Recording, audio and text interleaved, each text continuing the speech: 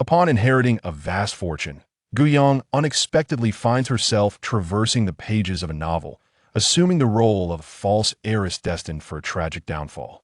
At the outset, she schemes against the genuine heiress, coercing the antagonist into becoming a source of sustenance, thus alienating both heroes and villains alike.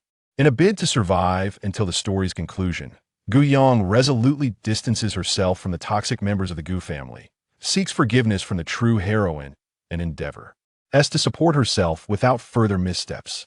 However, her parents assert, regardless of circumstances, Yang Yang will always be our cherished daughter. The Gu Corporation hold a stake for her. Her brother, Gu Pei, declares, "I have but one sister, Gu Yang. The Gu family is yours." The heroine, Gu Jin, quips, "What is the Gu family? If you desire 10 Gu families, my sister can procure them for you." The antagonist, Feng Ju, proclaims, "My blood, my being, my all belong to you." In the opulent circles of Jin City, whispers abound. The Gu family is utterly foolish, treating the false heiress as a treasure.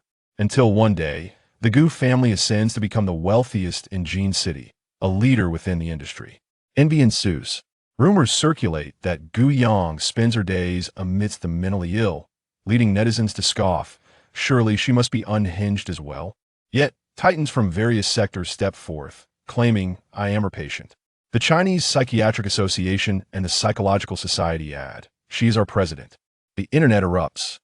Gu Yang finds herself drawn to the attractive little blood bank. A pitiable soul, she resolves to treat him with kindness and compensate him generously. Until one fateful day, the little unfortunate corners her against the wall. "Have you hypnotized me? You occupy my every thought." Later, she would come to realize that while she traversed the world, he had been waiting for her all along. Chapter 1. The faux daughter of a prominent figure. "Gu Jin, how could you be so venomous? You are well aware that Yang Yang suffers from hemophilia. Even the slightest scrape can lead to uncontrollable bleeding. Yet you deliberately pushed her down the stairs." Gu Yang awoke amidst the cacophony of a woman's furious reprimands. Her long lashes fluttered as she opened her eyes, revealing an elegantly adorned and lavishly furnished villa live. ING room. At that moment, she found herself nestled in the embrace of a young socialite, who, with a displeased expression, was directing her ire at a girl standing at the corner of the stair. Case across from them. Gu Yang felt a dull ache in her head, and certain areas of her body throbbed with discomfort, leaving her momentarily bewildered by her circumstances. Suddenly, a chilling sensation coursed through the back of her head, accompanied by a slight sting. Instinctively, she reached out to touch it. Her hand was seized by another, and a gentle voice emanated from behind her. "Do not touch it." The voice, soothing yet imbued with a hint of chill, was reminiscent of a brisk spring breeze. The socialite, supporter, gazed at her with deep concern, her tone softening. "Yang Yang, Dr. G is disinfecting your wound." After Dr. G had staunched the bleeding and bandaged her, he rummaged through the medical kit and stated gently, "Madame Gu, your esteemed daughter has lost a significant amount of BL and will require a transfusion. However, it is said that she possesses golden blood. As you are aware, this blood type is quite rare, and our hospital lacks a supply of it. Typically, a person suffering a head injury would not lose an excessive amount of blood, but due to Gu Yang's hemophilia, any injury would result in rapid and uncontrollable bleeding." Madame Gu turned to instruct the maid. "Go fetch Feng Ju soon." The nanny brought forth a slender youth clad in a white shirt. He emerged from the twilight as if stepping out from an ink-washed painting, untouched by the dust of the world, exuding an air of pristine elegance. With his head lowered, he stood before Gu Yang, his tousled hair partially obscuring his eyes. His visage was pale and delicate, with refined features, and his soft lips were pressed together, presenting a picture of beauty and innocence. As he raised his gaze to meet Gu Yang's, his eyes were clear and serene like still waters, yet veiled by a whisper of mist. Ji Yang, once a psychologist, felt no need for analysis at that moment. She seemed to perceive the profound stillness and desolation veiled within that mist, akin to an elderly soul, who has spent a lifetime in despairing vigil. How could a youth in the prime of life evoke such feelings in her? Had she misjudged? Just as Gu Yang sought to delve deeper, she realized the boy had already averted his gaze. He remained there, while vibrant red blood coursed from his end through the transfusion apparatus in her own veins. Gu Yong noticed the myriad needle marks dotting the pale back of his hand, a sight both shocking and poignant. Gu Jin, Feng Ju, a living blood bank, the duality of genuine and counterfeit heiresses, hemophilia. After a considerable time, Gu Yong processed the staggering truth. She had inherited a vast fortune and found herself within the pages of a novel. She had become the false heiress sister of the protagonist from a recently read tale about genuine and counterfeit daughters. The kind of character who appeared elegant and noble on the surface, yet was shamelessly usurping another's place, engaging in reckless behavior, only to meet a tragic end as agree. And the antagonist. And she bore the same name. The one who is now casually playing with her phone at the corner of the staircase is none other than her half-sister, Gu Jin, the protagonist of the NAR. Rative, renowned for her beauty, charisma, and multifaceted talents. Chapter 2. It is utterly insane. The fair-skinned, handsome young boy standing before her is none other than the exclusive blood bank arranged for her by the Gu family. The original owner of this body has suffered from hemophilia since childhood and possesses an exceedingly rare golden blood type. The Gu family went to great lengths to locate an orphan with the same golden blood type, who is none other than Feng Ju. While they claim to have adopted Feng Ju, in truth, he has been relegated to the role of a living blood bank for the original owner. Living under someone else's roof, Feng Ju occupies a position inferior to that of a servant within the Gu household, yet he utters not a word of complaint. Instead, the original owner frequently resorts to pricking him with needles to vent her frustrations. Gu Yong gazes sympathetically at Feng Ju before her. It is utterly outrageous. What a lovely and gentle young man he is. Even the sternest of caretakers could not bring themselves to harm him, yet the original owner could. Moreover, she recalls that in the original narrative, this little blood bank, Feng Ju, later became a companion to the main antagonist. In a bid to avenge Feng Ju, the antagonist not only orchestrated the downfall of the Gu family, but also severed all 10 fingers of the original owner. The thought of such cruelty, knowing that it could befall her, brings a pang of pain to Gu Yong's heart. She realizes that perhaps she should extend her compassion to herself, for she is the one who has suffered the most grievously. Reflecting on the current situation, not long ago, Gu Xiaoming, her father, unexpectedly discovered a striking resemblance between Gu Jin and a photograph of his late grandmother from her youth during a business trip. He promptly dispatched someone to collect a strand of Gu Jin's hair for a paternity test, which revealed that Gu Jin is indeed his biological daughter. Although Gu Xiaoming is a man of questionable character, he is undeniably devoted to his wife, having never strayed. Thus, the notion of an illegitimate daughter is utterly unfounded. Consequently, Gu Jin must be the offspring of Gu Xiaoming and his wife, Ruan Shuling. Subsequently, Gu Xiaoming arranged for the original owner and Ruan Shuling to undergo a paternity test, which ultimately confirmed that Gu Jin and the original owner had indeed been mistakenly swapped at birth. However, they perceived Gu Jin as a provincial girl, uncouth and ignorant, fearing that bestowing her with the title of the Gu family's esteemed daughter would bring disgrace to the family. In contrast, the original identity, often regarded by the elders of the Jin City elite as the exemplary child, was graceful, well-mannered, exceptionally talented, and academically accomplished, thus enhancing their reputation. After all those years of nurturing, even raising a dog would evoke affection. The original identity had thoroughly usurped Gu Jin's status, yet remained plagued by a sense of crisis. Apprehensive that others might uncover her deception as a false heiress, she schemed to incite dislike for Gu Jin from the Gu parents, ideally aiming to drive her away. Thus, she orchestrated the earlier incident. As she descended the staircase, she deliberately provoked Gu Jin and feigned being pushed by her, tumbling down the stairs in front of Ruan Shuling. In the original narrative, this plot indeed incited disdain for Gu Jin from Ruan Shuling and the Gu family. Nevertheless, Gu Jin ultimately countered the original identity's machinations, vindicating her own innocence. Although the original identity specifically chose a blind spot in the surveillance to ensnare Gu Jin, she had not anticipated that Gu Jin's phone was perpetually recording. Gu Yang's eyes flickered with intrigue, though she had commenced her scheme by framing the heroine, treating the antagonist as a source of sustenance, and defending both the righteous and the wicked. Perhaps there still existed a glimmer of opportunity for redemption. She lifted her gaze and then noticed that Gu Jin, who had previously leaned against the staircase railing, was now reclining on the opposite sofa. Clad in a sleek black slip dress, the light accentuated her pallid complexion, while her demeanor remained languid, as she absently scrolled through her phone. Chapter 3. how the little green tea plays by her own rules. She possessed a striking beauty, reminiscent of a fallen angel, exuding an allure that was both enchanting and pure. Particularly captivating were her eyes, deep and piercing, resembling a whirlpool capable of ensnaring one's very soul, as if they could see through all facades. What a wild country girl she was, untamed and unruly, lacking in decorum both in standing and sitting, devoid of refinement.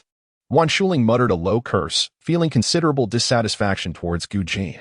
Suddenly, Dr. G, who had just finished administering blood transfusions and was now tidying up the medical kit, turned his gaze toward Wan Shuling, his tone gentle. Madam Gu, since Miss Gu Jin has made such a statement, she must possess evidence to prove her innocence. It would be wise to engage in a more patient dialogue with her. Wouldn't you agree, Miss Gu Jin? Dr. G glanced at Gu Jin, winking subtly from a vantage point unseen by others. Come on, show the video to refute that little green tea. As an outsider, Gu Yong was well aware that Dr. G, known as Ji Linbai, was the clandestine head of the First People's Hospital in Jincheng and one of Gu Jin's subordinates. His presence at the Gu residence today was undoubtedly due to Gu Jin's influence.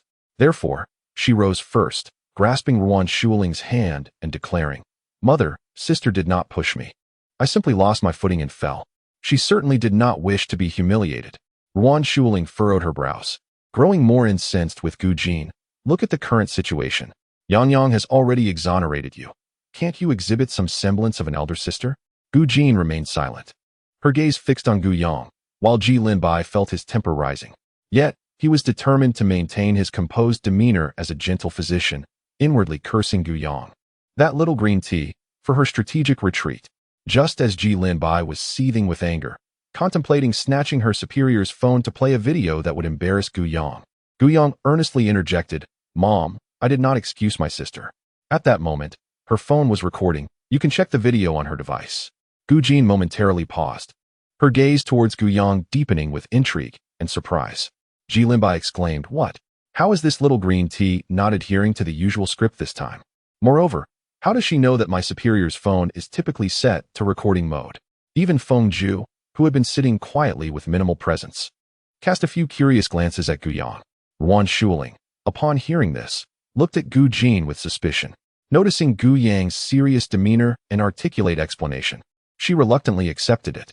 She refrained from checking Gu Jin's video and found it beneath her dignity to apologize to her junior, merely maintaining a stern expression as she warned. Since Yang Yang has stated this, I shall overlook it this time. However, it would be wise for you not to entertain inappropriate thoughts in the future. She then offered Ji Linbai tea, signaling her departure. Before leaving, Ji Linbai discreetly shot Gu Yang a glare. However, their eyes met unexpectedly. Ji Linbai stumbled slightly, nearly losing her balance. Gu Yang smiled faintly. Safe travels, Dr. Ji. Ji Linbai could only respond with a silent expression. After Ji Linbai's departure, the housekeeper took Feng Ju outside. Gu Yang approached her and inquired, Aunt Li, why are you taking Feng Ju out at such a late hour? She recalled that Aunt Li had just brought in a small blood supply from outside earlier. Aunt Li, with a complex expression, replied, Miss, do you not remember?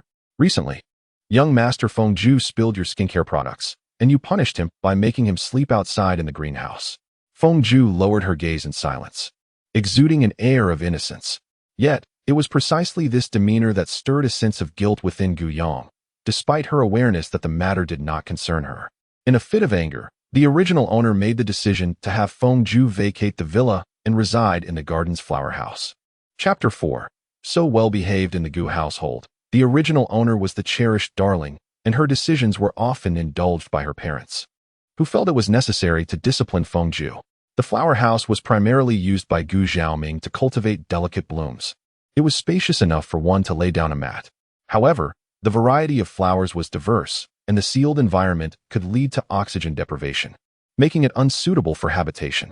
Moreover, it was indeed excessive to deny someone the comfort of the villa and relegated them to sleep on the ground. Aunt Li remarked, So, young Master Feng has been living in the flower house for nearly a week, and it has only just come to your attention, miss? Feng Ju then raised her eyes in surprise to glance at Gu Yang, her voice soft and bashful, akin to that of a timid puppy. Thank you, sister. How adorable. Gu Yang couldn't help but rise on her toes to pat Feng Ju's head. Afterward, her cheeks felt warm as she nonchalantly ascended the stairs. Feng Ju, momentarily lost in thought, gazed at Gu Yang's retreating figure, her eyes shimmering with fleeting brilliance, while her hand, resting at her side, involuntarily tightened slightly. Gu Yang and her companion's bedrooms were situated on the second floor. Gu Jin and Gu Yang's room was on the left side of the staircase, while Gu Pei and Feng Zhu's room was on the right. Upon closing the door, Gu Yang began to survey her surroundings, the furnishings, and her reflection in the mirror. The girl in the mirror donned a warm, white chiffon dress, her long, lustrous black hair cascading gracefully to her waist. Her complexion was as fair as freshly fallen snow, and her skin, smooth and delicate like newly ripened lychee, with delicately drawn misty brows that stretched like distant mountains of azure. Her eyes sparkle with the clarity of pristine waters.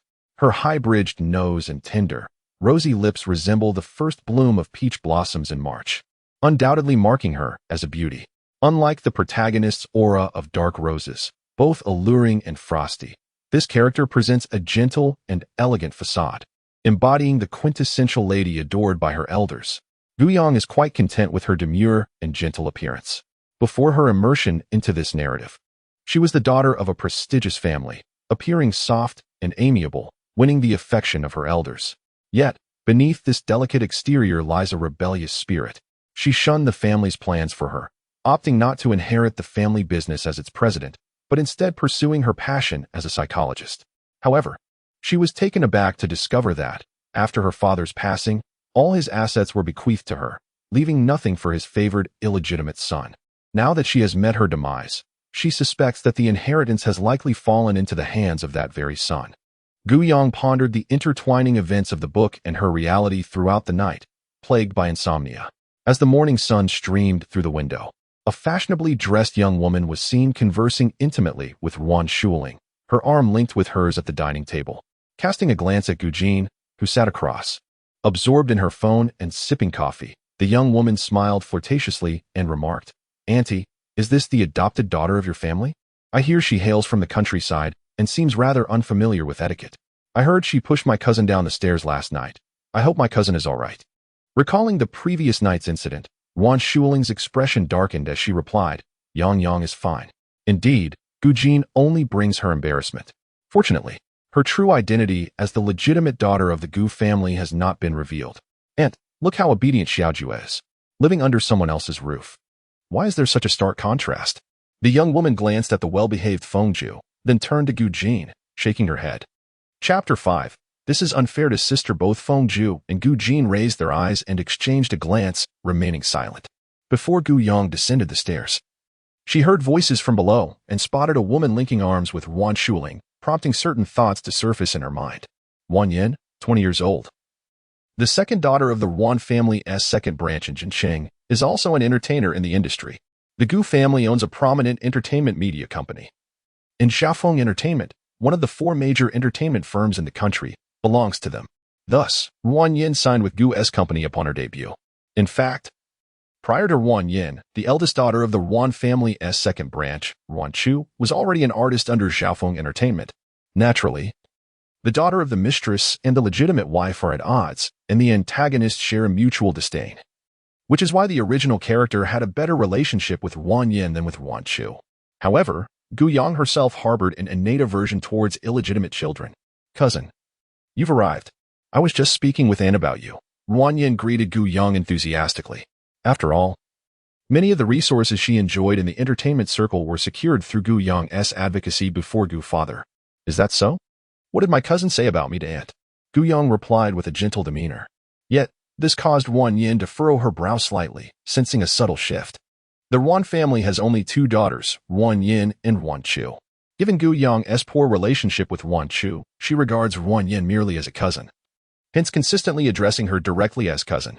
Wan Yin concealed her surprise and cast a sidelong glance at Gu Jin, who was leisurely sipping her congee, just as she began to speak of the foster daughter of the Gu family, labeling her as an ungrateful wretch for allegedly pushing Gu Jin down the stairs. She continued with indignation, claiming it amounted to a treacherous act that warranted her being sent to the authorities. Gu Jin remained unperturbed, as the accusations were not directed at her. After all, the true heiress was in fact the legitimate daughter of the family. Gu Yang stirred her bowl of preserved egg and lean meat congee, her tone tinged with curiosity. "Cousin Wan Yin, are you calling me an ungrateful wretch?" I find it rather intriguing how I managed to push myself down the stairs, though it was indeed her own misstep. Wan Yin, momentarily taken aback, hastily defended herself. I did not mean to insult you, cousin. Wan Shuling frowned at Gu Yang, but refrained from reprimanding her. Instead, she shot a pointed look at Gu Jin, Yang. Did Gu Jin coerce you into saying that? You are the true daughter of the Gu family. Gu Yang clasped Wan Shuling's hand, her bright and expressive eyes meeting her mother's gaze, her voice soft. Mother, I have pondered this for a long time and believe it is unfair to my sister. The living room fell into a profound silence. No one anticipated that Gu Yang would publicly declare such a statement. Chapter 6. Yang is truly fortunate. Feng Ju lowered his brow, seemingly indifferent to the unfolding drama. Gu Jin leaned back in her chair, her attention fixated on the coffee in her hands, lost in contemplation. Wan Yin never anticipated that her visit to the Gu family would yield such explosive news. The entire Jin city was aware that the Gu family had adopted a daughter from a rural orphanage, with even whispers suggesting that she might be Gu Xiaoming's illegitimate child. Yet, it turned out that she was the legitimate daughter of the Gu family. Her gaze fell upon Gu Yang, imbued with a sense of inscrutability. Thus, the Gu Yang, who usually exuded superiority in front of her, turned out to be nothing more than an impostor occupying a rightful place. Gu Yang was indeed Navi, openly discussing matters that were detrimental to her, rather than concealing them. When the Shui family eventually learned of this, it would be uncertain whether their alliance would still hold. A flicker of satisfaction surged within Wan Yin as she feigned ignorance, inquiring, Cousin, what do you mean? I fail to comprehend. Gu Yang internally scoffed. The concerns of her original identity being exposed were valid. Some individuals around her would indeed alter their attitudes. However, at that moment, Gu Jin, who had been observing the coffee, suddenly chuckled lightly, perhaps deeming her foolish. Wan Yin's expression stiffened. What do you mean, Gu Jin? How dare a country bumpkin speak so arrogantly, believing herself to be significant simply because she was deemed the Gu family's true daughter? If the Gu family truly valued her, they would not have kept her identity concealed. Gu Yang gazed at Wan Yin in astonishment, her expression one of disbelief that Wan Yin could be so oblivious. Cousin Wan, you really ought to read more. Even Wan Shuling cast a subtle disdainful glance at Wan Yin, agreeing with Gu Yang's sentiment. After all, Wan Yin had dropped out of school and had indeed read little. Wan Yin was left speechless, her anger rendering her unable to respond. Wan Shuling remained silent for a long while after Gu Yang's words, feeling a mix of comfort and helplessness within her heart. In the presence of the outsider Wan Yin, Yang candidly revealed the incident of the baby swap. Even if the Gu family chose to remain discreet, the elite circles of Jinsheng would inevitably become aware of the matter. Although they treated Yang as their own daughter in the eyes of others, an adopted child could never truly rival a genuine heiress. Wan Shuling cast a glance at Wan Yin and the Gu family servants, firmly grasping Gu Yang's hand, and solemnly declared, regardless of the circumstances, Yang, you are our Gu family's precious daughter. This matter will be handled by your father and me, so you need not worry. Gu Yang smiled and nodded in response.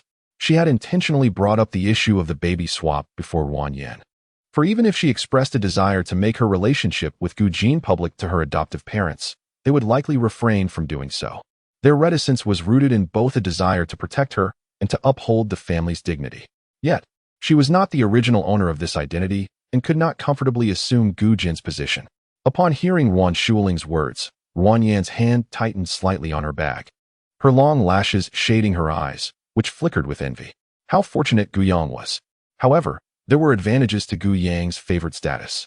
Reflecting on her purpose for visiting the Gu family, Wan Yan's gaze brightened as she casually approached Gu Yang, engaging her in conversation. By the way, Yang, I heard that uncle recently invested in drinking and discussing the harvest and has invited the renowned actor Ji. She sighed with a hint of regret. I must admit, I am a fan of Ji. Sadly, since entering the industry, I have yet to have the opportunity to meet him. Drinking and Discussing the Harvest is a variety show themed around pastoral life, which Gu Xiaoming has invested in, and it has garnered immense popularity over its 2 prior seasons, launching numerous artists into the limelight. Chapter 7. Heart-wrenching. Gu Yang logically, such resources should not belong to her. Yet every time she portrayed a sense of helplessness and pity in front of Gu Yang would exhibit her sense of superiority and assist her in acquiring those resources. Despite her resentment and disdain for Gu Yang's patronizing behavior, Wan Yin found herself in dire need of it. As Gu Yong wandered along the pebble pathway in the garden, the morning sunlight enveloped her in a soft glow. Upon hearing Wang Yan's words, she lifted her gaze with a look of compassion and remarked, "It's perfectly all right, cousin Wang Yan. It's quite normal not to meet the esteemed Emperor Ji. After all, your current standing is insufficient." Wang Yan. Insufficient standing. Does Gu Yong even know how to communicate? After all the hints she dropped, this is the heart-wrenching response she offers. Deeply vexed, Wang Yan inhaled sharply and retrieved a box of skincare products from her bag, forcing a smile onto her heavily made-up face. "By the way, cousin, I heard that the set of skincare I gifted you last time was damaged by that little beast. I brought you another set this time." Gu Yong subtly furrowed her brow. Was Little Beast a reference to Fengju? The original self had indeed been on good terms with Wang Yan, often referring to Fengju in such a manner in her presence. Accepting the skincare products, Gu Yong expressed her gratitude. "Thank you, cousin Wang Yan." Wang Yan's eyes brightened, thinking that since Gu Yong had accepted her gift, she would likely obligingly mention this matter to Gu Xiaoming on her behalf. However, 1 minute passed, 2 minutes passed, and a full 10 minutes elapsed without Gu Yong bringing up the subject at all. Just as Wang Yan was on the verge of making her feelings known to Gu Yong raised her hand to glance at her watch and preemptively stated, "Cousin Wang Yan, I must head to the piano room for practice." Wang Yan was momentarily taken aback. Watching Gu Yang's retreating figure, she clenched her bag tightly.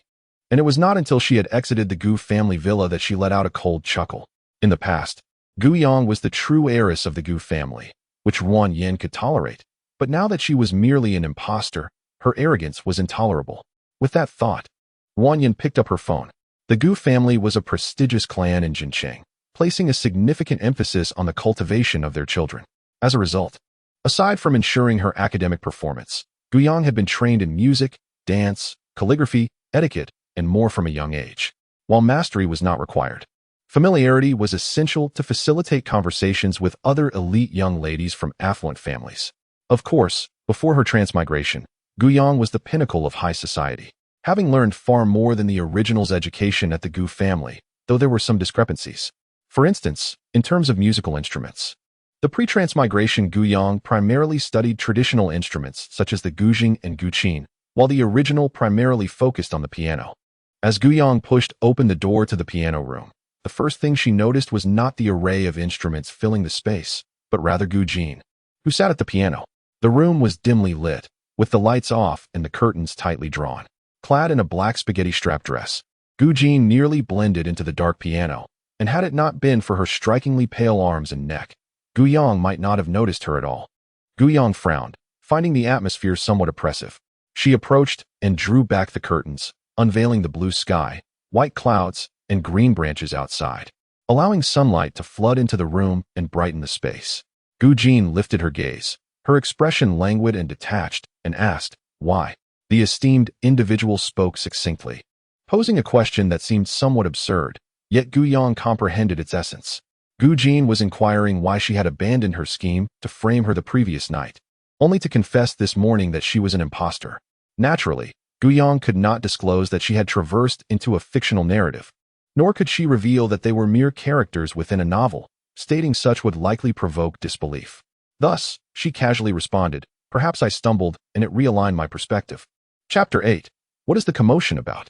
Gu Yong observed Gu Jin, noting that the esteemed figure remained unfazed by her rather dry humor. Gu Jin's gaze fell upon the set of skincare products in Gu Yang's hands, and a flicker of interest appeared in her eyes as she extended her hand, requesting, "That set of skincare products, please." Gu Yong was taken aback. Could it be that the esteemed figure desired a mere collection of skincare? Noticing Gu Yang's hesitation, Gu Jin narrowed her eyes and scoffed lightly. "What? Are you unwilling to part with a set of skincare, yet readily relinquish the title of a Gu family heiress?" Gu Yong fixed her gaze upon Gu Jin and suddenly inquired, "Sister, have you discerned that there is something amiss with this skincare set?" Gu Jin paused momentarily, her slender fingers gracefully caressing the black and white piano keys, yet her dark eyes revealed no sign of disturbance. Although the esteemed figure rarely exhibited any micro-expressions, Gu Yong, formerly a top-tier international psychologist, possessed an extraordinary sixth sense. Her intuition was remarkably precise, and it indicated that her assumptions were correct. After all, if the esteemed figure held the Gu family heiress identity in disdain, how could she possibly covet this set of skincare products? However, Gu Yong realized that she recognized the issues with the products due to her recollection of the novel's plot. Could it be that Gu Jin discerned the flaws merely by observing the packaging? Gu Jin rose and approached the window, leaning against the ledge, gazing at the picturesque landscape of the villa's garden outside. "Aren't you supposed to practice the piano?" Gu Yong inquired, casting a curious glance at Gu Jin before obediently seating herself at the piano. She recalled from the novel that the protagonist had not meddled in trivial matters, seeking the skincare products gifted by Ruan Yen. Could it be that her remedial measures had borne fruit? A subtle smile graced Gu Yang's lips. The summer sun shone brilliantly, filtering through the dense foliage outside, while the delicate notes of the piano flowed gracefully, rendering even the cicadas chirping a gentle hush. Sunlight streamed through the gaps in the leaves, dappling her face with soft patches of light. Gu Jin's lashes fluttered slightly, the brilliance of the sunlight momentarily blinding her. Raising a hand to shield her eyes, she was taken aback to realize that she had been lulled into a tranquil slumber by Gu Yang's piano playing and the serene sound of cicadas. It seemed she had not experienced such peaceful rest in quite some time. After finishing a piece, Gu Yang paused. Though her piano skills were not on par with the original owner and were merely at an amateur level, perhaps due to her frequent piano playing while providing psychological therapy, the melodies she played exuded a gentle, healing quality. Meanwhile, downstairs, Fengju, leaning against the window, slowly opened his eyes. His clear, tranquil gaze appeared to be touched by the summer sun, as if a beam of light had pierced the depths of an unfathomable icy abyss. Gu Yang looked toward Gu Jin. Although she felt somewhat out of her depth before the esteemed figure, she was nonetheless curious about his assessment and asked, "Sister, how did I play?" Gu Jin cast a fleeting glance in her direction, then leaped down from the window, exiting the music room with a languid tone imbued with drowsiness. It was acceptable, but do practice more. Gu Yang, had she merely embarrassed herself? On this particular night, a few fortunate souls within the villa enjoyed a restful slumber. In their dreams, the gentle chirping of cicadas intertwined with the cool summer breeze. Gu Yang awoke the following day to the incessant vibrations of her mobile phone. As she rubbed her bleary eyes and swiped the screen, she soon realized it was not an alarm, but rather a bombardment of 99 notifications from WeChat and other applications. There were even more than a dozen missed calls. While the sounds were melodious, the tone ignited her morning irritability. She promptly ended the call, only then noticing that the caller was Xue Duo. On the other end, Xue Duo stared at his phone screen in astonishment. Gu Yang had actually hung up on him. Chapter 9. The Betrothal with the Xue Family. Xue Duo, unable to believe what had just transpired, redialed the number, but the call could not be completed as the phone was switched off. Gu Yang decisively powered down her phone to catch up on her sleep, deciding that everything could wait until she awoke. She had scarcely slept the previous night, which led her to slumber until 11 o'clock. Emerging from the cloakroom, Entley informed her, Master Xue Duo and Madame Xue have arrived. Gu Yang faintly recalled receiving a call that morning. It was indeed from Xue Duo. At that moment, her mind had been hazy, and it was only now that she remembered who Xue Duo was. The Xue family was also part of the affluent elite in Jinqing, surpassing even the Gu family in prestige. Long before Gu Yang's birth, the Xue and Gu families had informally arranged a betrothal. Over the years, both families had indeed shown a propensity for a commercial union. Thus, could it be that Xue Duo was to be her fiancé? No, more accurately, he was to be the fiancé of Gu Jin. In the novel, the original character harbors a notable affection for Xue Duo. Upon discovering her false identity as the illegitimate daughter, she feels a significant shift in the Gu family's treatment towards her, leading her to harbor resentment. Consequently, she devises various schemes to marry Xue Duo, even resorting to betraying the Gu family. Ultimately, the Gu family faces ruin, with their wealth consumed by the Xue family. Naturally, the Xue family, in opposition to the protagonists, meets a similarly dire fate. Gu Yang opened WeChat and scrolled down, briefly scanning the messages, which primarily inquired about the trending topic. Upon accessing Weibo, she noted that the top trending post was titled Jinsheng Noble Gu Family True and False Daughter. Comments flooded in. Happy-go-lucky. What a colossal revelation. I sense a conspiracy brewing. Mythical beast captured by Master. How could the false daughter have the audacity to continue usurping someone else's identity after occupying it for so many years? Where is her dignity? The Gu family is a prestigious lineage in Jinsheng. How could they be so foolish? Gu Group v. Zhaofeng Entertainment v. Schrading Arrest Dog v. Perhaps the Gu family is preparing to make a public announcement? Let's wait and see. The account Noble Family Secrets specializes in exposing scandalous events involving affluent families, daring to reveal anything as long as there is evidence to support it, thus earning a high degree of credibility. Furthermore, The public has a natural curiosity towards the affairs of wealthy families, and since Xiaofeng Entertainment is one of the 4 major entertainment companies in the country, it frequently garners attention on Weibo, amplifying the heat surrounding this incident. Given the magnitude of this scandal, the Gu family would undoubtedly attempt to suppress the trending topic. However, the fact that it remains prominently displayed suggests that there are unseen forces at play. Contemplatively, Gu Yang descended the stairs. Yang, come meet Aunt Shui and brother Shui duo. Wan Shuling beckoned her to take a seat. Across from her sat the mother and son duo. Gu Yang greeted them politely. Madame Shui nodded slightly at Gu Yang, exuding a subtle air of superiority. As for Shui duo, he merely scoffed, not sparing Gu Yang a glance. His demeanor dismissive and nonchalant. Wan Shuling, known for her fiery temperament, found herself subdued in the presence of the Shui family. Thus, she was compelled to lower her stance. Madame Shui, although Yang is not my biological child with Xiaoming, she remains a treasured daughter of the Gu family. Wan Shuling began, but was interrupted by Madame Shui's gentle laughter. Madame Gu, I too hold great affection for Yang, yet you are aware that in high society, lineage and status are of paramount importance. Her words were couched in politeness, yet the implication was clear. Gu Yang, a false heiress, was unworthy of their son, Shui duo. Wan Shuling's expression darkened. She was acutely aware of this reality. It was precisely why she wished to keep Gu Jin and Gu Yang's identities hidden, fearing that Gu Yang might lose her engagement with the Shui family. Moreover, the situation involving the Gu family has stirred considerable uproar online. Handing over the engagement that rightfully belongs to Gu Jin to Yang seems rather inappropriate, does it not? Madame Shui maintained her serene smile. Wan Shuling furrowed her brows. So, are you implying that you wish for Gu Jin to be engaged to Shui duo? If Yang is deemed unworthy of Shui duo, then how could Gu Jin, a girl raised in the countryside, be deserving? Wan Shuling even harbored suspicions that the online turmoil was orchestrated by Gu Jin, aimed at usurping Yang's identity and engagement. Madame Shui took a sip of her tea. The children are all in high school. There is no rush for an engagement. My visit today was merely to ascertain the truth behind the online rumors, for this engagement was established during the time of the late patriarch, and it cannot be taken lightly. It is said that Gu Jin grew up in the countryside, and in her view, she is not even as good as Gu Yang, the adopted daughter. Upon mentioning Gu Jin, Wan Shuling's expression became even more troubled. Xiao Jin left early this morning. Madame Shui nodded, not lingering, and after exchanging a few pleasantries, departed with Shui duo. Throughout the encounter, Shui duo remained silent, yet before leaving, he cast a frowning glance at Gu Yang, seemingly displeased. Gu Yang pondered, perplexed. Aside from a phone call, had she truly done anything to provoke him? Shui duo walked slowly, consistently observing the chat interface with Gu Yang on WeChat. It was not until he exited the Gu family villa that he noticed Gu Yang had not pursued him or sent a message, which left him feeling somewhat irritated. Did she not harbor feelings for him? There should be a limit to such teasing. Why, now that their engagement was on the verge of dissolution, was she not at all anxious? With a cold smirk, Shui duo resolved not to take the initiative to reach out to Gu Yang.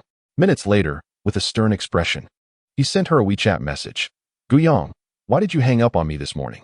However, a minute passed, then 2, then half an hour. Mom.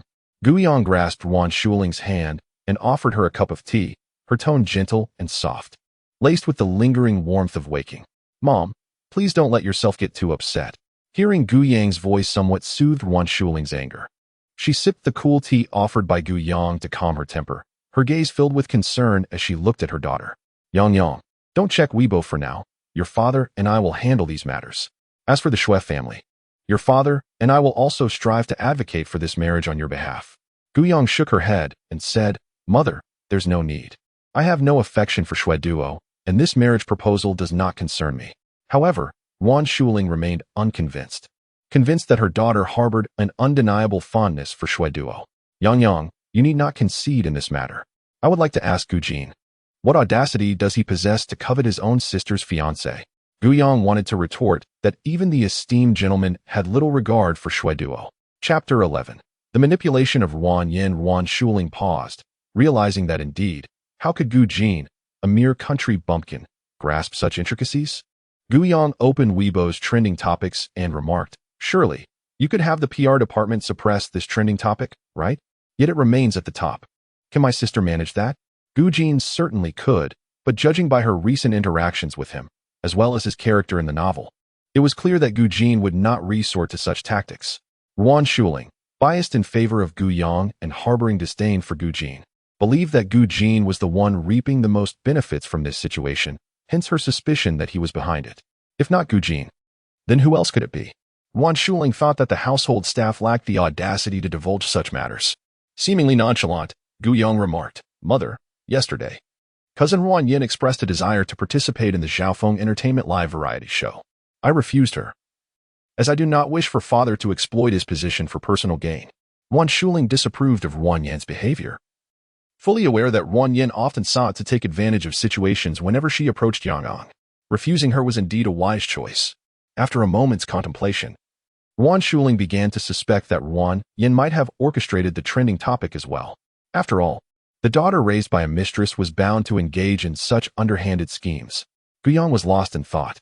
"Mom, how could my cousin Ruan Yin treat me so well and still wish me harm?" Yuan Shuling looked at her innocent and kind-hearted daughter with a pang of sadness. "Yang, you are too naive. That mother-daughter duo is far from virtuous. They simply hadn't plotted against you until now, which is why I refrained from discussing it with you. Ruan Yin has always been competitive and ambitious. When your cousin Ruan Chu ventured into the entertainment industry, Ruan Yin followed suit shortly after. She must have resented your goodness from the start, pretending to flatter you while secretly wishing for your downfall, hoping you'd lose your status and engagement.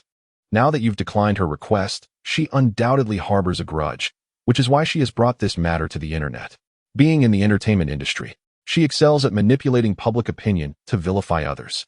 As Yuan Shuling spoke, her conviction grew that Ruan Yin was indeed behind the incident, and she felt an overwhelming urge to confront her.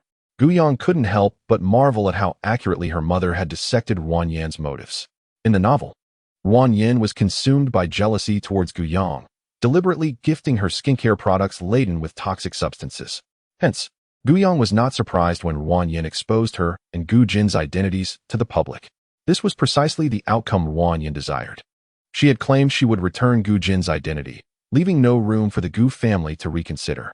As the situation escalated, the Gu family would have no choice but to reveal their true identities. Ruan Yin believed she had outsmarted Gu Yang, but in reality, she had merely fallen into Gu Yang's trap. "I must speak with your second uncle about how he raised his daughter." Yuan Shuling was fiercely protective of Gu Yang, like a hen guarding its chicks. Gu Yang grasped her arm, saying, "Mom, but if you go to uncle's house like this, you have no evidence. Then I'll teach that wretched girl a lesson first." Yuan Shuling's thoughts turned to the harsh words she had considered directing at Gu Yang and the Gu family, causing her to grit her teeth in frustration. Perhaps it was the gentle, soothing tone of Gu Yang's voice, or the cooling effect of the herbal tea that had calmed her fiery spirit. Miraculously, Yuan Shuling found herself pacified, her mind settling. Indeed, it was imperative for her father to gather evidence first. Otherwise, that homewrecker would undoubtedly implicate their family. Gu Yang looked up at Yuan Shuling, her smile radiant and warm. "Mom, perhaps cousin Ruan Yin merely let something slip by accident, overheard by the paparazzi? She has always been quite kind to me. Last time, when Feng Yu accidentally damaged the skincare products she gifted me, she brought me a new set just yesterday. Look, after using it, my skin feels significantly fairer and smoother." Had it been before, Yuan Shuling would not have thought much of it, but after realizing Ruan Yan's ill intentions towards Gu Yang, her thoughts spiraled rapidly, conjuring images of the sordid affairs prevalent in the entertainment industry and among the affluent. Her complexion paled slightly. Yang, do not use that skincare set for now. Where is it? I shall have someone examine it." Chapter 12. Is this a setup? Gu Yang gazed at Yuan Shuling with innocent eyes. "Mom, what is wrong? Is there something amiss with the skincare products?" Yuan Shuling took a deep breath, her gaze hardening. It had better not be problematic. Otherwise, I will not let Ruan Yin off the hook. Gu Yang ascended the stairs to retrieve the skincare set for Yuan Shuling. With the products in hand, Yuan Shuling hurried out, her unease compelling her to personally oversee the examination results. Gu Yang followed suit. The sweltering August sun bore down on Jin City like a furnace, waves of heat enveloping her the moment she stepped outside. Towering sycamore trees lined the streets, offering a canopy of verdant shade. It was the height of the afternoon rush, with vehicles flowing like a river and people bustling about, creating a vibrant atmosphere. A girl, clad in a warm white dress, her long hair cascading down her back, moved gracefully through the chaos, seemingly untouched by the surrounding turmoil. At that moment, an elderly man in a hospital gown staggered towards her. Gu Yong paused, intending to step aside for him, but the old man collapsed at her feet. Gu Yong stood rooted to the spot, contemplating the situation. Was this an act of deceit? Passers-by halted to observe, and it became apparent that the girl, adorned in luxurious attire, must belong to a wealthy family. How many lives had the so-called second-generation rich disregarded? The crowd surrounding Gu Yong began to murmur, pointing fingers and speculating, while some recorded the scene on their phones and others called for an ambulance. As a psychologist, Gu Yong possessed a commendable fortitude and remained unfazed by the gossip, focusing instead on the elderly man's condition. She crouched down to assess him, soon realizing that he was not feigning illness but rather experiencing cardiac arrest. Although her specialization lay in psychological and mental health, she was well-versed in the fundamentals of first aid. Thus, she initiated chest compressions and CPR. The onlookers were momentarily taken aback by her actions. But it wasn't long before some began to mock her. Surely she is just putting on an act. How could a pampered rich girl know CPR? They scoffed. It requires substantial strength to perform chest compressions. Can such a little girl manage? They continued, dismissing her efforts. If things go awry, someone from her affluent family will surely come to smooth it over. However, amidst the crowd, there were also those who had witnessed the events unfold and knew Gu Yong was innocent, thereby coming to her defense. Yet, the sound of condemnation nearly drowned out this voice. A young man wearing a black mask could no longer tolerate the situation and stepped forward to defend Gu Yong. But his words fell on deaf ears. He could only approach Gu Yong and inquired gently, "Miss, are you all right? Would you like me to take over the compressions?" During cardiopulmonary resuscitation, the external chest compressions must be performed at a rate of at least 100 per minute, with a depth of no less than 5 centimeters, which requires considerable strength. Additionally, a middle-aged man willingly approached to clear the elderly man's airway, coordinating with Gu Yang's rhythm of compressions to administer rescue breaths. Minutes later, an ambulance arrived, and the medical personnel lifted the elderly man onto the stretcher. After examining the patient, one of the doctors sighed in relief, grateful that the golden 4-minute window for resuscitation had not been wasted and that the CPR was executed effectively. He cast an approving glance at Gu Yong and remarked, "Young lady, your emergency measures were quite methodical, and your compression technique was exemplary." Chapter 13. The director of the psychiatric hospital. The doctor's words were clear to all present, and those who had previously mocked Gu Yong felt a burning shame upon their faces. Some, unable to face the reality, shouted from the crowd, "Wasn't she merely doing her duty in rescuing that elderly man? Who caused the accident that knocked him down?"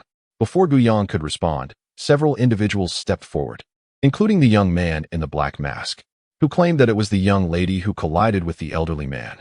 "Don't speak without thinking. I was right behind her when the elderly man stumbled over. She had already stepped aside, and it was merely a coincidence that he fell in front of her." An elderly gentleman, exasperated while walking his dog, found himself breathless with indignation. Indeed, the young lady possessed a remarkable grace that immediately captured my attention. She walked with a light and measured step, effortlessly avoiding collisions with others. The young man in the dark mask attested to this, and several other witnesses, equally enchanted by the young lady's demeanor, came forth to corroborate the events. It was evident that the girl had not harmed anyone. Rather, she had actively rendered assistance. Yet she faced unjust criticism.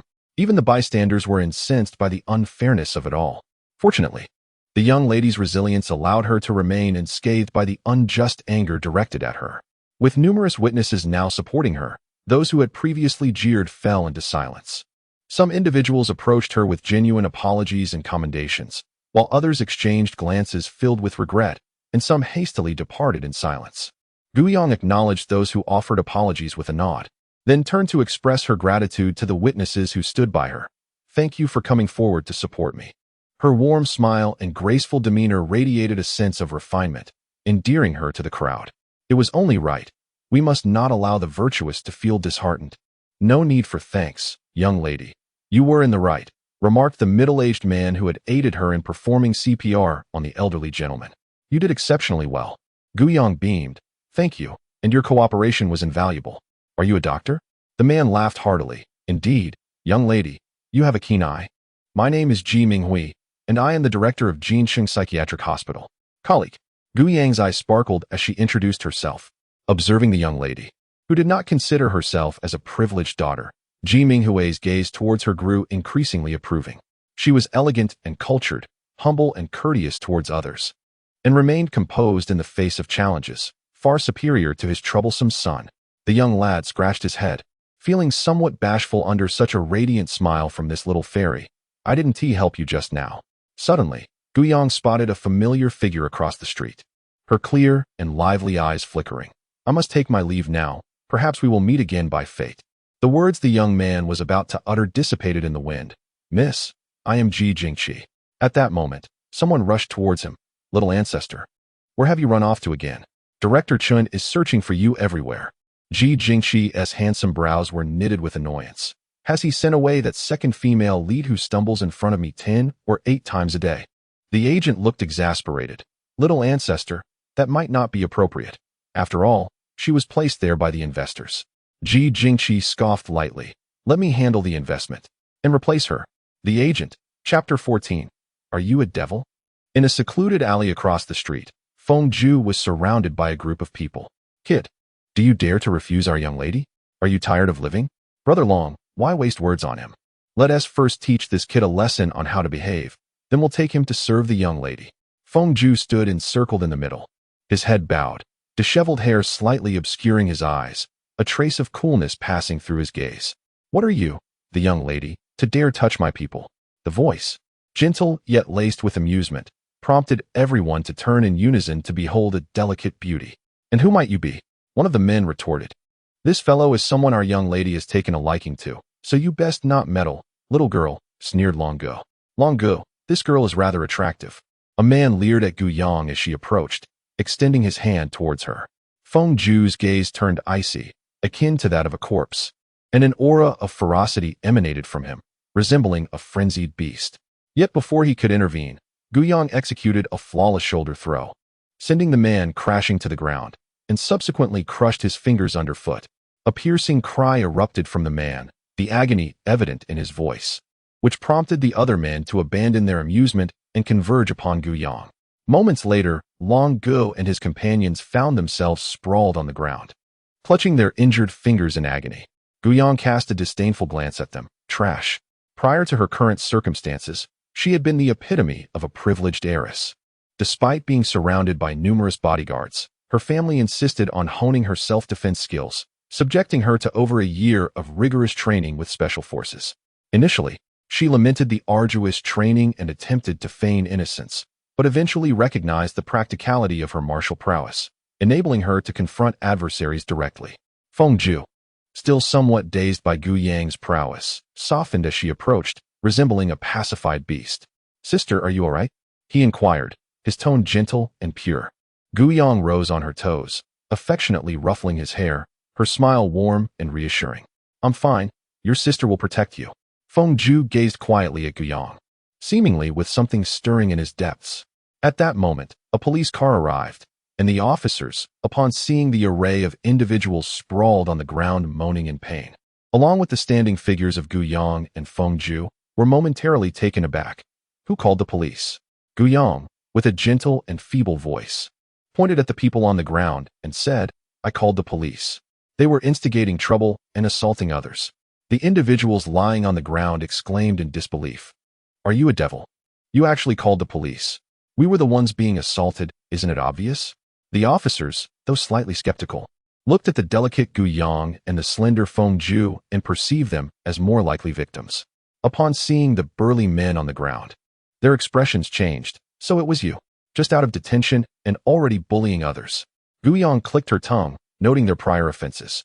Brother Long and his companions panicked, pointing at Gu Yang. "Did you not see that we were all lying on the ground? She provoked us and started the fight." The officers, glancing at the seemingly vulnerable Gu Yang, regarded Brother Long with increasing disdain. "Are you really accusing this young lady of assaulting you?" The officers held some belief in the youth's claims. Brother Long and his group stammered. "Even if they did strike you, it was in self-defense," one officer stated bluntly. After hearing this, the officers' gazes towards Brother Long and his companions grew colder.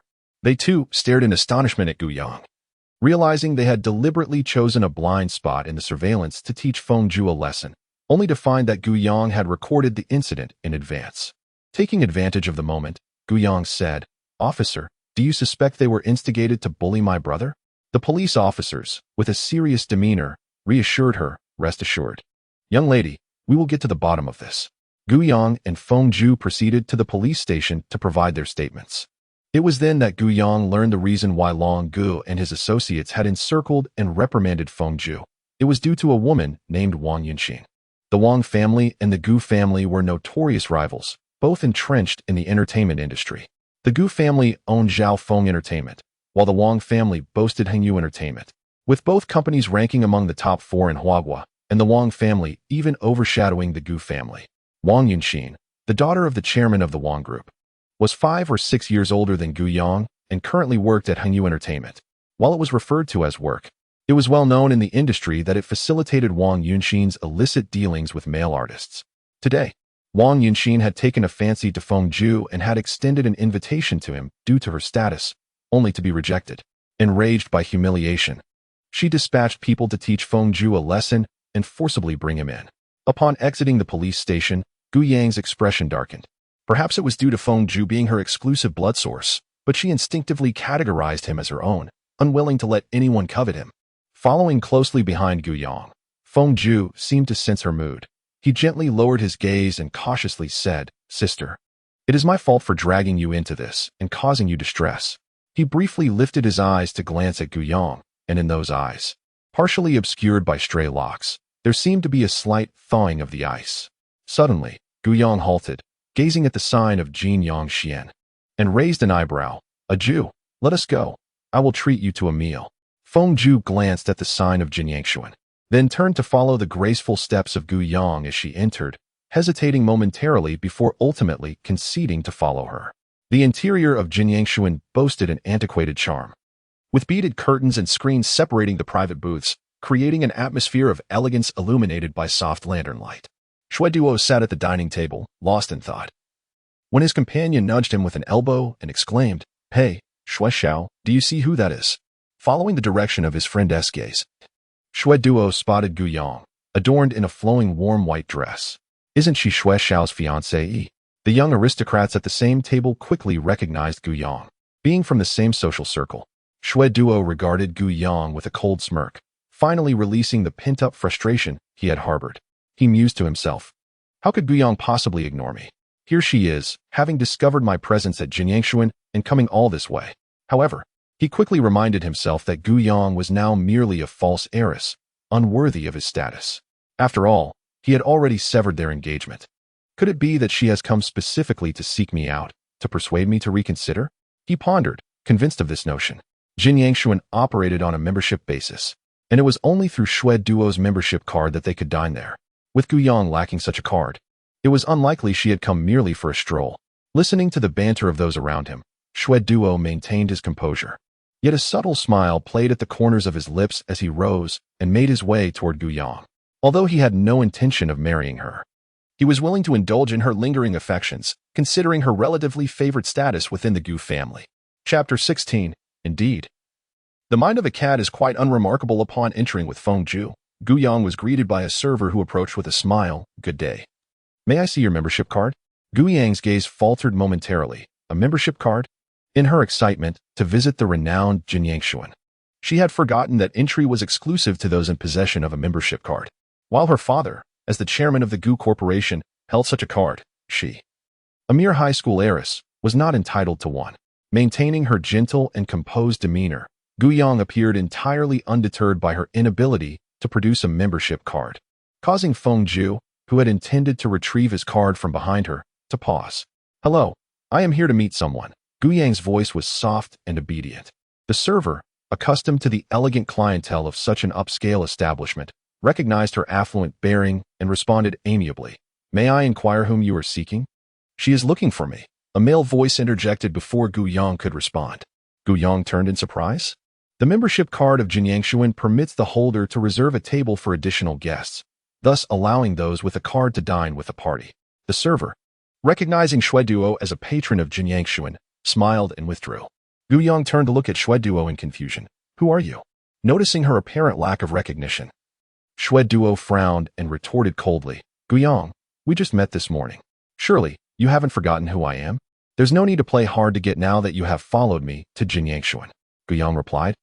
What part of my demeanor suggested I was playing hard to get?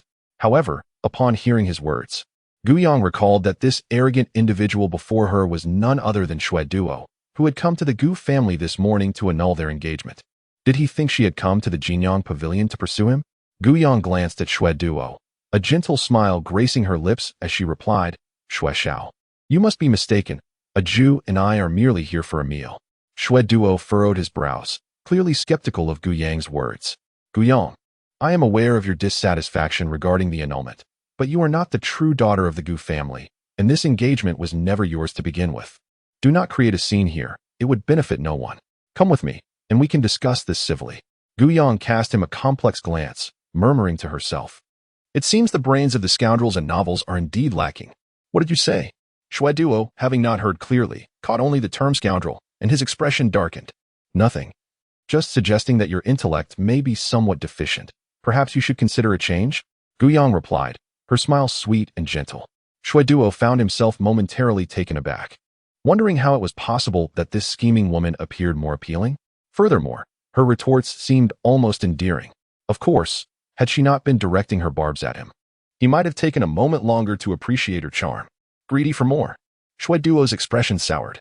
Did Gu Yang truly believe he would treat her like a goddess, as the foolish Lei Qi and his ilk did? As he settled into his seat, those around him curiously gathered closer. TSK. Xue Xiao really can bear to watch her being driven out, can he?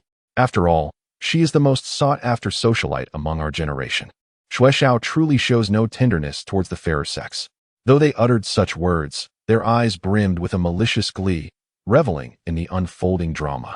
Xue Duo lightly swirled his wine cup, raising his chin with an air of confidence, declaring, she will come to plead with me. Gu Yang, a woman of considerable pride, could scarcely tolerate being ejected from Jin Yangxian in front of so many onlookers. Chapter 17.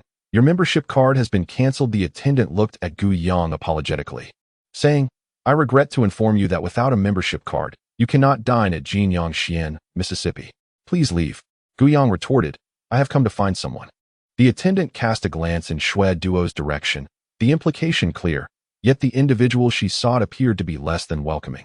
Xue Duo, eavesdropping on their exchange, felt a slight sense of triumph. Soon, he would witness Gu Yang yielding before their mutual acquaintances.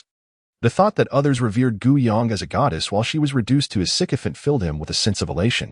I am looking for my sister. She is over there. Gu Yang pointed towards a corner of Jin Yangxian.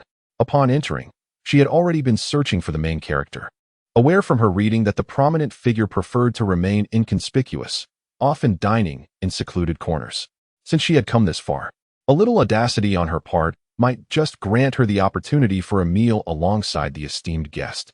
The attendant, recognizing that Gu Yang referred to Gu Jin's table, instantly adopted a more serious demeanor, his tone imbued with respect. Please hold on, I shall inquire. Before long, the attendant approached Gu Jin, whispering a few words. Gu Jin slightly parted the beaded curtain and glanced over. Gu Yang blinked innocently at her, exuding a demeanor of compliance. Gu Jin nodded, and the attendant soon returned, his manner now imbued with deference. Miss, you may dine. Gu Yang's smile was radiant as she beckoned to a Wan. Let's go.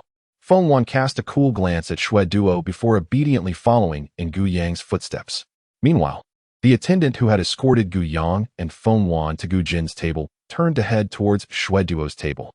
Noticing that Gu Yang did not approach him for assistance and was instead being respectfully led away, Xue Duo's expression soured considerably, especially as those around him cast mocking glances that had previously been directed at Gu Yang.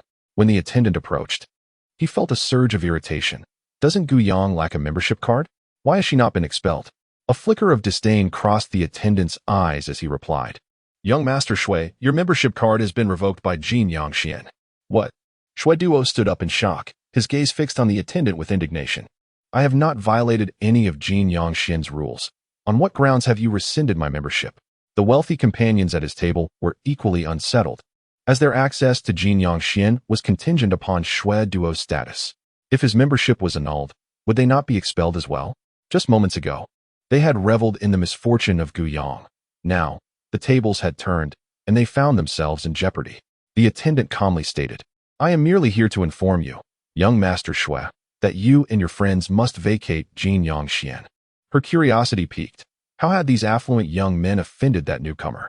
Could it be due to Miss Guyang? Yet, had it not been rumored that they were at odds? Guyang remained oblivious to the actions occurring nearby. It was only after she and Fengju settled at Gu Jin's table that she noticed a young man across from her, adorned with black-rimmed glasses.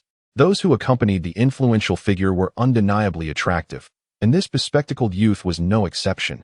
He was intently fixated on the laptop before him, entirely unaware of the sudden presence of Guyang and Fengju.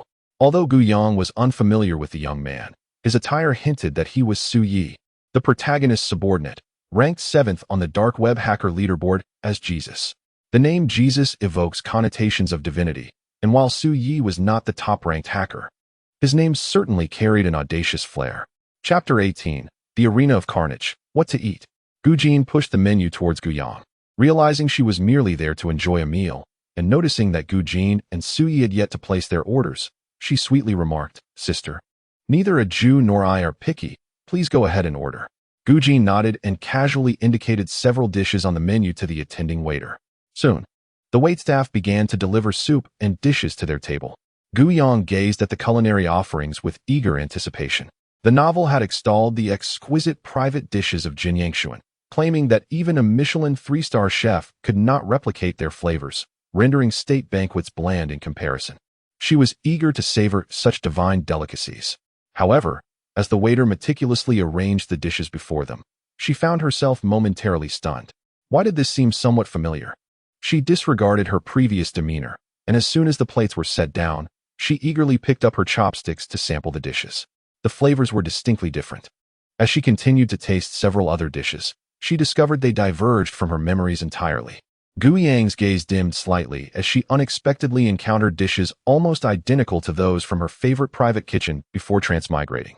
She still harbored the hope of meeting an old acquaintance in a foreign land. Fengju, with his eyes lowered, addressed Guyang. "Sister, if you do not fancy these, we can choose something else, whatever pleases you."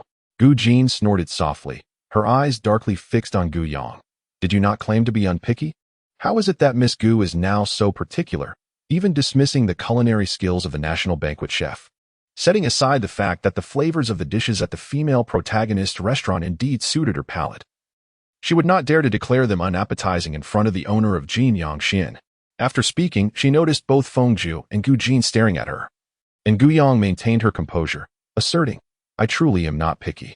Fengju remained silent, while Gu Jin chuckled lightly. At that moment, Su Yi, who had been engrossed in his laptop, suddenly erupted into laughter. Gu Jin's expression stiffened slightly as she frowned at Su Yi, while Fengju regarded him with a cool gaze. Guyang smiled, inquiring, "What is so amusing?" Lost in his own world, Su Yi, oblivious to the fact that it was not his boss's voice, continued to laugh heartily. "Ha! It turns out that the foolish folks at Gu's thought the trending topics were too low in heat, so they pushed this one back up, only to expose dirt on rival artists. When they realized that the dirt was insufficient, they switched to revealing the romantic affairs of their own artists. It's hysterical. Now the trending topics are all filled with entertainment news, so chaotic, yet the one at the top remains that little green tea." The other three at the table silently opened their phones. The top trending topic read, "The true and false daughters of the Gu family." Subsequently, the trending topics were dominated by headlines about a certain film emperor's infidelity and a certain film empress's secret marriage and childbirth. Thus, the top spot appeared as a refreshing anomaly.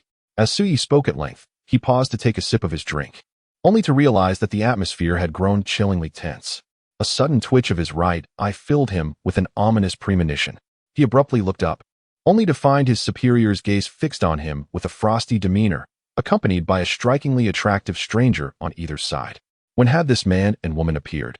To be seated at the same table as his superior, they must surely be friends of his boss from Jincheng. The girl, resembling a delicate fairy, smiled gently and inquired, "Who is this little green tea?" The fairy's initiative to engage in conversation made Su Yi feel as though the world had blossomed in spring. He promptly replied, "Oh, that's just the fake heiress Guyang from the Gu family." Su Yi then asked, "Fairy, I am Su Yi. What is your name?" Chapter 19. I am the little green tea you speak of. Gu Jin and Fengju silently raised their glasses, concealing the complexity of their emotions. Guyang replied, "I am Guyang." The air seemed to thicken with an unsettling silence. Suddenly, Su Ye's cup slipped from his hand, but he managed to catch it with his other hand. Gazing at Gu Yong, who bore no resemblance to the little green tea as described by Ji Linbai, he chuckled, revealing his small canine teeth. Ha ha, I never expected that, fairy. You share the same name as that little green tea. With a smile, Gu Yong looked at Su Yi and stated, I am the fake heiress of the Gu family, the little green tea you mentioned. Su Yi was taken aback, exclaiming, what? You are the little green tea? How is this possible? Astonished, he abruptly closed his laptop and turned to Gu Jin, seeking her explanation. However, Gu Jin merely nodded and said, she is Gu Yong, my sister. This revelation left not only Su Yi dumbfounded, but also Gu Yong herself in a state of astonishment. She had brazenly sought a meal from the esteemed figure, fully aware that he would not mind this modest indulgence, while also attempting to gauge his attitude towards her. Yet, she never anticipated that he would acknowledge her as his half-sister. Was it perhaps due to her restraint in not fully betraying him and her relatively obedient demeanor? It seemed that the elder sister's temperament was rather agreeable, making her a pleasant companion. What caught Gu Yong off guard was the realization that her name had been trending at the top of social media, orchestrated by none other than Su Yi. She had suspected as much. After all, with Wan Yin being a mere footnote, even if the scandal of her being a false heiress hit the headlines, the Gu family's public relations team would not be so incompetent as to allow it to linger for long. Su Yi stood frozen for a few seconds before suddenly coming to a dreadful realization. Damn, that Ji Linbai. He must have deceived me. What nonsense about false heiresses and melodramatic family feuds. The leader and the little fairy are clearly fond of each other. Otherwise, why would the leader claim the little fairy as her sister? It is well known that she detests being associated with relatives. Leader, I acknowledge my mistake. It is all Ji Linbai's fault. Su Yi, under the icy gaze of Gu Jin, felt tears welling up, mentally cursing Ji Linbai dozens of times. Meanwhile, Ji Linbai, who was occupied assisting his father in a psychiatric hospital, sneezed several times. Noticing a slight softening in the expression of his superior, Su Yi sighed in relief. However, when he turned to the computer screen, he was struck with shock to find that the device had been hacked and was now utterly frozen. His expression suddenly turned grave as he attempted to rectify the situation, only for the computer to plunge into a complete blackout. Before the screen succumbed to darkness, a blood droplet emblem flickered ominously. Damn, if it weren't for the decorum of the occasion, Su Yi would have kicked the table in frustration. He snapped the laptop shut and cast a sorrowful glance at Gu Jin, his face a portrait of indignation. Boss, my computer has been hacked by that fool Quest. It was a newly developed machine invested in by you, and it hasn't even been released on the market yet. I shamelessly begged for a single unit. Gu Yang's eyes flickered with interest. Quest, which connotes exploration and pursuit, was, in fact, the notorious third-ranking figure on the dark web hacker leaderboard in the original narrative. The first and second ranks belonged, of course, to the protagonists of the story. In comparison to these leading characters, the third-ranking hacker was almost inconspicuous, lacking any significant presence. Yet now, this seemingly negligible figure had audaciously launched an attack on Su Yi. Chapter 20. Gu Yong observed that the character's temperament differed significantly from what we had discovered. Gu Jin merely acknowledged Su Ye's plight with an indifferent "oh," continuing to enjoy his meal. Su Yi felt profoundly hurt, sensing his boss's disdain. It was fine. He still had his phone. Don't worry, boss. I'll bring my sister's trending topic down right away. Gu Yang's lips twitched slightly. Who is your sister? She retorted. Wait, the trending topic has already dropped? Su Yi exclaimed, staring incredulously at his phone screen. He hadn't even initiated any action yet. Who could have done this? Was it the boss? But she had been occupied with her meal just moments ago. Could it be that the Gu family had enlisted a hacker ranked above him from the dark web? However, could a mere affluent family from Jinxing truly afford to summon such individuals? As Su Yi gazed intently at the screen, lost in thought, a sudden image of a blood droplet materialized before him, staining the entire display before it went dark. Clenching his beloved phone, he muttered in frustration, Damn it, I cannot coexist with that fool Quest. For a hacker, having both his phone and computer compromised to the point of crashing within a single day was an unparalleled disgrace. On the other hand, Gu Yong found Quest to be far more agreeable than Su Yi. Glancing at her phone, she noticed that the trending topic concerning her had indeed been retracted, and she chose not to dwell on the matter further. Observing Feng Ju, who was focused on his phone, she noticed the delicate skin of his hand marred by numerous tiny, swollen puncture marks, which made her feel a wave of guilt for the original body she inhabited. Moreover, Fengju had recently donated blood to her, and she felt compelled to adequately replenish her little blood bank. Noticing the absence of nourishing dishes on the table, Guiyang called over a nearby server. "Please bring me a plate of stir-fried pig liver and 2 liang of huangjiu. Warm the huangjiu for me." The server's expression was more dismal than the pig liver itself, as if he had been humiliated by Gu Yang's request. Were it not for the presence of the boss nearby, he would have liked to exclaim loudly, "This is Jinyang Xian. Each dish is of the utmost banquet quality. Where does one find such ordinary home-cooked fare as stir-fried pig liver?" Feigning ignorance, Guiyang asked, "Is there none?" The server, caught in a dilemma, glanced at Gu Jin, who nodded in affirmation. Internally startled, yet maintaining an impassive facade, he forced a smile at Guiyang. "Yes, esteemed guest, please hold on for a moment. If the boss said there certainly must be." Soon, a steaming plate of stir-fried pig liver and a bowl of warmed huangjiu were presented at the table. "My dear, do you enjoy such dishes?" Suyi harbored a profound aversion to animal entrails, making it difficult to fathom that the delicate fairy-like figure before him would even entertain the thought of consuming such fare. Guiyang placed a dish of stir-fried pig liver and yellow wine before Fengju, declaring, "I shan't eat this. It is for you." She reasoned that nourishing the little blood bank would alleviate any future pangs of guilt. Fengju lifted his gaze, surprise flickering across his pure, innocent eyes, and a gentle smile graced his soft lips as he replied, "Thank you, sister." Guiyang found herself momentarily entranced, pondering how such a docile and pristine youth could evoke a desire to utterly ravage him. Clearing her throat to mask her thoughts, she reminded Fengju, "You must finish it." He responded affirmatively. Ultimately, Fengju consumed every last morsel of the stir-fried pig liver. Guiyang, aware that Gu Jin and his younger brother had matters to discuss, discreetly departed with Fengju after their meal. Although he had addressed her as little fairy sister at the dining table, he was keenly observing Gu Yang's every action. Chapter 21.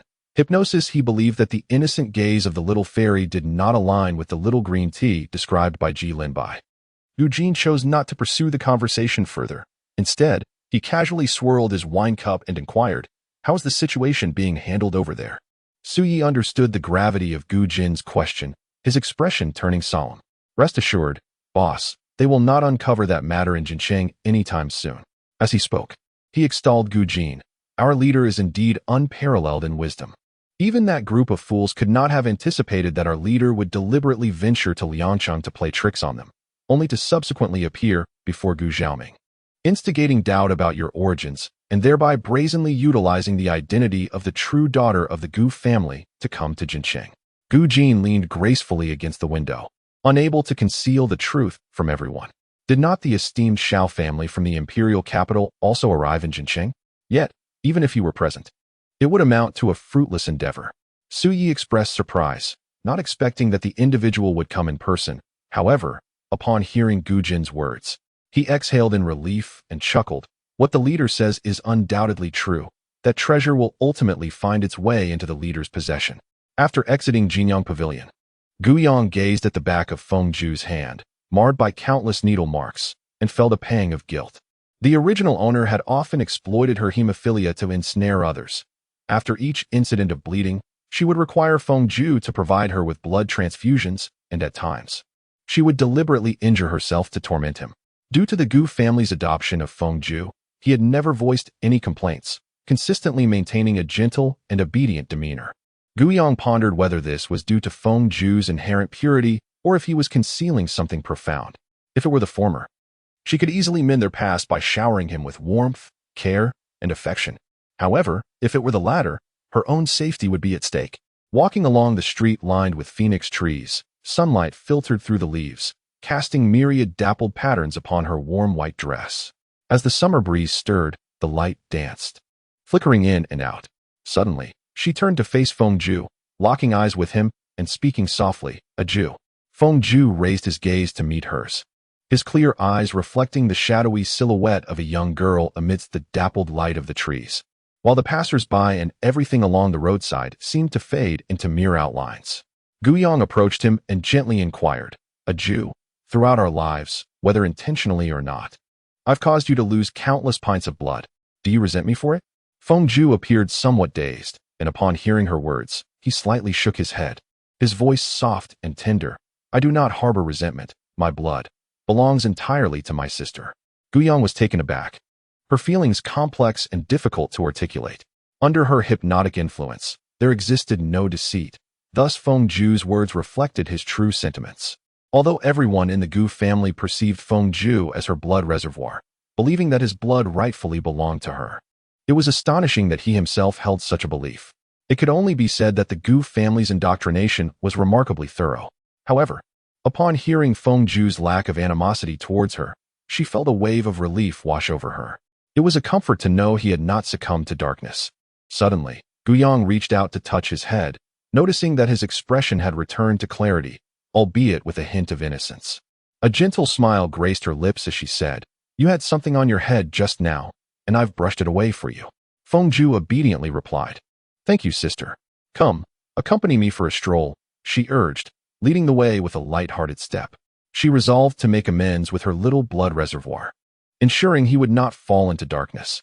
Feng Zhu followed closely behind her, his pure eyes resembling sunlit windows, the corners of his lips curving into a subtle, obedient smile. Yet, hidden behind him, his hand bore the marks of his nails digging into his palm, drawing forth blood. Chapter 22. Everything my sister gave me. I cherish Gu Yang, and Feng Zhu ventured into the shopping mall, her sole intention being to compensate him. Whatever she deemed useful for him, she eagerly purchased without restraint. New clothes, shoes, watches, and mobile phones. All were replaced with fresh ones, and a plethora of luxury items were acquired for him. Even several sets of the 5 years of college entrance examination, 3 years of simulation. Almost everything was purchased by Gu Yang, while Feng Zhu helplessly carried the items behind her. After several hours, as they descended from the top floor of the mall via the elevator, the weight of life bent the young man's back. Feng Zhu's hands were laden with bags, and he had a backpack filled to the brim, occupying nearly a quarter of the elevator space, resembling a human shelf. Gu Yang, rejuvenated from her shopping spree, turned to glance at Feng Zhu and then at her own empty hands, awkwardly clearing her throat before extending her hand. "Please, hand me the left one." Feng Zhu replied with a gentle, melodious voice, "No need, sister, I can manage." A middle-aged woman across from them remarked with a smile, "Dear girl, your boyfriend treats you quite well. You ought to cherish him." Gu Yang intended to clarify the situation, but just then, the elevator arrived at the ground floor, and the crowd dispersed, rendering any explanation unnecessary. Observing Feng Zhu burdened with so many items, she felt a twinge of guilt. She had initially aimed to compensate him, yet it seemed she had merely turned him into a laborer. Moreover, all the items were chosen according to her personal preferences, and she hadn't inquired whether he liked them at all. As they exited the mall, dusk had fallen. Gu Yang asked, "Zhu, what do you like? I'll buy you something next time." Feng Zhu halted his steps, gazing at her. Perhaps it was the sunlight that rendered the youth's features even more serene and gentle, his eyes sparkling with flecks of light. "Sister." Gu Yang found herself captivated by such a striking visage so close at hand, her heart momentarily stilled. "I cherish everything you gifted me." His smile radiated warmth akin to the sun, his voice melodious and soothing. It took Gu Yang quite a while to divert her gaze. Had it not been for the hypnotic assurance that he was merely a pure-hearted lamb, she might have believed he was intentionally flirting with her. Gu Jin subtly shifted aside, narrowly avoiding the shattering of a teacup beside her. With a soft scoff, Gu Jin remarked that indeed, she planned to spend the night away next time. "I possess little decorum, having been born but not nurtured by a mother," Gu Jin said languidly. "You." Ruan Shuling seethed with fury upon hearing this, snatching a teacup and hurling it at Gu Jin. "Wretched girl, are you blaming me?" The porcelain shattered with a crisp sound, and an immediate silence enveloped the villa. Upon entering the living room, Gu Yang was met with the sight of Gu Jin clutching her shoulder and the scattered shards of porcelain, her heart sinking. Countless thoughts of despair flooded her mind. Chapter 23. The unforeseen alteration in the Great One's demeanor. Gu Jin cast a sidelong glance at Gu Yang, lazily leaning against the sofa, and chuckled lightly. "Madam Gu, perhaps you might reiterate what you just told me to the exceptional Yang Yang." Ruan Shuling shot a glare at Gu Jin. She could hardly scold Gu Yang as she did Gu Jin, so instead, she seized Gu Jin and criticized, "Gu Jin, is this how you address your mother? Let me teach you how to show respect to your elders." Upon hearing Gu Yang's words, Ruan Shuling's anger diminished somewhat. Yet she remained indignant, glaring at Gu Jin with a cold smile. "At least Yang Yang is sensible, unlike certain ingrates." Gu Yang swiftly interrupted her. decisively redirecting the hatred towards Ruan Yin. Mother, has the test result for the skincare products that cousin Ruan Yin gifted me come out yet? Indeed, upon mentioning Ruan Yin, Ruan Shuling shifted her fury entirely onto her, revealing the malicious intent behind her words. That wretched woman. The lead content in that skincare line is severely excessive. Initially, you may notice a marked improvement in skin tone, but over time, it could lead to dire consequences for your complexion. Gu Yong was already aware of this. Yet feigned shock. How could this be? I have been so kind to cousin Ruan Yin, and she could do this to me. Ruan Shuling scoffed. What else could she do? She pales in comparison to you in every aspect, and her actions are undoubtedly fueled by jealousy. I suspect she is the one who leaked that trending news about you. Yang, I promised to take care of that vile woman. Thankfully, the last set of skincare products Ruan Yin gifted was knocked over by Xiao Ju, and you haven't used much of this new one. Ruan Shuling gently caressed Gu Yang's cheek, her eyes filled with affection and relief for her daughter. Nevertheless, we must go to the hospital for a checkup. Gu Yang obediently nodded, internally reflecting on Ruan Shuling's boundless favoritism towards her as an adopted daughter. Indeed, I owe it all to Xiao Ju, otherwise, had I continued using that skincare line, my face might have been ruined. Gu Yang lightly patted her chest in relief. Yet, her mind wandered, pondering whether Xiao Ju's act of toppling her skincare products was truly accidental. Could it be that he, like Gu Jin, has long since discerned the issues with this skincare product? At that moment, Ruan Shuling realized that Feng Ju had entered following Gu Yang, laden with items. Furrowing her brow slightly, she was not lying. It was indeed her purchase, albeit solely intended for Feng Ju. While spiritual compensation takes time, material compensation can be immediate. Ruan Shuling frowned in displeasure, having previously remarked on how obedient Gu Yang was, questioning her late return, only to discover it was due to Feng Ju. However, upon hearing Gu Yang's words and reflecting on how Feng Ju inadvertently assisted her, she chose to remain silent. Gu Yang accompanied Ruan Shuling for dinner, engaging in conversation until her anger dissipated before ascending the stairs. Gu Jin leaned against the doorframe of her bedroom, one hand gently massaging the shoulder struck by Ruan Shuling's teacup, while the other glided across his phone screen. With a casual "oh," he maintained his sentinel-like posture by her door. Gu Yang inquired, "Sister, do you have any further matters?" Gu Jin extended his phone towards her, displaying a WeChat QR code, indicating the dining expenses at Jinyang Xian, amounting to approximately 20,000 yuan. Gu Yang was taken aback, the billionaire mogul blocking her doorway demanding repayment for a mere 2,000 yuan for a meal. This was not the demeanor one would expect from a magnate. Chapter 24. Perhaps the entire Gu family would be ensnared in future calculations. Observing Gu Yang standing there in a daze, Gu Jin raised an eyebrow, inquiring, "What, are you contemplating evasion?" Gu Yang's lips twitched slightly. No. She scanned the QR code on Gu Jin's phone with WeChat, only to find that the page that appeared was not for payment, but for adding a friend. Gu Yang blinked her eyes. "Sister, would you like me to say it directly on WeChat?" Gu Jin paused her finger on the screen, granting Gu Yang's friend request with minimal words. Less chatter, return the money. After Gu Yang transferred the funds to her, she added her to a group chat titled A Loving Family. Soon, her brother Gu Pei inquired in the group, "Sis, who is this?" Gu Yang replied, "Your dear sister." Gu Jin. Gu Yang's lips twitched, realizing he was still a rather naive youth. Besides, it was uncertain who would ultimately be the victor. Just as Ruan Shuling was about to expel Gu Jin from the group, a line of small text appeared. Gu Jin has exited the group chat. Upon seeing Gu Pei's comment, she inwardly rolled her eyes. What vengeance? Gu Jin didn't he push me? I fell on my own. Gu Yang sent a cute emoji. At that moment, Gu Xiaoming sent her a transfer of 200,000 yuan. Gu Yang's eyes brightened. Thank you, Dad. Her feelings were complicated, although her parents held flawed values. They indeed doted on her more than their biological daughter. Not only did Gu Jin pale in comparison, but even Gu Pei did not measure up. She recalled from the book that the Gu family faced ruin, with Gu Xiaoming's company bankrupt, burdened with debts, and on the brink of imprisonment, suffering the loss of his children and spouse, leading to a mental breakdown that culminated in his suicide by leaping from the Gu Group building. While reading, witnessing such malevolence meet its grim fate had brought her a sense of satisfaction, but now, she could not find joy. To avert a tragic end, Gu Yang resolved to correct their misguided values first. Gu Xiaoming remained in a state of shock as he listened to Gu Yang's words.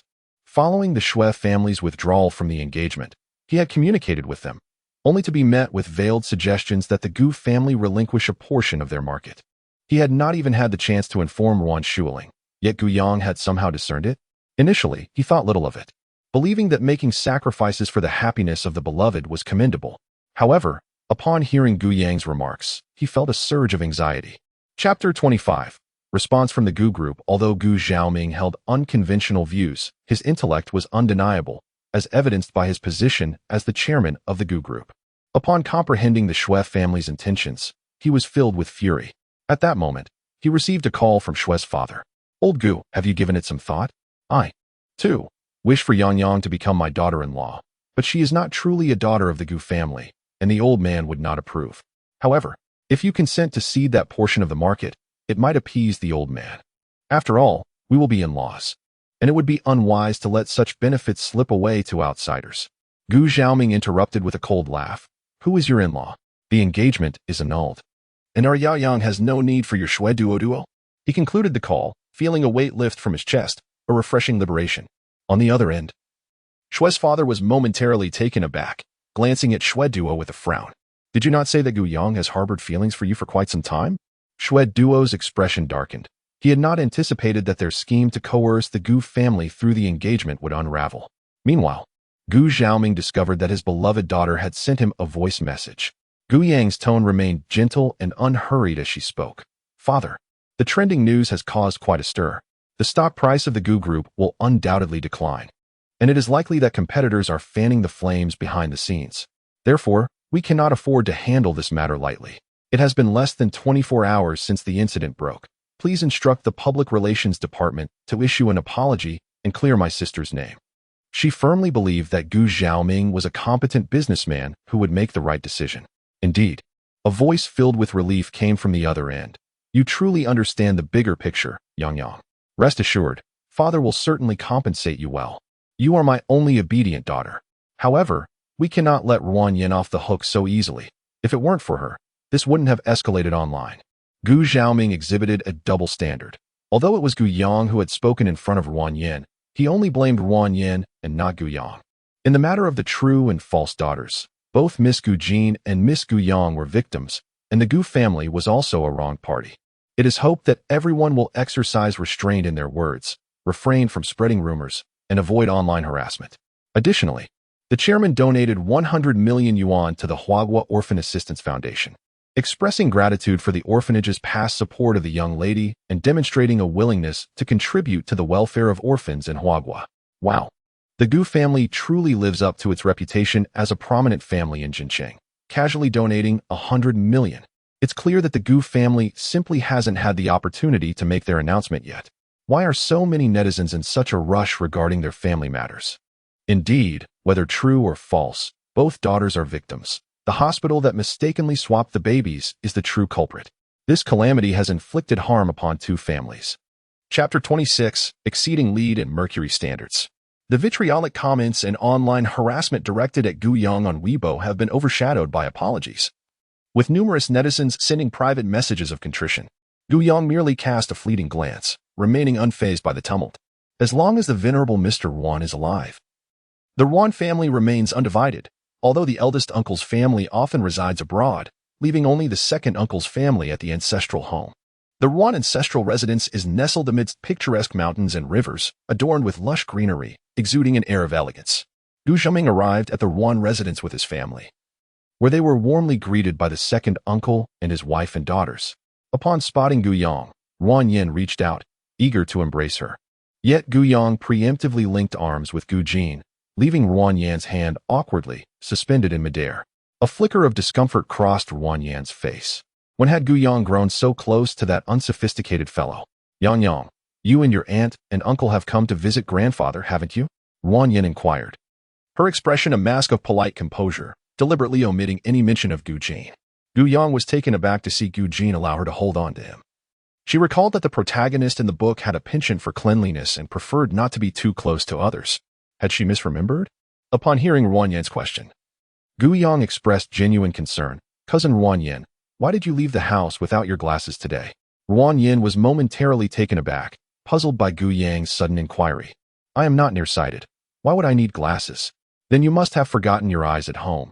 No wonder you are unable to see clearly, not even recognizing people. Gu Jin interjected with a derisive snort. Wang Yan's expression stiffened, taken aback by the unexpected alliance of Gu Yong and Gu Jin against her. Wang Yan's displeasure towards Gu Yong began to manifest, yet a cold smirk flickered in her eyes as she anticipated her grandfather's disdain for Gu Yong. She was curious to witness how Gu Yong would embarrass herself shortly. Upon entering the house, the absence of old Master Wan perplexed Wan Shuling, who furrowed her brow. They had informed him of their visit prior, making it unlikely for her father to be away at this hour.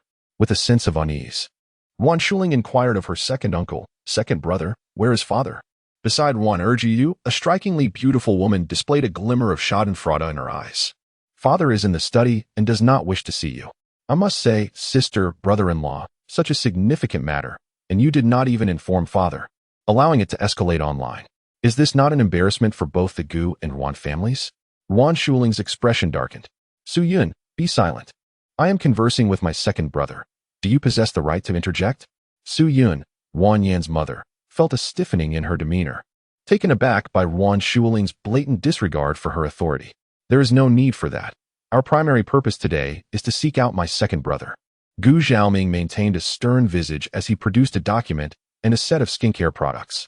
The sight of the skincare items made Wan Yan's heart skip a beat, and Su Yun's expression shifted subtly as well. Wan Erjiu accepted the document with curiosity. Gu Xiaoming cast a cold glance at Wan Yin and remarked, "These are the skincare products Wan Yin gifted to Yang Yang, manufactured under the Wan Group's name. It remains uncertain whether this particular item contains excessive lead and mercury, or if all of them do." Chapter 27. Wan Yan's public apology. Wan Shuling had long been seething with indignation.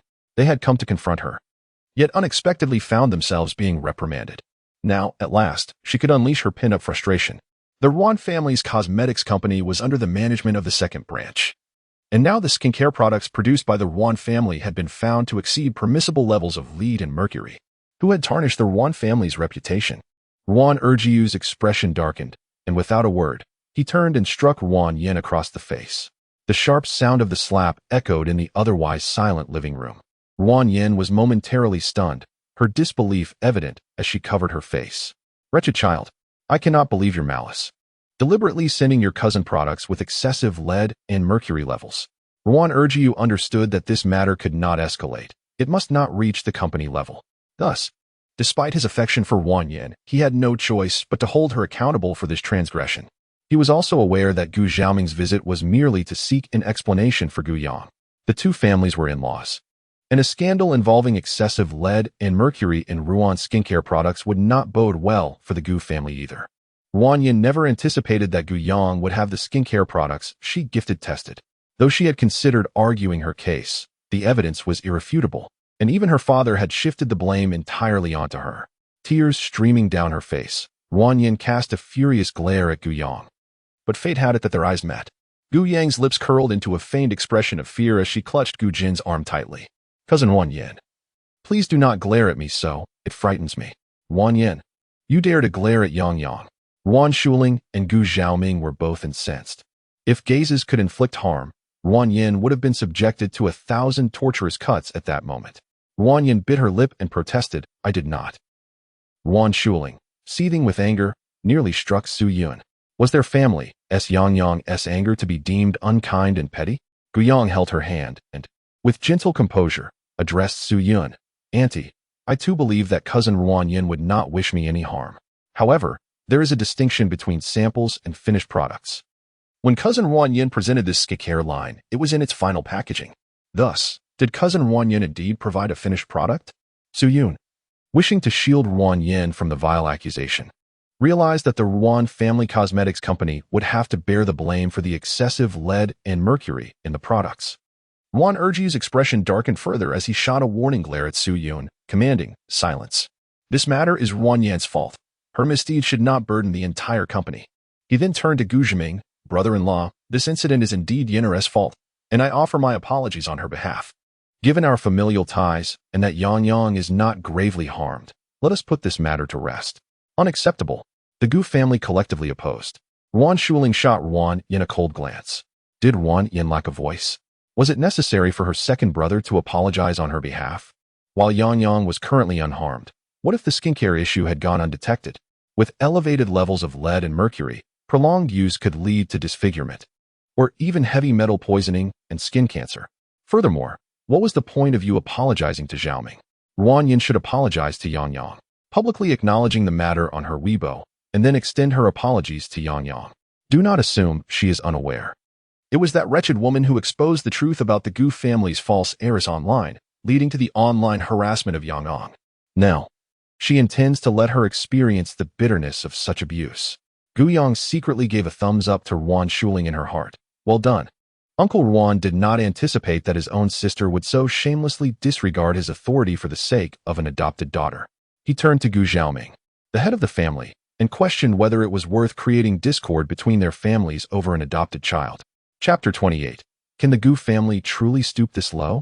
Uncle Ruan believed that if Gu Yang were indeed the genuine heiress of the Gu family, it would be understandable for them to hold on so tightly. However, since Gu Yang is merely a false heiress who has benefited greatly from both the Gu and Ruan families, what right does she have to stir up trouble? The aristocracy places great importance on bloodlines. Regardless of how unsophisticated Gu Jin may be, she is still Gu's biological daughter. Whereas no matter how accomplished or considerate Gu Yang may appear, she remains an imposter. If he were Gu Zhiming, he would certainly not escalate matters over an adopted child. Nevertheless, Uncle Ruan's remarks provoked Gu Xiaoming's ire, a fierce glint flashing in his eyes. Ruan Jixiong, even if Yang Yang is not our biological daughter, she is as precious to us as our own. What Shuling means is what I mean. If Ruan Yin does not publicly apologize, this matter shall not be resolved. Ruan Jixiong was taken aback by the intensity in Gu Xiaoming's gaze.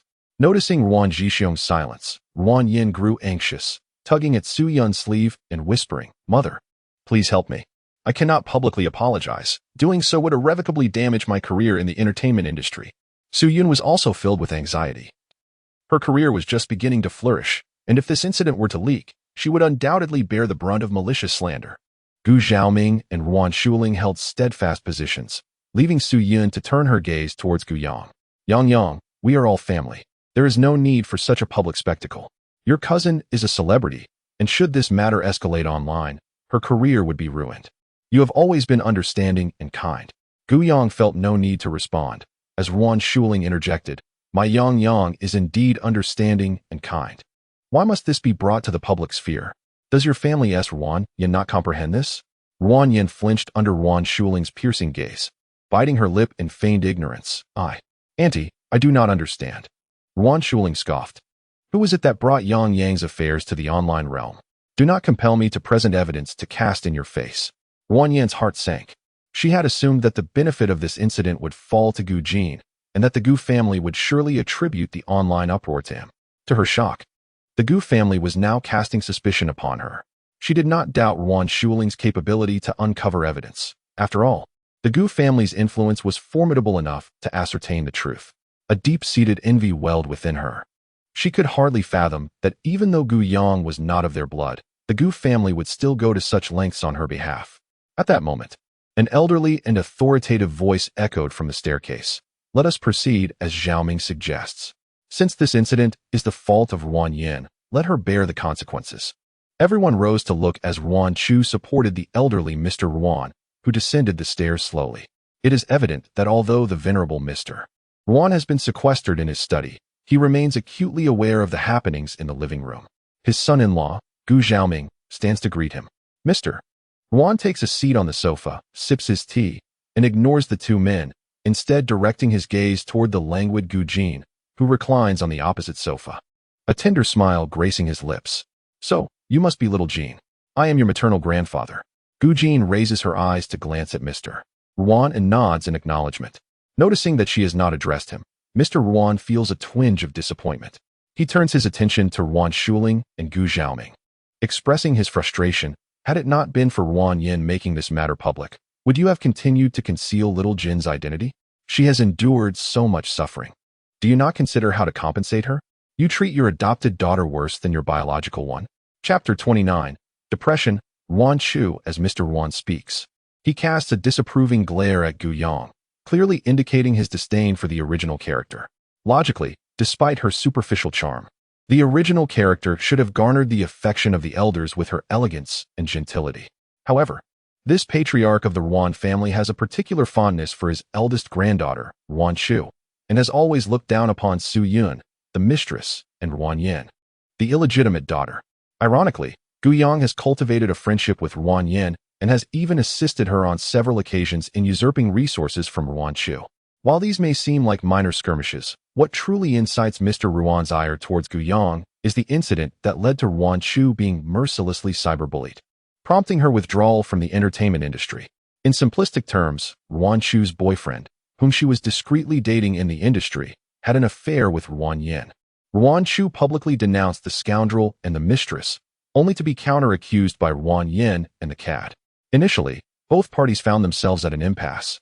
However, due to her close relationship with Ruan Yin, Gu Yang decided to testify on Ruan Yin's behalf, subtly suggesting that the individual in question was indeed Ruan Yin's boyfriend. With Gu Yang, the illustrious princess of Zhaofeng Entertainment and a prodigious pianist, supporting her, public opinion swiftly swayed in favor of Ruan Yin.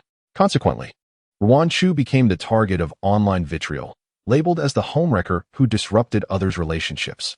Unable to bear the relentless cyberbullying, Ruan Shu issued a statement announcing her withdrawal from the public eye, suffering immense emotional distress that led to severe depression. Upon learning of these events, Old Master Ruan erupted in anger, not only harboring disdain for Ruan Yin and her mother, but also developing a profound aversion to Gu Yang. In the narrative, upon discovering that Gu Yang was not the true heiress but had usurped Gu Jin's identity, Old Master Ruan forbade Gu Yang from entering the Ruan family estate. Ruan Shuling, afraid to confront Old Master Ruan as she had with Ruan Zhixiong and Su Yun, could only lower her head in defense, saying, "Father, haven't we already acknowledged Xiao Jin's identity?" Gu Yang felt a sense of helplessness. The old master seemed intent on expelling her from the Gu family. Ruan Shu was the apple of Old Master Ruan's eye, and she had indeed gravely offended him. The expressions of Ruan Shuling and Gu Xiaoming darkened. "That cannot be allowed." Ruan Shuling exclaimed sharply, "Yang Yang is only 17, still a minor, and suffers from hemophilia. How could she survive outside the Gu family? Father, how can you be so heartless?" Gu Xiaoming added, "Indeed, father, we have no information regarding Yang Yang's origins. She might very well be an orphan. Without us, how could she possibly survive?" Listening to their words, Gu Yang felt her lips twitch, suddenly overwhelmed by the sensation of being treated as an oversized infant.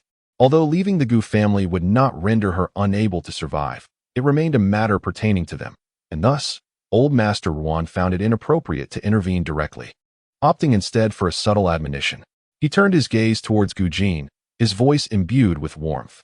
"Little Jin, should your parents treat you poorly, you may come to the Ruan household and seek your grandfather's support." Gu Jin fixed her gaze upon Old Master Ruan, responding with a soft acknowledgement. And after a prolonged silence, she expressed her gratitude. "Thank you, grandfather." The old man felt a soothing warmth in his heart upon hearing her address him so affectionately. "You all may continue with your tasks. Little Jin, please accompany me." Clearly unsettled, Old Master Ruan intended to confide some words to Gu Jin in private. Ruan Yin shot a cold glare at Gu Yang before ascending the stairs. Noticing the disdain in her eyes, Gu Yang clicked her tongue, recognizing that the facade had been shattered. She then turned her attention to Ruan Chu, who was a year older than Ruan Yin. Ruan Chu possessed an alluring and captivating beauty, clad in a wine-red gown, her golden waves cascading down her shoulders, radiating an enchanting allure as if she were destined to grace the red carpet. Yet, her countenance bore little expression, her eyes seemingly shrouded in a dullness that reflected a languid spirit. Perhaps sensing Gu Yang's scrutiny, she merely let out a derisive scoff. Chapter 30. Gu Yang's tea art. Gu Yang recalled that in the novel, Ruan Chu had succumbed to severe depression, driven to suicide by Ruan Yan's provocation. Ruan Yan's motives were rooted in the fact that Old Master Ruan bequeathed all his inheritance to Ruan Chu, while others might overlook the signs. Gu Yang discerned that Ruan Chu, who appeared to be merely mildly depressed, was, in truth, grappling with profound melancholy. She was suppressing her emotions, unwilling to burden the old man with her troubles. This is also why, upon the passing of the elder, Ruan Chu's depression reached a level that even medication could not alleviate. Gu Yang sighed softly within her heart. She had traversed into this narrative, and the burdens of her original self were hers to bear. Since Ruan Chu's affliction stemmed in part from her, she resolved to lend her support.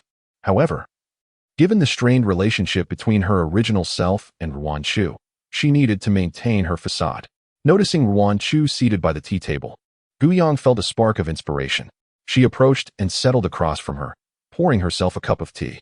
Taking a delicate sip, she mimicked her original self's tone regarding green tea and remarked, "I truly envy my cousin, having our grandfather personally teach you the art of tea. Yet, I dare say the flavor of this brew is rather comparable to my own casual infusion." Ruan Chu's grip on her teacup suddenly tightened as she cast a cold glance at Gu Yang, retorting with sarcasm, "Your green tea skills are indeed commendable." This tea artistry was not the same as that of the other. Fearing Gu Yang might impose upon Ruan Chu, Gu Jin joined them on the cushion by the tea table, scoffing at Gu Yang. "Such bravado. I am keen to witness your tea-making prowess, which you claim rivals that of Little Chu." Ruan Laozi was known for his protective nature. Gu Jin lazily lifted her gaze, as if anticipating a spectacle. Gu Yang welcomed the presence of the two, but her tea-making was not something to be taken lightly. "What if my skills surpass those of my cousin?" Gu Yang blinked innocently. Ruan Laozi seemed to have caught wind of some jest, exclaiming, "Absurd. Little Chu has been steeped in this tradition from a young age, and her artistry has garnered praise from numerous masters. Among the distinguished ladies of Jincheng, none can compare to Little Chu. How could a mere girl like you possibly rival her?" Gu Yang's lips twitched slightly, contemplating the man's rather narcissistic demeanor. "What if, grandfather? Surely, you ought to offer some reward?" Gu Yang blinked her eyes, maintaining a demeanor of gentle obedience. The old gentleman, Ruan, snorted softly. "If your tea skills truly surpass those of Xiao Chu, I shall gift you my cherished set of purple clay tea utensils." Gu Yang was well aware that the set of purple clay utensils was not only an antique, but also Ruan's most treasured possession. She cautioned him, "Grandfather, perhaps you might consider altering the wager?" As a fellow tea enthusiast, she understood the profound significance of those utensils to him. However, being a tea lover herself, she found them equally alluring. "There's no need for that. Ruan, a lifelong devotee of tea culture, possesses remarkable expertise and harbors great confidence in the granddaughter he has personally nurtured. Nevertheless, since this is a wager, should you fall short of Xiao Chu's prowess, you must face the consequences of your arrogance. I do not seek any possessions from you. I merely require an apology for Xiao Chu." Ruan had been suppressing that sentiment for quite some time. "Very well," Gu Yang readily agreed, then turned to her sister, Gu Jin, with a playful arch of her brow. "Sister, would you care to join me in this wager? Should I lose, I shall play the piano for you every day." Chapter 31. The art of psychological suggestion. Whenever she practiced piano in the music room, Gu Jin would lean against the window, and over time, Gu Yang noticed that her sister seemed to genuinely enjoy listening to her play. Gu Jin, indeed intrigued, raised an eyebrow and inquired, "What if you win?" Gu Yang blinked innocently. "A membership card for Jinyangshan?" Ever since she savored the exquisite cuisine at Jinyangshan, she has been unable to forget it. And now she must persuade the esteemed figure to grant her a membership card. Gu Jin replied, "Very well." Thus, Gu Yang meticulously arranged the teapot, teacups, tea tray, tea canister, and tea towels, one by one. She then proceeded to wash the cups, add the tea, rinse it, pour water, and brew the tea. The selection was premium by Luo Chun green tea. Her movements flowed like a graceful stream, exuding elegance at every turn. Outside the window, slender bamboo swayed gently, bathed in the warm sunlight. The young lady, poised and dignified, resembled a refined scholar from the Wei Jin era. Merely observing her was a feast for the eyes, an exquisite appreciation of grace. The three individuals present were momentarily entranced.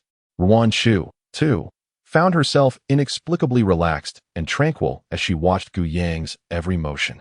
The elegant girl framed by the afternoon sun and the shadows of bamboo. A wisp of tea vapor blurred the silhouette of the young lady, whose voice was soft and gentle. Speaking of which, I faced online harassment a few days ago, with netizens sending distressing messages and even sharing gruesome images. However, once I turned off my phone, I returned to playing the piano, engaging in whatever I wished to do. It seemed to have little impact. Once the situation was clarified, the online backlash naturally dissipated and life continued. I still must pursue what I love, right? Although this led to the dissolution of my engagement with Shui Duo, it seems he does not care, so why should I cling to it? I am exceptional. I am not dependent on him. Gu Yang leisurely brewed the tea, the warm, clear water cascading into the cup, the frothy white foam dancing atop the liquid, while her bright, clear eyes locked onto Ruan Chu's. "Cousin Ruan Chu, do you not agree?" Ruan Chu gazed at her and found herself nodding in agreement. "The tea is ready. Come and savor it." Gu Yang first slid a cup of tea in front of Ruan Chu, signaling the end of her psychological suggestion. She was not oblivious to the fact that Gu Yang was using her own experiences to enlighten her. However, to her surprise, after hearing Gu Yang's words, she felt as if a dark cloud had lifted, revealing a brilliant sunshine. Although similar words of encouragement had been uttered by others before, it was only Gu Yang's words that evoked such a profound sensation within her. Moreover, was it not peculiar that Gu Yang would suddenly take on the role of her mentor? Had she taken leave of her senses? This left Ruan Chu both baffled and astonished. Gu Yang smiled softly. Unlike her previous hypnotic approach with Feng Zhu, she employed psychological suggestion with Ruan Chu. Hypnosis necessitates a complete relinquishing of conscious awareness, thereby exposing the subconscious. This was why she had utilized hypnosis to unearth Feng Zhu's inner thoughts, leaving him with no recollection afterward. In contrast, psychological suggestion does not require the loss of conscious awareness, allowing the individual to retain memory after its conclusion. Not only trained psychologists but ordinary individuals can also perform simple psychological suggestions. Yet, an expert of her caliber can execute more advanced and intricate forms of psychological suggestion, to the extent that it can even be wielded to lethal effect. Although she had merely engaged in psychological suggestion with Ruan Chu, both Elder Ruan and Gu Jin remained entranced by the artistry of Gu Yang's tea-making. Chapter 32. The Gift of the Elders. Not to be refused, the act of dividing tea is also known as tea performance or tea artistry, using the tea liquid as paper, tea leaves as ink, and the essence of tea as the brush, creating a masterpiece. Elder Ruan watched the dissipating bamboo branches, his heart fluttering with excitement. He never expected to witness such a captivating display of tea artistry and performance. Even individuals of such esteemed tea artistry may not necessarily master the intricate art of tea performance. Even if they do, achieving such exquisite proficiency is a formidable challenge. Old Master Ruan, eager to savor the tea, found the Bai Luo Chun to be warm, delicate, with a tender and refreshing fragrance and a sweet, mellow taste. What a splendid tea, he exclaimed in admiration. Gu Yang took a gentle sip and floated a playful question. Grandfather, why not taste my cousin's brew and see whose is superior? Immersed in the pleasure of tea tasting, Old Master Ruan spontaneously declared, of course, yours is better. Gu Yang smiled softly. Then I must thank you for gifting me the purple clay tea set. Suddenly, Old Master Ruan felt as though he had been doused with cold water, jolting him back to reality. I had completely forgotten about that. My cherished purple clay tea set. At that moment, he longed to dishonestly claim that Gu Yang's tea was inferior to Ruan Chu's. Yet in front of so many younger relatives, he still wished to maintain his dignity. He could only hope that Gu Yang, being a person of honor, would not deprive others of their joys. However, Gu Yang, with an air of righteous resolve, declared, a gift from the elder must not be declined. Grandfather, I shall not be modest. Old Master Ruan retorted, you shameless child. Who is your grandfather? Go ahead and decline. Ruan Chu, aware that it was their grandfather's most treasured tea set, felt a twinge of guilt. Gu Yang, feeling justified, noticed Ruan Chu's expression and gently reassured her, cousin, do not blame yourself. How could grandfather possibly hold you responsible? If blame is to be assigned, it is for my own exceptional skills. Ruan Chu remained silent. Old Master Ruan shot a glare at Gu Yang, exclaiming, get lost, I do not wish to see you. Very well then, I shall take my leave, Gu Yang said, clutching the neatly packaged purple clay tea set and feigning to rise. Wait. Old Master Ruan's eyelids twitched slightly as he gazed longingly at the exquisite tea set, murmuring, let me admire it for just a moment longer. Gu Yang graciously set down the purple clay tea utensils, allowing Old Master Ruan to indulge in his admiration, while simultaneously bowing to Ruan Chu and stating, cousin, I sincerely apologize for my previous behavior. I genuinely seek your forgiveness. Ruan Chu was taken aback, and so was Old Master Ruan, who was still captivated by the purple clay teapot. Both grandfather and granddaughter exchanged bewildered glances directed at Gu Yang. Ruan Chu's immediate reaction was, have you taken leave of your senses? Gu Yang's behavior was utterly unprecedented. Not only had she severed ties with Ruan Yen, but she had also offered guidance and an apology. Gu Yang replied, perhaps not. Ruan Chu scrutinized Gu Yang with an even more perplexed gaze. If you haven't lost your mind, why would you apologize to me? Gu Yang maintained her composure. Perhaps I simply stumbled and had my perspective realigned. Ruan Chu retorted, what nonsensical ramblings are these?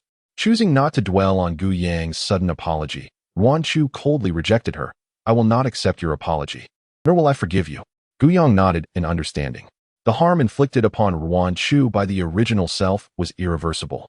A mere light-hearted apology would not compel her to forgive.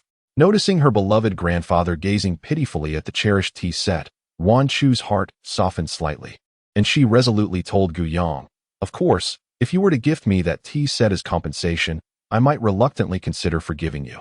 In truth, after Gu Yang's counsel and subsequent apology, Yuan Chu found her feelings towards Gu Yang had somewhat mellowed. Chapter 33. Is cousin afraid to return to the entertainment industry? Gu Yang, with an earnest expression, remarked, cousin, you need not feel so pressured. Yuan Chu scoffed, are you truly apologizing? If you can't even spare a token of regret, how can you claim sincerity? Gu Yang feigned difficulty, pondering for a moment before responding, I can gift you this set of purple clay tea utensils, provided you agree to one thing. Yuan Chu queried, what is that? Gu Yang replied, participate in a variety show. Yuan Chu gazed at Gu Yang in astonishment, utterly unprepared for such a request. Before she could inquire further, Gu Yang raised an eyebrow and teased, what, dear cousin, are you afraid to make a comeback? Her voice was soft, yet laced with provocation. Yuan Chu bristled like an agitated cat, retorting, who said I was afraid? I accept. In truth, after absorbing Gu Yang's veiled encouragement, she had already resolved to return to the entertainment industry, determined to make Wang Yin and that scoundrel pay for their transgressions. Thus, upon hearing Gu Yang's taunt, she readily acquiesced. Gu Yang smirked slightly, saying, then it is settled, I shall arrange the variety show. She had seized the opportunity to spur Yuan Chu into action while her spirits were still somewhat buoyant, urging her to step out of the shadows. As for the elder Ruan's purple clay tea utensils, that was an unexpected delight that facilitated her plans. Although she longed to accept the tea set with a clear conscience, the old man's fervent gaze reminded her of her grandfather before she entered the story, softening her heart. Before entering the narrative, her grandfather had also been a tea enthusiast, and her skills in tea art had been cultivated under his influence. Elder Yuan regarded Gu Yang with a complex expression. On the journey home, Gu Yang and Gu Jin sat in the backseat of the car. Gu Jin languidly leaned against the car window, her phoenix eyes half closed, as she tossed a black card embossed with golden characters to Gu Yang. Gu Yang deftly caught it, her gaze falling upon the flamboyant inscription Jin Yang Xian. Swiftly realizing it was the membership card to Jin Yang Xian, a smile blossomed on her face as she exclaimed, thank you, sister. Gu Jin merely hummed in response. As Gu Yang opened the car door, she found Feng Ju waiting outside, holding a large black umbrella, his slender figure standing tall against the backdrop of the midnight ring. Sister, be careful. The ground is slippery, Feng Ju said, extending his hand to assist Gu Yang as she alighted from the vehicle. He tilted the umbrella toward her, shielding her from the downpour. Amidst the sound of raindrops, his soft voice carried a hint of huskiness. Sharing the umbrella with him, Gu Yang realized that this gentle, fragile young man who called her sister was, in fact, half a head taller than her. It was not until 2:30 in the morning that the situation took an unexpected turn. Ruan Yin V, I apologize to my cousin Gu Yang. It was I who deliberately sent you skincare products with excessive lead and mercury levels. I am truly sorry. Yang Yang Do V, Ruan Yan's tweet left the late-night surfers among her fans and netizens utterly bewildered. What happened to sister? Surely it was an accident, right? Is my cousin S face all right? Don't blame yourself. Are the fans blind? The idol herself admitted it was intentional, yet you still think it was an accident? What a thick filter. I always said Wang Yin was not a good person. Truly malicious. Previously, she was embroiled in a scandal as a mistress, and it was her cousin who defended her. Now, she has deliberately sent someone hazardous skincare products. The consequences of prolonged usage are indeed severe. With the potential for facial disfigurement being merely a trivial concern, the more grave repercussions could include heavy metal poisoning and skin cancer. Chapter 34. Wang Yin's self-disclosure. Don't cling to my sister like this. Who would openly admit such things? Surely, she must have lost a dare. Sister, if you were ever kidnapped, just blink. Most fans perceived Wang Yan's remarks as mere jest, yet a portion of them discerned the underlying truth. Fans truly have a knack for rationalizing. Clearly, your idol's misdeeds have been exposed by the Gu family, forcing her into a public apology. How ruthless. However, your cousin undeniably possesses a beauty that surpasses yours. It's no wonder you harbor jealousy. Oh dear, the entertainment circle is truly chaotic. The affluent circles of Jin City have been particularly lively of late. Gu Yang spent the entire day waiting for her apology, but could she possibly find rest? Wang Yin felt that Gu Yang was deliberately maintaining her aloof demeanor, which only fueled her ire. In the past, Gu Yang was the legitimate daughter of the Gu family, looking down upon her as an illegitimate child, but now, Gu Yang was merely a counterfeit, inferior to her.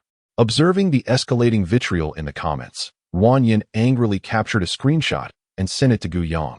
Captioned, "I have already apologized." She then hastily deleted the humiliating Weibo post. However, Wang Yin was not the only one to take screenshots. Her deletion only solidified the incident on Weibo, prompting numerous marketing accounts to publish articles. The following day, the trending topic artist Wang Yan's self-disclosure of sending cousin over-the-limit skincare products dominated the top of the trending searches. Despite the efforts of Wang Yan's uncle and herself to eliminate the trending topic with money, it remained, accompanied by an outpouring of criticism. It seems to be true. Why the rush to delete the trending topic without any explanation? Who would have thought we still have the screenshots? As a fan of Yin, I am utterly disappointed and have decided to unfollow. Oh my, does the Wan family also have a cosmetics company? Could it be that the skincare products Wang Yin gifted to her cousin are from their own brand? The thought is chilling. Upon noticing that some were deliberately steering the narrative towards the Wan family's company, Wan Erjiu grew increasingly agitated and unleashed a torrent of anger upon Wang Yin, personally clarifying via the official Weibo account of Wan Cosmetics. Wan Cosmetics v. This is not a product. Please rest assured. Miss Wang Yin has merely taken away a failed sample exceeding lead and mercury limits without authorization. The Wan family will ensure that Wang Yin receives proper discipline.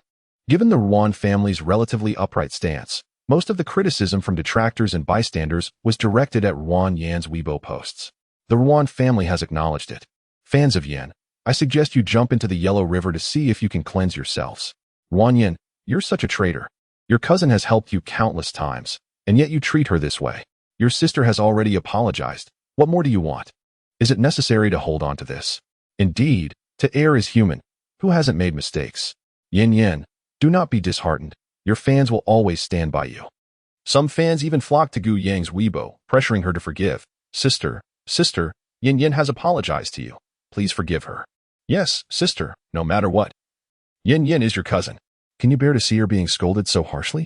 Gu Yang, hurry and forgive Yin. How dare you, a fake heiress?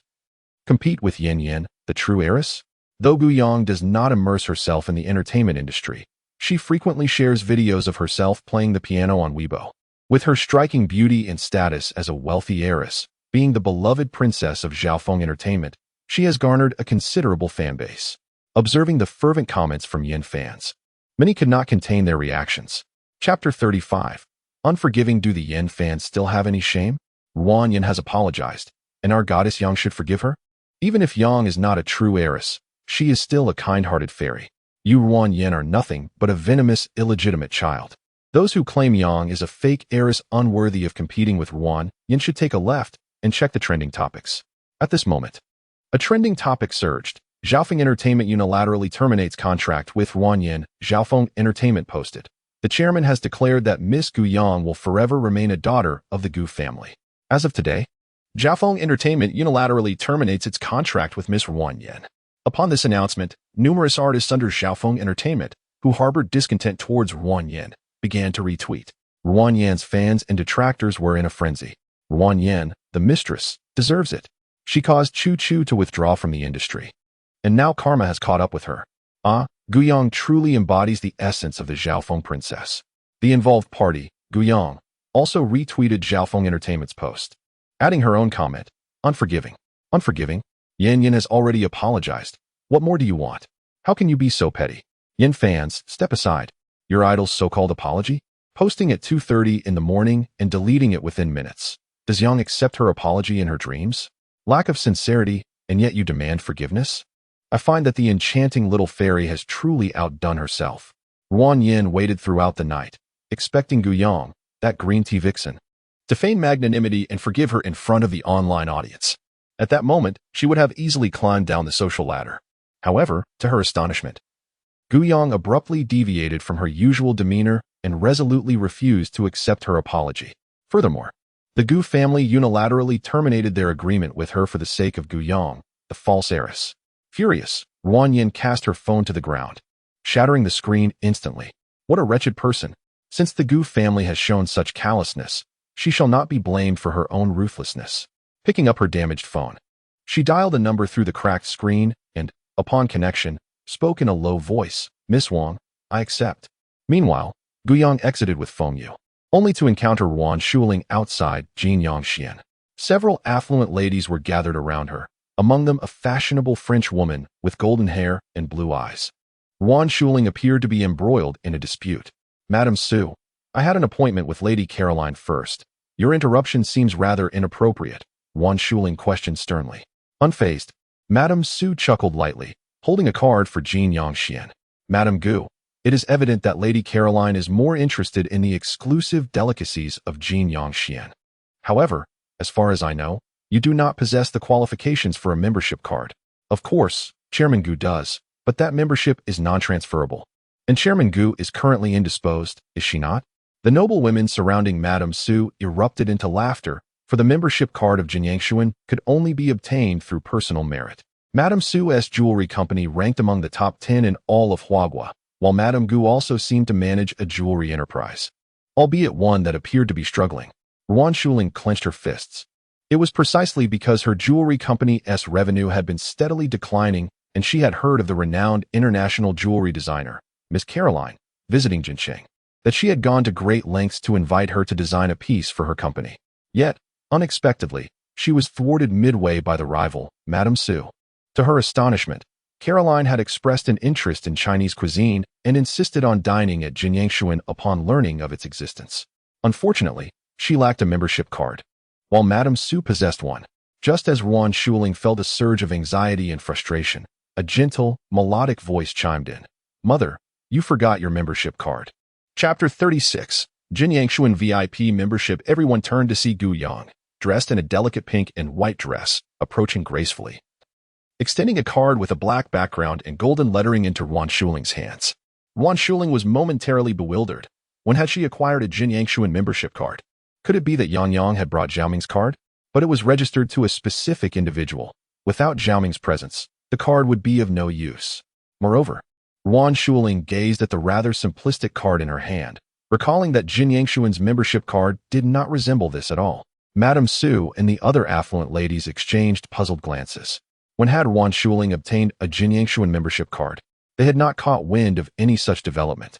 Madame Su cast a sidelong glance at the card in Ruan Shuling's hand, a subtle smile playing at the corners of her lips. With 2 fingers, she deftly flipped her membership card for all to see and remarked to Ruan Shuling with a significant undertone, Madame Gu, our membership cards are rather dissimilar.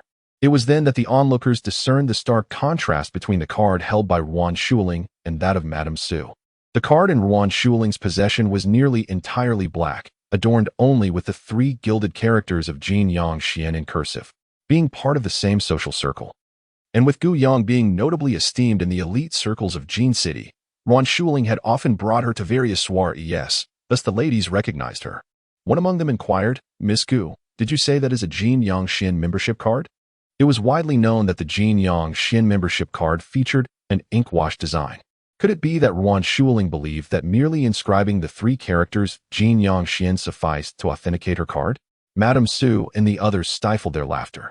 Gu Yang, upon hearing this, was momentarily taken aback. Was the card bestowed upon her by the big shot truly unlike any other membership card? Surely, the big shot would not be playing a trick on her. Just as Gu Yang was lost in thought, the manager of Jin Yangxian hurried out. Bowing respectfully, Miss Gu, Madame Gu, please step inside. Ruan Shuling was left bewildered, while the expressions of Madame Su and the others shifted dramatically. Madame Su furrowed her brow, asserting, Manager Tan, are you certain? The card she holds is indeed a counterfeit. Lady Qi, standing beside Madame Su, quickly chimed in, yes, Manager Tan. The card in Madame Su's hand is the genuine one. Do not mistake who you are inviting inside. Manager Tan smiled softly, his demeanor gentle, yet subtly imbued with pride. Ladies, you jest. If every ordinary member were to request personal invitations, I might as well take on the role of a doorman, he remarked. Madame Su's expression stiffened slightly. So what does that imply? Madame Gu interjected, revealing that the card in her hand was not a mere membership card, but rather a VIP card. Manager Tan replied nonchalantly, leaving Ruan Shuling and the others in shock. Is that truly a VIP membership card? Ruan Shuling pondered, incredulous. How could she, who lacked even the qualifications for a standard membership, possibly afford a VIP card? She had never heard of Jinyao Pavilion offering such privileges. Gu Yang too felt bewildered. Thus, the esteemed individual had not deceived her, providing not only a membership card but a VIP one at that? Returning that statement to Madame Su, Ruan Shuling felt a wave of relief wash over her, while Madame Su and her companions appeared pale as a ghost. Chapter 37, Yang Ang. When did your French improve so remarkably? Mother, may A1 and I accompany you? Gu Yang said, linking her arm with Ruan Shuling's and gesturing for Feng Wan to join them. It was then that Ruan Shuling noticed the well-behaved youth trailing behind Gu Yang, feeling a flicker of confusion. Wasn't Yang Yang usually averse to Feng Wan? Suppressing her curiosity, Ruan Shuling nodded and extended an invitation to Ms. Caroline. Ms. Caroline, I am delighted that you appreciate Huagua cuisine. Please, do join us. Caroline nodded, her demeanor cool. Manager Tan guided them alongside Gu Yang, his attitude exceedingly amiable. VIP guests could order freely from the menu, and any delicacies featured at Jinyao Pavilion would be freshly prepared for them. A look of surprise flickered in Ruan Shuling's eyes. She had dined at Jinyangshuan with Gu Xiaoming before and knew that this private dining establishment was quite capricious. Many of its dishes were only available once a month, or even once every few months, leaving diners to wait patiently for their desired delicacies. To her astonishment, this VIP guest possessed such significant privileges. After being seated, Ruan Shuling handed the ordering tablet to Caroline, smilingly saying in English, Ms. Caroline, as our esteemed guest, please feel free to order first. Caroline accepted the tablet without hesitation, yet she continued to scroll down without making a selection. Ruan Shuling inquired, is there anything I can assist you with? Caroline lightly tapped the tablet, saying, Ruan, the culinary diversity of your country is indeed remarkable. I have visited Huagua many times, yet the dishes listed here are all unfamiliar to me. Could you recommend a few? Ruan Shuling was momentarily taken aback. To be honest, they had never had the privilege of ordering at Jinyangshuan before, and she was not well versed in its offerings. Gu Yang, who was adept at reading subtle expressions, noticed Ruan Shuling's unease and promptly approached Caroline, speaking in fluent French. Hello, Miss Caroline, I am Ruan's daughter. Jinyangshuan's private cuisine encompasses the 8 major culinary traditions of Huagua. I recommend these dishes for you because, upon hearing the familiar and impeccable native tongue, Caroline looked at Gu Yang with surprise, exclaiming, your French is excellent, with a very pure accent. Gu Yang's smile radiated warmth. Thank you. Seemingly affected by her warmth, Caroline's expression softened slightly. As Gu Yang began speaking in French, Ruan Shuling looked at her in astonishment, puzzled. Yang Ang, when did your French become so proficient? A sudden jolt coursed through Gu Yang's mind.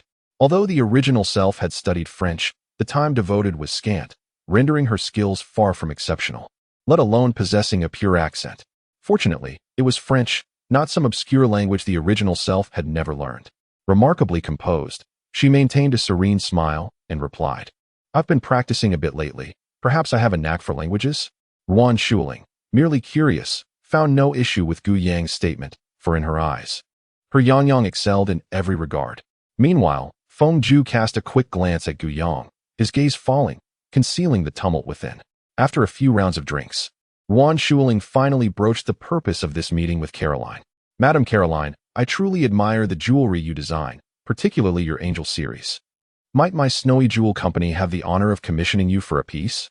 Caroline set down her chopsticks and shook her head gently, responding, Ruan, I'm afraid I cannot design jewelry for any company during this trip to China, as I have important matters to attend to. You mentioned the angel series. It is not yet complete, and my visit here is solely to seek fresh inspiration. Chapter 38. Precisely striking the nerve, Gu Yang savored the delectable cuisine at a leisurely pace, while diligently serving pig liver on a Feng Ju's plate, though her thoughts wandered elsewhere. Caroline, a renowned jewelry designer, had each of her creations auctioned for astronomical sums, wielding considerable influence in the field. Ruan Shuling's company, Shuiyao Jewelry, is facing severe pressure from Madame Su's jewelry enterprise, which has lured away many talented jewelry designers. If this situation persists, Shuiyao Jewelry is destined for decline and bankruptcy. In the original narrative, Ruan Shuling was thwarted by Madame Su when she attempted to invite Caroline, thereby failing to obtain Caroline's design drafts. In her desperate bid to compete with Madame Su, Yuan Shuling took a misguided path, even resorting to a batch of jewelry that exceeded radiation safety standards, which later became a significant factor in the Gu family's downfall. Gu Yang believes that since she has encountered this situation, she cannot stand idly by as Yuan Shuling veers off course. If she can assist Yuan Shuling in securing Caroline's support, perhaps Yuan Shuling would avoid making reckless decisions in her time of desperation. However, obtaining a draft from Caroline is notoriously challenging, as she possesses a stubborn character.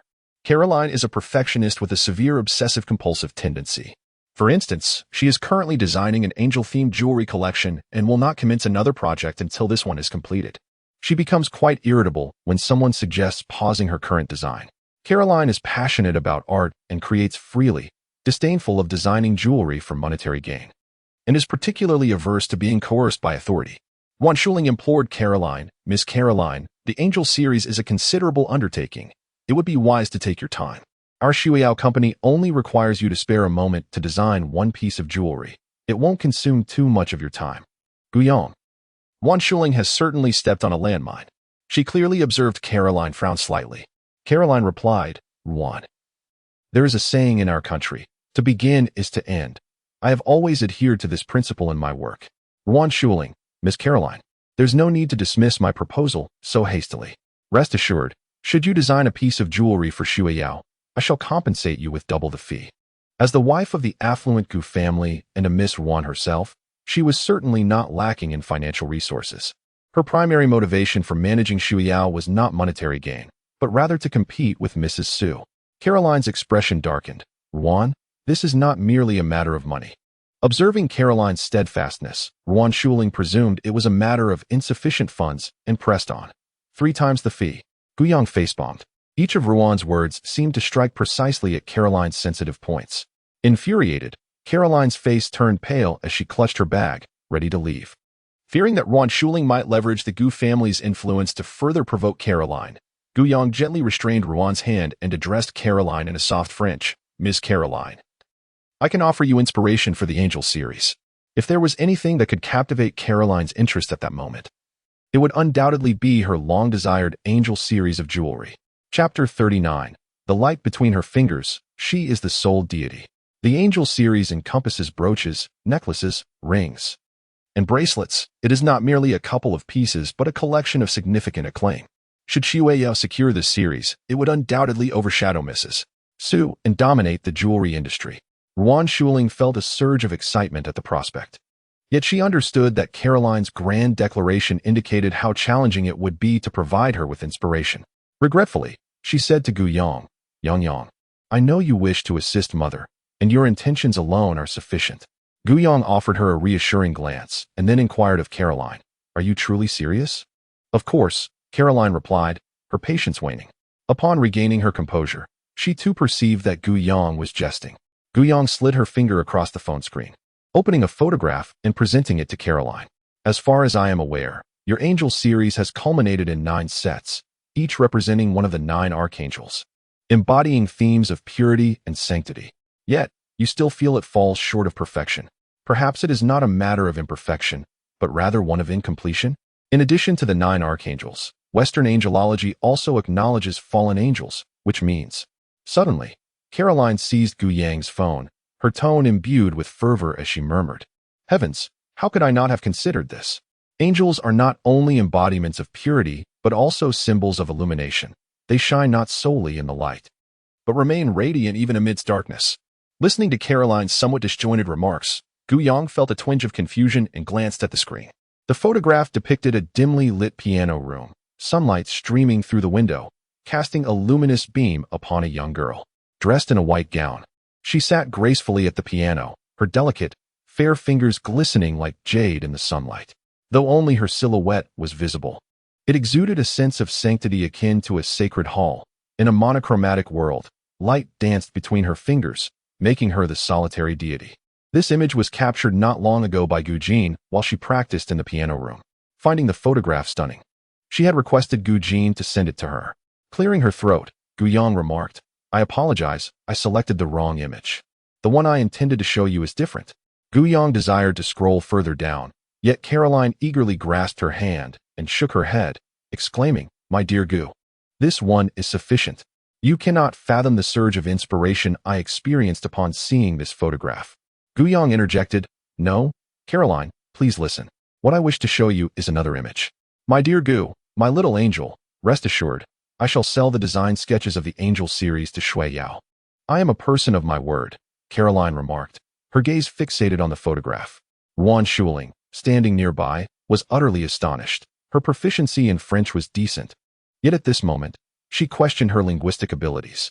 Did she just hear that Caroline agreed to sell the entire design of the Angel series to Shui Yao upon seeing Yang Yang's photo? Gu Yang found Caroline's enamored expression amusing yet perplexing. Having encountered various artists in the past, she understood the profound value they placed on inspiration. Thus, she empathized with Caroline's fervor. Smiling, she inquired, "Caroline, do you truly not wish to see my next photograph?" Chapter 40. Selling the Angel series to Shui Yao. As Gu Yang spoke, she deftly swiped the screen with her other hand.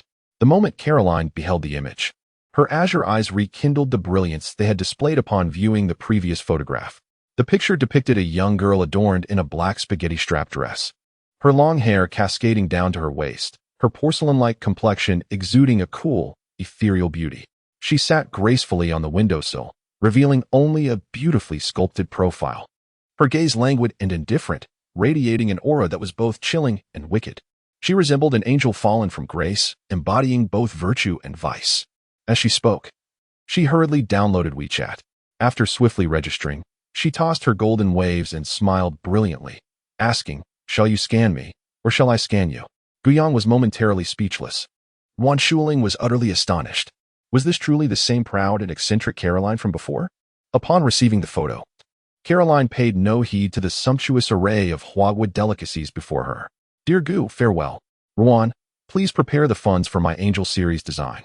In consideration of your little angel, I shall grant you a 10% discount. Until we meet again." With that, she fixed her gaze on her phone screen and hurriedly departed. Yuan Shuling felt as though she were floating in a dream. It was only after exiting the Jinyang Pavilion that she dazedly turned to Gu Yang and Fengju, asking, "Yagong, Xiaojue? My French isn't very proficient. Did Caroline just say she intends to sell the entire Angel series to Shui Yao?" Gu Yang's eyes curved with a smile. "Indeed." Fengju also nodded obediently. At that moment, however, the voice of Madame Qi pierced through the air. "Madame Gu, just how poor is your French? Did I hear correctly that Caroline intends to sell the Angel series to Shui Yao?" I must not have misheard. Madame Su and several others, who had just exited the Jinyang Pavilion, were expressions tinged with schadenfreude. They had been seated a distance away from Yuan Shuling's table and hadn't overheard the conversation. Yet they had witnessed Caroline's furious departure. It was clear to any perceptive observer that Caroline had no desire to linger, indicating just how severely Yuan Shuling had offended her. Madame Qi swallowed hard. "You, Yuan Shuling, what are you so proud of? We all saw you drive Caroline away. Do you still wish to obtain the Angel series?" A delusion indeed. Madame Su curled her lips slightly, casting a glance at Yuan Shuling that was tinged with derision. There were hardly any designers left at Shui Yao. Bankruptcy was merely a matter of time. "Madame Gu, I await the acquisition of Shui Yao," she remarked. The mention of designers caused Yuan Shuling to seethe with rage, ready to unleash a torrent of curses to prove that Shui Yao had indeed secured the Angel series, but she was restrained by Gu Yang. "Mother, please calm down," Gu Yang said, standing before Yuan Shuling, her brows raised in amusement as she regarded Madame Su. "Since you doubt that Caroline agreed to sell the Angel series to Shui Yao, would you care to make a wager with my mother?" Madame Su scoffed. "Is there any need for a wager? The Angel series is sought after by many. Even the prominent families of the capital and foreign tycoons have failed to acquire it from Caroline. How could a nearly bankrupt Shui Yao possibly succeed?" Chapter 41. Is the Jin Yangshuan membership card a gift from Gu Jin? Yuan Shuling suddenly realized that engaging in a public spat with Madame Su, akin to a shrew in the streets, would yield no satisfaction, even if victorious. Instead, she decided to turn the tables. After all, she had suffered at Madame Su's hands before. "Dare you to wager?" Yuan Shuling challenged boldly. Madame Su let out a dismissive snort, her gaze at Yuan Shuling laden with significance. "What is there to fear? However, Madame Gu, do not forget how many designers you lost to me previously. What do you have left to wager? Shui Yao?" The anger that Yuan Shuling had just quelled surged back within her. The designers at Shui Yao had been poached by the Su family in droves, partly due to their proactive recruitment, but mostly due to her own losses to the Su family. Madame Su has repeatedly provoked her into bets, and almost each time, she emerges as the loser, to the point where even Shui Yao is on the brink of financial ruin. Very well, I shall await your Shui Yao. Madame Su's eyes glimmered with a spark of cunning, secretly mocking that Yuan Shuling is still so easily provoked. Madame Qi and others gathered around Madame Su, surrounding her as they departed. Then allow us to congratulate you in advance, Madame Su. Although Yuan Shuling was infuriated by Madame Su's demeanor, the thought of soon being able to hold her head high brought her some solace. She gazed at Gu Yang with a softer, more affectionate look. Yang, I owe you so much. Gu Yang had indeed assisted her greatly today, from producing the Jinyangshuan VIP membership card to counter Madame Su's arrogance, to providing inspiration for Caroline, obtaining the designs for the Angel Series jewelry, and even devising a plan that outwitted Madame Su. Yuan Shuling inquired, by the way, Yang, how did you acquire the Jinyangshuan VIP membership card? Gu Yang accepted the card Yuan Shuling offered, arching an eyebrow. My sister gave it to me. Who? Gu Jin. Although Yuan Shuling was baffled, she was greatly astonished. Gu Yang nodded affirmatively. Indeed. Yuan Shuling clearly found it hard to believe, murmuring, how is that possible? She is just a country bumpkin. How could she possibly obtain a membership card for Jinyangshuan? Gu Yang felt it necessary to improve the relationship between the big boss and her mother, so she replied, moreover, it was only after Madame Caroline saw my sister's photograph that the inspiration for the fallen angel emerged. That photo was also taken by my sister. Yuan Shuling huffed lightly. The photograph was merely a coincidence. If it weren't for you, Yang, utilizing it well, it wouldn't hold such value. As for the membership card, how could she possibly be so generous as to gift you a VIP card? Moreover, where would she even acquire such connections? Gu Yang understood that it was futile to attempt to alter Yuan Shuling's prejudice against Gu Jin in a short span of time. Continuing to speak would only exacerbate her aversion. Thus, she refrained from mentioning the matter further. Additionally, she did not wish to expose the identity of the influential figure. If that individual discovered that she possessed too much knowledge, it could spell trouble. After parting ways with Yuan Shuling, Gu Yang turned her attention to her little shadow, Feng Ju. For some inexplicable reason, she sensed a hint of sorrow in Feng Ju's gaze as he looked up at her, reminiscent of a forsaken puppy. Feeling slightly guilty, she averted her eyes and inquired, Ah Ju, my apologies for overlooking you earlier. By the way, have you eaten enough? Feng Ju recalled the entire bowl of stir-fried pig liver that Gu Yang had piled high for him at Jinyangshuan, and a wave of discomfort washed over him, causing his expression to slightly stiffen. I'm fine, he replied. Chapter 42. Keep your distance from him. Gu Yang cast a doubtful glance at Feng Ju. The fleeting expression she had captured just moments ago did not convey that sentiment. She continued to bring Feng Ju shopping, providing him with material comfort. Upon returning to the Gu family villa, she sought out Gu Jin and relayed the incident regarding the photographs. Gu Jin lounged in her computer chair, idly toying with a realistic toy gun, and looked up at Gu Yang with an indifferent tone. So you sold me out? Gu Yang's gaze lingered on the gun for a moment, realizing it was indeed a real firearm. She nearly forgot that the influential figure also held the title of weapons designer. With a meek tone, she clarified, I sold your photograph. Gu Jin nonchalantly uttered a sound of acknowledgement and inquired, have you practiced the piano today? Not yet, but I shall go right now. Seeing that the esteemed one did not dwell on the matter, Gu Yang promptly obediently made her way to the piano. Gu Jin followed closely behind her to the music room, taking her usual seat by the window to listen. Gu Yang played the Clair de Lune, a piece known for its soothing qualities. After observing for several days, she had come to realize that Gu Jin suffered from a severe sleep disorder, often plagued by insufficient rest.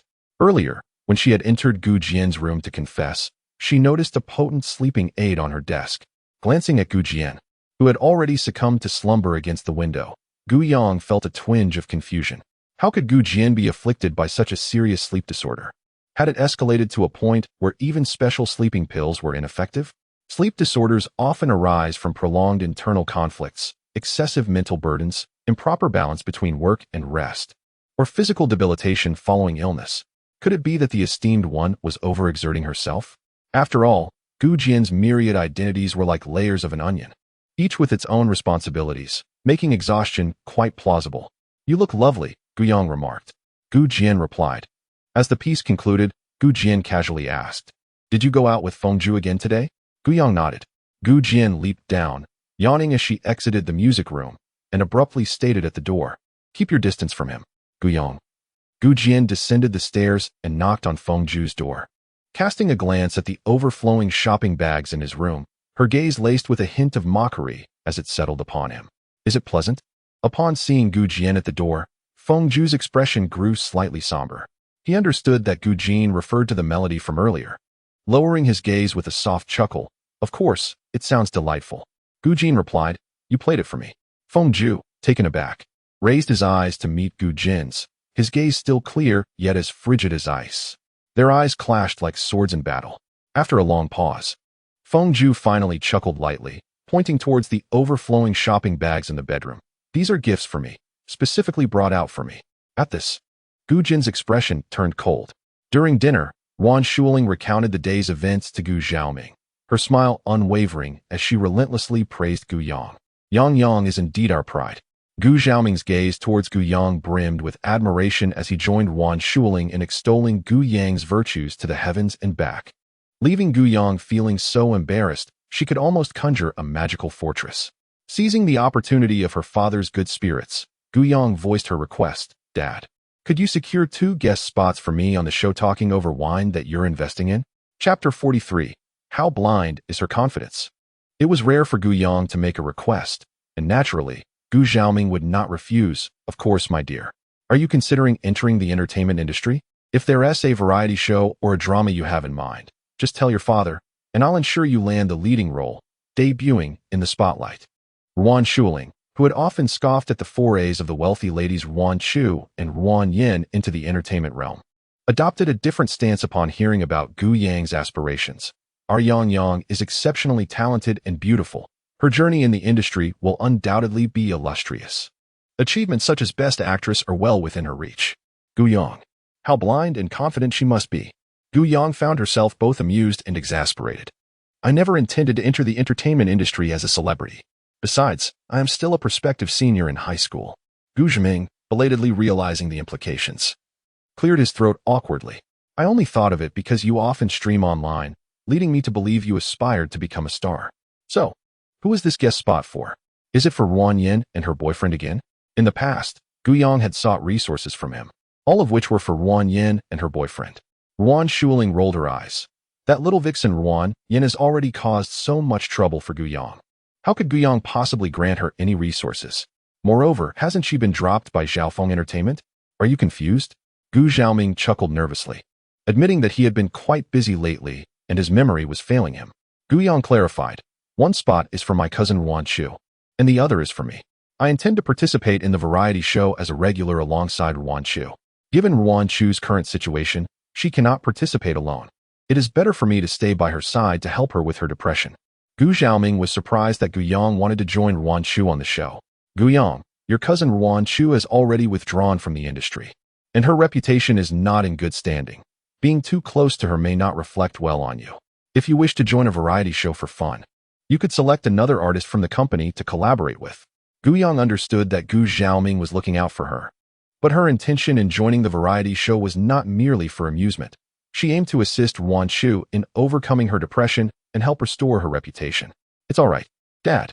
Cousin Wan Chu has already agreed to join me on the variety show. Besides, what is there that you won't help with?" Gu Yang said playfully with a smile. Gu Xiaoming nodded affectionately. "Indeed. Father will not allow you to be subjected to online harassment like Wan Chu. As for Wan Chu's ordeal with cyberbullying, the Wan family could suppress it if they desired, but Uncle Wan showed favoritism towards Wan Yin and neglected to assist Wan Chu in mitigating the situation, thus allowing her to endure the harassment. His approach was markedly different. When Yang Yang faced online bullying, he spared no expense to quell the negativity. To Gu Yang's surprise, Wan Yin and her boyfriend were also included in the show. The buzz surrounding this variety program had been incessantly high, and discussions online were fervent. Wan Yin? Didn't rumors say she was blacklisted by Xiaofeng Entertainment? How is she able to participate in the show? Blacklisted? The entertainment industry is not solely dominated by Xiaofeng Entertainment. If one door closes, another will open. Our Yin Yin is now an artist under Huanyu Entertainment. Huanyu Entertainment? Wan Yin is impressive, having swiftly transitioned to the rival company of Xiaofeng Entertainment. Chapter 44. Close the door and release the hounds. We look forward to the sweet interactions between Yin Yin and Chao Junning. although Ruan Yin had previously admitted to harming Gu Yang, resulting in the loss of several million followers. She managed to retain most of her fanbase after signing with Wan's Huanyu Entertainment and undergoing a few rounds of public relations. Aside from Ruan Yan's fans being thrilled that their idol had landed such a popular variety show, Ruan Chu's fans were equally excited. Is Chu Chu making her comeback to the entertainment industry? Since the tumultuous love triangle involving Ruan Yin, Ruan Chu, and Chao Juning, the fans of Ruan Yin and Ruan Chu have become irreconcilable adversaries. Now, as they converge, the comment section quickly ignites with tension. Wasn't Ruan Chu's little mistress driven out of the circle by criticism? How can she still have the audacity to appear on a variety show? Could it be that she is still clinging to hope for Chao Juning? Ruan Yin is the true mistress. That Chao Juning is nothing but a scoundrel. Our Chu Chu deserves far better. Ruan Yin is so malicious that she even harms her kind-hearted cousin. She does not deserve to be on a variety show. It is clearly Ruan Chu, shamelessly attempting to interfere in her sister's romance. Their brother has already stated that he is not familiar with Ruan Chu. His girlfriend is Ruan Yin. The topic has gained traction, but bystanders remain unconvinced, and the fans of other guests are displeased. Is our esteemed actor G so lowly that he must share a variety show with these insidious creatures? My heart aches for G. But speaking of which, will he get a front row seat to the grand spectacle of two heiresses vying for one man? In the Ruan household, within a dimly lit room, Ruan Chu sits at her vanity, her hair disheveled and her eyes shadowed with fatigue. She lacks the inclination to apply makeup or adorn herself, instead fixating on the derogatory messages from netizens on the screen before her. The words mistress and other slurs leap out at her, met with disdainful scorn in her gaze. Just then, a knock resonates at the door, the voice of the elder one ringing out. Chu Chu, are you in there? Why is it so dark? Why haven't you drawn the curtains? With that, the elder one enters, pulling back the curtains, and sunlight floods the room, instantly illuminating the space and creating an atmosphere of newfound openness. In times past, old Master Ruan paid little heed to entertainment news. However, ever since Ruan Chu ventured into the entertainment industry, he clandestinely registered a personal Weibo account, followed Ruan Chu, and even donned a disguise to join her fan club.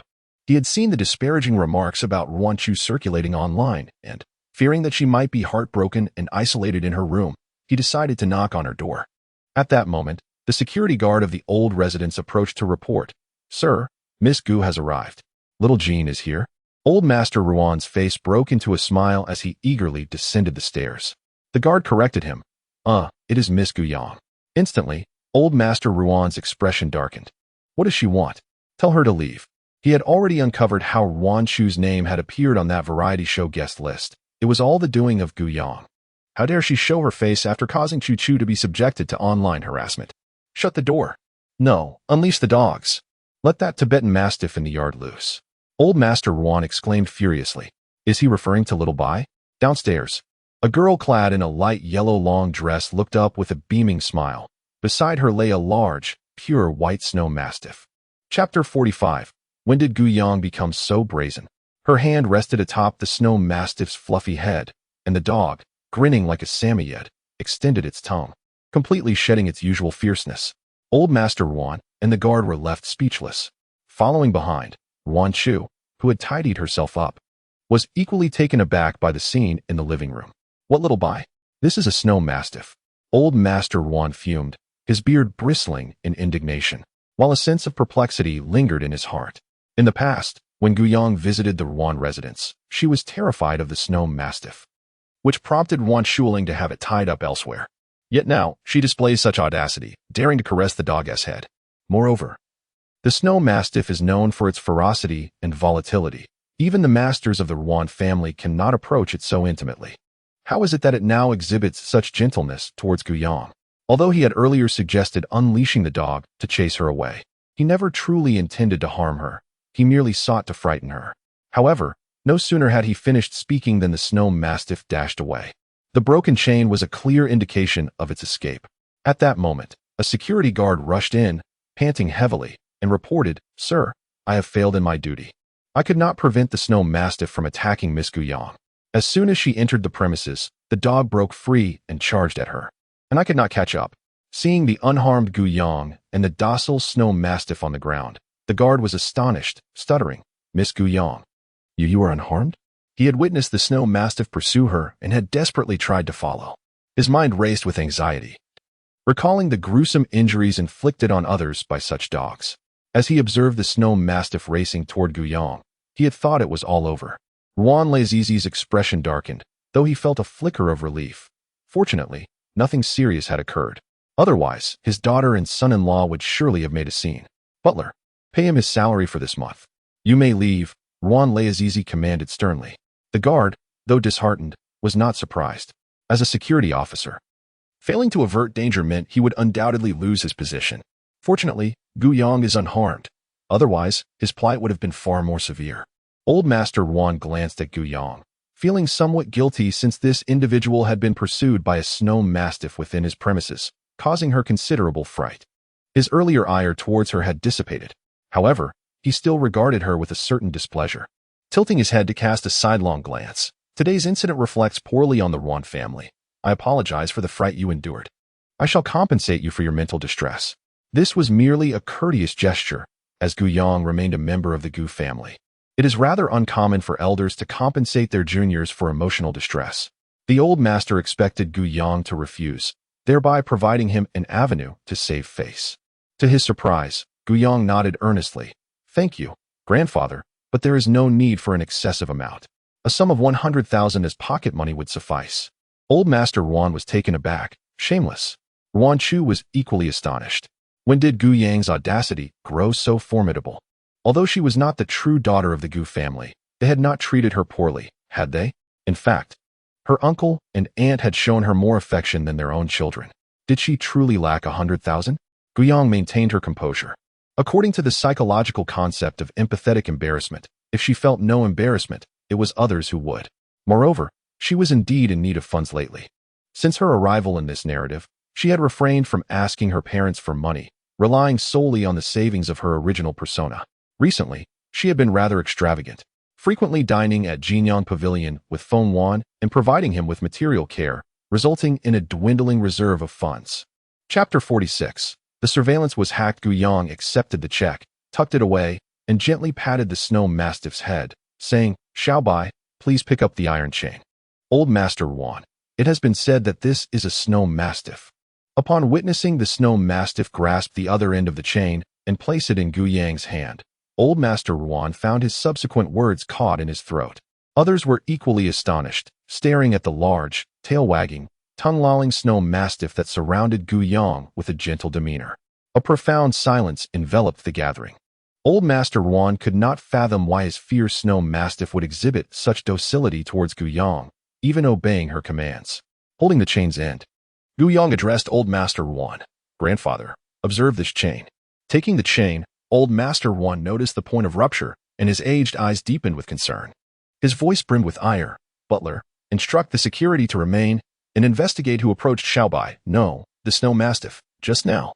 Guiyang had intentionally directed his attention to the chain, which was evidently new, free from rust and cracks, the breakage appearing remarkably uniform, suggesting it had been severed by a pair of heavy pliers. How could such a gentle creature as Xiaobai suddenly turn aggressive? Perhaps, grandfather, it would be prudent to examine the dog food as well. Guiyang gently stroked the snow mastiff's fluffy head. Old Master Ruan nodded, summoning the butler to assist in the investigation. He then turned his gaze towards Guiyang, curiosity gleaming in his eyes. How did you manage to calm the snow mastiff? According to the security guard's earlier account, the snow mastiff should have lunged at Guiyang in a frenzy. The reason for its aggression towards her might stem from their lack of prior contact, leading the dog to perceive her as a stranger. Guiyang blinked earnestly. Perhaps it is because the snow mastiff finds me appealing, which is why it refrained from harming me. Old Master Ruan. Old Master Ruan merely regarded the Tibetan mastiff as intermittently deranged, perhaps having returned to normal just as it encountered Guiyang. Otherwise, there would be no explanation. What is the matter? Old Master Ruan inquired, noticing his hesitation. Butler, however, the surveillance footage near the Tibetan mastiff has vanished. Old Master Ruan was taken aback. Vanished? Butler, it appears to have been hacked. Old Master Ruan's expression darkened. What had initially been mere speculation was now unequivocally confirmed. Someone had tampered with the Tibetan mastiff. What could their intentions be? Did they wish to cause harm? Old Master Ruan stated coldly, investigate. Conduct a thorough inquiry. Who approached the Tibetan mastiff today? What about Ruan Yin? Old Master Ruan asked the nanny. This indicated that Ruan Yin was not present, yet absence does not preclude the possibility of instigating others to act. Gu Yang resolved to employ the original subtlety. Grandfather, surely my cousin Ruan Yin would not be so deranged as to wish me harm? I encountered her at an intersection before arriving at the Ruan family estate. If she is not home, could she truly have orchestrated this through others? Ruan Chu. Old Master Ruan's lips twitched. How could he not discern that this was a veiled suggestion? Old Master Ruan asked, You encountered Ruan Yin before coming here? Where did you see her? Gu Yang. At 8:20, at the intersection of Jinxiu Road and Guangming Avenue. It was during the morning rush hour, and the traffic was congested for about half an hour. I rolled down the window and saw my cousin Ruan Yin in a car across from me. Chapter 47. Su Yi, are you taking orders? Old Master Ruan's gaze was deep and solemn. The intersection is an essential route from Gujia to Ruanjia, merely a 10-minute drive away. However, Guyang encountered peak traffic, resulting in a delay of 30 minutes. This granted Ruan Yin at least 40 minutes, sufficient time to incite trouble with the snow mastiff at the old residence. Regrettably, there were no surveillance cameras, and with numerous servants at the mansion, uncovering the truth would prove quite challenging. Guyang slid open WeChat and tapped on a conversation with a profile picture of Jesus. This was Su Ye's WeChat. After their encounter at Jinyangshuan, he had requested her contact. Considering he was a skilled hacker on the dark web leaderboard, she accepted his friend request. It was fortuitous that she could utilize his expertise now. A slight smile flickered at the corners of Guyang's mouth as she recalled Su Ye's exorbitant fees and her meager finances, yet she did not hesitate. Thank you. The surveillance at the Ruan family old residence, please. Su Yi replied promptly, okay. His efficiency was remarkable, and soon after, the Ruan family butler approached, announcing, Sir, the surveillance has resumed. It was Aunt Lu who cut the chains and administered the drug to the snow mastiff. Old Master Ruan turned sharply to face Aunt Lu, his gaze piercing. What do you have to say for yourself? Aunt Lu's face registered shock. She had not anticipated the restoration of the surveillance. Stammering, she replied, I didn't intend to harm Miss Gu Yang. Any further comments will be addressed at the police station. Butler, escort her to the police station. Old Master Ruan declared, his expression stern, clearly enraged. A flicker of amusement danced in Gu Yang's eyes. In truth, she had inadvertently shielded Gu Jin from disaster today. In the original narrative, Ruan Yin had orchestrated a similar scheme involving the dog to inflict harm. In the original narrative, the protagonist and Ruan Yin share a superficial sisterly bond, with Ruan Yin harboring jealousy towards Gu Jin, thus setting her sights on Gu Jin rather than the protagonist. However, due to her transmigration into the story, the protagonist alters the plot and severs ties with Ruan Yin, inciting a deep-seated animosity in her. Conversely, Gu Jin remains largely unaffected by Ruan Yan's wrath. Nevertheless, Ruan Yan's schemes prove futile against both the protagonist and Gu Jin. Gu Jin possesses formidable combat prowess, capable of sending a snow mastiff flying with a single kick, or, if necessary, dispatching it with a shot. As for the protagonist, while her combat abilities may not be on par with Gu Jin's, her hypnotic techniques demonstrate a pronounced efficacy, particularly on animals. Having temporarily resolved this troubling matter, Old Master Ruan has lost his initial fervor to confront Gu Yang, instead merely inquiring, What brings you here? Seeking your grandfather for tea? Gu Yang reclines on the sofa, casually toying with the tea set. Old Master Ruan's eyelids twitch, recalling the last time he nearly fell victim to Gu Yang's antics regarding the tea set. Observing the old man's anxious demeanor, Gu Yang chuckles and turns to Ruan Chu. I'm here to see my cousin. Ruan Chu responds, You're looking for me? Gu Yang prompts, Cousin Ruan Chu hasn't forgotten her promise from last time, has she? You agreed to participate in the variety show. Ruan Chu replies, Oh, when is it, and which show? Gu Yang informs her, in 2 days, for drinking and discussing life. Ruan Chu gasps slightly, her tone rising. What did you say? Drinking and discussing life? The live variety show directed by Chen? Having spent over 3 years in the entertainment industry, she is certainly aware of the popularity of drinking and discussing life. She initially believed that Gu Yang's invitation for her to participate in a variety show was merely a means to torment her in a different manner, and that it would not be a noteworthy program. To her astonishment, the show she was invited to was a highly sought-after variety that even top-tier celebrities coveted. As she opened her phone, she discovered a plethora of private messages berating her, many declaring that she was unworthy of appearing on Drinking and Discussing Life. Upon glancing at the trending topics on Weibo, She noted the entry Ruan Chu's comeback on drinking and discussing life prominently displayed. Without needing to delve deeper, she understood that the criticisms had intensified. She had also noticed the hashtag boycott drinking and discussing life circulating. Gu Yang regarded Ruan Chu with a penetrating gaze, pondering if her affliction extended beyond mere depression to include paranoia. Always gentle with her patients, she softly advised, "Cousin, take a closer look at the guest list. Even if I were to betray Ruan Chu, it wouldn't be at my own expense, would it?" When Ruan Chu accessed the official Weibo account of drinking and discussing life and scrutinized the guest list, her expression turned frosty upon seeing Ruan Yan's name. Gu Yang interjected. Next, Ruan Chu's pupils constricted, and she nearly ground her teeth in frustration. "Chao Junning." Gu Yang retorted, "You truly are merciless." Forcing her to witness the shameless display of affection between that scoundrel and his mistress is akin to pouring salt on her wounds. With a twitch of her lips, Gu Yang remarked, "Isn't it about time to acknowledge your paranoia has reached a critical stage? Come now, cousin. Take a moment to observe. Do you not see the name Gu Yang at the end of the guest list?" It was only then that Ruan Chu realized the final entry on the guest list was none other than the prodigious pianist Gu Yang. She gazed at Gu Yang in astonishment, her eyes brimming with suspicion. "What trick are you attempting to play? Are you planning to witness my embarrassment up close?" Gu Yang replied, "It's true. I intend to observe your folly. Come, accompany me outside, so I may prepare for this spectacle." Ruan Chu shot Gu Yang a glare, yet having promised to join her on the variety show, she refrained from refusing. As she followed Gu Yang into the car, a realization dawned upon her. This time, she seemed less resistant than before. Moreover, her mood did not feel as heavy as it once had. This reminded her of the last time she had engaged in a tea ceremony with Gu Yang, when her heart had felt ignited, aflame with a long-lost passion and vitality. Ruan Chu turned to glance at Gu Yang, who sat beside her. As her depression deepened, she had rarely experienced emotions beyond irritation and oppression. Could it be that Gu Yang's exasperating nature had elicited such a shift in her feelings? "Where are you taking me?" Ruan Chu inquired, gazing out the window. Gu Yang responded, "To a beauty salon. The variety show is live, with little room for post-production, and there might even be candid shots without makeup. Given your current state, appearing on the show alongside Ruan Yan and the others would truly render you a laughingstock."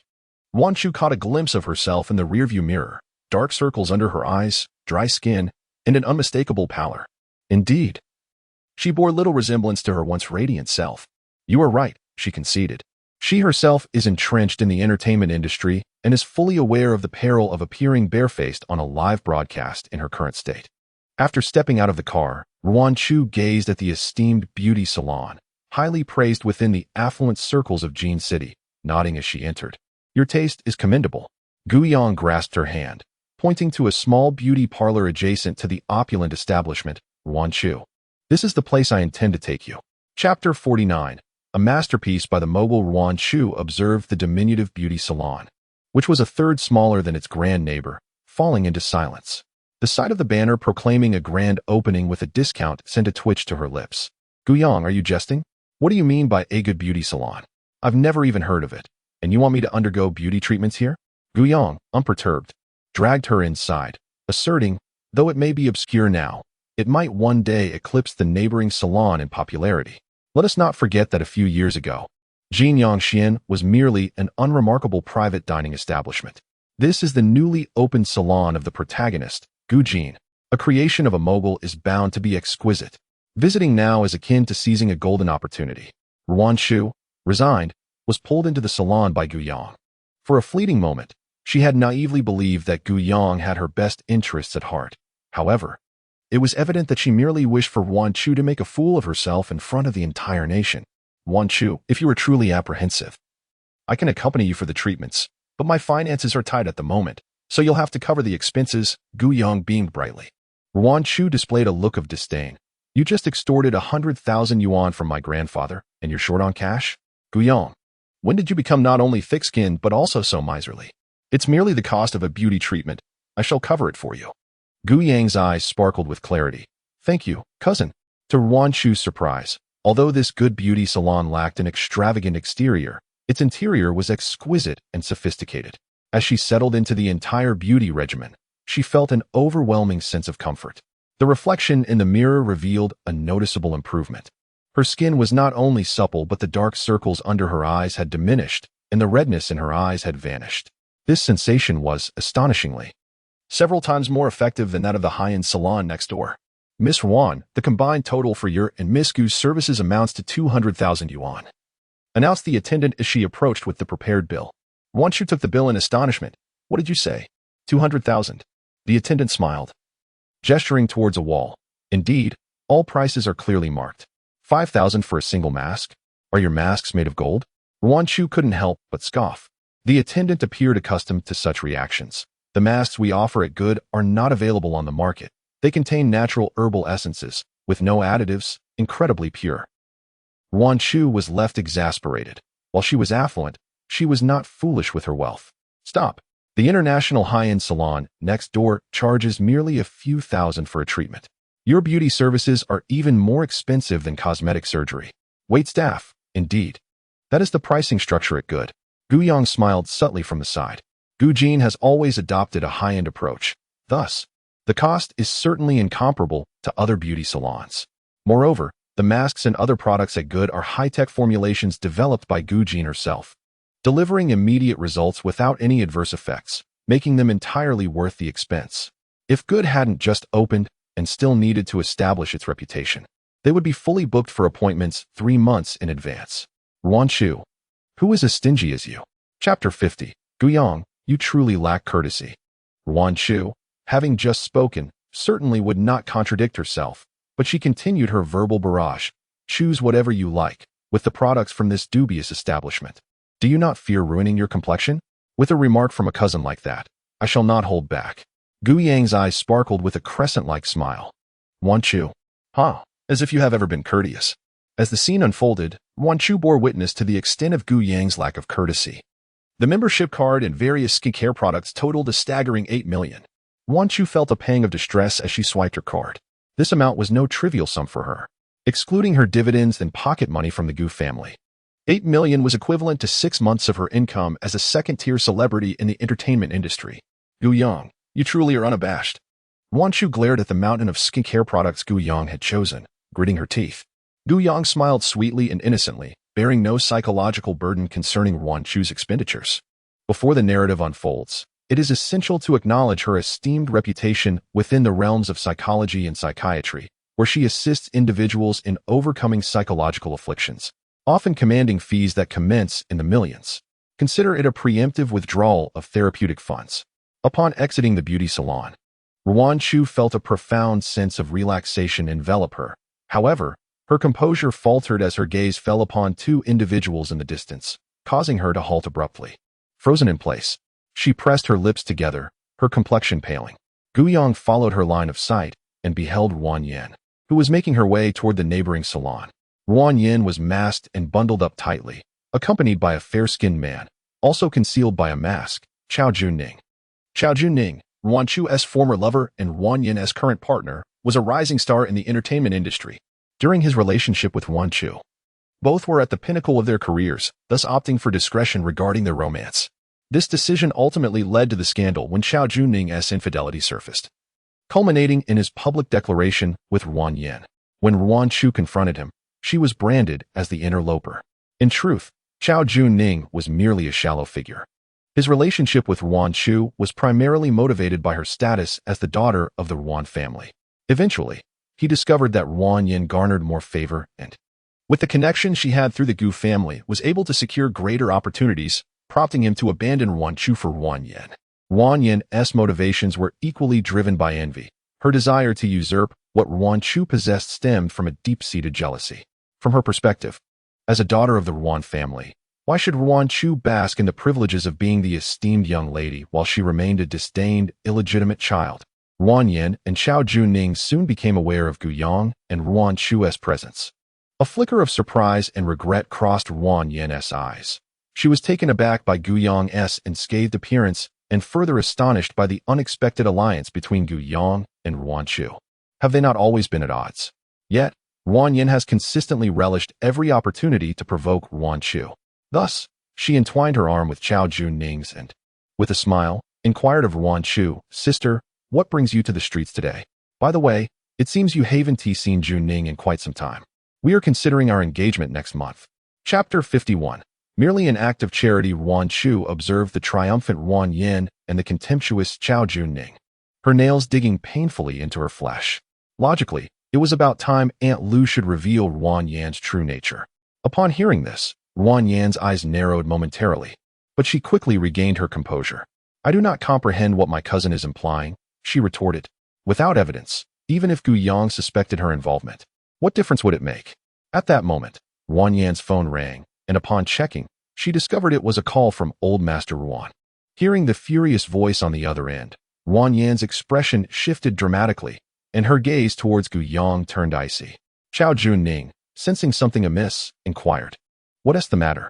As Yuan Yan turned to leave, Gu Yang added, "I would like to extend my early congratulations on your engagement, Yuan Yan. However, as a former illegitimate child, you may be unaware of the ways of high society.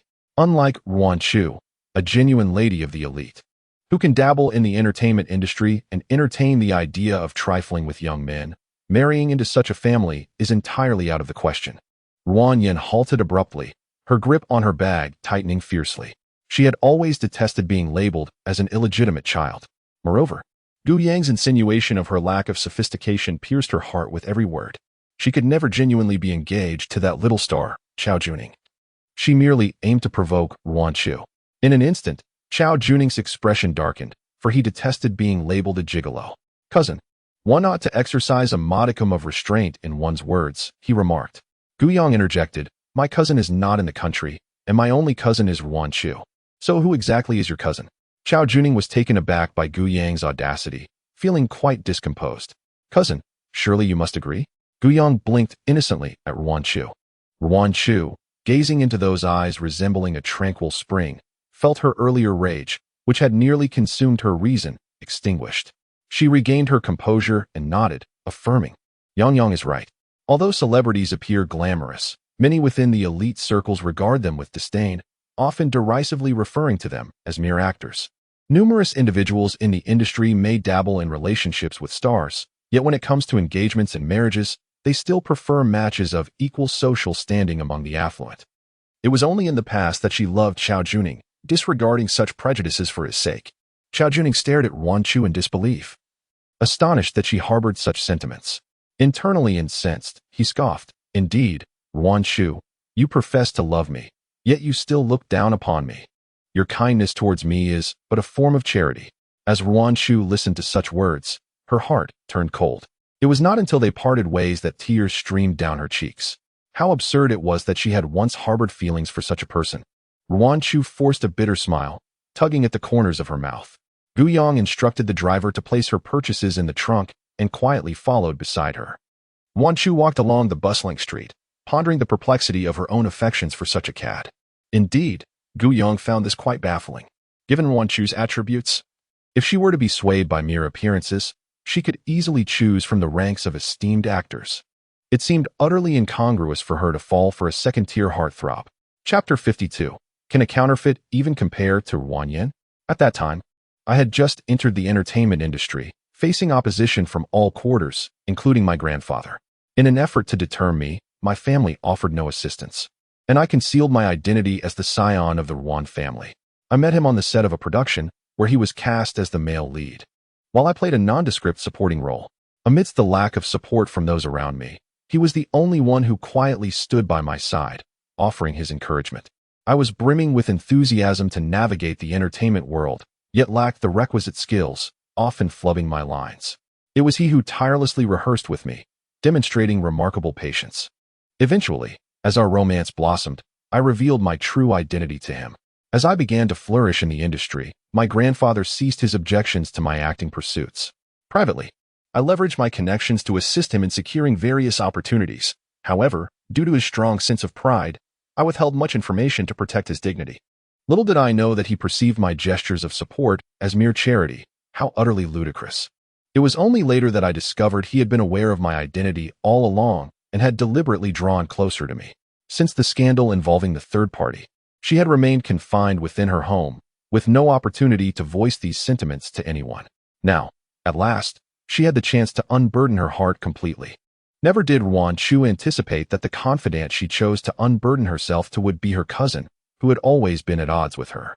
Gu Yang patiently followed Ruan Chu, attentively listening to her outpourings without offering any judgment, simply providing companionship. The willingness of a patient grappling with depression to express her feelings signifies a notable shift. Throughout Ruan Chu's cathartic release, Gu Yang's role was solely to listen and be present. Once Ruan Chu had finished venting, she wiped her tears and turned to Gu Yang, asking, "Gu Yang, why did you help me just now?" Gu Yang also halted her steps, standing before Ruan Chu with a beautifully delicate smile illuminating her face, exuding warmth and gentleness, akin to basking in the sun's embrace. "You are my cousin. Naturally, I must assist you. In the past, I acted thoughtlessly and wronged you, but I assure you, such behavior will not be repeated." Ruan Chu averted her gaze, thinking, "Who is your cousin?" "My true cousin is Gu Jin." As for the past grievances, she found herself unable to voice that they were bygones. The wounds had been inflicted, and what significance did an apology hold? Could the past truly be as easily dismissed as mere nostalgia? Nevertheless, it was true that Gu Yang, in her current demeanor, was far less irksome than before. In the old Ruan residence, Ruan Jihao and Su Yun were also present. Su Yun exclaimed, "Dad, Yin Yin is unaware of all this. I believe it's that Aunt Lu who has been falsely entangling and slandering Yin Yin." "Silence. Speak again, and both of you can leave." The elder Ruan's authority was palpable. There was $1 million in Aunt Lu's account, a sum transferred by Ruan Yin, and Aunt Lu's statements had been verified through a lie detector test. What further defense could Ruan Yin possibly offer? The elder Ruan's fury silenced Su Yun instantly, yet she cast a desperate glance towards Ruan Jihao for assistance. Ruan Jihao dismissed the matter lightly. "Father, are you making a mountain out of a molehill? Gu Yang is perfectly fine, after all. Besides, she is not even a daughter of the Gu family, merely an impostor. Even if she were to be tragically bitten to death by a snow wolf, what would it matter? Our Yin Yin is your biological granddaughter. Can that counterfeit compare?" Old Master Ruan was nearly driven to the brink of a heart attack. It seems second brother has forgotten the events of the past. Yang Yang is indeed the esteemed daughter of the Gu family, while you, second brother, are mistaken. An unworthy illegitimate child cannot hold a candle to Yang Yang. At that moment, Ruan Shuling and Gu Xiaoming entered the room. "Hello, sister and brother-in-law. What brings you here?" Ruan Erji's demeanor grew uneasy upon seeing them. Ruan Shuling scoffed, "If I hadn't come, would you have continued to let the perpetrator, who plotted against Yang Yang, go unpunished?" Gu Xiaoming added gravely, "Second brother, if you do not provide an explanation today, we shall meet in court." Old Master Ruan wished to avoid escalating the situation.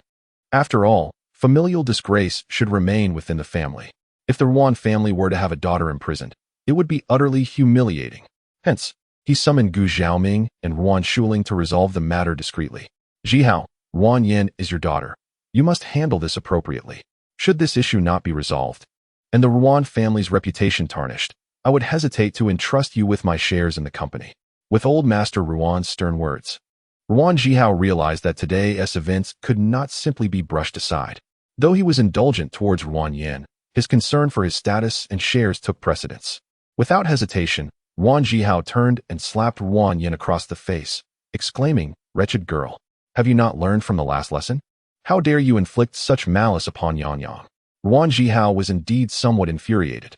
The crux of the matter is, if you must act, then do so with thoroughness, ensuring that no evidence remains for others to seize upon. Su Yun and Ruan Yin were taken aback. Ruan Yin covered her face, tears streaming down her cheeks. Su Yun embraced her, glaring at Ruan Jihao, demanding, "What are you doing?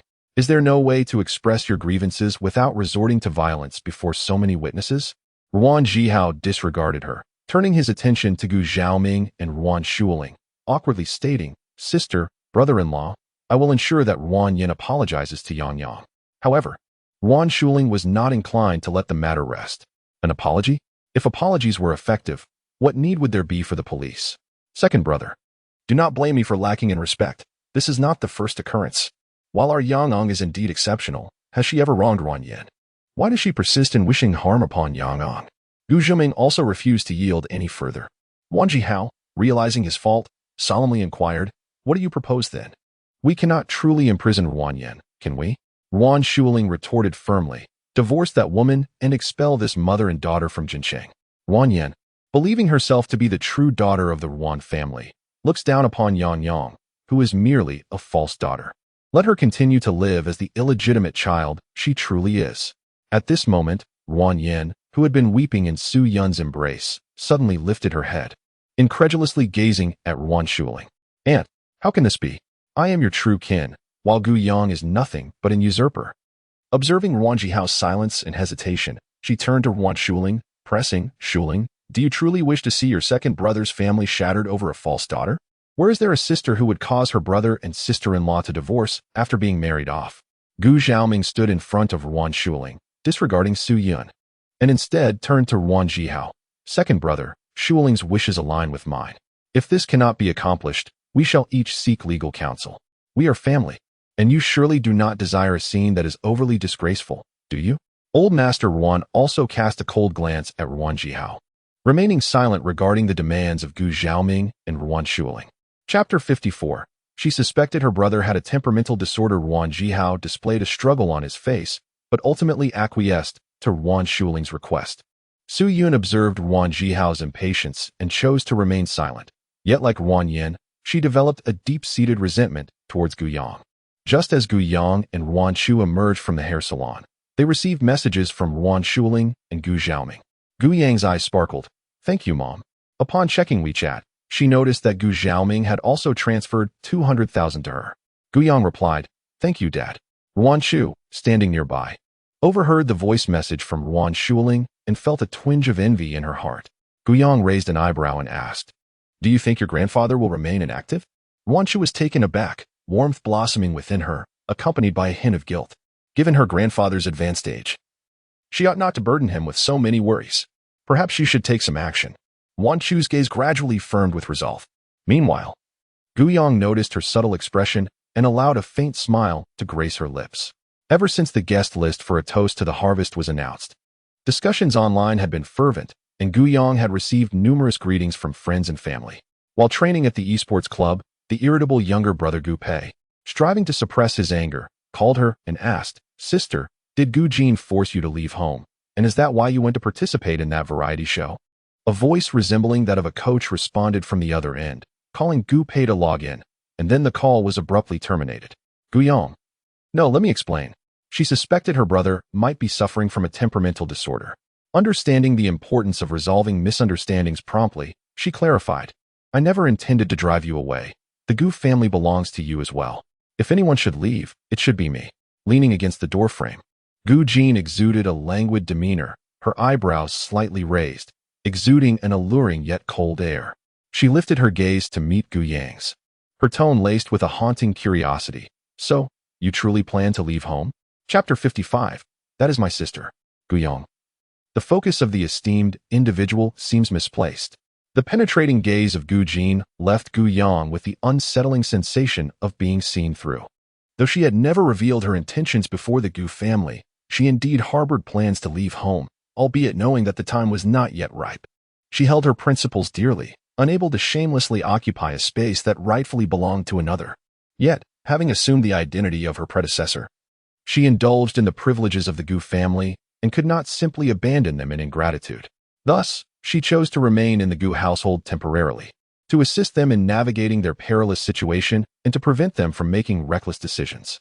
Moreover, she aimed to cultivate a good rapport with the formidable Gu Jin and the antagonistic Feng Ju, biding her time until the moment was ripe for her departure. Her thoughts remained undetected even by Ruan Shuling, leaving her astonished that Gu Jin had discerned her intentions. Gu Jin did not wait for her response and turned to leave, seemingly asking out of mere curiosity, thereafter displaying no further concern. Subsequently, Gu Yang received numerous calls and messages from other friends, almost all inquiring whether she was genuinely planning to participate in a variety show, or if she had turned to the entertainment industry to fend for herself after struggling at the Gu family.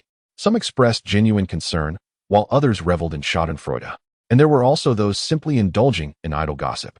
Ruan Shuling was the first to comment below, support my dear Yang Yang. She also shared the original Weibo post in the employee group of Shui Yao Jewelry, support my precious daughter. The employee's first reaction was, who is this? So arrogant as to bring fandom into the workplace? Is she out of her mind? Upon seeing the note, they exclaimed, what the heck? The boss. Following that, the screen was flooded with comments like, support the second young lady. Tomorrow is the weekend, and I will definitely tune in on time. Although everyone could tell that Xiao jewelry was precariously hanging on due to the Su family's pressure, their commendable professionalism prevented them from ever offending their boss. Even if Xiao were to falter, the Gu group still stood strong, did it not?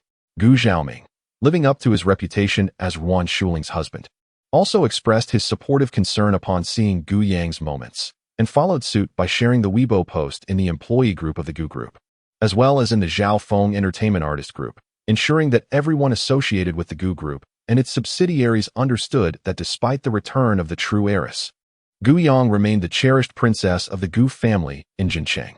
At this moment, she keenly noticed that Feng Yu had also left her a message. The words exuding a sense of endearing concern, "Support you, sister, do take good care of yourself." Immediately following, Gu Jin also left a message, wishing you smooth sailing. Gu Pei then chimed in, maintaining the format of supportive concern, but with a hint of irascibility as he tagged Feng Yu. "That is my sister." He also tagged Gu Jin, "Just you wait." Gu Yang couldn't help but twitch at the corners of her mouth. Although the novel portrays Gu Pei as a hot-headed, impulsive youth, from a psychologist's perspective, it was difficult not to suspect that this child might be suffering from a volatile temperament. Unbeknownst to her, Gu Pei, who had just lost and was about to restart a game amidst a fierce and critical battle, suddenly found his screen blacked out, refusing to light up. Gu Pei, what the hell? Chapter 56. Speaking over wine, Ji Jingji languidly reclined on the sofa, observing as his manager, fuming with anger, hung up the phone. He pushed a cup of chrysanthemum tea toward him to help calm his nerves. "Jingji, why don't we withdraw from this? There are still several variety show invitations here." Ji Jingji squinted his eyes, the bright white light casting a glow on his features, highlighting his strikingly handsome visage. A smile playing at the corners of his lips. Why withdraw? The penalty for breach of contract is quite substantial. Besides, isn't it more intriguing to witness the grand drama of the wealthy up close? The manager was momentarily taken aback. Indeed, this film emperor was a breath of fresh air in the entertainment industry, taking on roles and variety shows on a whim. Yet, with such a nonchalant attitude, he had become the youngest triple-crown film emperor in Huagua, as if the heavens themselves were feeding him success. Apart from his acting career, this esteemed actor possesses another passion, attending theatrical performances. Meanwhile, the director of A Toast to Rural Life, having just received a call from his agent terminating the conversation, sighed in relief upon realizing that the actor had not withdrawn from the variety show. Thankfully, they had managed to retain him. This season's viewership would heavily rely on his presence. Initially, the show had intended to invite 8 prominent stars, yet the chief investor, Chairman Gu, made a call to increase funding while insisting on the inclusion of 2 additional participants, the artist Ruan Chu, who had been embroiled in a scandal, and the ordinary girl Gu Yang, a princess of the Gu group. With the addition of these 2, there remained 6 first-tier celebrities. The 2 young ladies were expected to depart after a few episodes. Shortly thereafter, the second investor, the young lady of the Wang group, also augmented her investment, insisting on the inclusion of 2 more participants, Ruan Yin and Chao Juning, both lesser-known artists. It was truly unfortunate that a once prestigious first-tier variety show was being diminished in quality. However, given the influence of these financial backers, neither could be offended. The director and the planner exchanged weary glances. At 9 o'clock on Sunday, the social media account for A Toast to Rural Life announced, "Old friends gather for a meal, inviting me to their homestead. Green trees blend with the village, while the blue mountains slope beyond the city, opening the window to the fields. We toast and converse about rural life. The show has commenced. Come, silkworm babies." The 8 guests promptly shared the Weibo post for A Toast to Rural Life. Fans of the various participants, along with enthusiasts of the show, had already gathered in the live broadcast room. At precisely 9 o'clock, the screen transitioned from darkness to light, revealing a picturesque farmhouse nestled amid lush bamboo, with white walls and dark tiles. The camera slowly panned, showcasing climbing vines entwined around the walls, a trellis replete with roses. As a gentle summer breeze wafted through, scattering petals in a delightful dance, a youthful figure clad in athletic attire approached, his fair complexion glistening with a light sheen of sweat as he ran around the house. As he raised his hand to wipe his brow, the hem of his shirt inadvertently lifted, revealing a tantalizing glimpse of well-defined abdominal muscles. The live chat exploded with enthusiastic comments. "Ah, Brother Fu's apps. Why is the camera shifting? Am I lacking in views? Brother Fu Xing, I heard the proper way to jog in the morning is without clothes, drooling. Upstairs. That S called Luo Ben.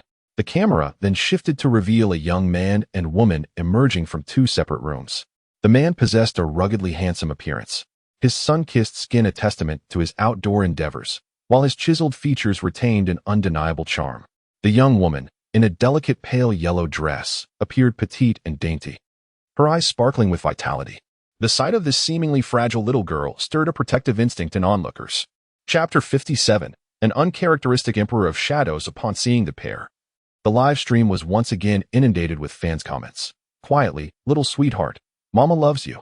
Fu Sheng, Tang Xiaoqiao, and Wei Yuzhou were all regular guests of a toast to conversations and celebrated stars in their own right. They approached the camera, greeting the audience with warmth. The close-up view of their idols sent the comments spiraling in excitement. At that moment, a sound emanated from the entrance of the courtyard, prompting Fu Sheng, Tang Xiaoqiao, and Wei Yuzhou to look up in unison. Who could it be? Tang Xiaoqiao stepped forward to the entrance. Her face lit up with a cheerful smile as she playfully winked at the camera, exuding an adorable charm. Fu Sheng and Wei Yuzhou followed closely behind, displaying a tender regard for the charming girl. Who could it be? One might wonder. Clad in sports attire, Fu Sheng smiled and inquired. The live-streaming room was abuzz with speculation about which guest would arrive first. Ruan Yin and Chao Juning are a couple. They will surely come together. Gu Yang and Ruan Shu are cousins, so they are likely to appear as well. It's one or the other. It cannot possibly be Emperor Ji, someone remarked. Of course, Emperor Ji will undoubtedly make a grand entrance. Another replied. I wager it will be Jun Ning's younger brother and Ruan Yin. He has always been punctual and will surely be the earliest to arrive. Why is Fu Sheng asking so quietly? If Qiao Qiao guesses incorrectly, it would be rather embarrassing. Someone mused. Tang Xiaoqiao tilted her head playfully and declared, I predict it will be Miss Ruan. Fu Sheng and Wei Yuzhou both smiled at her cleverness. Haha. Qiao Qiao is indeed astute. No matter which pair arrives, both Ruan Shu and Ruan Yin are Miss Ruans. With some effort, Tang Xiaoqiao pulled open the heavy door, only to freeze in place upon seeing the figure lounging lazily on a suitcase outside. Fu Sheng and Wei Yuzhou's expressions mirrored her surprise. Could it be? The camera shifted from the trio's astonished faces to the entrance, where Ji Jingqi, dressed in a casual trench coat and exuding an air of refined elegance, raised an eyebrow and greeted everyone. Hi. Instantly, the live-streaming room was flooded with comments. Ah, GZ. What a shock. The first to arrive is actually Emperor Ji. Since when did our GZ arrive this early? Not only the other viewers, but also Ji Jingqi's fans were taken aback. Soon after, the audience began to express their indignation towards the guests who had yet to arrive. Those few truly are like young ladies incognito, with our GZ already here. They Haventy even made an appearance. In the realm of entertainment, one standing holds significant sway. Yet the combined stature of those few pales in comparison to that of the esteemed season best actor, arriving fashionably late. It is evident that they are indeed individuals who have entered the scene with advantages. The fanbase of Ji Jingqi is renowned for its formidable strength, causing others to tread carefully around them. The fans of Ruan Shu and Chao Juning dared not confront them directly, resorting instead to whispered explanations. Just as Ji Jingqi made his entrance, Ruan Yin and Chao Juning arrived shortly thereafter.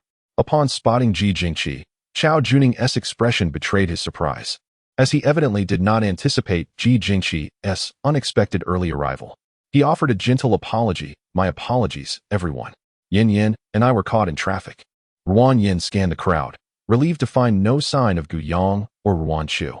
They had been watching the live stream and immediately recognized the gravity of the situation upon witnessing Ji Jingqi's uncharacteristic punctuality.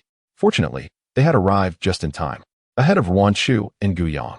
A subtle smile graced Ruan Yan's lips. She needn't check her phone to know that the screen was likely flooded with disparaging remarks aimed at Gu Yang and Ruan Shu. Indeed, as Ruan Yan had anticipated, the moment viewers saw her and Chao Juning following closely behind Ji Jingqi, their fans collectively exhaled in relief, redirecting their ire towards Gu Yang and Ruan Shu. See, Yin Yan's tardiness was merely due to traffic. Where is the disrespect towards the seasoned best actor? Our Jun Gu has always been diligent and respectful towards his seniors. His slight delay in comparison to Ji Jingqi's arrival is justifiable. Let us not dwell on it. Meanwhile, where is that certain third party? Perhaps she fears showing her face? Can a virtually unknown individual and a mere civilian truly exhibit more pretentiousness than the seasoned best actor? To be frank, If Ruan Chu has withdrawn from the entertainment industry, she should remain absent, for she possesses neither the acting prowess nor the professional aptitude to justify her presence. Was it not audacious of her to exhibit such arrogance while participating in a variety show? Furthermore, what of Gu Yong, a mere pretender to wealth, shamelessly appropriating resources that rightfully belong to genuine heiresses? However, Ruan Chu's fans remain indignant, asserting, perhaps they too are caught in traffic? Is it acceptable for your Ruan Yin and Chao Juning to be delayed, while our Chu Chu must not face similar circumstances? Yet, as seconds tick by, the newly arrived guests, aided by the regulars, have already settled in, engaging in casual conversation for a quarter of an hour. While neither Gu Yong nor Ruan Chu has made an appearance, both are attending the same show. Ruan Yin arrived late due to traffic, but at least followed closely behind the esteemed actor Ji Ying. Yet Ruan Chu and Gu Yong seem to be experiencing an unusually prolonged delay. The uninitiated outside the industry may not grasp the protocols, but Ruan Chu, having navigated the entertainment realm for 2 to 3 years, surely understands the fundamental rule of punctuality. TSK. Could it be that she is intimidated by the sweet camaraderie of Ruan Yin and Chao Juning, leading her to hesitate in her arrival? Ruan Chu's fans continue their futile defense, claiming traffic delays, when it would be more plausible to suggest a car accident instead. At this juncture, even Ruan Chu's fans have ceased their barrage of comments, their disappointment palpable. Could it be that Ruan Chu has truly fled before the battle? The guests sit in a circle, glancing at their watches, their silence betraying their internal dissatisfaction. Ruan Yin, inwardly amused, contemplates how Gu Yong genuinely believes she is entitled to unwavering support wherever she goes. Ji Jingqi's face also reveals a hint of impatience as he gazes toward the camera. Inquiring of Director Chun, has this variety show commenced yet? He regretted participating in this variety show. Since his debut, everything had gone smoothly for him, and he had never been made to wait for so long. Tang Xiaoqiao quietly prepared a cup of chrysanthemum tea and handed it to Ji Jingqi. Drink this, Emperor Ji. Perhaps there was an unforeseen circumstance that delayed them. Amidst the discordant barrage of comments, a flurry of praise for Tang Xiaoqiao flashed by. Xiaoqiao is truly an angel. Knowing that Emperor Ji is impatient and preparing chrysanthemum tea to soothe his heart and calm his anger. As fellow heiresses, why is our Yin always so punctual? Boycott Ruan Chu and Gu Yong. Ruan Chu and Gu Yong, step down from Mama Sang. This statement flooded the screen. Director Chun initially thought that the two young ladies being late was inconsequential, as it would still draw attention. But he was taken aback when they brazenly arrived over 10 minutes late. Feeling displeased, he quickly signaled to his assistant to contact them. Chapter 59. What happened with Gu Yong rushing forward? Meanwhile, Ruan Chu received a call from Director Chun, her tone somewhat urgent as she said, "Okay, we'll be there shortly." We encountered a situation. Perhaps due to the surrounding noise, her words were unclear, and the call was soon disconnected. Ruan Chu then anxiously glanced towards Gu Yong by the bridge, feeling increasingly restless and frustrated. How could a simple appearance on a variety show lead to such turmoil? The air was filled with the blaring of sirens and the clamor of the crowd. Vehicles on the bridge were halted, and many people had gathered at a distance, forming a semicircle, either pointing or taking pictures towards the bridge railing. At the center of this semicircle, right by the railing, stood a somewhat deranged man, leaning precariously towards the edge, with one hand extended, gripping the delicate arm of a 2 or 3-year-old girl. The girl teetered precariously, beneath her the turbulent river roiled. Perhaps the pain from the pulling had overwhelmed her, for she wept and cried out in distress. The police maintained a cautious distance, encircling the man, vigilant of his movements. Do not act impulsively. Beside the officers stood a disheveled middle-aged woman, her face streaked with tears. Her eyes filled with anguish as she glared at the man, her voice hoarse from shouting. "She is your daughter too. How can you be so heartless? Let her go. I won't divorce you anymore." It was evident that she had been crying out for an extended period, her voice now hoarse, her eyes swollen and red. The man, clearly unhinged, had gripped the girl's delicate arm so tightly that it had turned a shade of blue. His tone was agitated. "Don't come any closer. If you do, we might as well jump together. Wasn't it just a couple of drunken blows? I've even knelt to beg you, yet you insist on divorcing me. You think there's someone else, don't you? Is this child someone else's? You wretched woman. If you want to make my life unbearable, then let us all perish together." Gu Yong exchanged a few words with the leading officer, who hesitated and glanced between her and the man before finally nodding, cautioning, "Do not provoke him." After acknowledging his warning, Gu Yong approached the man at the edge of the bridge. The man eyed the approaching beautiful girl warily, pulling his daughter's hand down a bit further. Don't come any closer. Gu Yong moved slowly, her long dress fluttering gently in the wind. A soft smile gracing her face, exuding warmth and non-aggression. She remained acutely observant of the man's demeanor, gradually closing the distance until she halted 2 meters away from him. Only then did the tension in the man's nerves begin to ease slightly. After discerning that this was his minimum threshold of tolerance, Gu Yong refrained from advancing further. Aware that crossing this line might provoke a desperate reaction, she had just gleaned the man's basic circumstances from the woman and the police. His name was Chong, a perpetrator of domestic violence who would assault his wife whenever intoxicated or faced with dissatisfaction. Following each incident, his wife would threaten divorce, only to subsequently apologize in a subdued manner, even resorting to kneeling. The woman, who was now sobbing with swollen eyes, ultimately forgave him for the sake of their children, their family, and various other considerations. However, domestic violence exists in absolutes, either zero or incessant occurrences, each episode escalating in severity, even occurring in front of their child, including instances of violence against their daughter. Finally, the wife could no longer endure the torment and erupted in defiance. Quietly, she compiled evidence of his abuses and threatened him with divorce. He adamantly refused, leading to fierce disputes that became widely known among their family and friends. Ultimately, the turmoil reached Chong's workplace, resulting in his dismissal. Chapter 60, Public Hypnosis. Chong became notorious as a domestic abuser, with his family life, career, and future utterly devastated. Consumed by hatred for his wife, during a frenzied argument, he seized their daughter and fled to the bridge, intending to leap into the river, with the woman closely pursuing him. Chong recklessly dashed across the road, oblivious to the oncoming traffic, while his wife chased after him, though the normal vehicles swerved to avoid him. Fortunately, the traffic accident did not result in any loss of life. However, many bystanders reported the perilous actions of Chong and his wife, leading to the current scene. Unfortunately, Gu Yong and Ruan Chu found themselves entangled in this unfortunate incident. Gu Yong had no intention of intervening, yet the man's mental state was evidently unstable. While it was uncertain whether he would leap into the river, it was highly plausible that he might throw the little girl into the water to feed the fish. This realization compelled her to act. While she could overlook apprehending a criminal, witnessing a mentally unstable individual causing harm in her presence, who might later use his condition as a shield from accountability, was intolerable.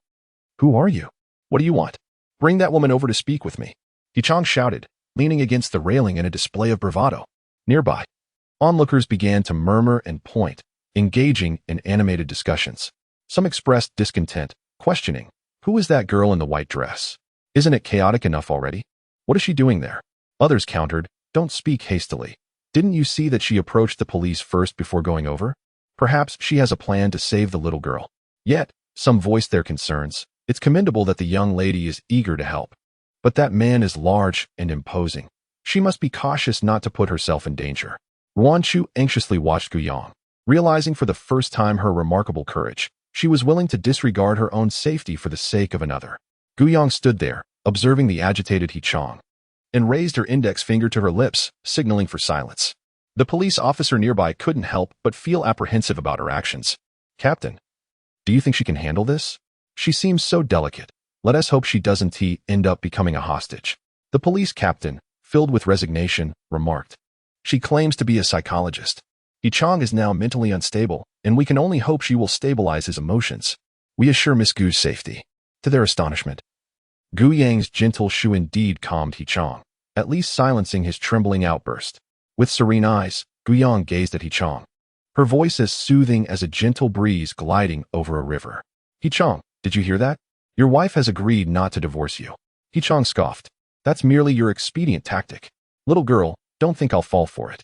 Gu Yang paced slowly, maintaining a distance of about 3 meters from Chong, her tone still calm. "You've pleaded with her so many times. How could she possibly not forgive you? Every time you've sought her forgiveness, has she always granted it? She loves you dearly. This time will be no exception." While others might perceive her words as sardonic, they resonated sweetly in Chong's ears, for he had always thought this way. Yet, despite his agreement, he was acutely aware of his current predicament. Keeping his unwavering gaze fixed on Gu Yang, unbeknownst to him, as his attention followed her movements, his taut nerves began to gradually relax. Chapter 61. The heroic Gu Yong. The surrounding officers were the first to notice the change in Yichang, exchanging glances and preparing to act. Yichang, captivated by Gu Yang's words, remained oblivious to her subtle gestures. By the way, your wife is pregnant. It's a boy. Gu Yong suddenly pointed towards his wife, delivering this unexpected statement. From previous conversations with women, she was aware that Yichang had always desired a son. Yichang, taken aback, glanced towards his wife. And at that moment, a nearby police officer seized the opportunity to act. However, Gu Yong, who was less than 2 meters away from Yichang, moved first. The officers were stunned, and the crowd gasped in astonishment. Gu Yong, swift as the wind, advanced a few steps and, catching Yichang off guard, seized his outstretched hand, yanking it inward with force. As he relinquished his grip, she swiftly cradled the little girl in her arms. Realizing what was happening, Yichang lunged towards Gu Yong, but she evaded his grasp with an almost uncanny agility. Simultaneously, she seized his arm and executed a shoulder throw, sending him crashing onto the pavement. The astonished officers promptly reacted, pinning him to the ground and restraining him. You wretched scoundrel. Yichang's head struck the ground, leaving him dazed. Once he regained his senses, he glared furiously at Gu Yong, unleashing a torrent of curses. As Gu Yong passed by him, holding the little girl, she lightly shushed him, and he instantly fell silent. Ceasing his struggle, with a subtle smile, she approached the police captain and gently set the little girl down. The captain, astonished, regarded Gu Yong with newfound respect. He had not anticipated that this delicate young woman possessed skills surpassing even those of the armed police officers. In fact, he had barely registered how swiftly she had acted. Suppressing his curiosity, the captain saluted Gu Yong, expressing his gratitude. Thank you, Miss Gu, for your courageous intervention. Without your timely assistance, we could not have apprehended him so swiftly or rescued the child from this madman. The woman rushed over, trembling, and tightly embraced the child, incessantly expressing her gratitude to Gu Yong. Thank you, thank you. If it weren't for you, my daughter would have been ruined at the hands of that scoundrel. The onlookers, who had witnessed the entire ordeal, were still somewhat dazed. When the girl had rushed forward, they had been terrified, fearing they would witness a tragic scene of someone falling into the river. To their astonishment, in the blink of an eye, before they could react, the girl had thrown Yichang to the ground. In the car, Gu Yong lounged lazily, rubbing her wrist. While glancing at Ruan Chu, she blinked. Cousin, your heart is racing. Ruan Chu shot her a glare. Isn't it because of you? Gu Yong, what were you thinking? You dared to rush into such a dangerous situation. Aren't you afraid of being thrown into the river to feed the fish? Previously, Gu Yong had always presented herself as a gentle and demure lady, but in reality, she was indifferent and aloof, tending to disregard matters that did not concern her. Chapter 62. Jing A 99999. Is this the male lead's car? It was also the first time she realized how skilled Gu Yong truly was. Ruan Chu had not had a good relationship with Gu Yong in the past and had little interaction with her. Merely assuming that she had studied some self-defense techniques like Sanda or Taekwondo, as individuals in their circle often did learn some form of self-defense. Gu Yong leaned against the car window, resting her chin on her hand. Cousin, are you showing concern for me? Who is concerned about you? You are not even my real cousin. Ruan Chu tossed her phone in front of her. The screen displayed a live broadcast of a variety show, with the comments filled with insults directed at them. She said irritably, just look for yourself. Before making her appearance, Gu Yong had already ignited a flurry of interest on social media. The trending topic, Ruan Chu and Gu Yong's variety show delay suspected last-minute withdrawal, was prominently displayed. Behind their vehicle, a Rolls-Royce carried a man clad in a tailored suit, his demeanor refined, yet lost in contemplation as he fiddled with a signet ring. Beside him sat another man, dressed in a floral shirt and sporting red hair, who, with twinkling eyes, remarked to the polished gentleman, I never expected to encounter such a formidable martial artist in Liang City. It's rare to find someone of this age with such high martial prowess. Xiao Xiao. Do you think that young lady could be the one we're searching for? Xiaoiza let out a derisive laugh. It's not her. She lacks such enthusiasm. Lin Ran smirked. Indeed, that one is known for her ambiguous nature and low-profile conduct. As the Rolls-Royce glided past Gu Yang's vehicle, Lin Ran intended to steal a glance, only to meet Gu Yang's gaze as she turned her head. Upon noticing the license plate of the Rolls-Royce, astonishment flickered in Gu Yang's eyes. Jing A 99999. Is that the male lead's car? The one in the floral shirt with the red hair must be his sidekick. Lin Ran. At that moment, Lin Ran was clutching her chest, her heart racing. Xiao Xiao, Seeing that young lady has reignited my feelings. Xiao Iza closed his eyes to meditate, and upon hearing her words, his tone dripped with disdain. Wake up. You're merely a thief caught in the act. And that's why your heart is racing. Lin Ren fell silent. The guests, growing increasingly impatient, particularly Ji Jingqi, exhibited palpable irritation. In the depths of his heart, Ji Jingqi scoffed coldly, eagerly anticipating the arrival of Gu Yang and Wan Chu, determined to impart some lessons on them. At that moment, the door to the courtyard swung open. Wan Chu, adorned in a flowing red dress and sporting luscious golden waves, strode in with a suitcase in tow. Her exquisitely made-up face adorned with an apologetic smile. I'm sorry for the delay. There was an unexpected incident on the way. Upon seeing the radiant Wan Chu, Ruan Yin felt a pang of jealousy flicker in her eyes. However, instead of rushing to mock Wan Chu, she chose to revel in the misfortune and cast a glance of schadenfreude towards Ji Jingqi. The others, while verbally expressing that it was no trouble, subtly directed their gazes towards Ji Jingqi. They were wary of their image and refrained from showing anger, but the esteemed actor had no such reservations. In the past, a female star had attempted to cling to Ji Jingqi for publicity during a variety show, only to find herself dodged by him, resulting in a spectacular fall. He had exposed her intentions without a single foul word, leaving her in tears. They all quietly awaited Ji Jingqi to teach Wan Chu and Gu Yang a lesson. It wasn't just the guests who were eager. Even Director Chen harbored expectations, hoping Ji Jingqi would unleash a scathing rebuke. The audience shared the same sentiment. Go Ji. Show them how it's done. Daring to provoke our Ji, they clearly underestimate the sharpness of his tongue. TSK. I wonder if those two young ladies will end up in tears. As Ji Jingqi rolled up the sleeves of his shirt and stepped forward, the excitement was palpable. Oh, Ji is so handsome. Is he about to roll up his sleeves for a brawl? Wan Chu, sensing Ji Jingqi's irritation, took a nervous step back. Cousin, could you please make some room? Behind her, Gu Yang helplessly prodded her. This cousin truly possessed a rather proud demeanor. While in the car, she had stated that she would let her face the wrath of the crowd alone, yet upon entering, she shielded her behind her. Upon hearing that somewhat familiar voice, Ji Jingqi's footsteps faltered, and he was momentarily stunned upon seeing the familiar girl in the white dress entering behind Wan Chu. At that moment, many viewers in the live stream were equally captivated. What an ethereal sister. That face, those eyes, her aura is absolutely stunning. Who is this sister?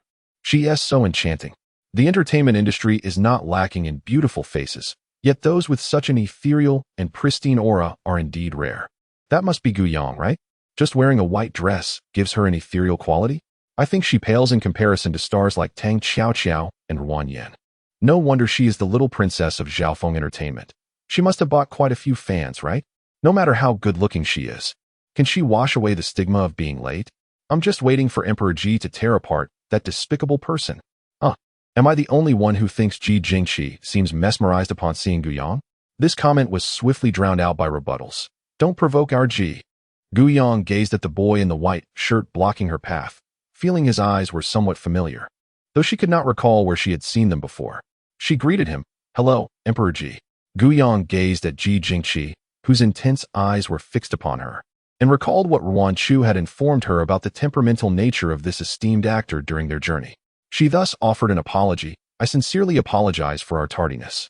We encountered an unexpected situation while crossing the bridge, which delayed us and inconvenienced everyone. To her surprise, Ji Jingqi replied, It's quite all right. Gu Yang, taken aback, responded, What did you say?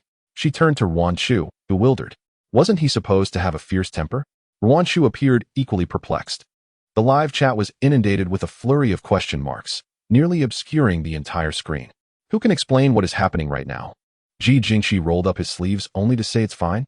Let us get to the bottom of this. Your previous expression suggested otherwise. Ji Jingqi. Ji, don't be fooled by the beautiful women outside. The more enchanting they are, the more treacherous they become. Is it truly all right? Gu Yang asked hesitantly once more, glancing at the other guests. Ji Jingqi moved closer to her. Could it be that Ji Jingqi is about to take action? While it's inappropriate to strike a woman, if it's Gu Yang and Wan Chu, I would wholeheartedly support it.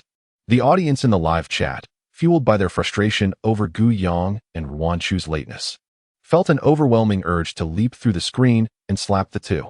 Ruan Yin smirked, clearly anticipating that Ji Jingqi was about to reprimand Gu Yang. Director Chen furrowed his brow. Although he too was infuriated with Gu Yang and Wan Chu, he recognized that they were the cherished princesses of their benefactor and thus must be treated with care. Just as he was about to voice his objection, he saw Ji Jingqi bypass Gu Yang and assist her in bringing her suitcase into the house. Director Chen. Guests. Chapter 64. The Little Fairy is only 17. The live stream was once again inundated with question marks. What is happening? Ji Zai is actually helping Gu Yang with her suitcase. To be honest, I can no longer comprehend Ji Zai. Could Ji Zai have been bewitched and manipulated by that woman? Gu Yang, do not take advantage of our Ji Zai. Although, as a mere bystander, isn't it Ji Yingdi who seems to be the one being taken advantage of? Ji Jingqi set down Gu Yang's suitcase.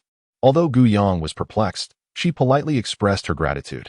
Ji Jingqi beamed, his eyes glistening with the summer sun, radiating youthful exuberance. No need to thank me. Little fairy, please sit. So your name is Gu Yang? Gu Yang nodded, finding his voice somewhat familiar. The expressions of those around them morphed into sheer astonishment. Is this really Ji Yingdi? Ah, Ji Zai is so obedient and so handsome. Ji Zai, come into mama's arms. Ji Zai's voice is so soothing. Listening with headphones, when he called her little fairy, it made my ears feel like they were about to conceive. Why is Ji Yingdi calling Gu Yang little fairy? Are they familiar with each other? Do they know one another? Tang quietly posed this question on behalf of the viewers in the live stream. She curiously glanced between Ji Jingqi and Gu Yang, sweetly inquiring, Sister Gu Yang, Ji Yingdi, did you two know each other before? We do. We do not. The two voices resonated simultaneously, the former belonging to Ji Jingqi, the latter to Gu Yang. The surrounding air momentarily fell into silence. Tang Xiaoqiao was momentarily taken aback. Did they truly know each other or not? Gu Yang felt that even if she had encountered Ji Jingqi at some point, it must have been just a fleeting encounter, not sufficient to claim acquaintance. Moreover, to assert such familiarity in front of so many people would likely be perceived as an attempt to bask in Ji Jingqi's fame. On the other hand, Ji Jingqi believed that since he had conversed with the little fairy, it certainly constituted a prior acquaintance. Shockingly, how could anyone claim not to know the film Emperor Ji? Is Gu Yang truly so ungrateful? The film Emperor himself acknowledges their acquaintance, yet she still denies it? Perhaps she seeks to attract his attention through a game of push and pull? Ji Jingqi gazed at Gu Yang with a wounded expression. Little fairy, have you forgotten? We met on the streets of Jincheng when you saved someone. Gu Yang suddenly realized, oh, it was you. I apologize, you were wearing a mask at the time, so I didn't recognize you. Ji Jingqi's eyes brightened with a smile. No worries. The guests, each harboring their own thoughts, were utterly surprised to discover that Gu Yang actually knew Ji Jingqi, and that Ji Jingqi treated her with such kindness. Tang Xiaoqiao, filled with curiosity, inquired, Sister Gu Yang, what do you mean by saving someone? It seems you have quite the story with the film Emperor. Ji Jingqi, slightly annoyed, directed a look at Tang Xiaoqiao. The little fairy is only 17. Tang Xiaoqiao was taken aback. What? Ji Jingqi replied, you are younger than her. Do not address everyone as sister.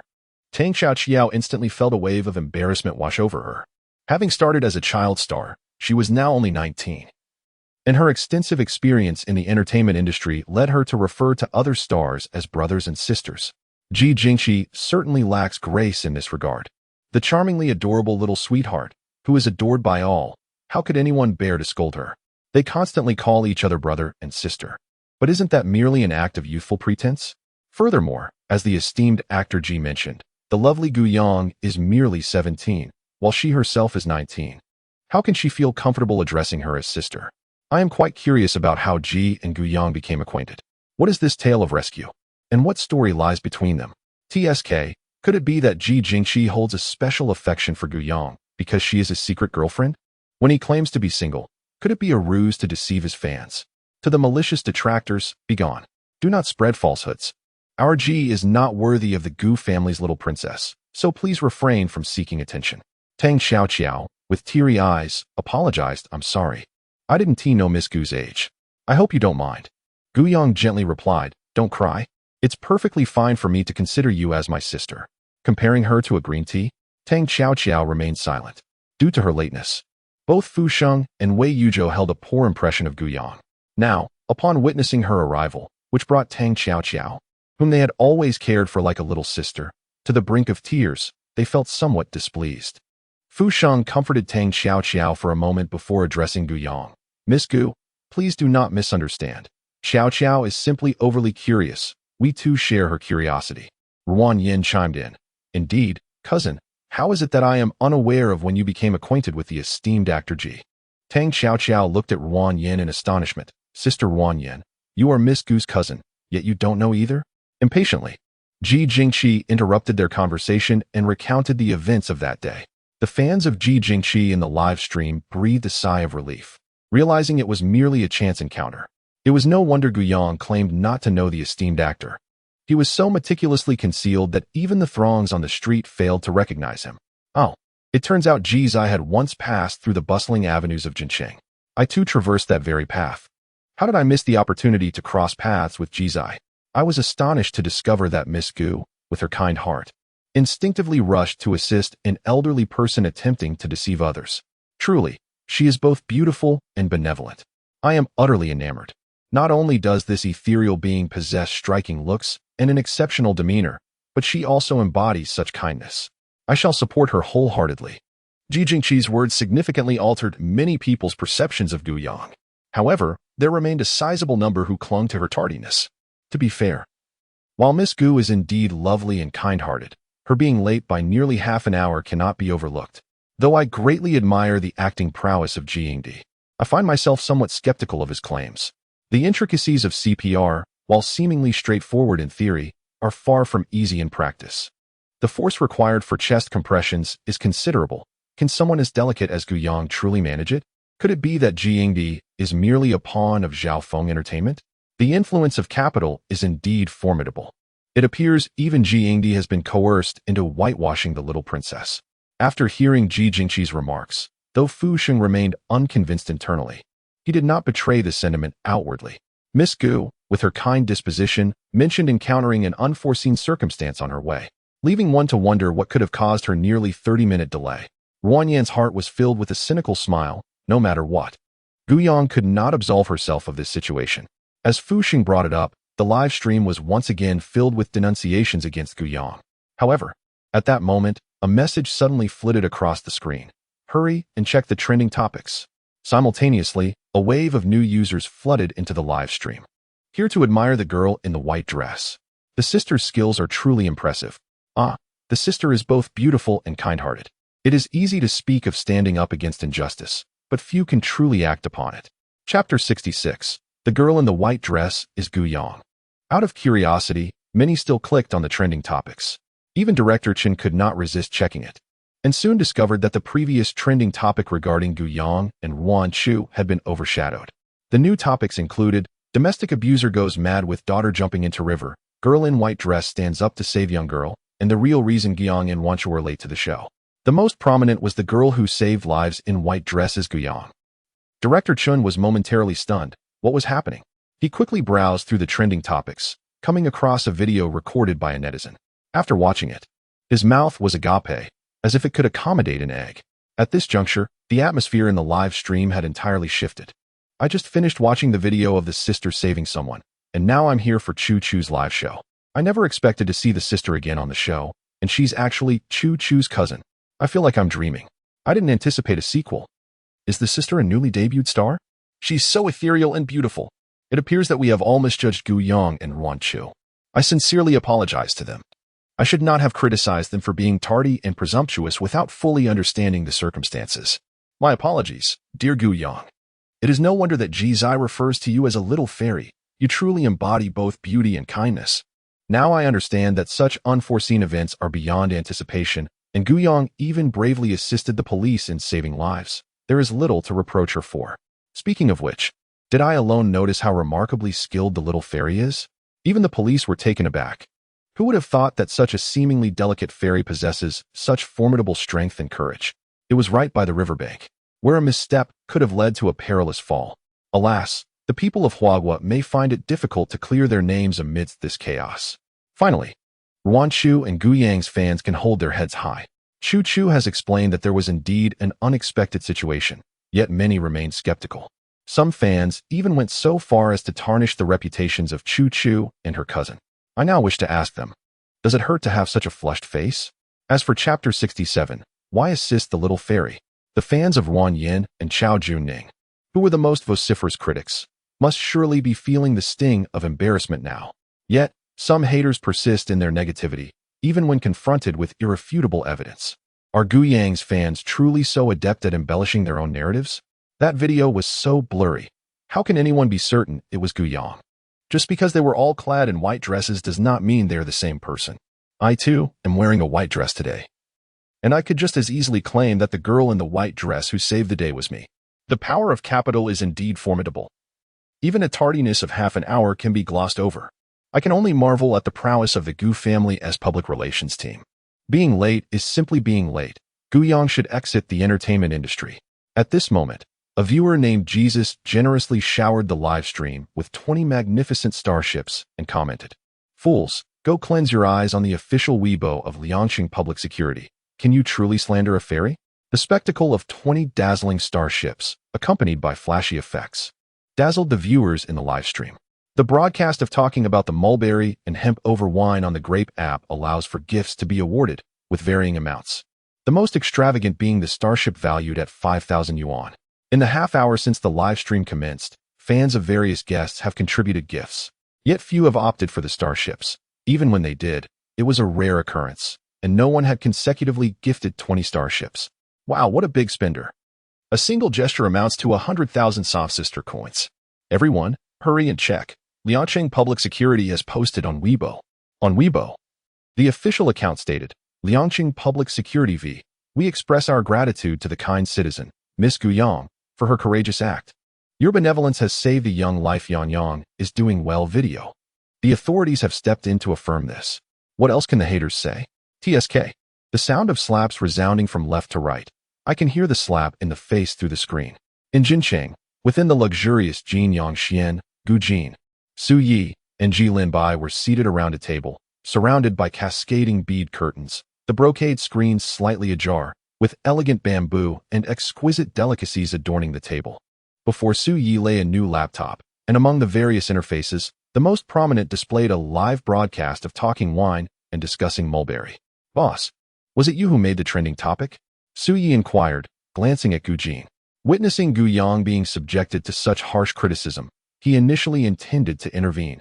However, before he could take action, the negative trending topic surrounding Gu Yang was swiftly suppressed, and soon after, hashtags like the girl in white Yang surged upwards with astonishing rapidity. Although the incident concerning the Liang City Cross River Bridge garnered considerable attention, the trending topic of the girl in white saving lives was also escalating. Yet, with the video being so unclear, how could netizens possibly connect the girl in white to Gu Yang so swiftly? The rapid ascension of the trending topic and the speed of action suggested that there was undoubtedly someone orchestrating events from behind the scenes. While netizens speculated that it was the public relations department of the Gu Corporation orchestrating the effort, he believed that the Gu family lacked such capabilities.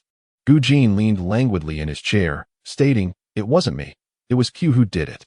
"Quest," Su Yi exclaimed, startled, his eyes widening in surprise. Why would he assist the little fairy? Before Gu Jin could respond, Su Yi seemed to grasp the situation, gritting his teeth and declaring, "I understand now. He must have realized I was going to help the little fairy and deliberately acted before me to provoke me." Chapter 68. She is not a green tea girl. She is my sister. Gu Jin's lips twitched slightly as he chose not to respond. His eyelids flickered. Stop. That's rather taxing on the computer. Su Yi, ever since the last time his computer was hacked by Quest, he has been clamoring for revenge. Yet, every time he finally locates Quest's position to launch an attack, his computer crashes due to counter-hacking. In just a few days, he has nearly rendered 4 computers useless, all of which were newly developed by Huaguang Group. Taking a deep breath, Su Yi implores, "Boss, please help me avenge." Gu Jinliang cast a cool glance at him, replying, "Who told you I could take on Quest?" Su Yi was taken aback. Suddenly, he recalled something. The rankings on the dark web hacker leaderboard were fiercely contested. Before Quest, the boss had already held the top position. However, it seemed that neither the boss nor the second-ranked hacker had ever engaged in battle with Quest. Just how reckless was he being? The very person who might not even be able to contend with the boss, and he dared to harbor such ambitions? Su Yi closed all other tabs, leaving only the live stream of drinking and discussing farming. "By the way, boss, would you like to register an account to watch the little fairy's live stream?" he inquired. Beside him, Ji Linbai scoffed. How could the boss possibly be interested in such trivial entertainment? At that moment, turning to glance at Gu Jin's phone, Suyi exclaimed, "Oh, boss, how come your level is higher than mine? When did your ranking and donations surpass mine? Ji Linbai? What is happening?"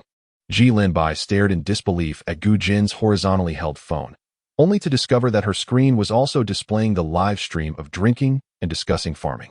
"Boss." Ji Linbai's face was one of astonishment. "You can't possibly have been deceived by that little green tea's facade, can you? Have you forgotten how she once conspired against you?" Gu Jin's fingers paused slightly as she cast a cool glance at Ji Linbai, her tone remaining languid. "She was no mere green tea girl. She is my sister." Suyi remarked, "Ji Linbai, how can you possibly consider her a green tea girl? Surely, your prolonged stay in the psychiatric hospital has led to some confusion in your mind?" Ji Linbai was momentarily taken aback. Suyi exclaimed again, "Oh, leader, someone has surpassed your ranking in the donation list. 100 interstellar warships, specifically designated for the little fairy? Is this Shi Cheng Ju simply burning money?" However, Gu Jin's gaze deepened. Shi Cheng Ju, without her ceaseless days and nights, would they not be as flawed as the jade pendant? This suggested that the guests had just witnessed a spectacle unfold live. Fu Sheng, feeling awkward, apologized to Gu Yang. "I apologize, Miss Gu. I misunderstood you." He had harbored a narrow-minded suspicion that Gu Yang had deliberately arrived late to flaunt her status, only to realize that she had genuinely encountered an unforeseen circumstance and had bravely stepped forward to assist someone in need. Fu Sheng felt an overwhelming sense of shame. Gu Yang replied, "It's all right." Ruan Yin was nearly digging her nails into her flesh. She had never anticipated that after being half an hour late, Gu Yang would not only escape the wrath of the internet, but would instead experience a remarkable turnaround, being celebrated as a beautiful and kind-hearted little fairy. Director Chun, feeling somewhat embarrassed, cast a glance at Gu Yang, regretting his previous misconceptions about her. As a co-host of the variety show, Director Chun stepped forward to ease the tension, stating, "Gu Yang and Ruan Chu's tardiness was due to unforeseen circumstances. Since this is a misunderstanding, let's not dwell on it.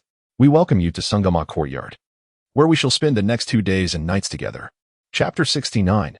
Harvesting rice. Director Chen pointed to a small box placed on the table by his assistant, stating that it contained 8 identical balls, 4 black and 4 white. The players were to draw balls of the same color to form a group. In the entertainment industry, hierarchy is often intertwined with popularity, and thus, the most esteemed guest, Ji Jingqi, confidently stepped forward to draw first. Ji Jingqi retrieved a white ball. "Xiao Qiao, you may go next," he suggested. Fu Sheng and Wei Yuzhou exchanged glances, both showing concern for Tang Xiao. With a sweet smile, she responded, "Thank you, Brother Fu and Brother Wei." Her gaze briefly lingered on the white ball in Ji Jingqi's hand, filled with hope to draw the same. Yet, contrary to her expectations, she drew a black ball. Gu Yang and Ruan Chu were the last 2 to draw. By the time it was their turn, all the black balls had been drawn, leaving them both with white balls. The final groupings were as follows. White group, Ji Jingqi, Fu Sheng, Ruan Chu. Gu Yang black group, Tang Xiao, Wei Yuzhou, Ruan Yin. Chao Juning dressed in a simple t-shirt and a straw hat, holding a palm leaf fan. He stood on the ridge of the rice field, sweeping his hand across the golden expanse of rice before him. In the golden hues of August, the harvest was plentiful. "Our first game today is rice harvesting. Director Chun, this is the empire I have built for you." Ha ha, one must admit, Director Chin's somewhat absurd gesture paired with his equally ludicrous words is simply magnificent. The screenshot has been taken, the emoticons are on their way. Upon hearing the sound of rice being harvested, the expressions of everyone changed dramatically. Chun, known for his straightforwardness, is indeed true to his nature. Although harvesting rice is not a particularly skilled task, it is arduous, and many individuals in rural areas today find manual harvesting unbearable, let alone those pampered celebrities. As someone with a rural household registration, I can attest that during my childhood, when harvesting machines were not yet widespread, we had to cut rice by hand. Each time we finished, our bodies would itch all over, particularly if we wore short sleeves, causing unbearable prickling sensations on our arms. With that said, one might wonder if they are doomed, as the hot weather has everyone dressed in short sleeves. And poor Wei Yuzhou is clad only in a tank top. Many are eager to witness the star's missteps, yet the fans of the guests are filled with concern. What if my sister's delicate face gets scratched? My brother's fingers are insured. However, regardless of the disputes in the live broadcast room. They could not sway Director Chen's seemingly reckless decision. His variety shows have always operated on a simple principle. Those who wish to participate may do so, while those who do not may leave. Once you are in, you must adhere to his rules, regardless of whether you are a wealthy heiress or an acclaimed actor. He instructed his assistant to distribute a sickle to each participant and stated, "The rules are simple. The field is divided by the ridge, with 2 plots of land, one for each group. The first to finish harvesting will emerge victorious, and the harvested rice must be neatly arranged at the designated spot." Chapter 70. The little fairy is surprisingly down to earth. The wind rustled through the rice waves, and on the ridge, 8 guests stood with sickles in hand, momentarily dazed as they gazed upon the expanse of rice fields before them. Director Chun, with a palm leaf fan in hand, leisurely reminded, "Who knows the toil behind every grain of rice?" The outcome of the competition between the 2 groups of guests would determine the dinner for the evening. The live stream was completely captivated by Director Chun, as comments like "Chun is indeed Chun" flooded the screen. As the competition commenced, the guests appeared somewhat at a loss, lacking the sense of urgency typically associated with a contest. Tang Xiaoqiao, holding a sickle, innocently turned to Ruan Yin and inquired, "Sister Ruan, how do we harvest the rice?"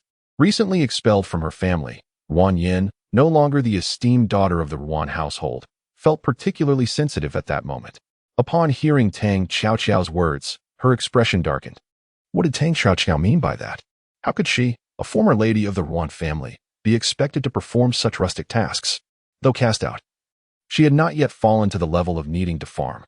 However, given the live broadcast context and Tang Xiaoqiao's higher status, she refrained from confronting her directly.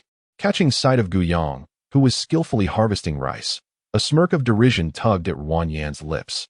"I am not from the countryside. How could I know how to harvest rice? But isn't it fortunate that Yang Yang is here to demonstrate?" Ruan Yan's words elicited a change in the expressions of those present. Was she implying that Gu Yang was a country girl? Tang Xiaoqiao glanced in the direction Ruan Yin had indicated and was taken aback, exclaiming, "Miss Gu is so adept." Others shared her astonishment, as they had always perceived Gu Yang as the pampered princess of the Gu family, untouched by the hardships of manual labor. The audience in the live broadcast room was equally astonished. Some found themselves enamored by Gu Yang's actions, while many others perceived it as mere theatrics aimed at crafting a persona. Isn't Gu Yang the little princess of the Gu family? How could she possibly engage in farming? This little fairy is surprisingly down to earth. It's just a ploy for publicity. Surely someone who enters with capital is privy to the script beforehand? It's laughable. Isn't it as simple as just getting the job done? Why the fuss? If she can't handle farm work, does that not imply she's rather delicate? Yet, I've not seen them appear more refined than Gu Yang. Ruan Yin heard Tang Xiaoqiao's remarks and chuckled lightly, with a hint of implication. Perhaps Yang Yang is simply gifted. After all, if memory serves, she should possess such skills. Ever since Gu Yang had bested her time and again, even leading to Ruan Yin and her mother being ousted from the Ruan family, her greatest aversion transitioned from Ruan Chu to Gu Yang. Naturally, she would seize any opportunity to undermine her. Although the guests present were busy harvesting rice, their ears were keenly attuned to this tale of elite gossip. Upon hearing this, they were enlightened. Ruan Yin insinuated that Gu Yang had merely soared to prominence due to a mix-up at birth, fundamentally remaining a country girl, which explained her willingness to partake in such arduous and unseemly labor.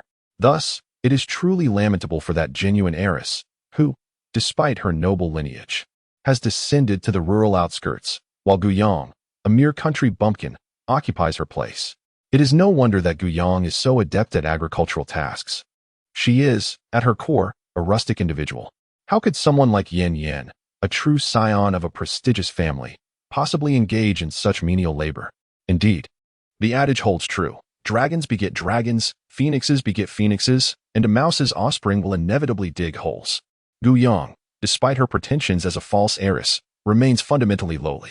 Chapter 71 sees Gu Yang berating her for her lack of education. Yet these disparaging remarks have incited public outrage. Lowly? Pray, the Qing dynasty has long since fallen. Do we still adhere to notions of hierarchy and status? What is wrong with being from the countryside? Have the rural folk feasted upon your family's rice? Those who look down upon the rural populace and scorn agricultural laborers, if you possess any merit, refrain from consuming the rice that is cultivated by those you deem inferior. The debate over the authenticity of the heiress has long since passed. Even the true heiress has remained silent on the matter, and Gu Yang is a victim as well. The Gu family has expressed their stance. Is there truly a need to cling to this issue? It is utterly amusing that Ruan Yin, a mere mistress, dares to cast aspersions upon Gu Yang. Regardless of her circumstances, Gu Yang has been raised as a true heiress from a young age. It appears that Grandpa Yuan has allowed them to indulge too freely. Qin should impose a heavier workload upon them. What significance lies in having 4 individuals reap a mere 2 or 3 acres of rice field? Yet, there are those who relish the unfolding drama, eagerly anticipating a confrontation. The white and black factions are not far apart, and naturally, Ruan Yin's remarks have reached Gu Yang and her companions. Ruan Chu's peaceful state of mind, once stirred by the pastoral scenery, was now disrupted, leaving her somewhat irritable. Ji Jingqi furrowed his brow in response. However, Gu Yang, gently twirling a sickle in her hand, smiled and remarked, "Cousin Ruan Yin holds me in too high regard. This hardly qualifies as a talent. Have you never seen a pig run before? The concept of harvesting rice should not be so difficult to grasp, should it?" Ruan Yin's expression darkened at her words. Gu Yang then chastised her for her lack of education. Ji Jingqi, initially ready to confront Ruan Yin for her insinuations, found himself echoing Gu Yang's barbed words, exclaiming, "Little fairy, it's possible some people genuinely find it hard to understand. You see, our circle generally lacks in cultural sophistication." Upon hearing this, not only Ruan Yin but also Tang Xiao and others shifted in discomfort. They felt collectively insulted. Yet, they could not protest. Setting aside Ji Jingqi's prominent background, it was an acknowledged truth that his words carried weight. Following the exchange between Gu Yang and Ji Jingqi, Ruan Yin and Tang Xiao felt embarrassed and could no longer linger, promptly moving to harvest rice. After all, to feign superiority in such a situation would only affirm the low cultural understanding and comprehension skills that Gu Yang and Ji Jingqi had derided. Gu Yang's words resonated deeply with me. Is harvesting rice truly so hard to comprehend? The dialogue between Ruan Yin and Tang Xiao was so awkward it could have built a palace of embarrassment. I genuinely do not understand why they exhibit such a lack of understanding while still flaunting their superiority. And let us not forget, Ji Jingqi. You too are part of this circle. How ruthless to even turn on your own. When Ji Zai protected the little fairy, he truly appeared magnificent. Is there anyone willing to ship this couple?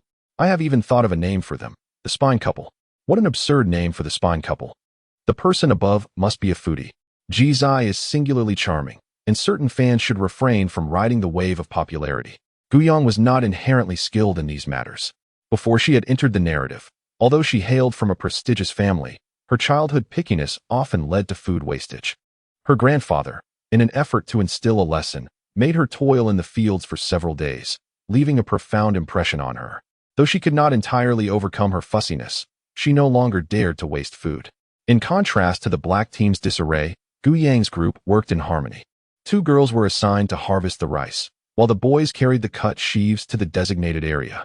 Chapter 72. Cherishing food. Gu Yang's previous instructions were not merely about how to harvest rice, for the act itself requires only a pair of hands. Rather, she advised them that the dust on the rice leaves could induce skin irritation, thus they should endeavor to avoid the leaves while both cutting and transporting the rice, starting from the stalks instead.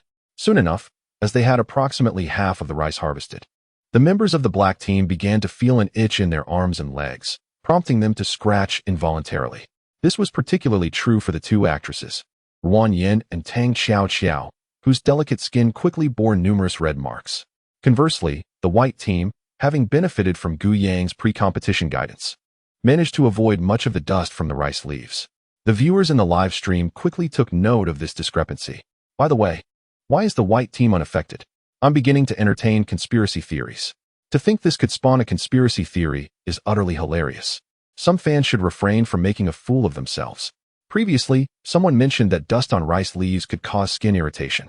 The white team focused on cutting the rice stalks below, while they carried the rice, holding onto the stalks as well. In contrast, the black team directly grasped the rice leaves to harvest, and one wonders who would not feel discomfort. Chao Juning escorted Ruan Yin to the shade by the field's edge, saying, Yin, you should take a break. I will handle your share." Ruan Yin smiled and replied, "Thank you, Juning." Tang Xiao, quietly observing from the side, sweetly remarked, "I truly envy Sister Ruan Yin for having Brother Chao to care for her, unlike me, who must manage alone." Xiao Qiao, I shall assist you with your portion. You go rest in the shade, Wei Yuzhou offered, taking the initiative to help Tang Xiao Qiao. Thank you, Brother Wei, she said obediently. Zhou is still so gentlemanly. Oh, how sweet Yin Yin and her brother-in-law are. This is what a couple should be like. How can Ruan Chu still claim to be Chao Juning's girlfriend? It's truly laughable. However, some viewers scoffed at the comparison. Are they really so delicate? Gu Yang and Ruan Chu, both young ladies of privilege, can endure, yet they cannot? There's no need for comparison. The outcome is clear. The black team lacks both wisdom and cooperation. The fields were not extensive, and the competition concluded swiftly. The result was evident. The white team emerged victorious. As everyone exited the rice paddies, their once pristine garments were now soiled, and their feet were caked with mud. The live streaming room was once again filled with a flurry of nostalgic comments. When I was a child, our village didn't have harvesters. After we manually cut the rice, this is how we threshed it. Back then, it was quite enjoyable. Director Chun, fanning himself with a palm leaf, reflected wistfully, the simple rice on the dining table. Each grain nurtured by the sweat of labor. Even during the autumn harvest, amidst the joy, there were countless beads of perspiration. The processes of cutting, transporting, and threshing rice are followed by numerous steps before the golden grains transform into the glistening rice on our tables. The comments in the live stream filled the screen once more, this time with messages proclaiming, cherish food. There is no comparison between hearing and seeing. No amount of words can rival the experience of witnessing it firsthand. On the journey back, the slanting rays of the setting sun bathed the surrounding golden rice fields in a warm glow. Chapter 73. Director Chen, are you joking? He cleared his throat. Today's rice harvesting competition was won by the white team. As soon as he finished speaking, 8 guests applauded in unison. Now, let us reveal the rewards for the winners. At this moment, an advertisement interrupted the live stream. I wonder what new tricks Director Chun has up his sleeve, one comment speculated. Oh dear. Could it be that someone will go hungry again? Another chimed in. Director Chen has a notorious reputation. Leaving people hungry is his usual practice. Once the advertisement concluded, the scene in the live stream shifted to a kitchen, distinctly divided into 2 sections. On the left were electric appliances like rice cookers, induction stoves, and electric ovens, while the right side featured a traditional wood-burning stove. Director Chen pointed to a refrigerator filled with ingredients by the wall, and then stepped aside. As Director Chen's voice fell, the 8 guests simultaneously rushed towards the refrigerator, swiftly selecting the ingredients they required. Indeed, Chen remains as he always was, reveling in the amusing spectacle of celebrities scrambling for groceries. The white team fared relatively well, as their kitchen equipment was powered and ready for use. However, the black team faced a grim fate, relying on a traditional stove that necessitated chopping wood and kindling a fire. I seriously doubt the black team will manage to have dinner tonight. I, on the other hand, am skeptical that they can even start a fire. While the white team need not ignite a flame, the question remains, can they produce edible dishes? Fu Sheng has a tendency to scorch vegetables, while the esteemed actor Ji is prone to turning ingredients to charcoal. As for the 2 young ladies, I suspect they have never set foot in a kitchen. The guests from both teams exerted themselves fiercely in their quest for ingredients, with Fu Sheng leveraging his height advantage to successfully claim all the vegetables from the top shelf. The others were equally zealous in their pursuit of greens, for they are all-stars who must manage their diets, the most effective approach being the selection of low-calorie ingredients. Only Gu Yang, without hesitation, seized the scant portions of meat available. Director Chun, celebrities must monitor their diets and avoid high-calorie foods. I assure you, this is not an exercise in frugality. TSK, haven't those investors increased their contributions?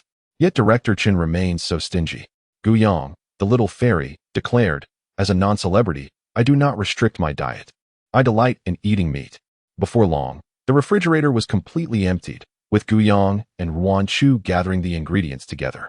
The items Fu Sheng had commandeered constituted a substantial portion, and he felt quite pleased with himself.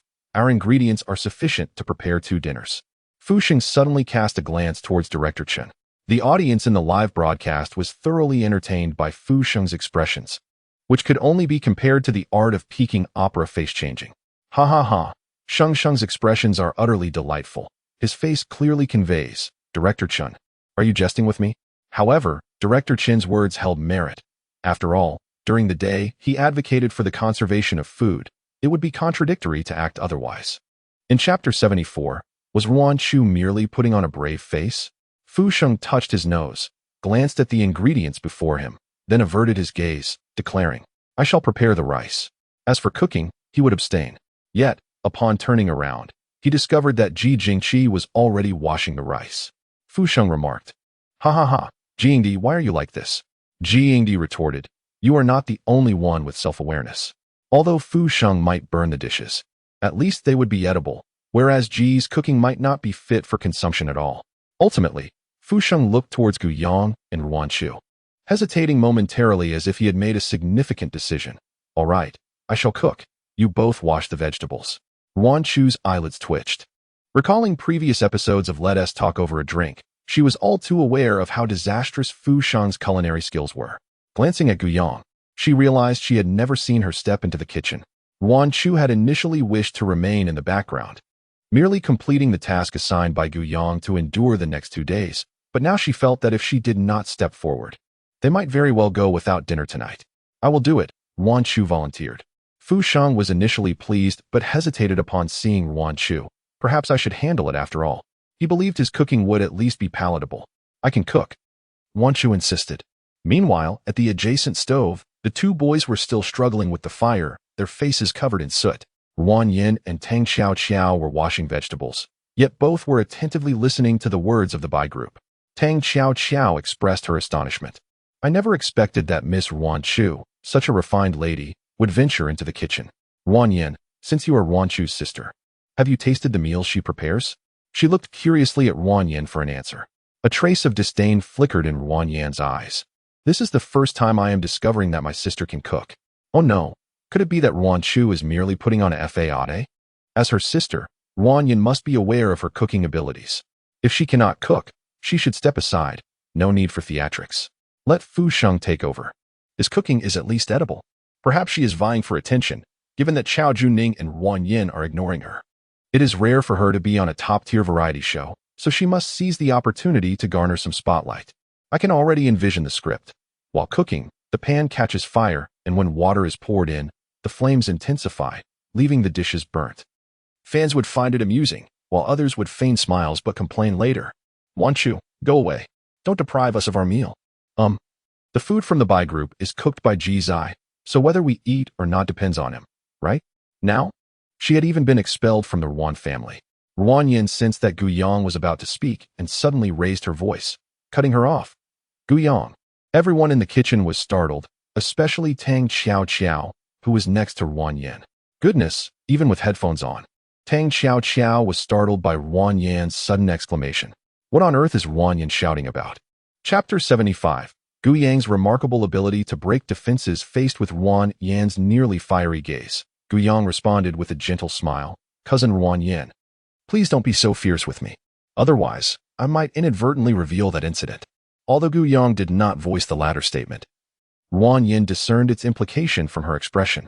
Gritting her teeth in frustration, Ruan Yin felt a surge of anger but dared not speak further. Her expulsion from the Ruan family was not a matter of pride, and thus, the Ruan family had kept it under wraps. Her fans, friends, and even her boyfriend, Chao Juning, remained oblivious to this event. She was acutely aware that without her status as a Ruan family heiress, she could hardly find her footing in the entertainment industry, and so she wished to keep her expulsion a secret. Yin Yin, are you all right? Chao Juning approached Ruan Yin, concern evident in his eyes. Upon seeing him, she smiled and shook her head, her gaze drifting towards the busy Ruan Chu. A cold glint flashed in her eyes as she took Chao Juning's arm and made her way to the stove beside Ruan Chu. Chatting amiably, Juning, I adore cold dishes. Could you prepare some for me? At that moment, Ruan Chu, who had been slicing potatoes, suddenly paused. Fortunately, Gu Yang swiftly intervened, pulling Ruan Chu's hand away from the potatoes just in time to prevent the knife from grazing her fingers. Noticing Ruan Chu's reaction, Ruan Yan's lips curled into a subtle smile, her mood instantly lifted. With renewed vigor, she engaged in playful banter with Chao Juning, showcasing their affection. Chao Juning gazed at Ruan Yin with a tender expression and said softly, knowing you love cold dishes, I specifically learned how to make them at home. I will prepare some for you shortly. Ruan Yin observed Ruan Chu's increasingly pallid complexion, her smile growing ever more radiant. Thank you, Juning. But I have an aversion to coriander. Chao Juning replied, Very well, I shall omit it, for I too harbor a dislike for coriander. Ruan Chu stood dazed before the chopping board, her grip on the knife's handle tightening. Her heart swirling with irritation to the point where she felt an urge to wield the knife against the treacherous couple. In the days when she was with Chao Jun-ning, he had known of her fondness for cold dishes and had taken the effort to learn how to prepare them. During the sweltering summer months, when her appetite waned, he would personally concoct a bowl of his special recipe for her. He was aware of her affinity for coriander and had even cultivated it on their balcony. Initially, when she stubbornly ventured into the entertainment industry, severing ties with her family and fleeing home, he was the only one who stood by her side during her moments of isolation and despair, offering unconditional encouragement and support. He had professed that he would do nothing but those things for her. Yet, a bitter mockery brewed within Ruan Chu's heart. All his tenderness had merely been predicated upon her identity as the pampered daughter of the Ruan family. Thus, when Ruan Yin, favored by their father, appeared to entice him, he swiftly succumbed to her charms, even going so far as to deny their shared past to the world. Ruan Chu's agitation mounted as she relentlessly chopped the potatoes. "Cousin, you're reducing the potato shreds to mashed potatoes," Gu Yang gently reminded her. Ruan Chu hesitated, her irritation somewhat dissipating, perhaps due to Gu Yang's interruption. Gu Yang shook her head, pointing at the potato shreds with a hint of criticism. "Cousin, your knife skills leave much to be desired. Observe, the potato shreds on this side are twice as thick as those on the other side, and over here, they have been cut into triangles." As Ruan Chu listened to Gu Yang's nitpicking remarks, the anger that had just subsided surged once again. She slammed the knife onto the cutting board and shot Gu Yang a furious glare. "If you think you can do better, then go ahead." Indeed, Gu Yang possessed an uncanny ability to provoke others' defenses. Ruan Yin had exerted considerable effort to irritate her, hoping to witness her lose composure. Yet it was Gu Yang who managed to break her resolve. Chapter 76. Ruan Yin was clearly intent on psychological warfare. Fu Sheng frowned, intending to persuade Gu Yang not to add to the chaos. However, at that moment, he witnessed Gu Yang swiftly slice the remaining 2 potatoes into uniform, delicate shreds. Even Ruan Chu fell silent. It must be said that the uniformity was indeed aesthetically pleasing. Everyone has their own degree of obsessive-compulsive tendencies, and Gu Yang was acutely aware of this. Thus it did not surprise her how the two reacted. After Ji Jingxi activated the rice cooker, he approached, astonished. "Little fairy, your knife skills are remarkable." The program's camera crew had their limitations. No one could be absent, especially not Ji Jingxi. Thus, as he approached, the camera shifted its focus to them. The photographer captured a close-up of the potato shreds, perfectly yellow and evenly cut, arranged neatly. Those with obsessive-compulsive tendencies found it immensely satisfying. The uniformity was so precise it seemed measured with a ruler. Gu Yang's knife skills were indeed impressive. "Cousin, what do you think of my cutting?" Gu Yang asked, her smile radiant and warm like a little sun. Ruan Chu pouted slightly. "It's all right, I suppose." Gu Yang chuckled and remarked, "If you observe closely, cousin, you can slice them perfectly. As for those that were miscut at first glance, there's no need to keep them around as an eyesore. Let us transform them into mashed potatoes." Ruan Chu paused momentarily, her gaze shifting to Gu Yang, and she instantly comprehended her intent. After a prolonged silence, she lowered her eyes and conceded, "You are right." Ruan Chu separated the improperly cut potato shreds and set them aside to make mashed potatoes, her earlier agitation dissipating in an instant. In the past, it was her poor eyesight that had led her to become entangled with the scoundrel Chao Jun-ning. Now that she had gained clarity, there was no reason to linger in such folly. The 2 unsightly elements, Ruan Yin and Chao Jun-ning, deserved no mercy. Meanwhile, the cold dish from Team Black was swiftly prepared. The photographer captured a close-up of the dish before panning the camera over the 4 individuals savoring it. Tang Xiao Xiao smiled softly and said, "Brother Wei, today we are all basking in the glow of Sister Ruan Yin." Wei Yuzhou, heartily enjoying the cold dish, nodded in agreement with Tang Xiao Xiao's words. Chao Junning offered a modest and gentle smile, then served some of the mixed cold dish to Ruan Yin, saying, "Yin Yin, do give it a try. Does it suit your palate?" "Ah, the affection between brother and sister is simply delightful. Ruan Yin and Chao Junning are a perfect match. How could Ruan Chu dare to claim she is Chao Junning's girlfriend?" The cleverness of the black team is apparent. Preparing cold dishes is not only of low difficulty, but also carries a minimal risk of failure, all while being completed swiftly. In contrast, The white team appears to be at the mercy of two young ladies, aimlessly experimenting, leaving one to ponder when they might finally enjoy their meal. It is rather pitiable to see Ji Zai waiting so eagerly for food. My heart aches for him. However, I can't help but feel that Ji Jingqi is not merely waiting for sustenance, but rather gazing longingly at his little fairy. Though Gu Yang from the white team possesses decent knife skills, it is a truth universally acknowledged that no matter how beautifully the ingredients are sliced, they cannot be consumed as they are, and once Ruan Chu begins cooking, all aesthetic appeal may well be lost. Ruan Yin approached the white team with a platter of cold dishes, addressing the esteemed Ji Yingdi and senior Fu Sheng, asking if they would like to sample what her team had prepared. Yang, dear sister, why don't you take a break and join us in tasting? Indeed, our Yan Yan is remarkably magnanimous, personally delivering dishes to the famished white team. Yet, one could argue that this is not mere generosity. Ruan Yin is intentionally targeting Ruan Chu's sentiments, fully aware of her affection for Chao Jun Ning, and provocatively presenting the cold dish made by him. Ruan Yin's actions are not without justification. One must be unyielding toward those who attempt to intrude upon another's affections. Ruan Chu, fully aware of Ruan Yan's intentions to provoke her, let out a disdainful scoff as she lifted the lid of the pot. No need for that. Our dishes are ready as well. Chapter 77. An astonishing first bite. The aroma wafted through the air, instantly captivating. Gu Yang's eyes sparkled with delight. Ji Jingqi, who had been resting with his eyes closed against the door frame, opened them, drawn by the enticing fragrance. What is that delightful smell? Originally, Fu Sheng was heading towards Ruan Yin to fetch the cold dish, but upon catching a whiff of the delectable aroma, he veered off course and approached Ruan Chu. His surprise evident. Fish-flavored shredded pork? Ruan Yin, who had just handed the cold dish to Fu Sheng, froze mid-motion, her hands suspended in the air.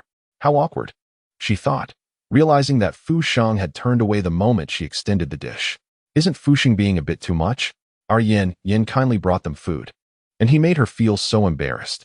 But Fu Sheng didn't do it on purpose. He didn't see her. And Ruan Yan's fans should stop clinging to Fu Sheng. Others chimed in. By the way, aren't you curious about the dishes Ruan Chu cooked? Even the esteemed Ji Yingdi found them fragrant. It seems Ruan Chu's culinary skills are quite commendable. Yet, dissenting voices emerged. Perhaps it merely smells good? Personally, I don't believe Ruan Chu's creations could be that delicious.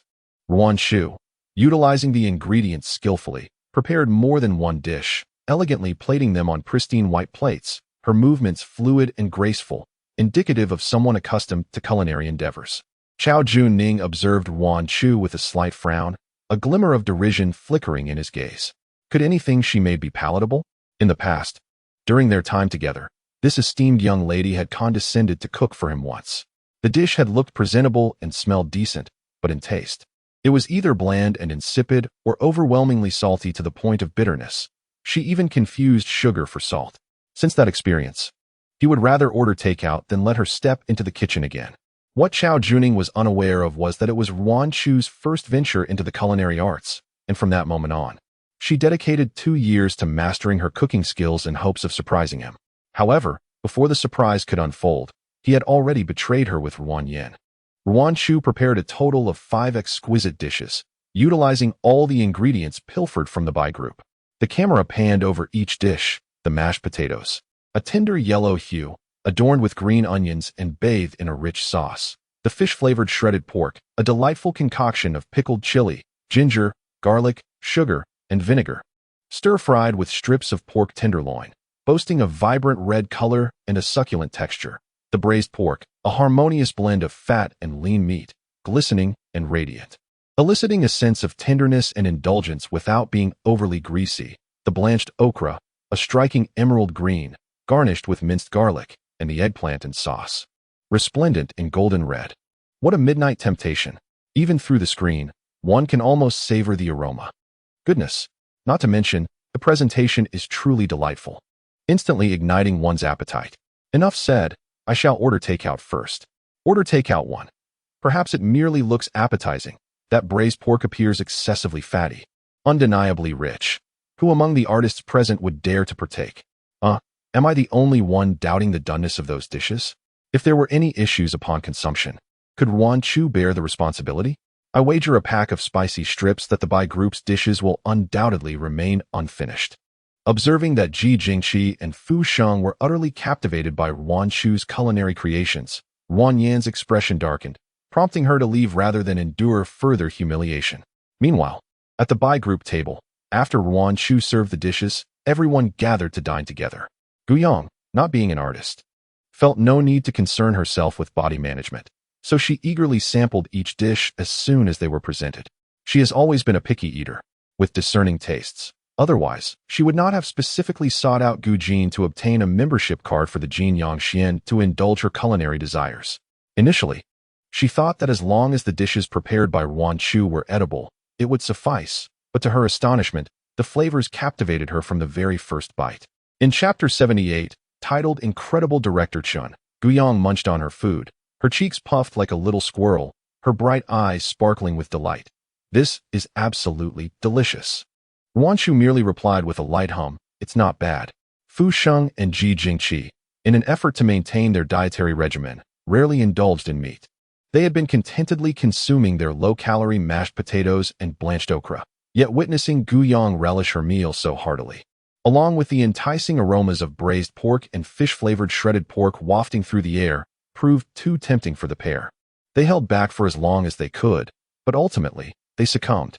As Ji Jingqi reached for the braised pork, he confidently declared, "I'll just have a taste." Fu Sheng echoed, "Me too." And then, their chopsticks never ceased moving. The viewers in the live stream were left in a state of disbelief. Didn't TG Zai just say he would only have a bite? Be careful, or your manager will flood your phone with calls tonight. Fu Sheng, are you planning to retreat to the gym again? How can you eat so much braised pork? This is hilarious. They claim to resist, but their bodies are undeniably honest. Wow, watching this live stream is making me hungry. For a moment, I almost thought I was tuning into a food channel. As a fan of Yuan Chu, I was utterly surprised to discover her culinary skills are so remarkable. Who knew a wealthy heiress would cook for herself? Haha, the way my cousin is happily eating is just too adorable. Do those who claim that Yuan Chu's culinary skills are lacking feel a sting of embarrassment? Even the fastidious Ji Yingdi finds her dishes delectable, which undoubtedly attests to Yuan Chu's exceptional culinary prowess. With a comparative glance at the white team, one suddenly perceives the cold dishes from the black team as rather insipid. Previously, Yuan Yan eagerly rushed to deliver dishes, only to find herself in a position of self-deprecation. Indeed, prior to the emergence of Yuan Chu's sumptuous offerings, Tang Xiao Xiao and Wei Yuzhou had considered Chao Junning's cold dishes quite satisfactory. However now, as the fragrant aromas waft from the white team's hot dishes, the cold fare in their bowls suddenly loses its appeal. Yet, the white team is preoccupied with their feast, leaving Tang Xiao Xiao and Wei Yuzhou, though tempted, reluctant to approach and ask for a taste. Yuan Yan's expression darkens as she forcefully places her bowl on the table, devoid of any desire to continue eating. Chao Junning discerns the question in Yuan Yan's gaze and murmurs, "Back when Yuan Chu first cooked, her dishes were nearly inedible. I cannot fathom how they have transformed into this. Perhaps she has since taken culinary lessons." The performance of the white team does not seem to be mere acting, and even though Gu Yang supports Yuan Chu in her display, Fu Sheng and Ji Jingqi do not indulge them. Feeling somewhat displeased by being overshadowed by Yuan Chu, Chao Junning finds a hint of pride in the fact that she secretly honed her culinary skills for him. Is Yuan Chu now showcasing her talents in hopes of rekindling his attention? Director Chun, ever the free spirit, caught a whiff of the delicious aromas wafting from the Bai Group's table. Without a moment's hesitation, he set down his boxed meal and strode over, exclaiming, "You've pilfered enough ingredients for 2 meals. It's utterly inhumane for you to devour them all at once. I have decided." As he glanced at the dining table, his eyelids twitched in disbelief, and his voice rose sharply. "What? You finished everything?" The camera panned to capture Director Chun's incredulous expression before shifting to the table, revealing that the 5 plates had been reduced to mere sauce. All dishes thoroughly ravaged by the 4 diners. Chapter 79. A grave miscalculation. The live stream audience erupted with laughter, flooding the chat with comments. Haha, who would have thought Director Chen would find himself in such a predicament? However, the Bai Group's appetite is quite formidable. If Director Chen claims it was enough for 2 meals, how could they have polished it all off? Oh, how I long to savor Miss Yuan Chu's culinary creations. Fu Sheng awkwardly dabbed his mouth with a napkin, deliberately averting his gaze from Director Chun's accusatory stare. Ji Jingqi let out a satisfied burp. gazing contentedly at the ceiling while patting his belly as if to gauge the excess. Ruan Chu, having been momentarily stunned by the frenzied consumption, remained somewhat dazed as she surveyed the plates, now a mere collection of residue. Were her dishes truly that delectable? Noticing that no one was addressing Director Chun, Gu Yong, ever perceptive, sought to alleviate the awkwardness in the air. With wide, innocent eyes, she completed Director Chun's unfinished thought. Director Chun, have you decided to assist us in washing the dishes? Indeed, Director Chun found himself in an awkward situation, unnoticed by anyone. Suddenly, he heard Gu Yang's inquiry and instinctively responded to alleviate the discomfort. Just as he realized his mistake and intended to retract his statement, he noticed Gu Yang's eyes sparkling with excitement. Thank you, Director Chun, she exclaimed. Fu Sheng and Ji Jingji turned their gazes towards Director Chun in unison, echoing, thank you. Director Chun. Director Chun could only think, should I voice my frustration? Haha, this little fairy is truly a talent. After so many episodes of watching Director Chun torment the guests, it's the first time witnessing him being turned against. I'm dying of laughter. The white team's reactions are extraordinary. Their coordination is remarkable. Director Chun, what a blunder I've made. Failing to succeed, Director Chun is facing his own retribution. Yet, with the little fairy leading him into trouble, isn't she afraid of being tasked with cow dung collection tomorrow? That dog holds grudges deeply. Warning, Gu. The little fairy may be sent to collect cow dung. Consequently, the live stream's bullet comments were inundated with the phrase cow dung collection warning. This inside joke originated from a past incident where a certain movie queen expressed disdain towards Director Chun for not providing her with prominent camera time or engaging tasks. In a fit of defiance, she provoked him, leading Director Chun to assign her the task of collecting cow dung instead. With a cold smirk, he thought, isn't this what you wanted? A topic of conversation? Indeed, the movie queen's cow dung collection became a trending topic. Casting a resentful glance at Gu Yong, Director Chun met her innocent expression, which almost fooled him. He mused that Gu Yong seemed quite suited for the entertainment industry, her innocent demeanor nearly convincing even him. Meanwhile, in the old residence of the Ruan family, the elder Ruan sat in the living room, engrossed in watching the live stream on his tablet alongside the butler. The butler was utterly astonished, exclaiming, I never anticipated that the young lady possessed such remarkable culinary skills. Mr. Ruan, with a sorrowful gaze and a melancholic tone, remarked, I too was unaware that Chu Chu could cook. He had never tasted the dishes prepared by his granddaughter, and was surprised that she had prepared meals for Gu Yong and the others. The butler quickly grasped Mr. Ruan's implication and reassured him, Sir, the young lady must have only recently begun her culinary journey and is likely too shy to showcase her talents before you. Mr. Ruan raised his eyebrows. Instantly feeling at ease, he nodded in agreement. Realizing that Chu Chu had indeed only recently acquired her cooking skills and was merely testing her abilities on Gu Yong and her companions. At that moment, the variety show featured Fu Sheng inquiring about how Chu's culinary prowess had developed and how many years she had been learning. Chu replied, It has been over 2 years. I have visited several esteemed chefs. Mr. Ruan. Chapter 80. Chu Ruan confronts Ruan Yin. As dinner concluded, the live stream remained active. The guests, having toiled throughout the day, were now leisurely conversing in the garden. The summer night was cool, and the sound of cicadas resonated from the lush treetops. Not only Fu Sheng, who was posing questions, but other guests were also engrossed in listening to Chu Ruan recount her culinary experiences. Upon hearing the names of several renowned chefs, Fu Sheng nodded in excitement. No wonder I found the flavor of that fish-flavored shredded pork so familiar. It was taught by the chef from that Sichuan restaurant. I am from Sichuan province and have adored their dishes since childhood.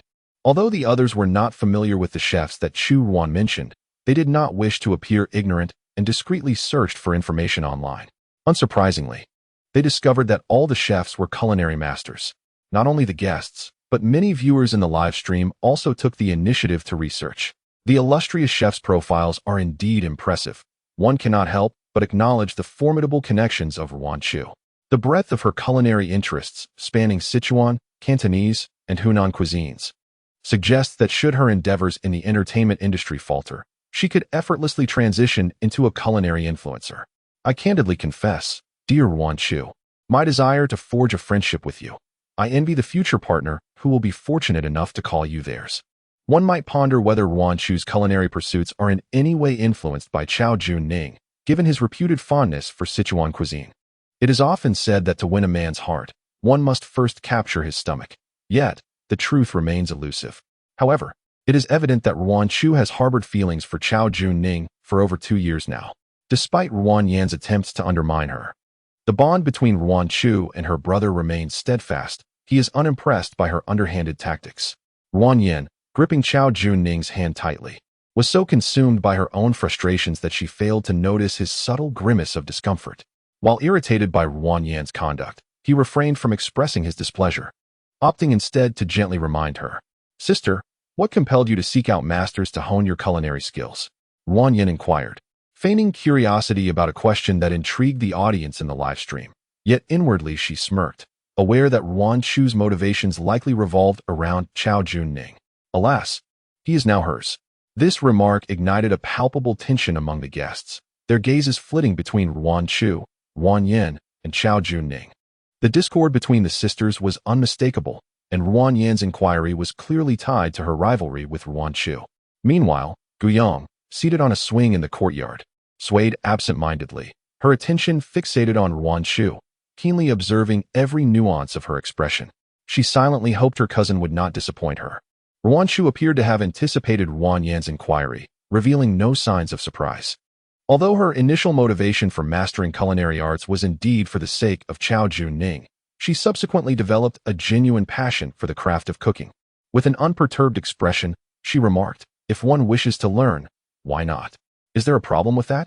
Isn't Ruan Chu's culinary prowess solely for the benefit of Chao Jun-ning? If it were as simple as wanting to learn, would she have gone to such lengths to consult numerous esteemed chefs?" Now, she feigns a smile while intruding upon her sister's affections, and it is only fitting that she feels the sting of betrayal. Ruan Yan's fanbase is rather audacious. What's wrong with our Chu Chu, who possesses wealth and the freedom to pursue her interests? Naturally, you, being a love child, cannot simply seek out numerous masters at your leisure to learn at will. TSK, one cannot utter such sentiments without the requisite resources. Most of those chefs hail from illustrious lineages of imperial cooks, rather than from some newfangled culinary institution. Chapter 81. The Elder. There exists a phenomenon known as online trolls in the entertainment industry. In the live stream, Ruan Yan's supporters denounced Ruan Chu as a mistress, while Ruan Chu's fans retaliated, branding Ruan Yan a love child. Bystanders and casual viewers reveled in the spectacle. At the Ruan family estate, the elder Ruan himself donned a disguise and fervently engaged with netizens. "My Chu Chu is not a mistress. As for Chao Jun-ning, does he truly deserve my Chu Chu? Such trash is only suitable for a love child like Ruan Yan. My Chu Chu is a bona fide heiress of the Ruan family, incomparable to that love child. Naturally, her resources are superior." The elder Ruan seemed relentless in his defense of Ruan Chu, seizing every opportunity to counter the disparagement. Still unsatisfied, he summoned the butler, asking, "Do we have an account on the Grape app? No? Hasten to register and assist me in reprimanding those disparagers alongside Chu Chu." Butler. "Master, there exists a phenomenon in the entertainment industry known as water armies. Hence, there is no need for you to personally don your armor and engage in battle." Old Master Ruan, enlightened, cast an approving glance at the butler before dialing his son-in-law, Gu Xiaoming.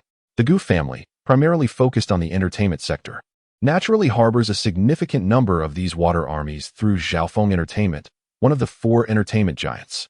Meanwhile, in the Gu family's living room, Ruan Shuling and Gu Xiaoming were engrossed in a live broadcast. Not only they, but even the household staff and maids were captivated by the stream on their phones. Ruan Shuling sent messages praising Gu Yang while lamenting to Gu Xiaoming. Thankfully, Ruan Chu possesses culinary skills. Otherwise, what would happen if Yang Yang went hungry? In her eyes, Yang Yang remains the most enchanting, both beautiful and kind-hearted, truly a reflection of her mother, inherited from me. Gu Xiaoming. How can one inherit traits without a blood relation? Nevertheless, Gu Xiaoming maintained a composed demeanor, nodding in agreement while regarding Ruan Chu with newfound appreciation. At that moment, he received a call from Old Master Ruan and, upon hearing the request, was somewhat taken aback. "All right, no problem. We are family, after all. There is no need for payment. Consider it a gesture of filial piety from your son-in-law." Consequently, Gu Xiaoming placed a call to Xiaofeng Entertainment. Eliminate the malicious comments targeting Ruan Chu and Gu Yang. With the intervention of Xiaofeng Entertainment's water army, The negative remarks in the live chat were swiftly overwhelmed, replaced by compliments extolling Gu Yang's beauty and kindness, as well as Ruan Chu's exceptional culinary talents, deemed both homely and admirable. The fans and detractors of the fiercely ambitious Ruan Chu and Gu Yang watched as a deluge of comments flooded the screen. How can we criticize when the enemy comes on so strong? Ruan Yin, realizing that attempting to provoke Ruan Chu with references to Chao Juning was futile, felt a growing frustration coupled with a hint of confusion. Just recently, any mention of Chao Juning would easily enrage Ruan Chu, often inciting her to take action. Yet now, Ruan Chu seemed remarkably composed. Furthermore, Ruan Yin recalled seeing medication for depression in Ruan Chu's room. Her emotions should not be so stable. The live stream concluded at 9 o'clock, leaving over an hour to spare. Shall we play a game? Wei Yuzhou suggested with a smile beside Tang Xiaoqiao. Tang Xiaoqiao beamed. I agree with Brother Wei. Older siblings and Sister Gu Yang, let us not just chat. Let us engage in something fun. What shall we play? Ji Jingqi, appearing disinterested and weary like a languid cat, merely lifted his eyelids slightly. How about truth or dare? Tang Xiaoqiao asked, tilting her head. Sounds good, Fu Sheng. Always attentive to his younger sister Tang Xiaoqiao, readily agreed to her suggestion. The others had no objections either. Chapter 82. Cousin, do you still like Chao Juning? The rules of the game were quite familiar, and everyone quickly settled into the first round. The 8 guests took turns drawing cards, revealing them immediately since it was not a card game. Most drew cards of moderate value, until it was Ruan Yan's turn, when she drew a small gray-white joker. Ruan Yan is truly fortunate. Tang Xiaoqiao fiddles with her 3 of diamonds, currently holding the smallest hand. Ruan Yan raises an eyebrow, only to witness Ruan Chu draw an ace of diamonds. The guests present are momentarily taken aback, their gazes flitting between Ruan Chu and Ruan Yan. Are these sisters about to clash? A smirk plays on Ruan Yan's lips as she eagerly poses the question. Sister, will you choose truth or dare? Regardless of her choice, she possesses the ability to put Ruan Chu in a compromising position. Ji Jingqi frowns and reminds. The little fairy hasn't drawn her card yet. Gu Yang, being an unassuming outsider, naturally takes her turn last. Yet, it is not just Ruan Yin who unconsciously overlooks her. Others do so as well. Considering Ruan Yin has drawn the second largest card, a small king, it seems likely that she will hold the strongest hand this round, unless Gu Yang manages to draw the big king. However, given the limited deck, the probability of both kings appearing in the same round is quite low. Whether her cousin draws or not is of little consequence. Gu Yang reveals her next card, raising an eyebrow as she glances at Ruan Yin, her eyes betraying no surprise. I am the big king. Ruan Yin's voice falters, leaving her momentarily embarrassed. The little fairy truly has remarkable luck. Ji Jingqi, standing nearby, looks somewhat astonished. Gu Yang smiles silently. Aside from the fact that she just inherited a vast fortune and found herself in a story, her fortune indeed seems to be exceptional. Even through the screen, one can sense Ruan Yan's embarrassment. Nonetheless, I find myself rather eager to witness the confrontation between Ruan Yin and Ruan Chu. Had Gu Yang posed the questions to Ruan Chu, the inquiries would certainly lack the same drama. Ruan Chu's previously taut nerves began to ease, as she reasoned that Gu Yang would not intentionally corner her like Ruan Yin. With a calm demeanor, she declared, I choose truth. However, Gu Yang immediately inquired, Cousin, do you still like Chao Juning? The guests present seemed to detect the scent of gossip, their gazes flitting between Chao Juning and Ruan Yin before settling on Ruan Chu, their eyes glinting with curiosity. The barrage of comments in the live stream surged suddenly. Is the long-awaited gossip finally arriving? Front row, ready for the tea. Still likes him?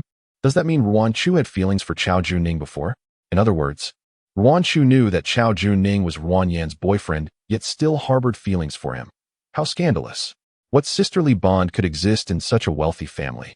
Gu Yang once shared a close relationship with Ruan Yin, even testifying that Chao Juning was her boyfriend, yet not long after.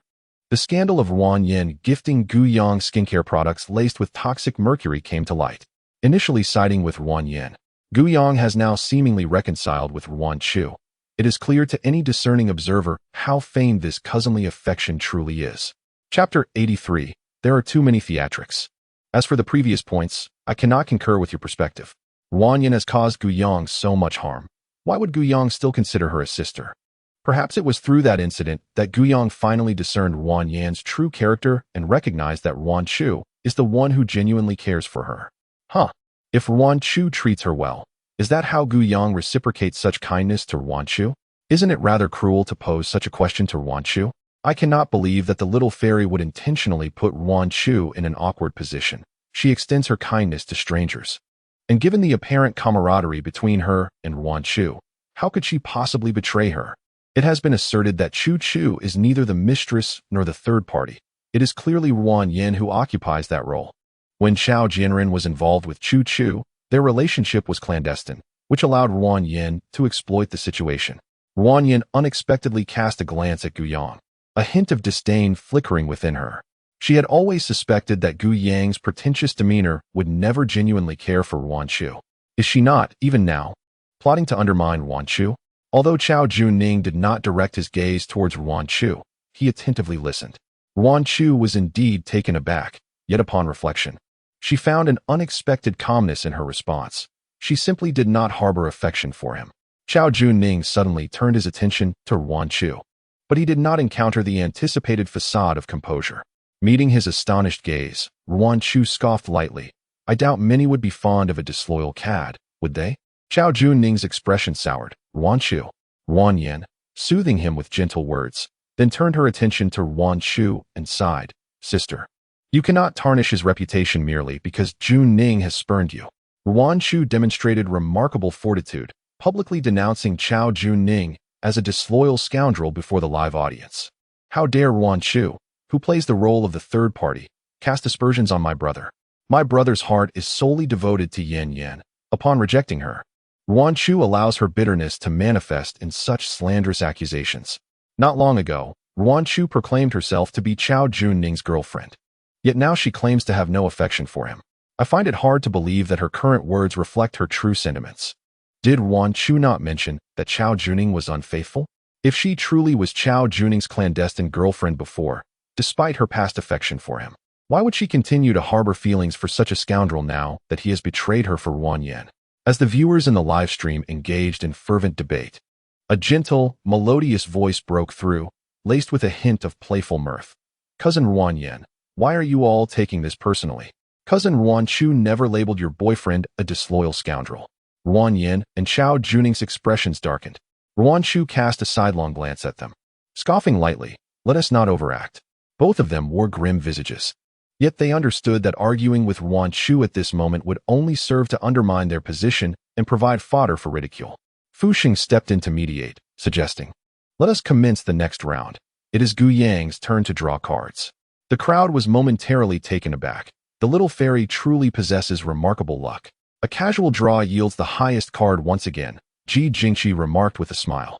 The big and small kings have already been drawn in the first round. The largest remaining card is the King of Spades.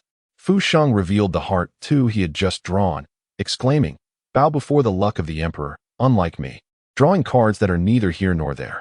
In the second round, the smallest card was drawn by Chao Juning, who showed no hesitation. I choose a dare. Gu Yang's lips curled into a smile, appearing both innocent and gentle. Choosing a dare, huh? Since you are Ruan Yin's boyfriend, we're all family now. I shall not make it difficult for you. Upon hearing Gu Yang's words, Chao Juning became somewhat anxious. Ruan Yin felt a slight tremor in her eyelids. Sensing an ominous premonition, Gu Yang casually twirled a playing card between her fingers, the intricate patterns on the card's back swirling in a dizzying manner. Her tones soothing and calming, evoking a sense of relaxation. The dare is to open your phone's photo album for us to see. Both Chao Juning and Ruan Yin sighed in relief. They had anticipated that Gu Yang might play a prank on them, perhaps concocting a challenge that involved Chao Juning kissing Ruan Chu or reciting sweet nothings to her. With a gentle smile, Chao Juning nodded in agreement, uttering a simple all right before unlocking his phone and accessing the album. However, as soon as he opened the album and beheld the indecent images within, it was as if a bucket of cold water had been thrown over him, jolting him awake. In a fluster, he attempted to swipe up to exit, only to inadvertently click on a particular photo.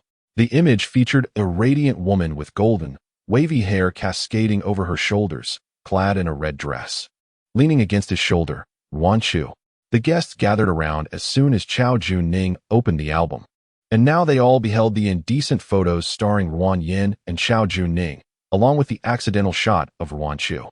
While the initial images induced a sense of embarrassment, the unexpected appearance of Ruan Chu transformed that embarrassment into sheer astonishment. This is Ruan Chu? In an instant, the gaze of everyone present shifted, now regarding Chao Jun-ning with newfound intrigue. Hadn't he previously claimed to know Ruan Yin first, and to be unfamiliar with Ruan Chu? This all hinges on the shoulders, and yet he remains oblivious?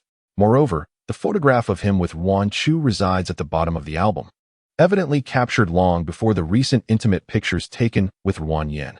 At this moment, Chao Jun-ning is thoroughly flustered, hastily stowing away his phone while denying no. You must be mistaken. He feels both agitated and vexed, unable to comprehend how he could have momentarily forgotten the plethora of private photographs in the album. Ruan Yin's expression darkens, not due to the intimate pictures with Chao Jun-ning, but rather because he still retains the photograph with Ruan Chu. Although the photos of her and Chao Jun-ning are rather revealing, they remain mere thumbnails, barely discernible at a glance. Besides, as a couple, their intimacy is, after all, quite normal. However, the fact that Chao Jun-ning has preserved the photo with Ruan Chu and has magnified it to the point where nearly everyone can see it is indeed troublesome. Director Chun, witnessing the entire scene unfold, is equally taken aback. His only relief lies in the fact that Chao Jun-ning did not click on the intimate photos of himself and Ruan Yin. Otherwise, this variety show might face severe repercussions. The audience in the live broadcast erupted upon seeing Chao Jun-ning open the album. Wow, Chao Jun-ning is truly daring. He actually opened the album for everyone to see. Gu Yang, the little fairy, is still young and unaware that one should not casually peruse a man's album, crying and laughing. Yet, truly, one is bold enough to suggest, and the other is audacious enough to act. Did Chao Jun-ning not have an inkling of what he was doing before opening the album? Chapter 85. Ruan Yin is the other woman. It is quite surprising to discover that Ruan Yin engages in such bold antics behind the scenes, having taken numerous photographs with Chao Jun-ning. Unfortunately, the fleeting moments were not captured in time. Ruan Yin and Chao Jun-ning are indeed a couple. Is it not entirely normal for them to be together? Celebrities are merely human. We should not incessantly scrutinize their private lives. I have no interest in those suggestive artistic photos. My curiosity lies with the image that Chao Jun-ning inadvertently opened, featuring a woman in a red dress. Could that be Ruan Chu? Did not Chao Jun-ning claim to be unfamiliar with Ruan Chu? How then does he possess her photograph? And why are they seen so close together? Let us not jump to conclusions. My brother just stated that the woman leaning on his shoulder is certainly Ruan Yin. Ruan Chu and Ruan Yin are half-sisters, sharing the same father, and thus possess some resemblance, making the confusion understandable. Fans of Ruan Chu should refrain from attempting to tarnish our brother's reputation. There is no way he would have a photo with her on his phone. Just because someone has golden wavy hair does not mean it is Ruan Chu. However, if it is indeed Ruan Yin, why would Chao Jun-ning react with such alarm and hastily shut off his phone? This is not merely one of those provocative artistic photographs. The live stream became a fervent debate, with the excitement steadily rising. Before long, relevant trending topics emerged. Explosive. Young Chao's adventure reveals a gallery of private photos shocking. The female lead in Chao Jun-ning's photo turns out to be Ruan Chu. Chao Jun-ning's infidelity confirmed. Despite Chao Jun-ning swiftly shutting off his phone during the live show and denying that the female lead in the photograph was Ruan Chu, numerous netizens were quick to take screenshots. In the realm of entertainment gossip, an intriguing revelation has emerged during a variety show featuring Mother Sang. A mistakenly opened photo by Chao Jun-ning revealed the female lead to be none other than Ruan Chu.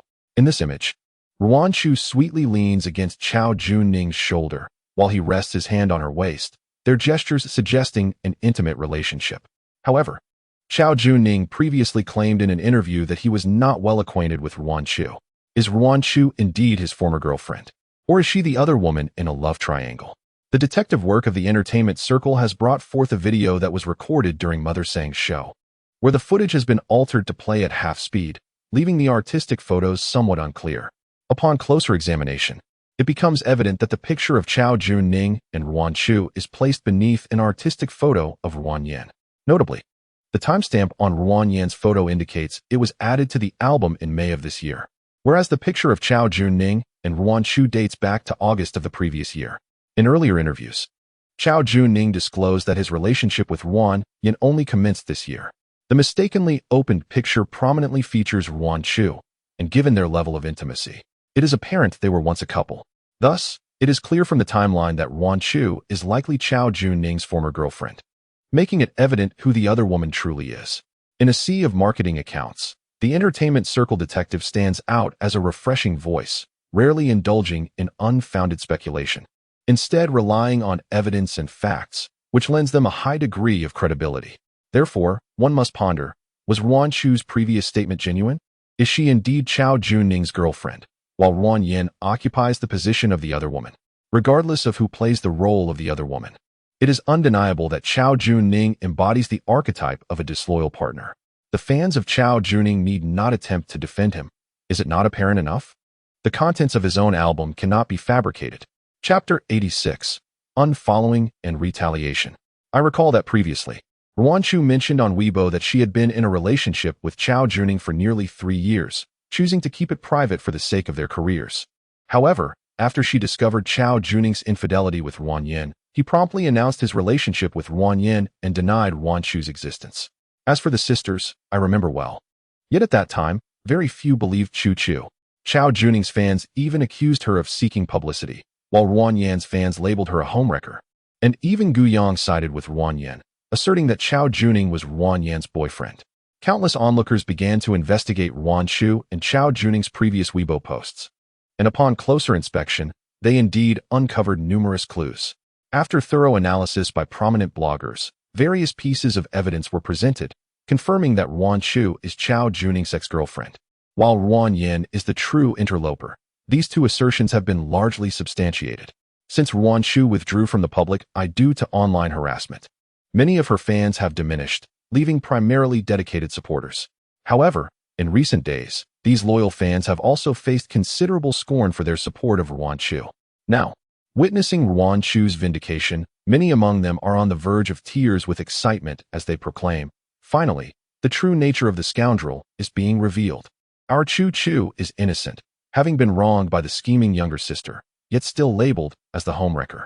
How much injustice has she suffered during those days? Scoundrel and mistress, come forth and apologize. Embrace our dear Chu. The scoundrel is unworthy of your affection. The fans, affectionately known as soft candies, will always believe in you, accompany you, and support you, beyond the unwavering loyalty of those who steadfastly support Ruan Chu.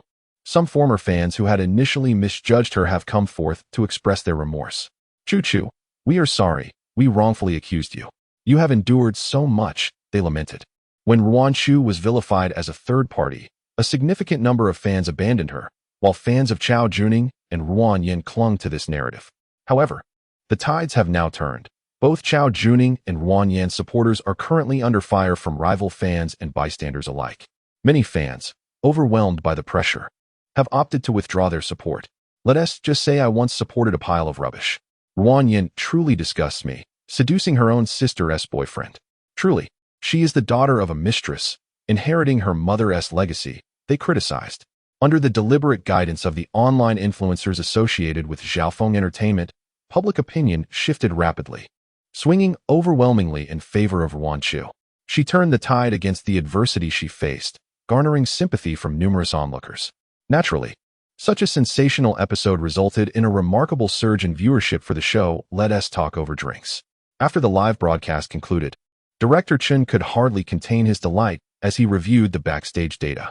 In just a day, following Gu Yang's delay due to a rescue and the reversal of the Ruan Chu scandal, Let Us Talk Over Drinks consistently trended on social media, maintaining its popularity compared to previous seasons. Although Chao Junning and Ruan Yin found themselves embroiled in controversy, they nevertheless contributed to the show's visibility. Despite the intense backlash they faced, Director Chen felt no sympathy. In fact, he found it deserving of applause. They had it coming. On this night, while netizens indulged in gossip, the guests in the rural courtyard were far from tranquil. Without the presence of cameras, Chao Junning disregarded his image, his expression darkening instantaneously. He could easily surmise the severity of the backlash he would face without even glancing at his phone. Ruan Yin's gaze, filled with malice, remained fixed on the figures of Gu Yang and Ruan Chu until they retreated into the house, after which she turned her attention to Chao Junning. Under the soft glow of the moonlight, they made their way to a secluded corner. Ruan Yin, clutching her phone in one hand, delivered a stinging slap to Chao Juning's face with the other. "Why do you still have that wretched photo of Ruan Chu?" she demanded. "If it weren't for that picture, how could the situation regarding Ruan Chu have taken such a turn?" Chao Juning, enveloped in agitation, could not fathom his own foolishness in having opened the album without a second thought. He lowered his head, too ashamed to respond, though the depths of his eyes reflected a tumultuous struggle. Were it not for the need to leverage Ruan Yin and her father's influence, he would have long severed ties. Despite both being daughters of the Ruan family, Ruan Chu had been proud and reserved during their relationship, unwilling to engage in premarital intimacy. Yet she possessed a certain gentleness and the grace befitting a lady of high standing. "Chao Juning, you have caused this mess, and now it tarnishes my reputation. You need to consider how to rectify this, whether to continue slandering Ruan Chu or to shoulder the blame entirely yourself. Just ensure I remain uninvolved, or else you shall find me unrecognizable," Ruan Yin declared, leaving him with her words before departing. Had it not been for Ruan Chu's affection for Chao Juning, she would have never considered him worth her time. Now that Ruan Chu had professed her disinterest in Chao Juning, Ruan Yin found herself equally disenchanted with him. She relished the thrill of snatching things from Ruan Chu, yet she did not take pleasure in picking through the discarded remnants left by him. Moreover, Gu Yong had a point. As a scion of a wealthy family, she should aspire to marry someone of stature and wealth, rather than a mere actor. Ruan Yin disregarded Chao Junning's sullen expression and instead called her father, Ruan Jihao, to lament her predicament. In Chapter 88, Mere Tools, Not Allies, the production team had arranged dormitories for the guests, with Gu Yong and Ruan Chu sharing a room. Ruan Chu was scrolling through Weibo. Her mind clouded as she observed the widespread vindication and the apologies from netizens. After a long pause, she turned to Gu Yong, her gaze laden with complexity. "Gu Yong, was the online narrative orchestrated by you?" Being entrenched in the entertainment industry, she understood all too well that such a rapid and extensive rehabilitation of her reputation could not simply be a coincidence. If it were indeed the public relations department of Zhao Feng Entertainment orchestrating this, it would make sense. She was not close to her uncle and aunt, Gu Xiaoming and Ruan Shuling, who would not assist her without reason. Moreover, her grandfather was unlikely to be browsing the internet late at night. Thus, it could only mean that Gu Yong had preemptively coordinated with Zhao Feng Entertainment's public relations team. Adding to her suspicions was the fact that Gu Yong had been largely steering the game during the Truth or Dare segment that evening. Was the photo of her and Chao Juning on his phone merely a coincidence? At that moment, Gu Yong paused her actions, leaning against the headboard, her moon-like eyes sparkling as she smiled gently. "At last, my cousin has noticed. It wasn't easy." However, her words carried a hint of insincerity. Ruan Chu felt a slight itch in her teeth, uncertain whether it was due to Gu Yang's infectious smile, which sent a warm sensation coursing through her heart. She averted her gaze and awkwardly murmured, "Thank you." Gu Yang's intention for bringing Ruan Chu onto the show extended beyond merely redeeming her image. It aimed primarily at subtly aiding her in overcoming her depression. However, since the essence of this approach was subtlety, there was no need for Ruan Chu to be aware of it. By allowing her to witness the affectionate interactions between Chao Juning and Ruan Yin on the show, Gu Yong sought to employ a strategy of counteraction, encouraging Ruan Chu to entirely relinquish her feelings for Chao Juning. Furthermore, by facilitating Ruan Chu's redemption and guiding the online community towards an apology, Gu Yong endeavored to halt the cyberbullying that had inflicted harm upon her, an endeavor ultimately aimed at healing her depression. Gu Yong's phone screen displayed a WeChat conversation with Su Yi. "Gu Yong, thank you so much." "Su Yi, no need for thanks, little fairy. You are the boss's sister, which makes you my sister too." While Chao Juning had indeed erased all traces of Ruan Chu's photographs, for the hackers on the dark web, anything that once existed inevitably leaves a trace, making it possible for restoration. The photo of Ruan Chu with Chao Juning in his album was one that Su Yi had recovered. Even if no one mentioned playing Truth or Dare tonight, Gu Yong would certainly find an opportunity to propose it. Soon, Su Yi sent a screenshot to Gu Jin, saying, "Boss, look. My sister has come to me for help again. It seems she has begun to consider me one of her own. Not your sister, Su Yi. Gu Jin. Moreover, not one of your own, merely a tool. Tool Su Yi." That struck deep. Su Yi resolved to refrain from continuing this poignant topic with his superior. "Boss, that person from the Xiao family is still investigating you, and they have traced it back to the country. Do take care." In the Gu family villa, the night was deep and tranquil. with the cicadas slumbering among the flowers outside. Gu Jin cast a disdainful glance at the message in the small window on her computer. Humph, let him investigate. If he finds me, I shall concede defeat. After concluding her tasks, Gu Jin intended to indulge in her usual late-night gaming, planning to drift off to sleep only in the early hours. Since that incident years ago, she had been plagued by severe insomnia, struggling to fall asleep. Even when she did manage to sleep, it was often accompanied by nightmares, rendering rest a torment for her. As a healer herself, she understood that abstaining from sleep was akin to drinking poison to quench thirst, yet she felt utterly powerless. Despite her reputation as a miraculous doctor, she found it challenging to heal herself from psychological ailments. At that moment, her phone vibrated. Upon checking, she discovered a WeChat message from Gu Yang, containing only an audio file. Gu Jin's gaze momentarily faltered as she opened the audio, revealing the soft and sweet voice of a young girl, accompanied by gentle piano melodies and the sound of cicadas, reminiscent of celestial harmonies. It was a lullaby. Gu Jin tightened her grip on her phone, her eyes unwaveringly fixed on the words being typed by the sender. Gu Yang, wishing you sweet dreams, sister. After a moment's consideration, fearing Gu Yang might perceive her as aloof, she replied with a simple, sweet dreams. She closed her computer, turned off the lights, and lay in bed, letting the audio play on repeat as she surrendered to sleep. Naturally, before drifting off, Gu Jin mischievously shared the audio and a screenshot with Feng Ju downstairs. Gu Jin, the message she just sent me was accompanied by a red exclamation mark. The message was sent, but the recipient has declined it. Gu Jin let out a soft scoff, feeling a sense of relief. Downstairs, in the dimly lit bedroom, the screen emitted a faint glow, subtly illuminating the young man's clear and handsome features.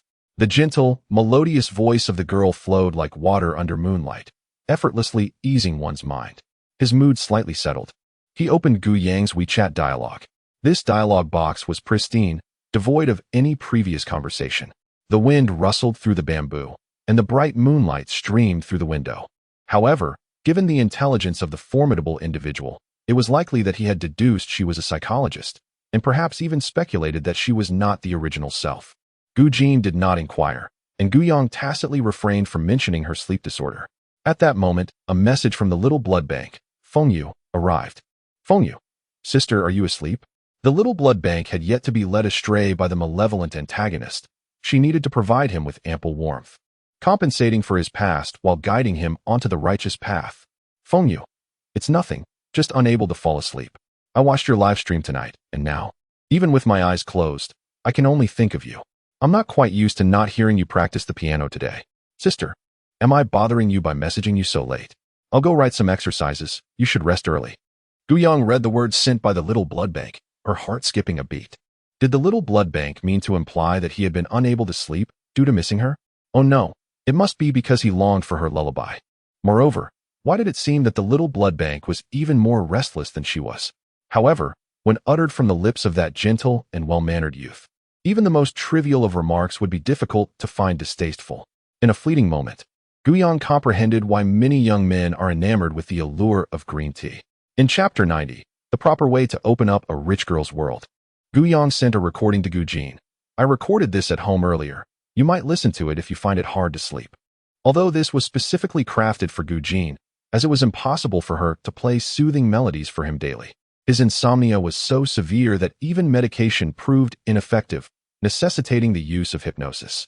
Thus, she had taken the time to record a lullaby for him. After some contemplation, Gu Yang sent several additional audio files to Feng Ju, featuring her performances of various piano pieces. Feng Ju responded, "Thank you, sister.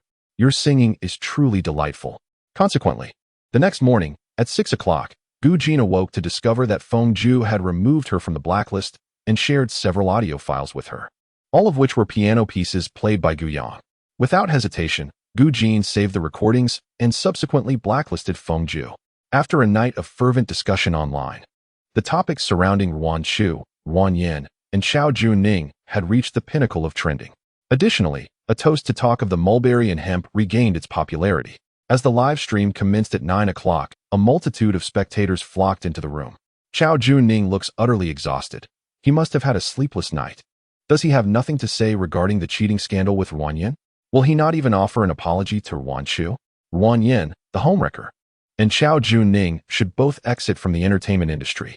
Ruan Chu's fans, please refrain from barking like rabid dogs. How much of what the marketing accounts say can be taken as truth? Yan's supporters, let us trust in Yan. Believe in the brother-in-law. Indeed, it is widely accepted that Ruan Yin is certainly the mistress, and Qiao Juning is undoubtedly a scoundrel.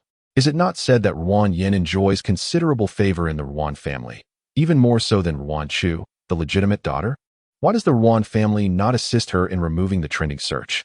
Given the typical behavior of affluent families, they would have long since eliminated the trending search. How could they allow such a negative topic to linger throughout the night? I recall the last time Gu Yang's negative search topped the charts, the Gu Corporation, in an effort to mitigate the heat, compelled their contracted artists to disclose their romantic relationships. Is this not the correct approach for a daughter of a wealthy family? As the live broadcast commenced, fans from various factions were already embroiled in fierce disputes, while others sat back, enjoying the spectacle and cheering for their idols. The production team had invited a local wild mushroom expert to elucidate the intricacies of wild fungi. The expert, leading the way, remarked, "Wild mushrooms are delectably flavorful, truly a mountain delicacy. Yet, despite numerous instances of individuals suffering from poisoning due to the consumption of wild mushrooms each year, the enthusiasm for them remains unabated." Wild mushrooms, or fungi, can be categorized into toxic and non-toxic varieties. When foraging for wild mushrooms, caution must be exercised in distinguishing between them. First, observe the color of the mushrooms. Generally, those with vibrant hues are prone to discoloration after being picked, and those with bumps on their caps are toxic. Next, examine their secretions. If the secretions are viscous and brownish, and they oxidize and change color upon being broken, they are toxic. Non-toxic secretions are clear, occasionally white, and do not change color when the mushroom surface is torn. As the expert spoke, he donned disposable gloves to demonstrate the picking of roadside mushrooms, providing a practical lesson and assisting the audience in identifying several common types of wild fungi. After the scientific popularization concluded, Director Chun and others paused beneath a tree that could be embraced by 5 people. He stated, "Our task for this morning is to gather mushrooms. Similarly, we shall divide into pairs, with 2 individuals in each group, so please form your own teams." Chapter 91. Little Fairy, You Promised Me? Ruan Yin and Qiao Juning formed a couple S team, while Ruan Chu and Gu Yang teamed up as sisters. Wei Yuzhou, who was particularly attentive to Tang Xiao, would undoubtedly choose her. Consequently, the remaining duo consisted of Ji Jingqi and Fu Sheng. I truly am a little genius. The soothsayer will strike tonight. So, does that mean Ji Zai is the leftover? This beaver? Crying with laughter. This combination appeared most plausible and garnered considerable agreement from the crowd. Although Ji Jingqi believed Gu Yang would choose to pair with Ruan Chu, he still, undeterred, extended an invitation. Little Fairy, shall we be in a group? Gu Yang readily accepted, sure. Some fans were enchanted by Ji Jingqi's reaction. Ah, how adorable is Ji Zai. Others playfully echoed Ji Jingqi's words. I refuse. I do not consent to this union. Gu Yang is wise to not reject our Ji Zai. I thought Gu Yang would continue with Chu, but it seems Ji Jingqi's allure is greater. A betrayal of sisterhood. Truly a superficial relationship among the wealthy. Haters, step aside. Do not disguise yourselves as Chu fans. It is evident that Chu and her cousin share a close bond, yet closeness does not necessitate being tied together. Ruan Chu also looked at Gu Yang in surprise, her gaze reproachful as if addressing a heartbreaker. Wasn't he the purpose of participating in this variety show for her? Gu Yang, seemingly perceptive, glanced at Ruan Chu and teasingly remarked, Cousin, you wouldn't be unable to part with me, would you? Ruan Chu appeared as though her innermost thoughts had been laid bare, averting her gaze. Who truly cannot live without you? Since her depression had worsened, her interactions with the outside world diminished significantly, with only Gu Yang engaging with her to any meaningful extent. To a certain degree, she had become somewhat reliant on Gu Yang. If Gu Yang had not pointed it out, she might not have even realized how much she depended on her. She was reluctant to engage with others. Gu Yang, recognizing this, accepted Ji Jingqi's invitation and chose not to continue pairing with Ruan Chu. Her intention was to compel Ruan Chu to take that crucial step. At that moment, Qiao Juning and Ruan Yin, along with Tang Xiao and Wei Yuzhou, had already formed their teams. Fu Sheng could only turn his attention to Ruan Chu. Following their collaboration the previous day, he held a favorable impression of her and did not mind working together. He extended his hand with a smile, saying, "Ruan Chu, let us have a pleasant collaboration." Ruan Chu hesitantly reached out her hand, replying, "Pleasant collaboration." Taking that step was arduous, yet once she did, Ruan Chu felt an exhilarating sense of liberation from her shackles. The Grape app livestream featured a split-screen function, and as the four teams set off in different directions, the live broadcast room was divided into 4 sections. Viewers could watch all 4 segments simultaneously or select one to view more closely. Naturally, each fanbase opted to watch the live stream featuring their beloved idol. Ji Jingqi, carrying a bamboo basket, abandoned his usual persona of being aloof and taciturn, engaging Gu Yang in lively conversation. "Little fairy, what prompted you to suddenly join a variety show?" Gu Yang, of course, could not disclose that she was there to help Ruan Chu, so she casually replied, "Just came to have some fun, and to earn a bit of pocket money during the summer break. You can call me Gu Yang or Yang Yang." Gu Yang felt a twinge of embarrassment at being addressed as Little Fairy in front of so many viewers in the live stream. Ji Jingqi, ever accommodating, asked Yang Yang, "Do you aspire to enter the entertainment industry?" Chapter 92, Red Umbrella, White Handle. "Ji Zai, your aloof persona has crumbled. Whoa, I too wish to be Chi Chi's Little Fairy. I bet a pack of spicy strips that Gu Yang's participation in reality shows is a stepping stone into the entertainment world. One cannot deny that the allure of the entertainment industry is substantial, with so many heiresses vying for a chance. I also believe Gu Yang intends to forge a path in the entertainment industry. The notion of merely dabbling is but a pretext. She is not the genuine heiress of the Gu family. The family's wealth is not hers to inherit.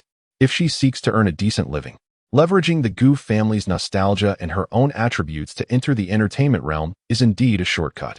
While the online commentators provided astute analyses, Gu Yang shook her head. "I will not enter the entertainment industry." Ji Jingqi expressed a hint of regret. "Oh, what a pity. With your looks, it would truly be a shame not to pursue that path. I had hoped for the opportunity to act alongside you in the future." Gu Yang smiled, reflecting that before her journey through the story, anyone who dared to encourage her to enter the entertainment industry would have surely faced a backlash from a horde of fervent psychologists. The two did not dwell on the topic any longer and continued their exploration, foraging for wild mushrooms. However, due to their late arrival, most of the wild mushrooms that had sprouted after the rain had already been gathered by early rising villagers, leaving only a sparse few behind, rarely found in clusters. Ji Jingqi lamented, "Indeed, the early bird catches the worm.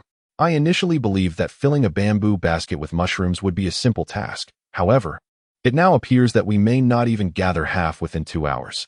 Furthermore, not all that they collect may be non-toxic." Gu Yang, with her keen eyes, spotted a cluster of red mushrooms concealed by a patch of weeds. There were many, likely sufficient to fill the bamboo basket. Ji Jingqi, surprised, approached for a closer look. His expression somewhat complex. "Red caps and white stems? Is this the poisonous red mushroom?" Gu Yang, wearing disposable gloves, carefully harvested the mushrooms and tossed them into the basket, declaring them to be the non-toxic variety. Although they bore a resemblance to the toxic red mushrooms, there were indeed distinctions. As Gu Yang collected the mushrooms, she imparted knowledge to Ji Jingqi, who nodded attentively. While the two were gathering the red mushrooms, the live stream was inundated with comments. "Red caps, white stems. Consume them and lie in repose. Lying in repose, sleeping in coffins, and then buried beneath the mountains. Is what Gu Yang saying true? Could such a large cluster of red caps and white stems not be the poisonous variety? She isn't an expert. Can she truly discern them accurately? Is it not possible to gather other mushrooms? Such a vast cluster of red caps and white stems. If they weren't poisonous, how could they still be here? They must have been harvested by the villagers below long ago. Alas, I already foresee how this round will end for Ji Zai. Shingo will undoubtedly devise some underhanded scheme to bother us. Can Gu Yang refrain from dragging our Ji Emperor down? Would it not be better to be a quiet and demure little fairy instead of being so irksome? Meanwhile, Ruan Chu and Fu Sheng were not gathering many mushrooms either. Fu Sheng regularly engages in exercise, allowing him to traverse the mountain path for nearly an hour without even a hint of breathlessness. However, he was pleasantly surprised to discover that Ruan Chu also possessed commendable stamina. During their foraging for wild mushrooms, the two found it rather awkward to remain silent, prompting Fu Sheng to initiate a conversation. "Miss Ruan, do you also exercise frequently?" "Indeed, my elders have always worried about girls facing hardships outside, so they encouraged us to learn some martial arts from a young age," Physical training has naturally been essential, Wan Chu replied, reflecting that since her battle with depression, she had scarcely engaged in any physical activity. Chapter 93. Truly a trial. Both of them, being part of the entertainment industry, shared numerous common topics, which facilitated their conversation. Gradually, it became a mutual exchange, with Wan Chu occasionally posing questions to Fu Sheng, resulting in a harmonious interaction. That appears to be chicken of the woods. It should make a delightful soup, Fu Sheng remarked as he shouldered the bamboo basket and moved to gather the mushrooms. Yet, Wan Chu halted him, exclaiming, "There's a snake." It was only then that Fu Sheng noticed a snake coiled around the moss-covered stones adjacent to the mushrooms, its forked tongue flicking in the air. The snake's head was triangular, resembling a heated iron, while its tail bore a white hue, and its body was a dark brown interspersed with minuscule yellow-green or rust-colored spots, creating a delicate net-like pattern. The snake's coloration camouflaged it against the lichen-covered stones, which explained why Fu Sheng had overlooked it. Startled, Fu Sheng stifled a gasp, covering his mouth to suppress any sound. Wan Chu remained remarkably composed, gently pulling Fu Sheng back as she explained, "Snakes lack external ears and eardrums. They cannot perceive sound waves transmitted through the air, so they can still be frightened into revealing themselves." Fu Sheng cautiously fixed his gaze upon the serpent, retreating alongside Wan Chu, his heart still racing as he nodded, yet he refrained from speaking too loudly. The snake, with its triangular head, bore the appearance of a venomous creature. "Aren't you afraid?" he inquired.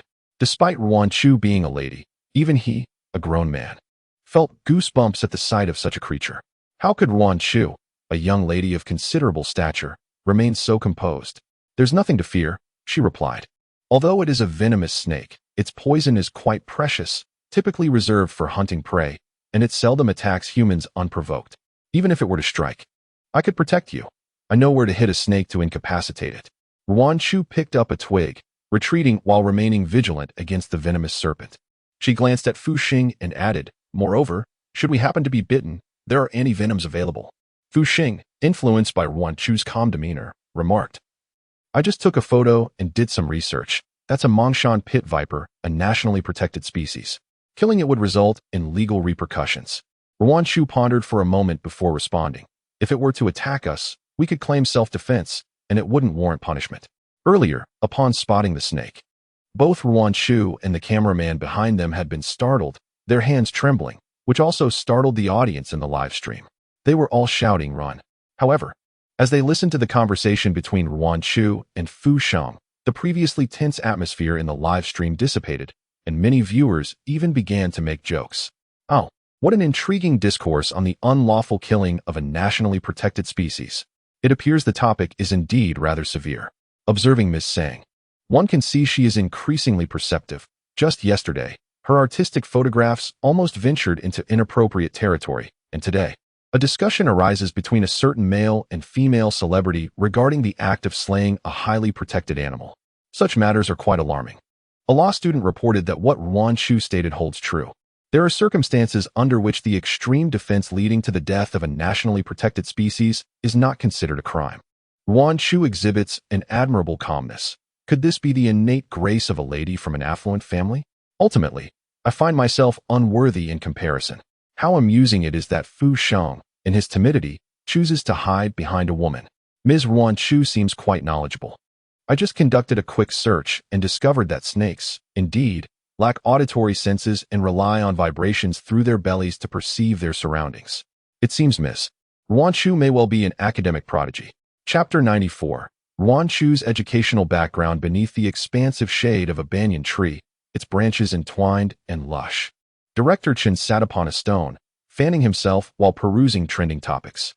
The triangular entanglement involving Wan Yin, Wan Chu, and Chao Juning still lingered in the limelight, while Gu Yang and Ji Jingqi's appearance with the red mushroom had also made its mark in the trending list.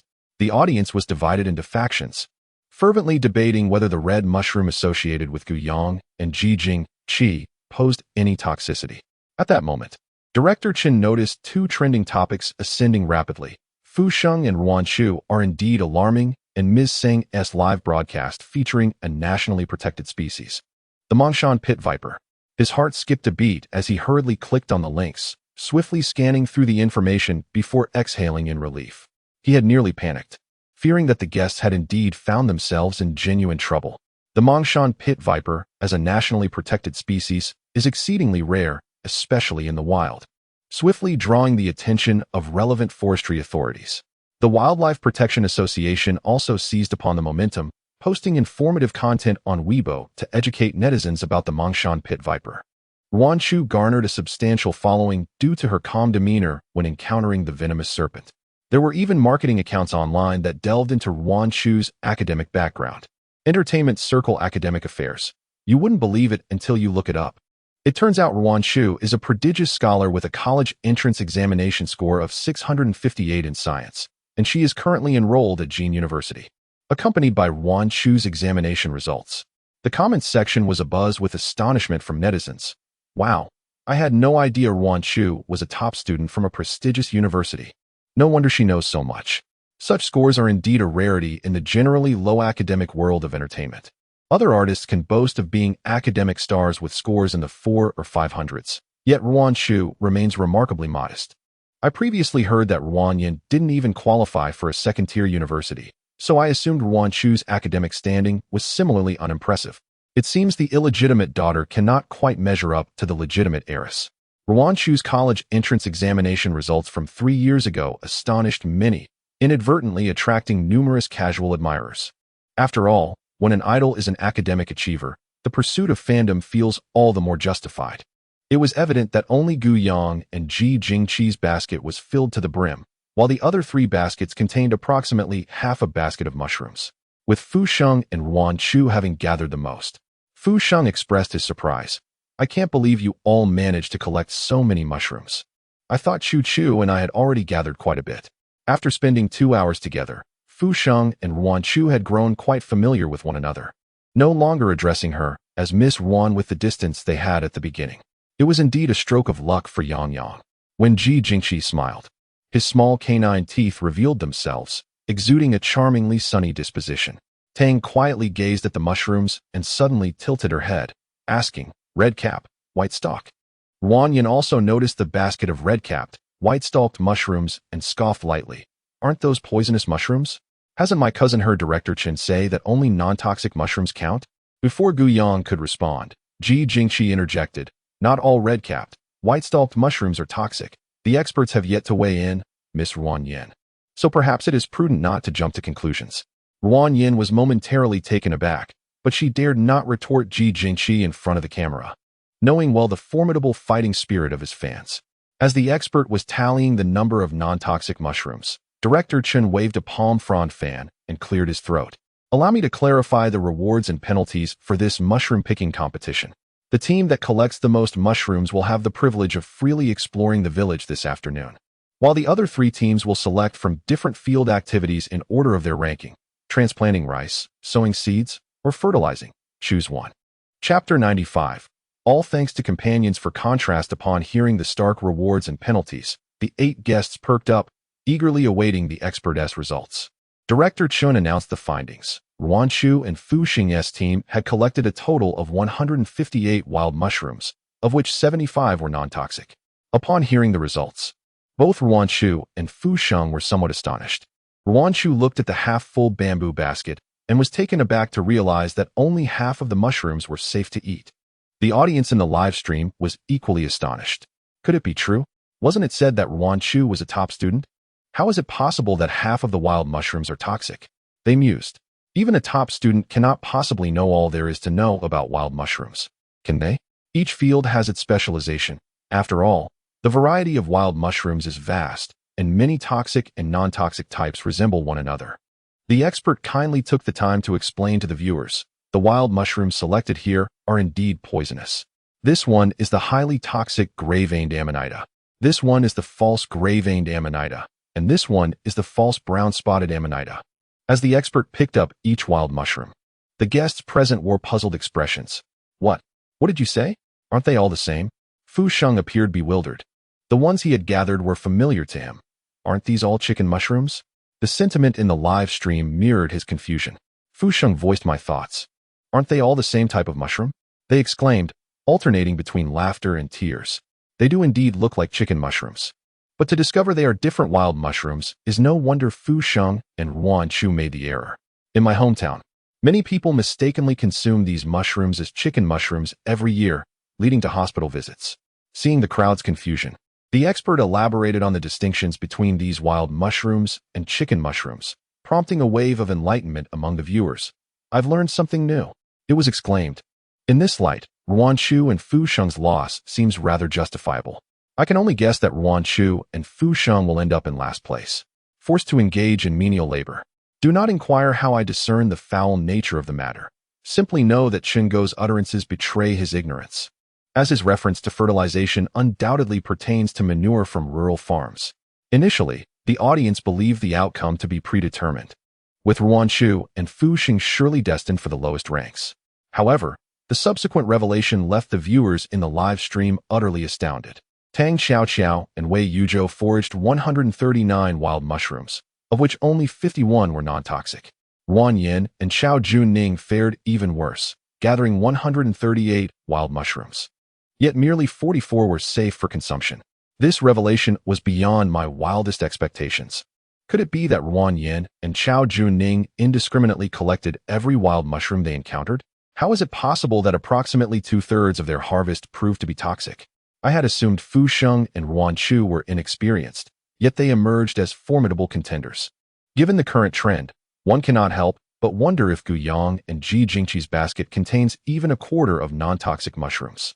Upon witnessing the entire basket of fungi emptied before us, I felt certain that even 1/5 of them could not be safe.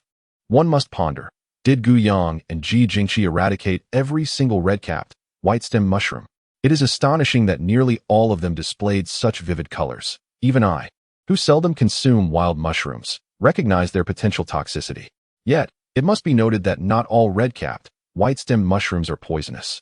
Perhaps Gu Yang and Ji Jingqi simply enjoyed a stroke of good fortune in selecting the non-toxic varieties. Not only were the live stream viewers taken aback, but the other three groups of guests, along with Director Chun, stood in stunned silence as the expert revealed the contents of the basket.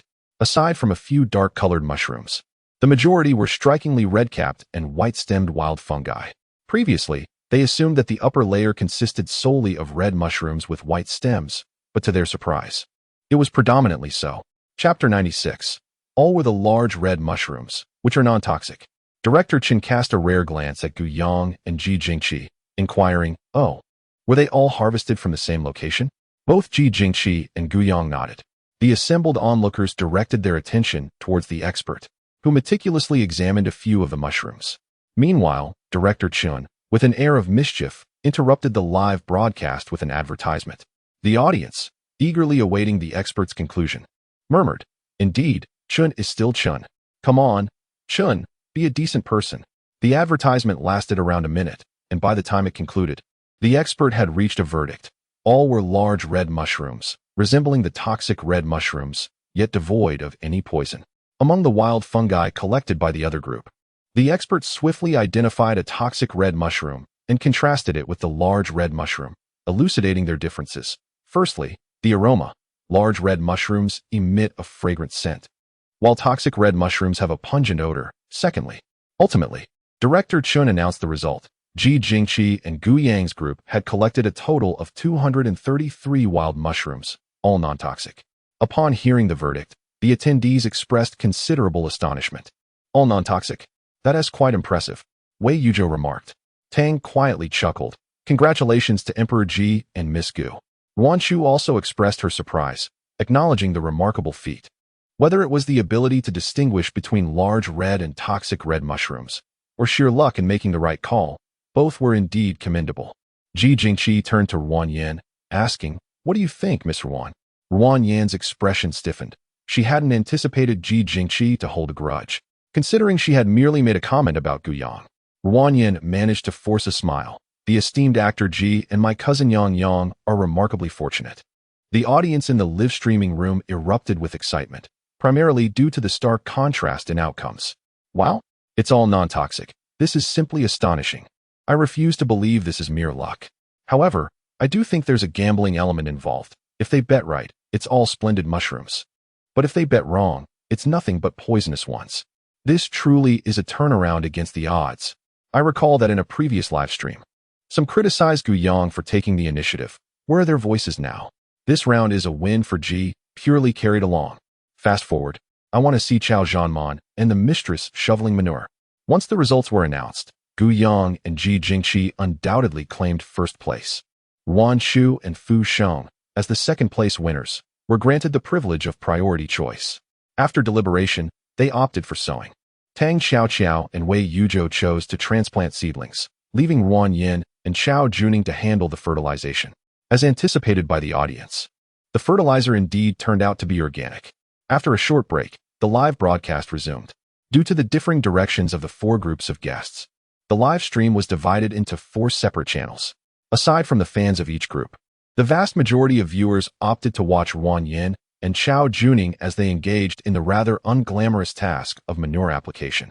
In the vegetable garden, the newly sprouted seedlings were a vibrant green. Chao Juning precariously carried 2 buckets of organic fertilizer through the garden, inadvertently trampling several nearby seedlings. A gust of wind carried the pungent odor of the fertilizer, prompting him to instinctively cover his mouth and nose. Meanwhile, Wan Yin, having spotted Chao Juning's approach, had already pinched her nose and moved away to avoid the stench. She held a watering can in one hand while pinching her nose with the other, her eyes brimming with disdain. At this moment, she deeply regretted asking Wang Yunxin for assistance in getting her and Chao Juning on this variety show. Her initial intention was to provoke Wan Chu by appearing alongside Chao Juning, hoping to exacerbate Wan Chu's depression to the point of complete breakdown, ideally leading to a tragic end. However, to her astonishment, the plan backfired, resulting in Wan Chu's redemption, and now she found herself stuck with such distasteful and laborious tasks. As Chapter 97 unfolds, Chao Juning approached, carrying a load of manure, when he accidentally kicked a stone, causing him to stumble and fall to the ground. The manure spilled out, some even splattering onto him. Witnessing this, Wan Yin felt increasingly repulsed, instinctively distancing herself from Chao Juning. In the live broadcast, Chao Juning's fans were heartbroken. Isn't Shingo going too far?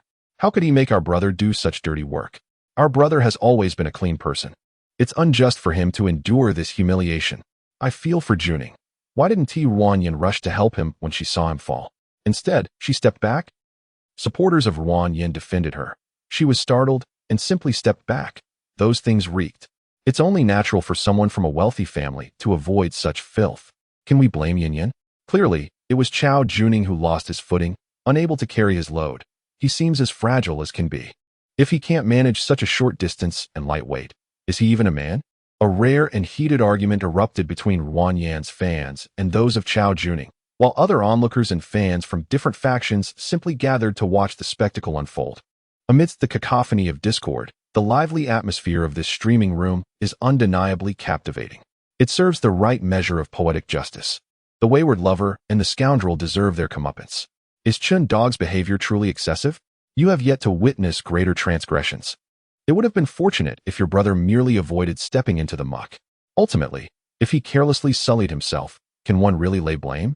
In stark contrast to the stench emanating from Wan Yin and Chao Juning, Tang Xiaoqiao and Wei Yuzhou, alongside Wan Chu and Fu Sheng, harmoniously engage in their labor, sharing laughter and camaraderie, evoking a sense of tranquil existence. Meanwhile, Gu Yang and Ji Jingji, the quintessential leisurely duo, meander through the village with a photographer trailing closely behind. Ji Jingji is bundled up, even donning a mask on this sweltering day. Gu Yang, being an ordinary person, is unperturbed by the possibility of recognition. Yet as the most popular young actor of the moment, he must tread carefully. However, he soon realizes that his concerns are unfounded. Ji Jingji removes his mask, inhaling deeply. Why are there predominantly elderly folk and children in this village? Where are the young people? Given that most fervent fans are typically the youth, the presence of only the elderly and children alleviates his worries about being recognized. Gu Yang, however, is not surprised. She gently observes an elderly man carrying one child on his back while holding another by the hand, remarking, "This is quite normal." Many young individuals venture out to seek their fortunes, leaving behind only empty nesters and left behind children. As Ji Jingji follows Gu Yang's gaze and notices the silver-haired elder, he falls into a contemplative silence. The white-haired do not bear burdens upon the road, Gu Yang murmured softly. Even to this day, this sentiment remains unfulfilled in many places. The photographer, following Gu Yang's gaze towards Ji Jingqi, captured an image of an elderly woman. Her hair was streaked with gray, and her posture somewhat stooped. Whether due to age or the weight of the child upon her back remained uncertain. She bore a young child on her back, while guiding a toddler of 3 or 4 by the hand, slowly moving forward, leaving only her silhouette for the lens. The audience in the live broadcast fell silent for a moment upon witnessing this scene. After a long pause, a comment emerged. "May I ask, what does this mean?" "I don't quite understand classical Chinese." Another added. The phrase "the white-haired do not bear burdens upon the road" originates from Mencius's Guanrenjiu Guayi, signifying that an elderly person should not be laden with heavy burdens. The discourse then shifted towards the poignant issues of empty nest seniors and left-behind children, with one viewer remarking, "That grandmother must be over 70, and yet she toils so hard." Another lamented, "Can't the children show a bit of filial piety? Is it acceptable for the elderly to act as caregivers for their grandchildren at such an advanced age?" Yet another countered, "We cannot solely blame the children. They venture out for the sake of their families. Without striving, how would they earn a livelihood?" The live chat evolved into a discussion on societal issues, topics that resonate with everyone and evoke a shared sense of empathy. However, a few voices emerged. Laden with moral indignation, are Gu Yang and Ji Jingqi merely spectators, offering idle commentary? Why not lend a hand? At the very least, assist the elderly with the child? Such hypocrisy, one exclaimed.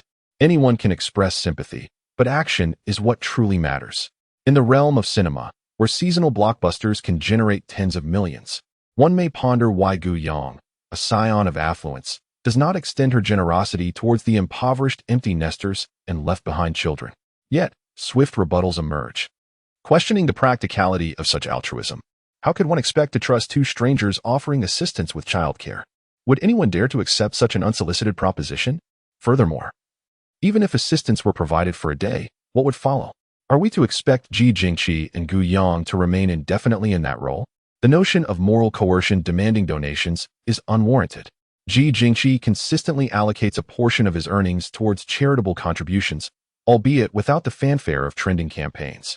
For further details, one may refer to the official Weibo of Ji Jingqi's Global Support Association. As for Miss Gu Yang, she is still a student, and the Gu family has previously publicized a generous donation of 100 million. To those who demand contributions, I pose a question: how much have you donated? And what have you done for society?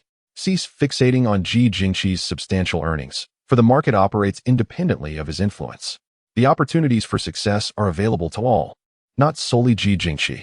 Indeed, Gu Yang and Ji Jingqi have not approached the elderly to offer assistance, for their efforts, though well-intentioned, could only provide temporary relief. In today's era of social media, their involvement could inadvertently disrupt the tranquility of the elderly and children, as excessive exposure might attract a plethora of internet celebrities, ultimately leading to further distress rather than solace. Unsurprisingly, due to the poignant scene involving Sang Ma, the societal issues of empty nest elderly individuals and left-behind children in rural areas have once again surged onto trending topics, prompting considerable reflection among the populace.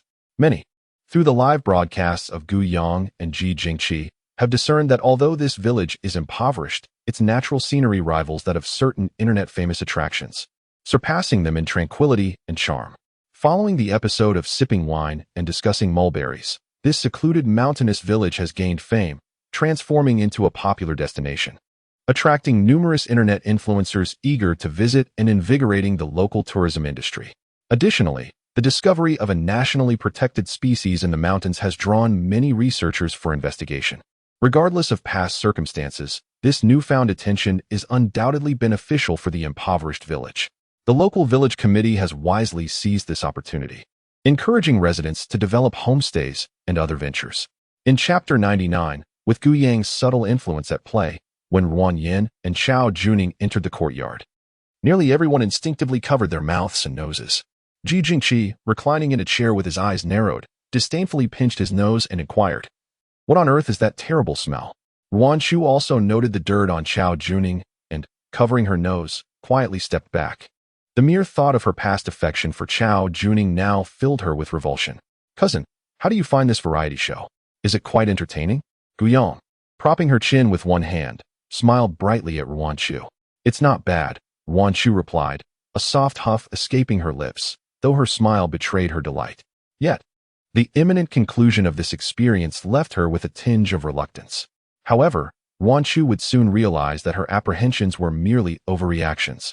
Upon her return, she successfully rehabilitated her image and achieved remarkable popularity, now enjoying even greater resources than before her hiatus, with a constant stream of endorsement offers, including an invitation from a director to star as the leading lady.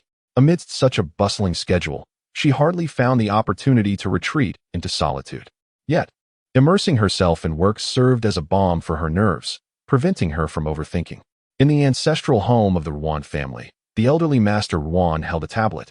Watching the radiant smile on Yuan Chu's face as she bid farewell to the audience, a smile of his own creeping into his eyes, the butler beside him remarked, "It has been ages since the young lady appeared so joyful." Indeed, the old master mused. Prior to Chu's participation in the variety show, he had harbored concerns about her potential suffering. However, it appeared that not only had she emerged unscathed, but Yuan Yin had also faced considerable setbacks. A twist of fate? Humph, that girl is quite astute. The old master understood well that Yuan Chu's swift redemption on the show was largely propelled by Gu Yang's support. Yet, it was true that she had undergone a transformation. At the very least, the girl was no longer as irksome to him as before. Have Yuan Yin and Xiao Junning yet to come forth and apologize to Chu Chu? The old master inquired again. The butler shook his head. No. It seems they are opting for a cold treatment. They have not made any statements. The old master scoffed. My Yuan family's daughter is not to be trifled with. Let it be known that Yuan Yin has been expelled from the Yuan family. And that Xiao Junning, is he in a position to pick and choose among the daughters of the Yuan family? Let him be silenced. Although the old master had retired at home, he still wielded considerable power. Silencing a third-tier young idol was hardly a challenge for him. Moreover, he had a son-in-law, Gu Xiaoming, one of the four giants of the entertainment industry.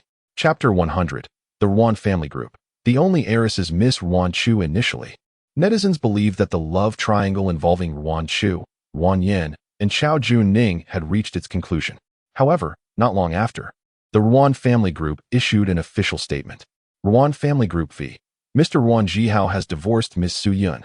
The custody of Miss Yuan Yin has been awarded to Ms. Su Yun, and she is no longer recognized as the second young lady of the Jin City Yuan family.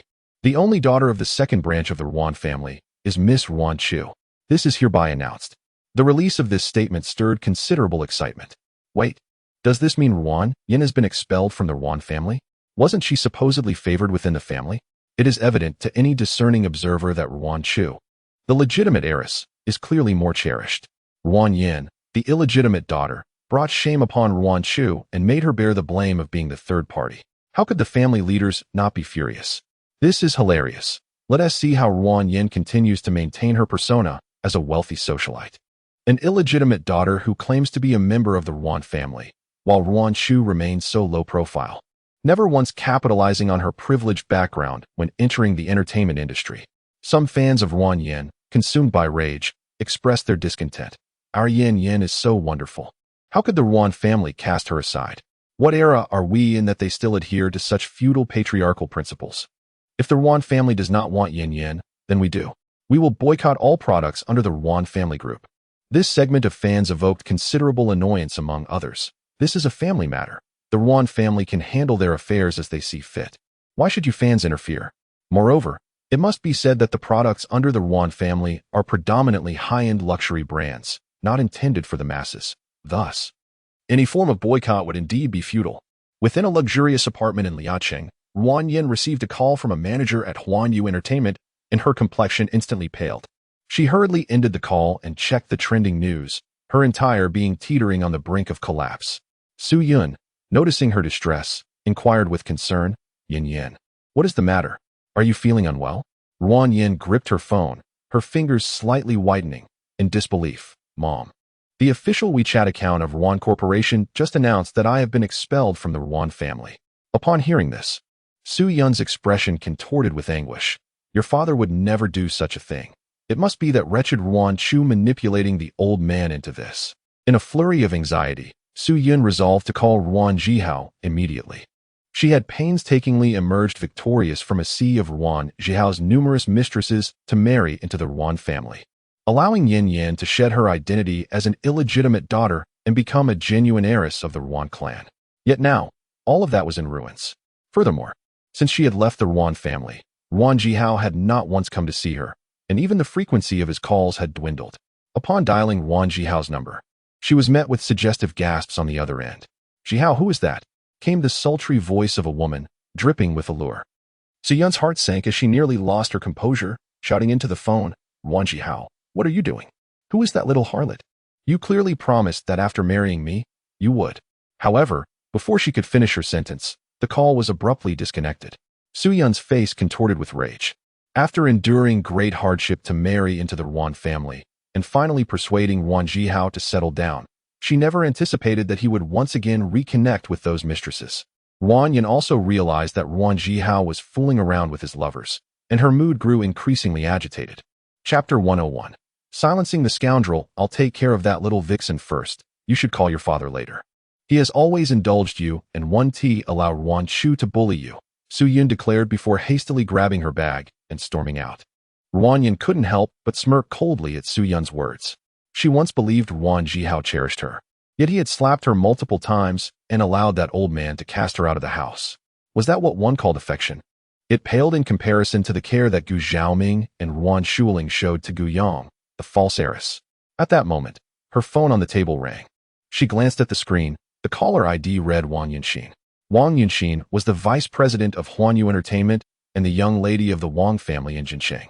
The Wang family was a fierce rival to the Gu family, which also focused on the entertainment industry. After her unilateral termination from Zhaofeng Entertainment, it was Wang Yunxin who proactively sought her out to sign a contract. They had also reached some cooperative agreements. Upon answering the call, Wang Yin listened to the woman's enticing words for a long while in silence before finally acquiescing to her request. "All right. As long as you help me suppress the trending topic, I will send you the evidence." The statement issued by the Ruan Group had made its way to the trending topics, and it couldn't simply be retracted with money. But Huanyu Entertainment possessed the capability to remove it from the spotlight. As for the cost of betraying the Gu family, her current predicament is entirely the fault of Gu Yang. Since the Gu family shows no regard for her, their distant cousin, but rather favors Gu Yang, the false heiress, she can hardly be blamed for her disloyalty towards them. Meanwhile, as Ruan Yin finds herself entangled in the turmoil of the Ruan Group's public statements, Chao Juning suffers a series of external blows. First, he loses the male supporting role in a primetime drama to someone else. Next, he loses several endorsement deals. And a project, which was already halfway through production, dismisses him from further involvement. Even a fool like Chao Juning realizes that someone is deliberately plotting against him. He had intended to call Ruan Yin for assistance, but instead, his agent thrust a phone into his hands, suggesting he peruse the trending topics himself. Ruan Yin is currently preoccupied and cannot be of help. Upon reading the trending topics on the phone screen, Chao Juning stumbles slightly, sharing the disbelief of countless netizens. How could this be possible? He had personally witnessed Ruan Jihao's adoration for Ruan Yin, which led him to decisively abandon the neglected Ruan Chu to be with Ruan Yin. Yet now, he learns that Ruan Yin has been expelled from the Ruan family. So, his betrayal of Ruan Chu for power, in favor of Ruan Yin, was nothing but a farce. What should he do now? In a fit of indignation, Chao Juning shouts at his agent. The agent's eyes flash with disdain. Previously, when Chao Juning had Ruan Yin's support, he would indulge him. But now that Ruan Yin has fallen from grace, what is Chao Juning worth? The agent's tone has lost its former deference. Now laced with contempt, it is evident that someone is orchestrating your downfall in the industry. No need to ponder over who that might be. You are well aware of how you have provoked the Ruan family, and I trust you know what actions to take without my guidance. It is evident that the Ruan family is involved. He has betrayed Ruan Chu, and Ruan Yin has usurped Ruan Chu's boyfriend. Yet neither of them has publicly addressed the matter. Consequently, the Ruan family has no choice but to intervene directly to support Ruan Chu. As the negative news about him proliferates on trending topics, the vitriol directed at him online surpasses even the prior outrage aimed at Ruan Chu for being a mistress. Unable to withstand the mounting pressure, Chao Juning has taken to Weibo to issue an apology. Chapter 102. Everything has been discreetly arranged for her. With Chao Juning's post, the trending topic surged once again. Chao Juning apology. Chao Juning acknowledges Ruan Chu as ex-girlfriend. Ruan Yin mistress evidence. Related tags rapidly ascended the trending list, leaving many fans of other celebrities bewildered. Who is this Chao Juning? Why does he appear on trending topics every few days? How despicable can one be? a third-rate young idol, toying with the affections of two heiresses. He betrayed his ex-girlfriend's half-sister and then, with his current girlfriend, maliciously accused his ex of attempting to intrude on their relationship, leading to his ex being cyberbullied to the point of retreating from the limelight. Goodness, what a scoundrel! And that Ruan Yin is far from innocent. I refuse to believe she was unaware that he was her sister's boyfriend. TSK, just from the phrase half-siblings, I can already envision a grand drama unfolding among the elite. As onlookers indulged in the spectacle, the fans of the involved parties quickly rallied to the forefront. Brother Jun, if you are being held against your will, just blink. I refuse to believe you ever had a past with Ruan Chu. The might of capitalism is truly formidable. From the recent events where Jun has consecutively lost endorsements, I surmise that the Ruan family is applying pressure on him. Is it merely a trivial matter of romance that could potentially ruin Jun's career? Furthermore, Ruan Chu, must you insist on pushing Jun to the point of exiting the industry? How ludicrous. Are we to blame Chu for Jun's infidelity? Did we compel him to incite his fans to harass her? It is permissible for Jun to betray Chu, yet it is unacceptable for her family to rally in her support? What constitutes a trivial romantic affair? Did not Jun's actions nearly obliterate Chu's career? She has faced such online harassment that she nearly retreated from the limelight. What if the psychological toll becomes unbearable? The fans of Chao Juning are utterly amusing. He is but a phoenix man. The entertainment industry is not a realm where just anyone can flourish. His current standing is undoubtedly illuminated by Ruan Chu and the capital backing her. How can it be said that Ruan Chu has ruined his career? Does he not possess an inkling of how he attained his success? Previously, on a variety show, Chao Juning was thoroughly criticized, and the astute among his fans have since withdrawn their support, while the foolish continue to expose themselves to ridicule. Meanwhile, the online spectators and Ruan Chu's supporters fervently condemn Chao Juning, with a multitude rushing to Ruan Yan's Weibo, urging her to step forward and apologize. In the ancestral home of the Ruan family, Ruan Chu gazes at her phone screen, contemplating for a long while before turning her attention to the leisurely Ruan patriarch enjoying his tea across the coffee table, her heart swelling with emotion. Grandfather. Was this all you're doing? Her grandfather has always opposed her entering the entertainment industry, fervently wishing for her to join Ruan Corporation and inherit the family fortune of the second branch of the Ruan family. 3 years ago, due to this matter, she had a fierce confrontation with her grandfather before embarking on her solitary journey into the entertainment industry. Initially, she wished to avoid leveraging her family's influence and intentionally concealed her identity. However, later on, Chao Juning sneered at her and remarked, Ruan Chu, people strive to ascend while water flows downward. What is wrong with my ambition to rise? Do you truly believe this industry is as simplistic as it appears? Everyone is aware of your esteemed background, thanks to the support you have, which is why no one presents you with the sordid realities you so despise. It was then that she realized her grandfather, while ostensibly opposing her entrance into the entertainment world and warning her of the potential pitfalls, was secretly ensuring everything was arranged for her, fearing for her well-being. Chapter 103. Not your manipulation. Elder Ruan set down his teacup and, through the swirling tea mist, regarded Ruan Chu with a gaze filled with warmth and kindness. Grandfather understands your desire to rely on your own merits and not the Ruan family's influence. However, my dear Chu, the Ruan family will always be your unwavering support. Ruan Chu felt as though her heart had been struck, and her eyes grew slightly misty. At the Gu family villa, during dinner, Ruan Shuling diligently served dishes to Gu Yang.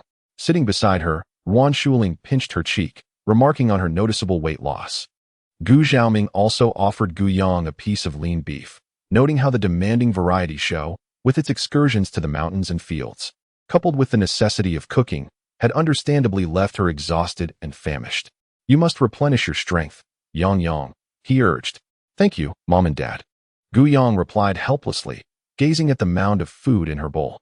Ruan Shuling, animated and cheerful, exclaimed, but your variety show is indeed quite entertaining.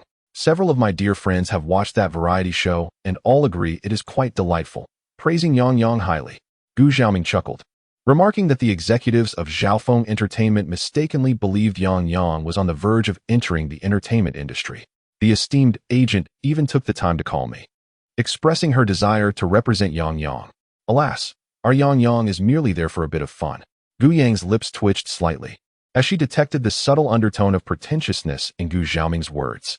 Xiaofeng Entertainment, being the most lucrative asset of the Gu Group, witnessed its decline, which subsequently sparked the bankruptcy of the Gu family. This downfall was directly linked to Ruan Yin, who had disclosed numerous confidential matters of Xiaofeng Entertainment to their rival. The Wang family, once an artist under Xiaofeng, Ruan Yin, due to her ties as a cousin of the Gu family and her amicable relationship with the original persona, had access to intricate details, making it easy for her to acquire sensitive information. Gu Yang lowered her gaze. Out of loyalty and reason, she could not idly watch as the Gu family fell prey to other schemes. At the dining table, Gu Yang, Wan Shuling, and Gu Xiaoming shared a warm atmosphere. While Feng Zhu ate obediently, and Gu Jin, who was taciturn, seemed to be isolated from the rest. Gu Jin paused momentarily, a flicker of something passing through her deep-set eyes. She raised an eyebrow and casually inquired, "What is it?" Yet her approach towards Gu Yang was far from nonchalant. Gu Yang rummaged through her suitcase and handed Gu Jin a delicate little box, perfume. Liangsheng is renowned for its abundant floral resources, and this particular fragrance, which I find quite soothing, is one of my favorites. Upon receiving the box, Gu Jin opened it and sprayed some perfume on her wrist, leaning in to savor the scent. A strange and refreshing fragrance wafted through the air, causing her gaze to dim slightly as she murmured, "It wasn't you who crafted this." Gu Yang, perplexed, replied, "Of course it wasn't me. This is a new product from the Xuanming family in Liangqing." Why would Gu Jin pose such a question? Although she indeed possessed the skill of perfume blending, the original persona had never engaged in such an art. However, prior to her immersion in this narrative, her mother's career primarily revolved around the fashion industry. As the sole heir to both her father and mother's legacies, she had dabbled in various aspects of the fashion world, including jewelry design and perfume crafting. Did her sister not appreciate this fragrance? Gu Yang prided herself on her ability to discern emotions through subtle expressions. Yet she had to concede that the psyche of the female protagonist was indeed not easily fathomed. "It's acceptable," Gu Jin remarked, tucking the perfume into her pocket. Offering a brief word of thanks to Gu Yang before ascending the stairs, Wan Shuling observed Gu Jin's aloof silhouette, furrowing her brow as she commented to Gu Xiaoming. Who is she trying to impress with that cold demeanor? Yang Yang went out of her way to bring her a gift, yet she couldn't muster a smile. Chapter 104, Deeply Concealed Mother. "This is the lipstick I brought for you." Fearing that Wan Shuling might continue to criticize Gu Jin, Gu Yang promptly presented the gift she had prepared for Wan Shuling. The lipstick was also a high-end brand characteristic of Liangqing, beautifully packaged in an antiquated style. Upon receiving the elegantly wrapped gift from Gu Yang, Wan Shuling's previous irritation towards Gu Jin dissipated, her brows relaxing into a smile. "Yang Yang truly is my thoughtful little darling." Moments before, she had subtly criticized Gu Jin for her lack of decorum, yet now, with a complete set of lipsticks in hand, she eagerly began to test the colors. "This shade is lovely. And this one too." Wan Shuling meticulously tested colors on her wrist, leaving a vivid array of crimson streaks, her eyes sparkling with delight. "Your taste is impeccable. What divine shades are these?" Beside her, Gu Xiaoming appeared bewildered, stating, "Aren't they all just red? I don't quite understand." Unsurprisingly, Wan Shuling shot him an exasperated glare. Gu Yang couldn't help but twitch her lips, realizing that Gu Xiaoming was indeed quite the straightforward man. He offered a sheepish smile to Wan Shuling before turning to Gu Yang, cheerfully inquiring, "Yang Yang, do you have a gift for me?" "Yes, I have something for you." Gu Yang had prepared a deep blue striped tie for Gu Xiaoming. His heart felt warm as he complimented her. Meanwhile, Feng Zhu sat quietly nearby, his gaze lowered. At that moment, a delicate, porcelain-like hand entered his line of sight, accompanied by a gentle voice from above, "A Jew, this is for you." Feng Zhu lifted his eyes slightly, a glimmer of surprise evident in his clear gaze, resembling a lost puppy joyfully reunited with its owner. "Thank you, sister," he replied softly. Gu Yang couldn't resist ruffling his hair, thinking how endearing he looked. "No need to thank me. Once you finish your assignments, you can tackle this set of essential practice questions." Gu Yang beamed brightly, radiating warmth like a little sun. Feng Zhu followed her slender wrist down to the set of green practice questions and remarked, as he ascended the stairs with the hefty set of questions in hand, Gu Jin, leaning against the corner, caught sight of him and couldn't help but snicker at the sight of the weighty materials he carried. Gu Jin tapped her foot, turned, and leaned against the doorframe. Her languid gaze fixed upon the seemingly innocuous youth before her, a light chuckle escaping her lips. You certainly know how to conceal things well. No wonder she had struggled for so long without uncovering who controlled that underground route. Gu Jin toyed with a bottle of pale lavender perfume, her brow arching slightly, imbued with a hint of mischief. Swapping a 2 billion route for a bottle of perfume worth several $1,000s seemed to present a rather enticing bargain. Feng Zhu regarded Gu Jin with a bright smile in his eyes. For him, acquiring that underground route merely represented an additional avenue of wealth. Yet for Gu Jin, its significance extended far beyond mere monetary gain. However, the southern route of M continent was not solely under your dominion. I shall not partake in this transaction, Gu Jin retorted dismissively. A few days prior, Su Yi had discovered that another underground route in southern M continent was under the control of Xiao Iza. Feng Zhu's challenge was formidable, but was Xiao Iza not merely a defeated adversary? A flicker of surprise crossed Feng Zhu's eyes. However, if you are willing to exchange that half bottle of Wuyan you possess, then we have a deal, Gu Jin remarked with a teasing smile. Feng Zhu, exasperated yet amused, responded, Dream on. Chapter 105. Now that I know, will you dare again? Gu Jin was well aware that Feng Zhu would undoubtedly decline her proposal. With a shrug, she shut him out, contemplating how to acquire Xiao Iza's underground route. Meanwhile, Feng Zhu busied himself with his studies. In the living room below, Ruan Shuling continued to engage Gu Yang in conversation, inquiring about the numerous gifts purchased. You must have spent quite a bit, right? Is your money still sufficient? Gu Xiaoming pulled out his phone, preparing to transfer some funds to Gu Yang. If you find yourself short, your father will send you some pocket money. Gu Yang hastily replied, It's sufficient. Participating in variety shows comes with compensation. Those gifts were purchased with my own earnings, each one a token of my heartfelt intention. How could I possibly ask my parents for money again? Upon hearing her words, both Ruan Shuling and Gu Xiaoming felt a warm glow in their hearts. Their daughter was truly becoming more understanding. However, when the topic of variety shows arose, Gu Xiaoming's expression turned serious as he recalled a video that had circulated online. He addressed Gu Yang earnestly. Yang, your kind heart and willingness to act for justice are commendable, yet remember that there are police to handle criminals. In the future, do not rush in recklessly. Ruan Shuling, recalling the same incident, tightened her grip on Gu Yang's hand, saying, Yes, Yang. You cannot imagine how worried I was when I saw that video. Although you have some skills in martial arts, those are merely for self-defense. If you were to confront a criminal, you could end up in danger. Gu Yang lowered her gaze, appearing obedient and remorseful. I understand, Mom and Dad. I will remember. And next time, I will be cautious.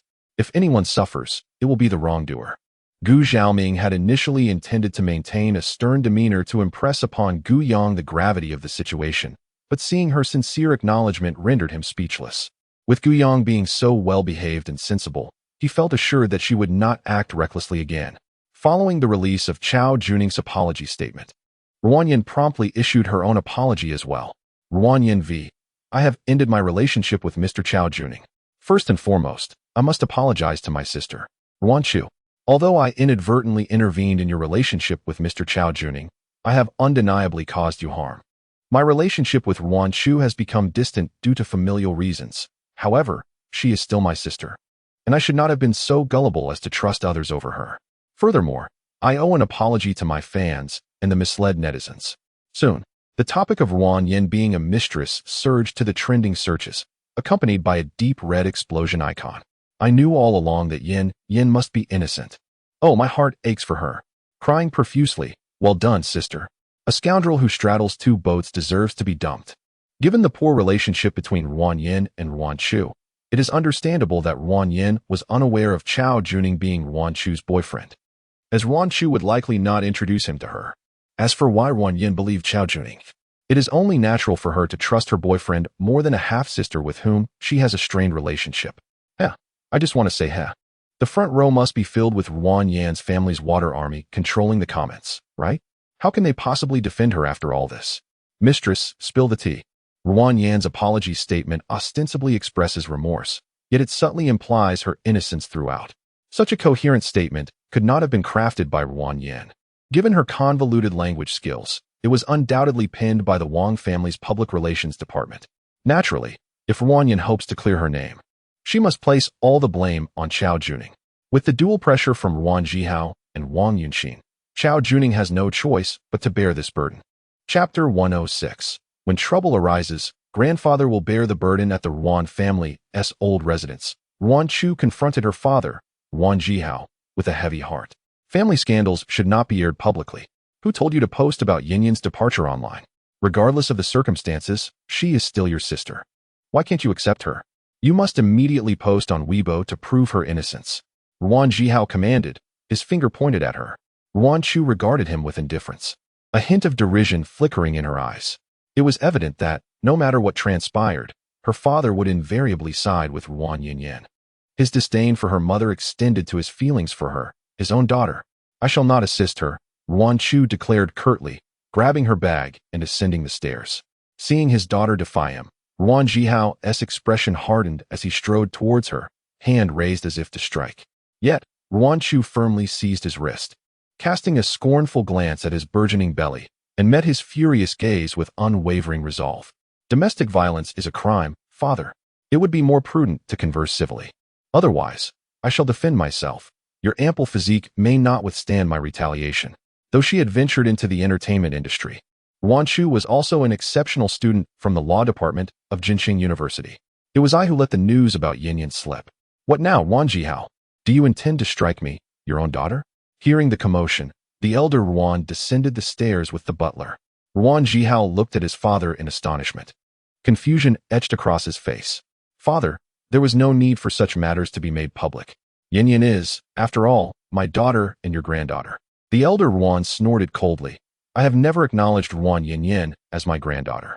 Is it not true that family scandals should remain concealed? She is no longer a member of our Ruan family. Even if there are family grievances, they have nothing to do with us. Are you so idle that there is too little work at the company? Ruan Jihao was chastised by the elder Ruan, unable to raise his head. The elder Ruan cast a disdainful glance at him, then turned to Ruan Chu, his sharp gaze instantly softening. Chu, it's time to finish work. Go and rest. If you encounter this muddle-headed person again, just hit him. If anything happens, your grandfather will take the blame. Without hesitation, Ruan Chu replied, all right.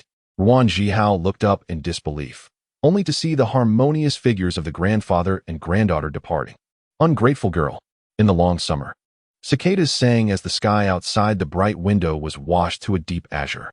Delicate, fair hands danced over the black and white piano keys, the sound of the piano ringing out like shimmering light among the lush branches of midsummer. Beside the piano, a mobile phone was set up for a live broadcast, showcasing only the slender, fair hands playing the piano, with a barrage of comments continuously refreshing. Ah, a deep hand control passerby, seeing these hands. I'm definitely following the streamer. I agree with what the above said. This time, the piano piece by Yang is indescribably pleasant. Closing my eyes feels like I can see flowing streams and majestic mountains, leaving me utterly relaxed. What a divine piano piece. I've heard many versions of this piece. While it may not showcase the highest skill, it is undoubtedly the most soothing to my ears. Chapter 107. The person who can produce such fragrance must be a genius. Today's live broadcast ends here. Thank you all for your attention and support. Why does the streamer have such a beautiful voice? It seems that the host must be an exceptionally gentle and adorable young lady. I eagerly await the day when the host reveals her face. Please, don't end the live stream, dear sister. This divine melody is one I could listen to all day. Oh no, I was so engrossed that I forgot to record the screen.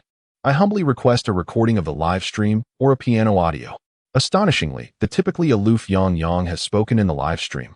I had thought this cold goddess was nothing but a distant figure, yet she turns out to be a soft and charming girl. That contrast is quite endearing. Why does Yang's voice seem somewhat familiar? Have I heard it somewhere before, perhaps in my dreams? Guyang put away the live streaming equipment. Having spent the past few days idly at home, she recalled the original owner's broadcasting account on the Grape app. The original owner was recognized on Weibo as a prodigious pianist, yet rarely shared videos of her playing. When she did, they were predominantly recordings from formal occasions, with very few casual performances. Most of her content was shared on the Grape app, where she had amassed over 1 million followers as a small online celebrity in the music channel. However, the original owner, who prided herself on being a daughter of a prestigious family, believed it would be beneath her dignity to let others in the industry know that she was live streaming to showcase her talents, resulting in her choice to remain unseen and unheard during her broadcasts. This, paradoxically, contributed to an aura of mystery around her, further enhancing her appeal. As a member of the Gu family, she received a monthly allowance in the millions. Her motivation for live streaming was not financial gain, but rather to indulge in the vanity of being adored by her fans for her skills. For Gu Yong, however, the reason for live streaming was straightforward: to earn money. She was determined to achieve financial independence without relying on the Gu family. Although she excels in treating psychological disorders, she has yet to obtain the requisite certifications, rendering her unable to practice in a psychiatric hospital for profit. As for pursuits in the fashion industry, such as perfumery and jewelry design, they are mere frivolities that require substantial financial investment. Without capital, would she dare to engage in them? Gu Yong rested her chin on the piano, lost in thought. As a law-abiding citizen, she felt it imperative to first acquire several qualifications. The young man possessed a fair complexion, and upon closer proximity, one could discern the faint blue of his veins. He emanated a subtle fragrance, reminiscent of an exquisite perfume, which instilled a sense of tranquility within her. Strangely, Gu Yong felt an inexplicable familiarity with this scent. "Did you wear perfume?" she inquired, her bright eyes widening in surprise as she gazed at Feng Yu. He nodded gently, lowering his gaze to meet hers, the light from the window reflecting in his eyes, his voice soft. "Do you like it, sister?" The fragrance was somewhat delicate. Even with her keen sense of smell, she could not discern it clearly. As she stepped closer, nearly pressing against his chest, she paused, her nose twitching as she earnestly assessed. "It's quite pleasant. It feels very soothing. Whoever created this fragrance must be a genius in perfumery." Feng Yu suddenly let out a brief, soft laugh, and within his eyes, which had darkened slightly as Gu Yong approached, a glimmering light appeared. Indeed, a genius. "What is the name of this perfume?" Gu Yong asked, her curiosity piqued. She understood that fragrances of such caliber were either limited editions or unique creations, often bearing exorbitant price tags, making them unattainable. Thus, her inquiry was purely casual. Suddenly, Gu Yong felt as though her heart had been struck by something. She inquired with a hint of urgency, "Which master is responsible for this?" Feng Ju replied softly, "It is not the work of any master, but a gift from a dear friend with an extraordinary talent for perfumery, and it holds great significance for me." Feng Ju fixed her gaze and asked, "What do you think of the name of this perfume?" "It is splendid, quite fitting," Gu Yong responded, albeit uncertainly. When she first inhaled the fragrance, she had not contemplated what name it should bear, yet upon hearing this unfamiliar title, she felt it ought to be called Wuyo, without worries. However, she could not comprehend why she felt such a peculiar sensation upon hearing that name. Gu Yong puzzled over this, ultimately attributing it to the perfumer's fervor for exploring exquisite scents. She chose not to delve further into the matter of the perfume. "Is there something you need?" she asked, noticing Feng Ju at the door. Feng Ju stepped aside. "Mother wishes for you to come downstairs." Gu Yong expressed her gratitude and hurried downstairs to find Wan Shuling. As Feng Ju watched her retreating figure, the light in her eyes seemed to fade gradually, leaving behind a shadow of gloom. She murmured, "But I find that name quite unsatisfactory, not appealing at all." Downstairs, Wan Shuling was sipping coffee, a tasteful invitation card resting on the coffee table. Gu Jin lounged on the sofa, engrossed in a video game, his demeanor relaxed, yet he was expertly dominating the game, turning a team battle into a solo victory, effortlessly besting the opposing team. Noticing Gu Yong descending, Wan Shuling set her coffee cup down and tapped the invitation card on the table. "This is an invitation to the Tang family's banquet. The elder of the Tang family has been discharged from the hospital today, and they are hosting a celebration, inviting familiar families and friends." Gu Yang's eyes brightened. She was aware of this. The plot was unfolding. In the novel, the male and female protagonists encounter each other for the first time at a grand banquet, both cloaked in disguise. At this juncture, the true identity of Gu Jin, a distinguished heiress, has yet to be revealed. Wan Shuling, disdainful of Gu Jin's rural origins, finds her impudent, ill-mannered, and lacking in any notable talents, thus neglecting to invite Gu Jin, who bears the title of adopted daughter, to the soirée. Nevertheless, Gu Jin makes an unexpected appearance at the Tang family banquet. During the event, Wan Shuling spots Gu Jin and reprimands her for being inconsiderate and attending uninvited. Gu Yong, employing subtle jabs and veiled insults, incites their circle of friends and acquaintances to target Gu Jin. However, the esteemed Elder Tang intervenes, publicly acknowledging Gu Jin as his honored guest, leaving the ensemble of secondary characters astounded. The antagonistic female characters, eager to provoke Gu Jin, question her entitlement to grace a high society gathering.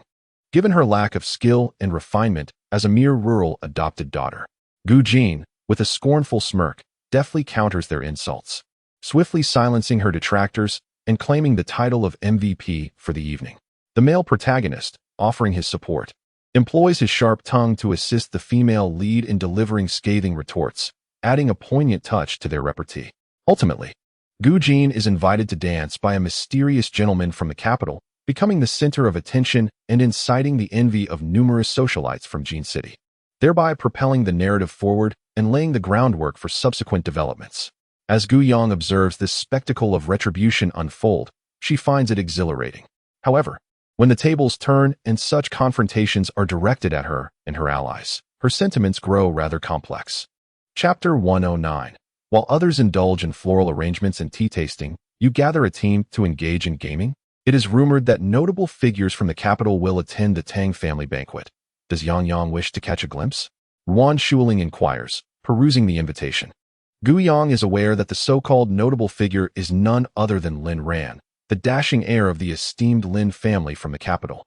In reality, the true mastermind is the enigmatic Xiao Iza, cloaked in layers of deception akin to an onion. Meanwhile, Lin Ran, dubbed the flower butterfly and husky amalgamation by readers, serves merely as a fade to divert attention. As Gu Yang became lost in thought, Yuan Shuling waved the invitation before her. Naturally, they must attend, in order to prevent their array of friends and family from engaging in reckless folly. Moreover, as a significant supporting female character in the early plot, her presence is indispensable. A gleam of anticipation flickered in Gu Yang's eyes, eager to witness the unfolding drama. Very well, my dear. Tonight, I shall take you to the banquet. We will stop by the mall to procure some gifts and accessories, ensuring my darling girl is adorned beautifully, outshining all. Yuan Shuling clenched her fist, her nails painted a deep crimson, gazing at Gu Yang with a look of affectionate indulgence. Just as Gu Yang was about to suggest bringing Gu Jin along, Yuan Shuling interjected, Gu Jin, given your reclusive nature and disdain for social gatherings, you need not attend this evening. Such an environment is not suited for you. Victory. At that moment, an electronic notification chimed from Gu Jin's phone. She set the device down, her demeanor languid, responding with a casual, "Oh." Noting Gu Jin's indifferent attitude, Yuan Shuling furrowed her brow, growing increasingly exasperated. Our household has instituted a curfew. The doors will be locked after 11. Therefore, do not return late. And certainly, do not stay out overnight. Yuan Shuling was irked. What noble heiress spends the wee hours of the night gaming in an internet CAF? Furthermore, she had prohibited Gu Jin from gaming. After all, they had computers at home. The Gu family had never enforced a curfew. Yet she had specifically imposed one for Gu Jin. Gu Jin's expression finally exhibited some fluctuation. Yuan Shuling anticipated a retort, but instead, Gu Jin remained taciturn, coldly uttering a dismissive "oh." It was nothing significant. If the door was closed, she would scale the wall. Yuan Shuling felt increasingly uneasy, noticing Yuan Shuling's furrowed brow. Concerned that she might provoke Gu Jin further, Gu Yang gently grasped her hand and earnestly declared, "Mother, sister is the true daughter of the Gu family. If she should not attend the banquet, then I, as the interloper, should certainly not go." "Who said that? Our Yang is so exceptional. She belongs there," Yuan Shuling countered. She soon realized that it was indeed common knowledge that Gu Jin was the genuine daughter of the Gu family, while Yang was merely an adopted child. If she were to take only Yang, it would inevitably lead to complications for both the Gu family and Yang. However, she had already stated that Gu Jin would not be attending, and Gu Jin had not expressed any desire to join the banquet. Was she expected to extend an invitation? That would be akin to slapping her own face. Yuan Shuling cast a sidelong glance at Gu Jin and cleared her throat. "Xiao Jin, if you wish to go. It is not impossible, provided you behave yourself. At the Tang family do not wander about." As long as Gu Jin nodded, she would seize the opportunity. Gu Jin slightly raised an eyebrow. "I do not wish to go." Yuan Shuling, feeling both embarrassed and irritated, retorted, "If you do not want to go, then do not. You possess none of the grace or etiquette befitting a daughter of a noble family. While others are arranging flowers and savoring tea, will you form a team to play games?" Gu Yang. In truth, Gu Jin was entirely capable of such antics. Chapter 110. The Tea Conversations of Gu Yang. A flicker of disdain crossed Gu Jin's eyes. "I would not. The game Divine Player features local matchmaking. and she casually played a few rounds, encountering no worthy opponents. She had no interest in playing with the inept. Listening to Gu Jin's rebuttal, Wan Shuling's expression softened somewhat. She mused that perhaps there was still hope for her. Wan Shuling felt a pang of frustration. How was it that her own two children, Gu Pei and Gu Jin, were both so enamored with gaming? No wonder Gu Yang was more sensible and accomplished than the two. It turned out she wasn't their biological mother. Gaming was detrimental, and she resolved to leverage her connections to inquire with the officials of Divine Player about implementing a program that limits gaming hours for minors. Gu Yang sighed, knowing that her elder sister, who naturally had a poor temperament, would never acquiesce to Wan Shuling's attitude. It appeared that she had to take matters into her own hands. Gu Yang activated her pitiable charm, gazing longingly at Gu Jin. But I want you to join us. Sister, if you don't come, I'll be all alone. Wan Shuling considered interjecting that she would be there for her. However, Gu Yang sighed and replied, Mother will certainly be with her friends. I cannot always stay by your side. I need to interact with peers as well. Gu Jin's gaze flickered. She had initially intended to play another round of Divine Player, but upon opening the game interface, she promptly closed it again. She observed Gu Yang, who was blinking at her with a pitiful expression, and calmly took a small sip of her coffee, concealing the slight twitch of her lips. Such impressive acting skills. It was indeed a pity that Xiaofeng Entertainment had not recruited her into the industry. Aware that Gu Yang was merely pretending, Gu Jin still found it hard to refuse. She set down her coffee and agreed. Sister's absence is inconsequential. The whispers surrounding me are burdens I must bear. Gu Yang continued to engage in light banter. But upon realizing what Gu Jin had said, she abruptly halted, her eyes widening in sheer astonishment as she gazed at Gu Jin. Did my sister truly agree? Gu Jin maintained her composure, sipping her coffee with a subtle nod, the corners of her mouth curving upwards. Gu Yang was utterly taken aback that Gu Jin had acquiesced so readily. She had prepared to showcase her entire repertoire of tea artistry, yet this was the outcome? Whoever claimed that formidable figures were difficult to converse with? Who suggested that they possessed bad tempers? Moreover, she hadn't even begun to employ her psychological persuasion techniques. At this moment, Gu Yang felt akin to someone poised to unleash a grand revelation, only for the opponent to surrender without a fight. Nonetheless, the objective had been achieved. The catalyst for the evening's gathering was that Wan Shuling had failed to bring Gu Jin along, prompting Gu Jin to appear uninvited. Now that she had extended an invitation to Gu Jin, effectively quelling the impending crisis, hadn't she succeeded in part? Gu Yang's spirits lifted, her face aglow with joy. Sister is truly wonderful. Gu Jin savored her coffee, contemplating that if one could speak, one might as well speak more. Wan Shuling scoffed softly, wishing to assert that Gu Jin was hardly commendable. Yet, upon witnessing Gu Yang's radiant smile, she refrained from contradicting her. If she desired to speak, she should. No need to perpetually don such mismatched attire, nor could she even manage a simple makeup application. I shall take you shopping for some elegant dresses and assist you with your makeup, Wan Shuling remarked, casting a sidelong glance at Gu Jin. Gu Yang reflected. It is well known that prominent female figures often appear without makeup, their natural beauty rivaling that of a permanent cosmetic application. Wan Shuling regarded Gu Jin with an arched brow, expecting her to be taken aback by the praise. Instead, Gu Jin simply responded with a soft, "Oh." Wan Shuling's eyes were filled with impatience as she exclaimed, "Oh, can you change a word?" Gu Jin replied. Wan Shuling fell silent, while Gu Yang couldn't help but chuckle. It was indeed just a matter of changing a word. Chapter 111. Mother, the divine physician is sitting right next to me. In truth, many attendees at the Tang family banquet were drawn by the allure of the enigmatic divine physician. It was rumored that prominent figures from the capital were also there for this very physician. It remained uncertain whether this esteemed healer would make an appearance at the Tang family gathering. Gu Yang discreetly cast a glance at Gu Jin on her left, thinking to herself, that divine physician is sitting right beside me. Gu Yang noticed that Gu Jin exhibited remarkable control over his expressions upon hearing Wan Shuling's words. He didn't even lift his gaze. If he wasn't suffering from a condition that rendered his face expressionless, he must be a master of emotional restraint. Wan Shuling rested one hand on the car window, watching the world outside blur by, and sighed softly. It would be wonderful to meet that divine physician. Gu Yang inquired, "Mother, do you also wish to meet the divine physician?" Gu Jin subtly glanced at Wan Shuling. Wan Shuling turned her attention to Gu Yang, her eyes reflecting concern and tenderness. "If we could meet that divine physician, Perhaps your hemophilia could finally be treated. I've heard that this physician can even cure late-stage cancer. Surely, they could eradicate your hemophilia.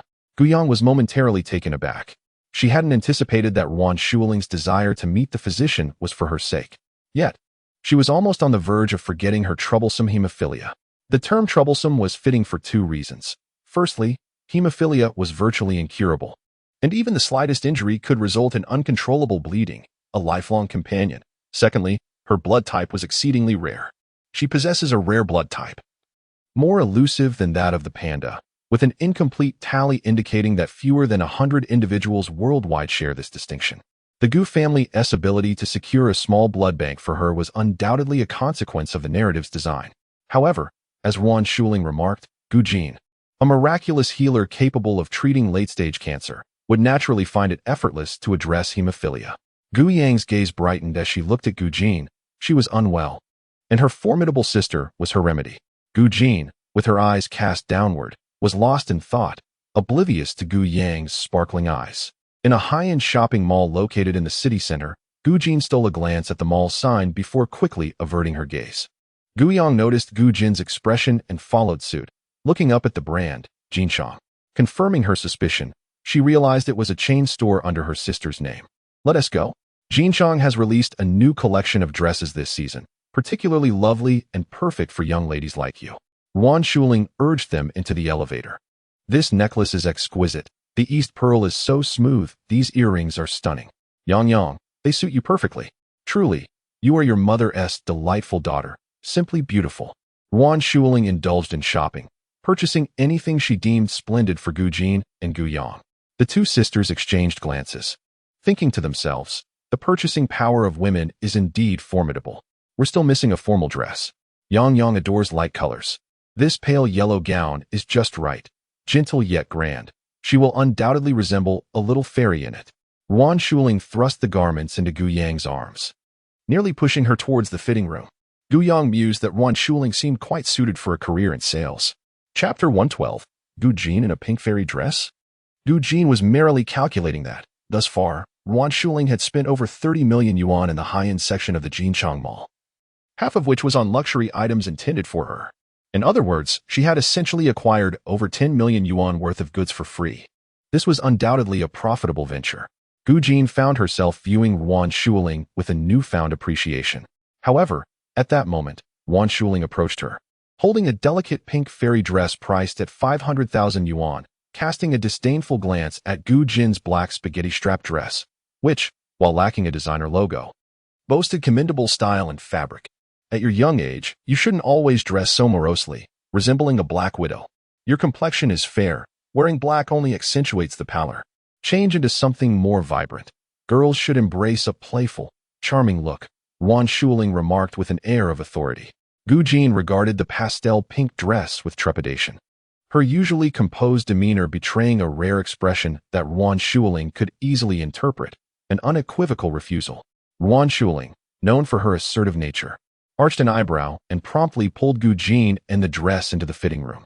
Blocking the entrance, she found amusement in Gu Jin's expressive reaction, her breath becoming less labored. What's this? Can't even change your clothes? Should I call your mother to assist you? Wan Shuling teased, pretending to enter the fitting room to help Gu Jin change. Suddenly, the door slammed shut, colliding with Wan Shuling's nose, leaving her with a frozen smile. Wretched child. Within the spacious fitting room, Gu Jin grimaced as she scrutinized the dress that clashed entirely with her personal style. This garment would suit Gu Yang quite well, but on her, it would surely blind some onlookers. Gu Jin took a deep breath. Recently, her finances had been quite tight, but considering the substantial contributions made by Wan Shuling to her shop, she could reluctantly try on this dress. Moreover, this gown was part of a matching series with the one worn by Gu Yang. After all, Ji Linbai and Su Yi were unlikely to make an appearance. At that moment, Gu Jin's feelings resembled those of a young man attempting to wear women's clothing for the first time. Initially repulsed, then curious, followed by a sense of novelty, and ultimately, a calm acceptance. When Gu Yang emerged from her changing room, she was greeted by the sight of Wan Shuling adjusting the hem of the pale pink fairy dress on Gu Jin. Gu Yang was taken aback. To her astonishment, the formidable female protagonist, who typically adorned herself in a palette of black, white, blue, and gray, was now clad in a delicate pink fairy gown. How remarkable was this transformation? Even Gu Yong, who had only learned about Gu Jin through novels, was stunned, let alone those who were acquainted with her in reality. Yuan Shuling was fastening a necklace around Gu Jin's neck before retrieving a lipstick from her bag to apply it, resembling a child dressing up a doll. Initially, Gu Jin recoiled at the sight of the lipstick approaching her, as she had a cleanliness obsession and disliked sharing cosmetics. Yuan Shuling seemed to sense her resistance and lightly chided, "Why are you hiding? This is the most beautiful shade from the new lipstick that Yang Yang bought for me, and I haven't even used it yet. What do you find unappealing?" Only then did Gu Jin reluctantly acquiesce. "Why are you making that face? You look dreadful. Smile." Yuan Shuling urged, her brow furrowed. Gu Jin pressed her lips together, unable to muster a smile. Gu Yong stood to the side, her skirt in hand, smiling sweetly. Was the esteemed sister in a good mood simply because Yuan Shuling had indulged in extravagant spending at her boutique? "Have you changed into your outfit, Yang Yang?" After Yuan Shuling had expertly applied lipstick on Gu Jin, she turned to Gu Yong, nodding in satisfaction. "Beautiful." Gu Yong responded with a gracious smile. Gu Jin was intently scrutinizing her reflection in the mirror. Despite her somewhat oblivious mother, her aesthetic sense was quite commendable. As Gu Jin continued to gaze, she suddenly caught a glimpse of two familiar figures outside the store through the mirror, her expression freezing momentarily. Was that Ji Linbai and Su Yi? In Chapter 113, it seemed she had stumbled upon quite the scoop. Ji Linbai had been confined by his father at a psychiatric hospital, laboring away, and this rare outing had led him to accompany Su Yi on a mall excursion. Though Ji Linbai harbored no interest in shopping, Su Yi had remarked that it was the boss's mall, suggesting a potential encounter with the boss. Ji Linbai shot a frosty glare at Su Yi through his glasses, his cool voice laced with impatience. "What now?" "Ji Linbai, look, isn't that the boss?" Su Yi asked, pointing towards a storefront with narrowed eyes. Upon hearing the mention of the boss, Ji Linbai turned his gaze in the direction Su Yi indicated. However, after scanning the area without spotting any familiar figures, he frowned. Where? Gu Jin had already confirmed that it was indeed Ji Linbai and Su Yi, prompting her to quietly turn away and step aside from the mirror. She now suspected that Su Yi had infiltrated the surveillance system of the Jinshan boutique. Su Yi placed a hand on Ji Linbai's shoulder, gesturing toward the direction of the store with unwavering certainty. "It's that one, the girl in the pale pink dress. I just saw her in the mirror. That's our boss." "Our boss, wearing a pink dress?" Ji Linbai froze, his expression akin to that of someone in distress, as he pushed Su Yi away with a look of disdain. "Don't make such disgusting jokes." Within a mere 10 meters, and possessing exceptional hearing, Gu Jin tightened his fists. Excellent. It seemed Ji Linbai was also in need of a lesson.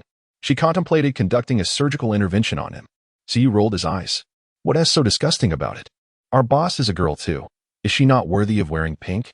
That fellow from the capital, a grown man, wears pink every day, doesn't he? Are you sure you're seeing correctly?" Ji Linbai found it hard to fathom. Su Yi pointed to his own eyes, which had endured years of sleepless nights, yet remained as bright as ever despite never having undergone corrective surgery. "I guarantee with my 5.0 vision. Besides, do you think someone of our boss's caliber could be mistaken for anyone else?" Ji Linbai fell silent. Indeed, he could question Su Yi's eyesight, but he could not doubt the allure of their boss. Su Yi linked his arm with Ji Linbai's, raising an eyebrow with keen interest. "If you don't believe me, let us go take a look. I believe I even spotted a little fairy. It would be perfect to greet her." "All right," he admitted. He was simply eager to see their boss in the pink dress. Ji Linbai felt a flicker of interest as well. Maintaining a stoic expression, he conjured a plausible excuse. "Is that little green tea also there? We should go check, lest she tries to pull something with our boss again."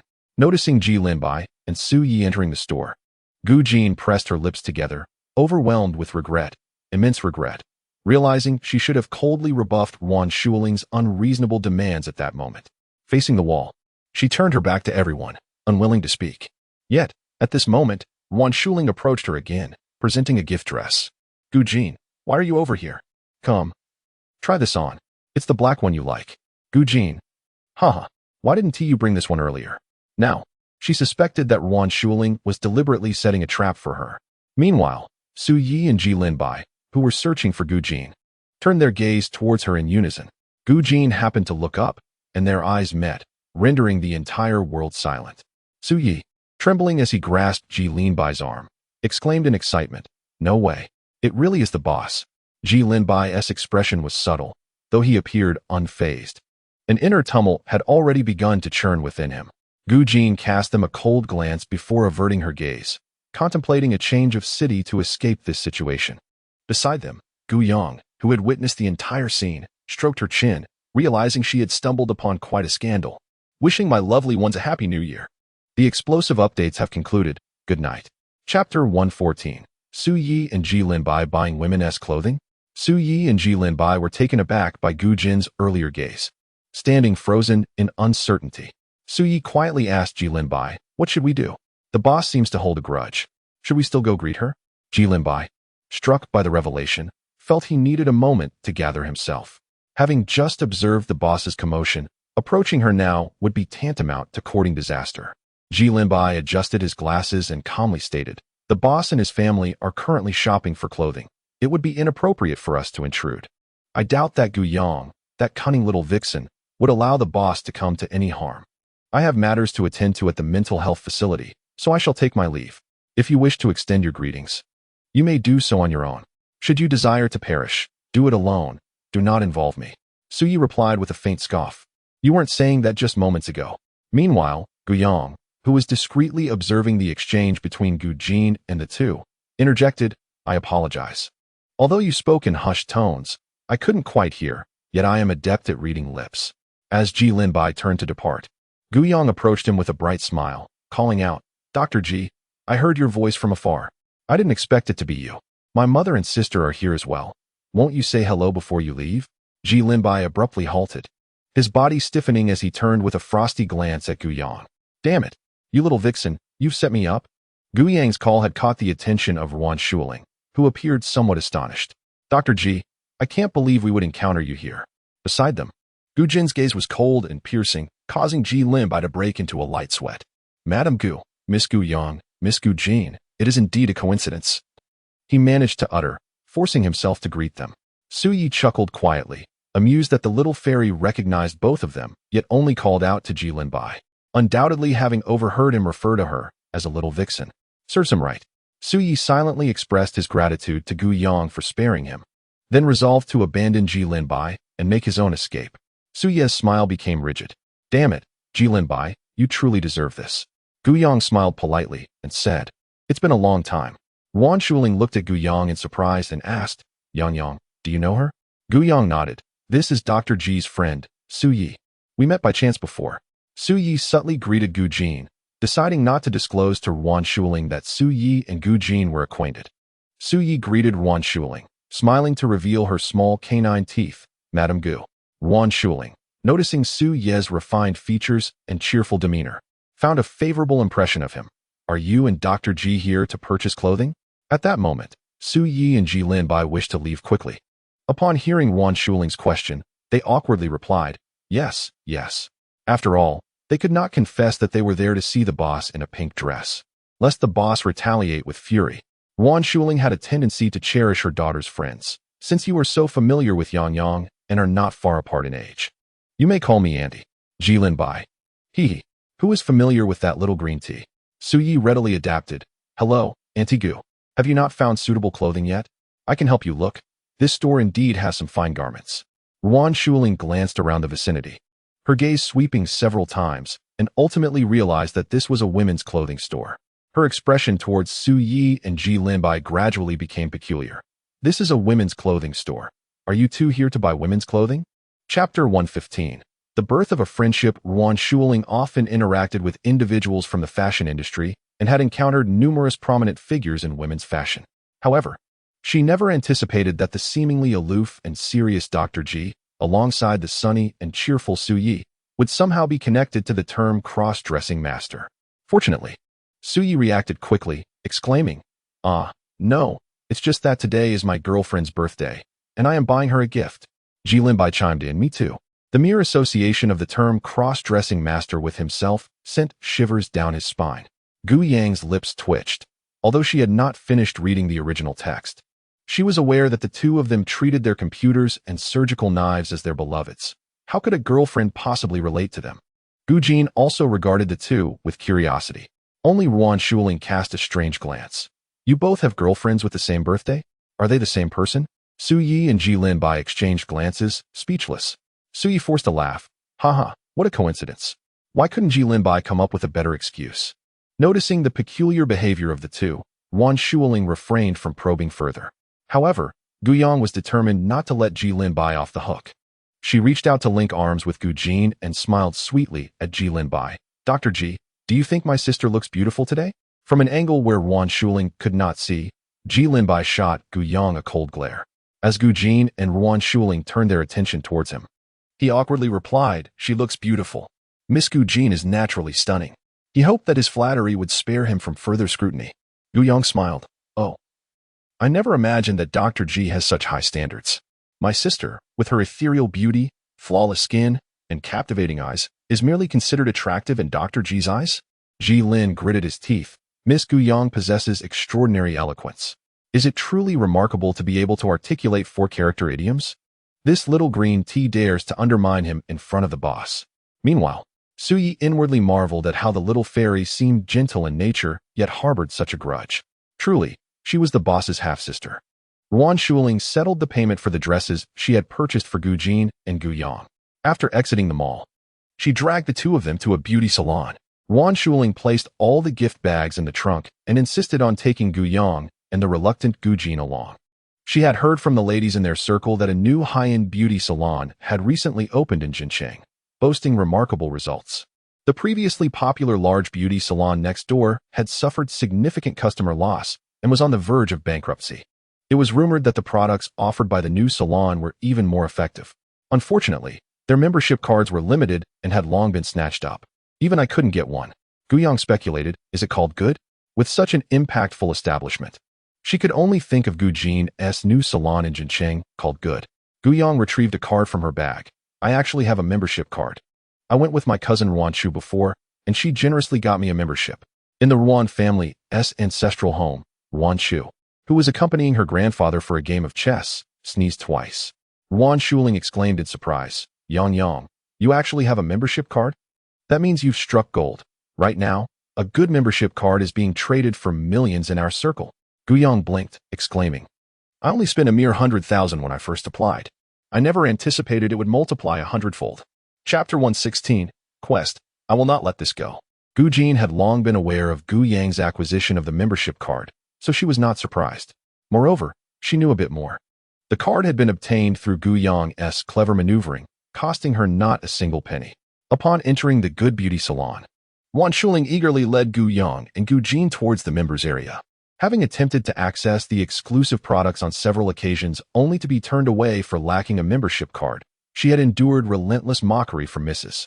Su and her faction. Wan Shuling was filled with excitement. Today, I shall ensure we experience every product in the members area. The members area was nestled in a corner of the Good Beauty Salon, though it was far from ordinary, boasting exquisite and elegant decor, complete with an array of beauty devices and products, each section discreetly separated by beaded curtains or screens. At that moment, a voice laced with condescension emerged from behind one of the curtains. Oh, if it isn't Mrs. Gu, planning to recreate your last embarrassing escapade when you were forcibly removed from the members area? A well-manicured hand lifted the curtain, revealing a woman adorned with a special hydrating mask from the Good members area, her gaze challenging Wan Shuling. This woman was none other than Mrs. Qi, a member of Mrs. Su's inner circle and Ruan Shuling's fiercest rival. Anger flared on Ruan Shuling's face at the mention of her previous humiliation, and she was about to confront her adversary when Gu Yang swiftly placed the membership card into her hand. Ruan Shuling took a moment to compose herself. The majority present were affluent individuals from Jincheng's elite circles. If she were to confront Madame Qi directly with scornful words, it would be she who would lose face. Grasping her membership card, she mustered a smile and mused, I wonder who this masked figure could be. Ah, it turns out to be Madame Qi. And where are Madame Su and the others? Have they also arrived? Madame Qi, infuriated, watched her facial mask tumble to the floor. She had not anticipated that Ruan Shuling would refrain from hurling insults like a shrew, but instead, she subtly mocked her for her lack of shame. At this moment, Madame Su emerged alongside her circle of affluent friends. With a rosy complexion, she stood beside Madame Qi, uttering little but casting a haughty glance at Ruan Shuling, stating, Is Madame Gu also here for treatments in the members area? How fortunate that you can barely join us. Please, Madame Gu. Madame Qi shot Yuan Shuling a sidelong glance, remarking, "It seems you are indeed fortunate, Madame Gu, to have Sister Su accompany you. Utilizing all the products in the members area is certainly within reach." Yuan Shuling was both amused and infuriated. The expression of disdain on Madame Su's face, as if she were bestowing a favor, was particularly irksome. "No need for that," she replied. "My daughter is quite filial and had procured a membership card for me, though I had simply forgotten to bring it along previously. Thus, there is no need for Madame Su to put on such a forced air." With her fingers pinching the membership card, she waved it before the astonished faces of Madame Su and Madame Qi. Their expressions shifted dramatically. They had not anticipated that Yuan Shuling truly possessed a membership card. Not only had she delivered a pointed rebuke, but she had also showcased her child's filial piety before them. After all, the good membership card is now exceedingly difficult to obtain. If only their children could bestow one upon them, they would surely be overjoyed. Observing their exasperated figures, Yuan Shuling felt a sense of triumph. Yang truly was her little comforter.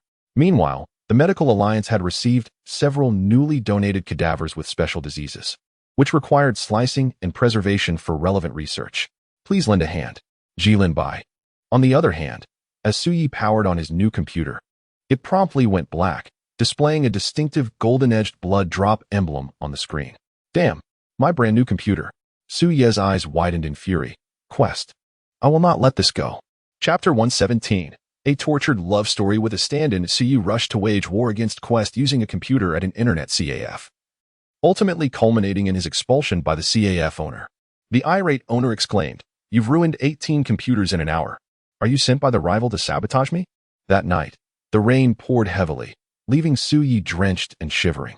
Gradually, he sensed something amiss and tremulously opened WeChat to message his boss. "Boss, are you deliberately setting me up?" "Gu Jin, only just realizing." His disdainful tone nearly seeped through the screen. "Suyi, the Tang family banquet."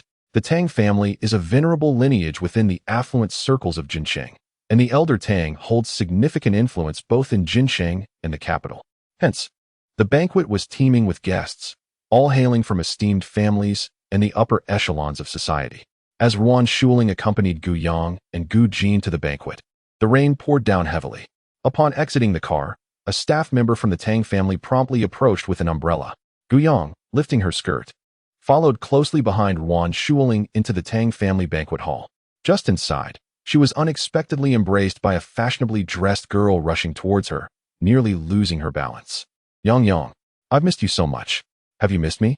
The girl, of similar age, wore exquisite and bold makeup, her vibrant demeanor shining through as she smiled brightly at Gu Yang. "That's enough, Ud. If you don't let go of Yang, you'll suffocate her." A tall and handsome young man interjected. Zhu Di, the girl who had just embraced Gu Yang, finally released her. It was then that Gu Yang recalled who she was, Zhu Di, the cherished daughter of the Zhu family in Jincheng. In the original story, she was the protagonist's dear friend, characterized by her willful nature and straightforwardness. Devoted to the protagonist, she often acted impulsively and was manipulated into creating obstacles for the female lead. Ultimately, Zhu Di met a dismal fate. Enamored with a boy who pursued Gu Jin, she, under the protagonist's suggestion, colluded with thugs to drug and disgrace Gu Jin. It was evident that her actions led to her own ruin, resulting in a scandal that brought disgrace upon herself and caused the Zhu family to fall into bankruptcy due to the wrath of the male lead. Standing beside the handsome young man with striking features was Fu Mingxiu, Gu Yang's most ardent admirer. Fu Mingxiu also hailed from a prominent family in Jincheng, with the Fu family enjoying a prestigious standing in both the business and political arenas, possessing significant connections in the capital as well. Fu Mingxiu had always harbored feelings for the original character, yet due to her childhood engagement with Shui Duo, he never openly expressed his affection. It seemed that everyone in their circle, except the original character herself, was aware of his sentiments. Naturally, the original character recognized Fu Mingxiu's feelings and reveled in them. She claimed to regard him merely as an older brother, all the while pushing away other girls who sought his attention. In the original narrative, Fu Mingxiu committed numerous misdeeds for the original character, ultimately facing a grim fate. Moreover, Gu Yang recalled that during her initial reading of the novel, many condemned Fu Mingxiu as a scoundrel, unable to win the heart of the original character. He fortuitously encountered a girl who bore a resemblance to her, and coerced her into becoming his mistress, treating her as a mere substitute. When the original character discovered this, she, upset, pressured the girl into an abortion. Such was the tragic tale of a scoundrel in a love story involving a substitute. Aside from Zhu Di and Fu Mingxiu, the majority of the supporting characters who accompanied them met unfortunate ends. Happy New Year and good night. Recently, I have several subjects for final exams, so updates may not be consistent. Wishing success to all those who are taking exams. Chapter 118. You all are well informed. Gu Yang politely greeted them. Zhu Di familiarly linked her arm with Gu Yang's and said with a smile to Wan Shuling, "Auntie Gu, it's been ages since we last saw Yang Yang. Let us gather and chat for a while." Wan Shuling, noticing that Zhu Di and Fu Mingxiu's demeanor toward Gu Yang remained unchanged from the past, felt relieved and cheerfully replied, "Go ahead, you young people enjoy yourselves." Gu Yang was surrounded by Zhu Di and others as she departed. Gu Jin cast a glance and noted their amiable demeanor towards Gu Yang, prompting her to continue scrolling through her phone. "So you sent a message, boss. I just discovered that the member of the Shao family will also be attending the banquet at the Tang family tonight, specifically for you. You must exercise caution. I did not anticipate that he would unravel the intricate web of Liang City so swiftly and pursue you to Jin City." Gu Jin scoffed lightly. "That was information I deliberately allowed old Master Tang to disseminate. Otherwise, how could Xiao Iza have uncovered her whereabouts so promptly? Would Tang Henian divulge the matter of the divine physician without her consent? She had intentionally lured Xiao Iza here to negotiate a deal using her identity as the divine physician. Since Xiao Iza sought her assistance in healing, it was improbable that he would act to her detriment. Previously, Xiao Iza had scoured 4 oceans and 7 continents in search of her, pursuing her alternate persona, not her identity as the divine physician. His words were akin to the thoughtless dialogue of a villain with skewed morals. MOMO. The girl in a light purple gown beside Zhu Di was a close friend of the original Gu Yang. Gu Yang was utterly bewildered. What? Pushed down from the stairs? Reduced to participating in variety shows for a living? Oh dear, sister, you're fully immersed in the gossip. Gu Yang attempted to clarify. That's not. The chubby boy with green hair was Lu Mao, the young master of the Lu family in Jin City, one of the sycophantic friends of the original. His words garnered agreement from the throng of admirers surrounding Gu Yang. Indeed, we must stand up for Goddess Gu. Lu Mao turned to Fu Mingxiu. Brother Fu, you wouldn't just stand by and watch as Goddess Gu is bullied by a country bumpkin, would you? Fu Mingxiu cast a cold glance in Gu Jin's direction, but when he turned to Gu Yang, his gaze softened instantly. He gently ruffled Gu Yang's hair and spoke in a warm tone. Yang Yang.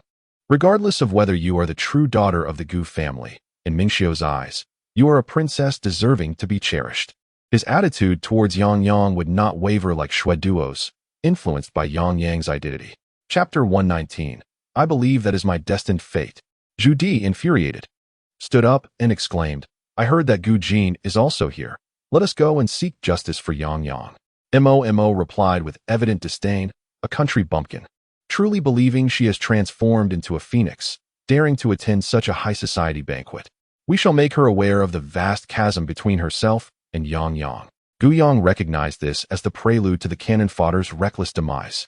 First, they would attack the female lead, Gu Jin, and then proceed to humiliate and provoke her, only to be swiftly slapped back in the face. She felt it imperative to intervene and correct the misguided fervor of her enthusiastic companions. As Zhu Di and Lu Mo marched forth to stir trouble for Gu Jin, Gu Yang rose and positioned herself before the group of cannon fodder, exclaiming helplessly, Could you all spare me a moment to speak? Fu Mingxiu and the others were taken aback. They realized that throughout their tirade against Gu Jin, Gu Yang had remained silent, unable to interject.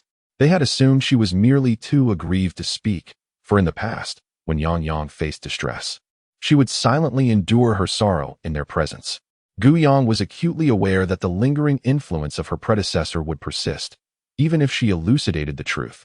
The members of the supporting cast would perceive her as merely enduring, attempting to exonerate Gu Jin.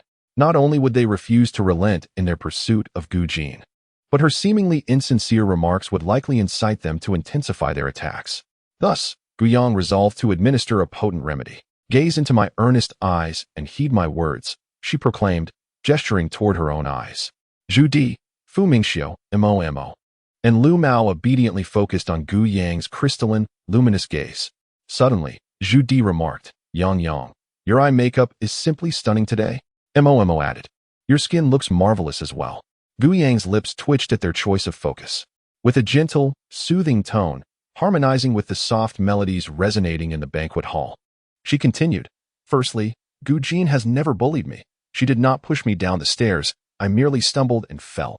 Secondly, the engagement with Xue Duo has no connection to her. It was Wan Yin who disclosed my status as a false heiress, prompting the Xue family to withdraw their proposal. Thirdly, Gu Jin is the true heiress of the Gu family. The identity of the Gu family's eldest daughter intrinsically belongs to her. Fourthly, my participation in the variety show was for enjoyment, not out of necessity or coercion. Gu Jin and I are good sisters. She has never wronged me. So please refrain from troubling her, all right? She employed psychological suggestion. Meanwhile, Lin Ran, clad in a floral shirt, entered the banquet hall, tossing his newly dyed pink hair, convinced he was the most dapper individual present. However, a quick survey of the room revealed a chubby figure in the corner, adorned with fluorescent green hair, which left him utterly astounded. Lin Ran exclaimed, What on earth? It is astonishing that someone could dye their hair a shade even more vibrant than the original. He thought his pink locks were sufficiently flamboyant, yet he unexpectedly encountered an audacious individual with a head full of fluorescent green. To sport such a luminous hue, how many times must one have dyed their hair? Lin Ran stared intently at the plump Lu Mao, and suddenly, he caught sight of Gu Yang, who was surrounded as if by a constellation of stars. Hey, Xiao, look. That girl is here too. Which one of your romantic interests is this? Xiaoiza replied with a hint of disdain. No, it's the girl in the white dress who subdued the villain on the overpass last time. Lin Ran exclaimed. The fleeting glimpse of that girl from the car window in Liancheng had etched her image into his heart. He never anticipated such a fateful encounter. I believe this must be my destined romance. Chapter 120. Such talents should be offered to the nation. Xiaoiza, weary from hearing Lin Ran's declarations, remarked. When have you not claimed someone to be your destined romance? Lin Ran, with a racing heart, gazed dreamily in Gu Yang's direction and declared, This time is different. If I can win her over, I will surely cherish her above all else. Xiaoiza replied, Your heart must resemble a durian, so spiky, it can accommodate so many. Lin Ran. Noticing Lin Ran's unusual expression, Xiaoiza swiftly followed his gaze, observing Gu Yang and her entourage. And a spark of interest ignited in his eyes. How intriguing. I never expected to encounter such an impressive hypnotist in Jin City. Such a talent would be a pity not to be offered to the nation. With that thought, Xiaoiza snapped his fingers before Lin Ran. Lin Ran's gaze regained clarity as he scratched his head sheepishly and remarked, That girl is simply stunning. I was utterly captivated. Xiaoiza, with a tone of disdain, responded, Fool, you were inadvertently hypnotized. At any moment, one must avoid direct eye contact with a hypnotist. The eyes of a hypnotist are akin to the gun of a hunter. Lin Ran understood this principle and, upon realization, felt a sudden jolt. He stared at Xiaoiza in astonishment. Hypnotist? That girl not only possesses extraordinary martial skills, but also the ability to hypnotize. Xiaoiza nodded, his gaze growing ever more profound. No, this cannot be. I am positioned so far away. Lin Ran was increasingly alarmed, beads of cold sweat forming in his palms. The banquet hall was spacious, and he stood at least 10 meters from that girl. Could such a distance still be affected by hypnosis? He recalled that the renowned hypnotist in the capital had a hypnotic range with a mere diameter of 5 meters. Xiaoiza coldly cautioned, thus, She is not someone you can toy with. Do not entertain any thoughts about her. She is a person who should be submitted to the state. Although Lin Ran was flirtatious and playful, he valued his life even more and nodded vigorously. Unable to resist, he cast another glance at Gu Yang and inquired, By the way, Xiao, could she be the person we are seeking? Xiaoiza replied with unwavering certainty, No, she is not the hypnotist we are looking for. It appeared that even encountering a hypnotist of such caliber signified that this trip to Jincheng would yield considerable rewards. Moreover, what intrigued him was that the girl seemed unaware of her abilities as a hypnotist. Otherwise, it would be inconceivable for her to allow her hypnotic influence to extend so far without any concealment. After imparting a wave of psychological suggestion to the cannon fodder group, Gu Yang blinked and concluded the session. After hearing Gu Yang's words, Zhu Di and the others felt their anger dissipate significantly, and they became much calmer. At least they no longer felt the urge to confront Gu Jin as they had moments ago. Mo remarked, So, are we to understand that we misjudged her? Though she hails from the countryside, she is not as arrogant as we thought? Momo initially intended to refer to her as a rustic bumpkin but swallowed her words. Recalling Gu Yang's earlier declaration of considering Gu Jin a sister, Gu Yang nodded in affirmation. Yes, my sister is quite low-key. She is not at all overbearing and would never bully anyone. Seeing Gu Yang defend Gu Jin so fervently, Zhu Di, linking her arm with Gu Yang's, felt a twinge of jealousy. Yang, why do you protect her so much? She is not your biological sister. I am your true friend. That Gu Jin, though she may not have physically bullied you, has caused you to lose so much. It would be better if she weren't around. Gu Yang's alarm bells rang. Such dangerous rhetoric was unacceptable. Murder is a crime punishable by the highest penalty. Gu Yang replied with an expression of utmost conviction. You are my good friend. But she is my half-sister. You see, my parents treat me as their own, while Gu Jin is their biological child, so she is essentially my sister as well. Zhu Di retorted, don't take advantage of my poor math skills. Can it really be calculated that way? In Chapter 121, The Spectators and the Foils. Observing Gu Yang's steadfast defense of Gu Jin, Fu Mingxiu, though still harboring some dissatisfaction towards Gu Jin, acquiesced to Gu Yang's perspective and gently remarked, Zhu Di, mo. Since Yang considers her a sister, let us not make things difficult for her or put Yang in an awkward position. Fu Mingxiu's words carried significant weight among the companions, and upon hearing him speak, the others ceased their mischievous intentions. However, although they could not instigate trouble, they could still relish the unfolding drama. There was no need for us to confront Gu Jin. Just look, she has already encountered a predicament, hasn't she? Zhu Di observed Gu Jin's direction with a hint of schadenfreude. For reasons unknown to her, even after Gu Yang elucidated her amicable relationship with Gu Jin, Zhu Di could not muster any fondness for her. The sight of Gu Jin's misfortune inexplicably thrilled her. Within the banquet hall, Gu Jin resembled a luminous entity, adorned in an elegant black gown, exuding a cold and noble grace that captivated all eyes. At that moment, Gu Jin found herself encircled by a group of girls, led by a girl in a wine-red couture dress, who held her head high, a glass of red wine delicately suspended in her hand, casting a disdainful gaze upon Gu Jin. Oh, it appears that Gu Jin has provoked Su Xuanyan. Lu Maoyang tossed his green hair, taking a plate of snacks from the hostess, and waved it in front of his companions. Let us sit down, enjoy our seeds, and watch the spectacle. Zhu Di tightly clutched Gu Yang's arm, her expression earnest as she said, Yang, I know you possess a kind heart and have refrained from directing your ire at Gu Jin, yet her presence has indeed cost you both familial and romantic bonds. Therefore, you must not assist her, just sit back and enjoy the show. Meanwhile, Mo directly thrust a handful of seeds into Gu Yang's hand. Gu Yang had no intention of aiding Gu Jin. Characters like Su Xuanyan were merely trifles, too insignificant to even serve as warm-up for the formidable elder sister. Moreover, the original character held an irreconcilable enmity with Su Xuanyan. Madame Su, the mother of Su Xianyan, is a fierce rival of Ruan Xueling. Given the animosity between the two, it is quite implausible for their daughters to maintain a cordial relationship. However, Gu Yang felt compelled to clarify, Xiao Di, I have lost nothing due to Gu Jin. My parents continue to regard me as their own, so the notion of losing familial affection is unfounded. In a moment of exasperation, Mo expressed her feelings, only to remember the presence of Fu Mingxiu beside her and offered him an apologetic glance. Their close-knit group of childhood friends was well aware of Fu Mingxiu's affection for Gu Yang, and thus they typically refrained from discussing Gu Yang and Xue Duo in his company. Without love, I have no affection for Xue Duo. If the engagement is nullified, so be it. He came to break off the engagement. I, Gu Yang, am not bound to him. Gu Yang consoled Mo, who, upon recalling the engagement's dissolution, exclaimed, What a scoundrel! Zhu Di and Mo, along with their friends, successfully redirected their disdain from Gu Jin to Xue Duo, creatively condemning him until they were satisfied. Lu Mao, with a gleam in his eye, nudged Fu Mingxiu with his elbow and remarked, Brother Xiu, your opportunity has arrived. Fu Mingxiu was taken aback by how swiftly Gu Yang had moved on from Xue Duo, feeling both astonished and elated. Good night. Chapter 122. Does Gu Yang have a fondness for cute puppies? Lu Mao shielded his eyes, pondering the implications. What if Gu, the goddess, were to reignite her feelings for Xue Duo? Zhu Di and Mo exchanged glances, having grown up together. They were also privy to Fu Mingxiu's affection for Yang, yet they prioritized her happiness above all. Upon hearing these words, Guiyang could not help but sigh inwardly. For the girl who would be treated as a substitute by Fu Mingxiu, he was merely playing the role of a scoundrel.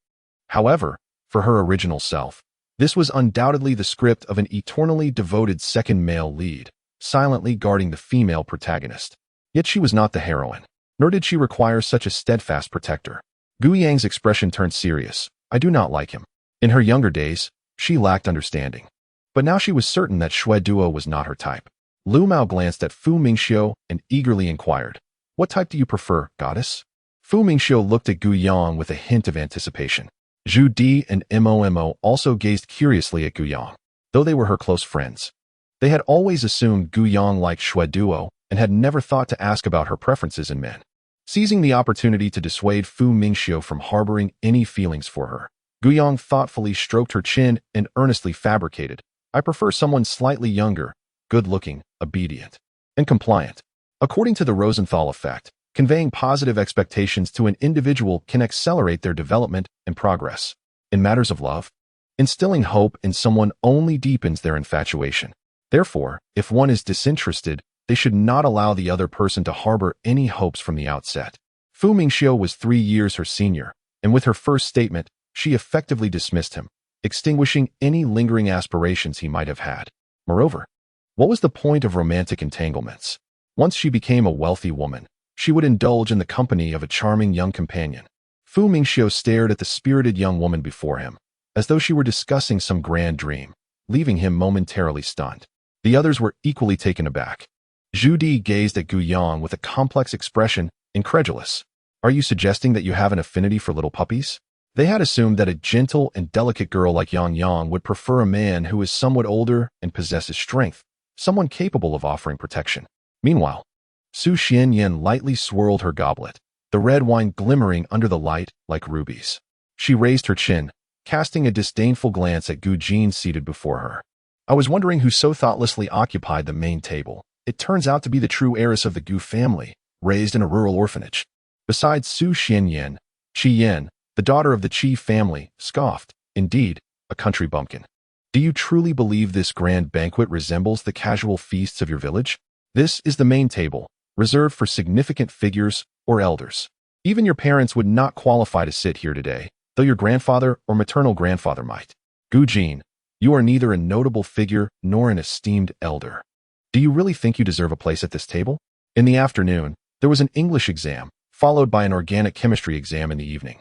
With 2 remaining subjects on the 5th and 8th, Fengzhu asked, "With the new year approaching, do Yang and I have a chance?" Jiushi replied, "Organic? Not likely." Chapter 123. Is Gu Jin using a fake invitation to show off? Upon hearing this, Gu Jin merely raised an eyebrow, maintaining her languid posture against the chair at the main table, showing no inclination to move.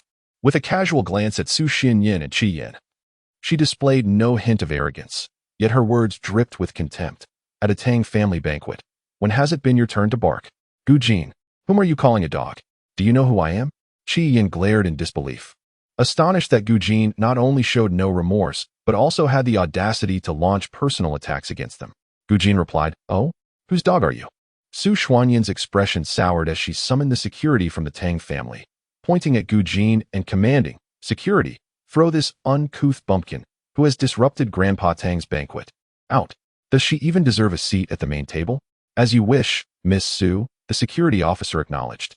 Well aware of Su Xuanyan's frequent visits to the Tang residence and her close relationship with their young lady, Gu Jin retrieved a gilded invitation card from the purse that Ruan Shuling had selected for her and slapped it on the table, declaring, "This is my reserved seat."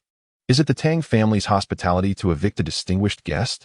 Originally, she had declined the invitation sent by Old Man Tang, but later changed her mind about attending, prompting him to send someone with the invitation once more.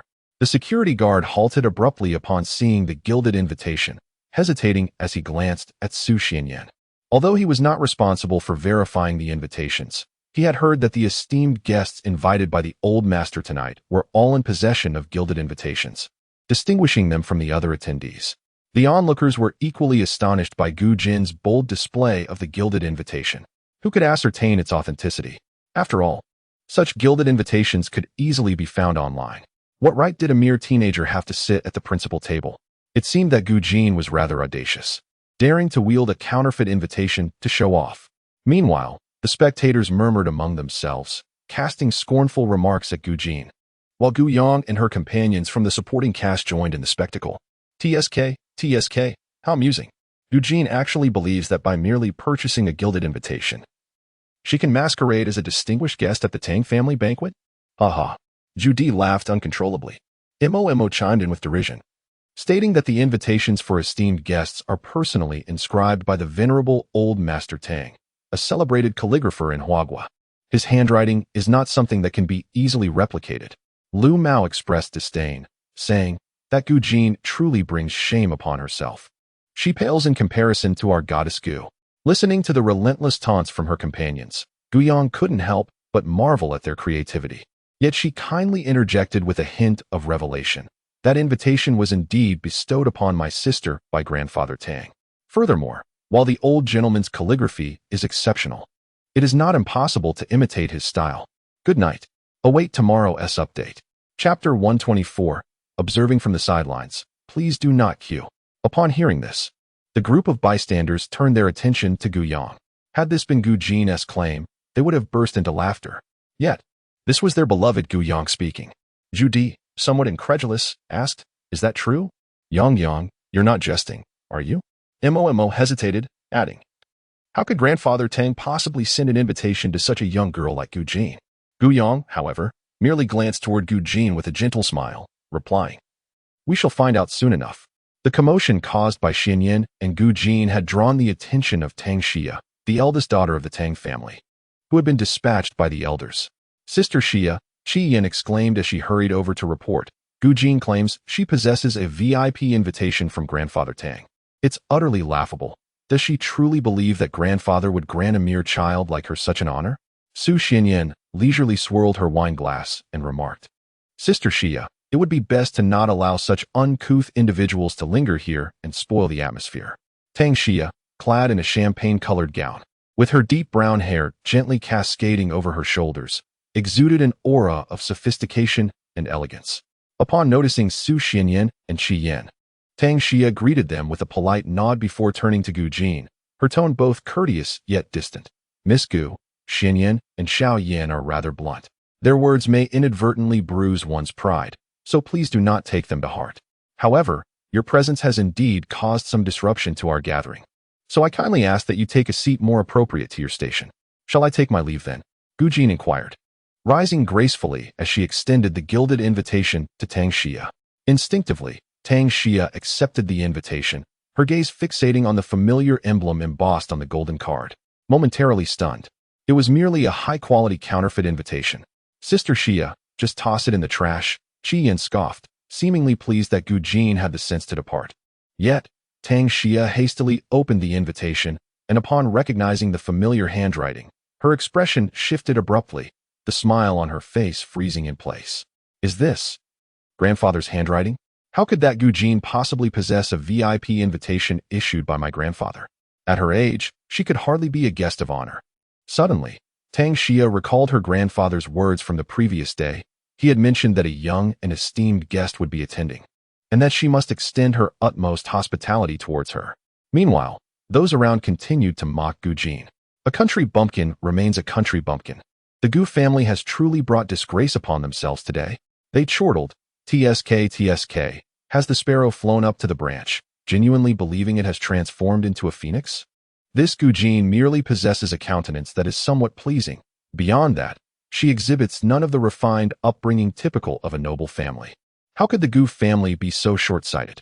To bring forth Gu Jin, when they have such an outstanding daughter as Gu Yang, is truly embarrassing. In my humble opinion, Gu Jin pales in comparison to even the slightest degree of Gu Yang's brilliance. Indeed, Gu Yang is renowned in the circle as the exemplary daughter of others.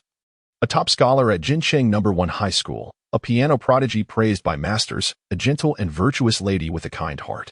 As Gu Yang listened to this juxtaposition of praise and disparagement, she thought, how absurd. Do not involve me. She never anticipated that the gossip would circle back to her. The bystanders joined in on the comparison between Gu Yang and Gu Jin, elevating Gu Yang to celestial heights while dragging Gu Jin through the mud. Gu Yang felt quite unsettled. Following the narrative arc of a novel, It seemed she was being exalted to diminish her elder sister, only to be face-slapped and cast down into the mire herself shortly thereafter. She had already attempted to dissuade her fellow bystanders from their reckless behavior. Why should Su Xianyan and Tang Xia's foolishness drag her down with them? In Chapter 125, while she remained indifferent, Gu Yang cared for her. Sitting among a group of affluent ladies, Ruan Shuling noticed the commotion surrounding Gu Jin and furrowed her brow, displaying a hint of irritation. Her greatest fears had indeed come to pass. Mrs. Su, glancing over, covered her lips with her fingers and chuckled softly. Mrs. Gu, while you indulge in the daydreams of Ms. Caroline gifting the Angel series to Shui Yao, perhaps you should attend to your biological daughter. After all, no matter how understanding or accomplished Gu Yang may be, she is no longer your flesh and blood. Currently, it is Gu Jin who appears here, adorned with the prestigious identity of the Gu family's true daughter. Had she heeded the counsel of Xian Yin and Xiao Yan, humbly acknowledging her faults, she would not have been cast out by the Tang family. Previously, Ruan Shuling would bring Gu Yang to every gathering. Although Gu Yang exhibited the traits of a green tea girl, she managed to present herself well, earning compliments of excellence and understanding from all who beheld her. This brought Ruan Shuling considerable pride, as she often flaunted her daughter in front of others. Now, however, the esteemed Gu Yang is not her biological child. Her actual daughter is but a country bumpkin. One can only wonder how Ruan Shuling will maintain her arrogance. Both Madame Su and Madame Qi feel a sense of vindication. Ruan Shuling, filled with rage, rises abruptly. Madame Su and Madame Qi watch with glee, eagerly anticipating Ruan Shuling's misfortune. Based on their understanding of her, Ruan Shuling has always been vain. Now that Gu Jin has embarrassed her so publicly, they expect her to confront Gu Jin with a scolding. However, to their astonishment, Ruan Shuling does not approach Gu Jin to reprimand her. Instead, she looks down at Madame Su and Madame Qi, delivering a cold smile. As for my daughter, I shall guide her. Madame Su, perhaps you should tend to your own daughter instead. Gu Jin may lack formal education in etiquette and thus is unaware of the rules. Yet your daughters, Su Xianyin and Qi Yin, have been raised in high society. Do they not comprehend proper conduct? To overstep boundaries and drive away guests on another's territory. Does this reflect your family's upbringing? You continuously mock little Jean for her humble origins, yet tell me, whose ancestors haven't toiled as peasants for 3 generations? Ruan Shuling speaks with fervor, as if she had never previously disparaged Gu Jin for her rural upbringing and lack of refinement. Though she harbored some grievances regarding Gu Jin's actions that had embarrassed her, she intended to reprimand him without giving the likes of Madame Su a spectacle to revel in. Moreover, due to Gu Jin's compliance during their shopping excursion yesterday, she felt that he was not beyond redemption. After all, her disdain for Gu Jin did not imply that others should share her sentiments. As Gu Jin paused at the doorway, her acute hearing allowed her to discern, amidst the cacophony of the banquet hall, Ruan Shuling's emphatic voice. A subtle shift in her emotions occurred, for she understood that Ruan Shuling's transformation stemmed from Gu Yang. Yet, while she remained indifferent, Gu Yang seemed to care deeply. Perhaps even Gu Yang herself was unaware of this nuance. Sister, why didn't you call me when you were leaving? We came together, and we should leave together. A hand grasped her arm, and Gu Yang's gentle yet playful voice resonated behind her. It seemed some charming individuals had forgotten to seal the deal. After all, Feng Wei was the male lead. Although his presence had been scarce thus far, it was anticipated that he would appear more frequently in the future. Chapter 126. Miss Gu. Please wait. Gu Yang's arrival left the surrounding young people, who were mocking Gu Jin, momentarily stunned. Wasn't it widely believed that Gu Yang and Gu Jin had a tumultuous relationship, akin to fire and water? With a slight smile directed at the atmosphere group, Gu Yang remarked, I know I am quite exceptional, but my sister is equally remarkable, so please, let us be praised together. The backdrop performers were taken aback. Surely, they had not misheard. Gu Yang had just declared that Gu Jin was also exceptional. Zhu Di and the other members of the cannon fodder group remained bewildered. Wasn't it agreed upon to merely watch the spectacle? Why did she suddenly rush forward? Meanwhile, Xiao Iza is in a state of serene contemplation. When Lin Ran tugs at him and whispers, Oh my, young Master Xiao, it turns out that the sister is a fake daughter of the Gu family. Now she dares to stand up for the real daughter? How peculiar. Aren't the roles of true and false daughters supposed to be irreconcilable? Xiaoiza casts a sidelong glance at him and replies, less indulging in drama. Lin Ran flips the gilded invitation in his hand and ponders, Young Master Xiao, Do you think that Gu Jin might have been deceived by unscrupulous merchants? A sensible person wouldn't bring a counterfeit invitation to sit at the main table. However, I must say that Gu Jin is indeed stunning, not at all inferior to her sister. I have yet to date a girl with such an ethereal charm. Young Master Xiao, do you think if I rushed to her aid, how long would it take to win her over? He muses that he cannot pursue the sister. But surely the elder sister is fair game. Xiaoiza raises his gaze towards Gu Jin, and at that moment, Gu Jin looks back. Their eyes meet, and both quickly avert their gazes. Xiaoiza gazes thoughtfully at Lin Ran. Want to pursue her? Lin Ran nods, convinced that he has come to the right place. As both of them align with his aesthetic preferences, Xiaoiza retorts, perhaps in your next life. Lin Ran is momentarily speechless. Xiaoiza coldly warns. She might be the person we are looking for. Do not entertain any thoughts about her. Lin Ran, taken aback, responds, oh. Su Xinyan did not anticipate that Gu Yang would actually come to Gu Jin's defense. However, after some contemplation, she concluded that Gu Yang, the little green tea, was likely speaking in reverse, and thus she scoffed loudly. Indeed, it is rare to see someone as exceptional as Gu Jin. It is my first encounter with a boastful rustic who dares to occupy the main table. Beside me, Tang Xia clutched the invitation, casting a warning glare at Su Xianyan, who, in her flustered state, only added to the chaos. Gu Yang chose not to respond to Su Xianyan. Instead, linking her arm with Gu Jin's and striding towards Tang Xia, her crescent-shaped brows delicately arched, presenting an image of innocence and charm. Sister Xia, having meticulously imitated the calligraphy of the esteemed Tang Laozu since childhood, surely you recognize his handwriting? Tang Xia felt the invitation grow warm in her grasp. The script indeed belonged to her grandfather, yet she could not fathom why he would extend an invitation to Gu Jin. She had always presumed that the distinguished young guest her grandfather spoke of was the young Master Lin from the capital. What merit did Gu Jin possess? As Tang Xia hesitated, a resonant and venerable voice interrupted. Miss Gu, please hold. An elderly gentleman clad in a black and red Tang suit hurried forth, prompting the guests to part ways. The venerable Tang Laozu had arrived. Who would have thought that the seemingly simple Gu family could actually draw the attention of Tang Laozu? Could it be that this gilded invitation truly was an invitation from the Tang family? How could that be? Perhaps it was merely an attempt to retain Gu Yang? After all, Miss Xia merely intended for Gu Jin to depart, while Miss Gu Yang was indeed an officially invited guest of the Tang family. How could she possibly leave before the banquet even commenced? The guests began to murmur among themselves, heightening the atmosphere. The answer was so glaringly obvious. Yet they still insisted on conflating Miss Gu with Gu Yang. Externally, Gu Yang maintained a cheerful demeanor, while internally she felt a surge of frustration. However, upon seeing the esteemed Elder Tang, she blinked, sensing a peculiar familiarity about him, as though she had encountered him somewhere before. Chapter 127, Mother. This is a case of split personality.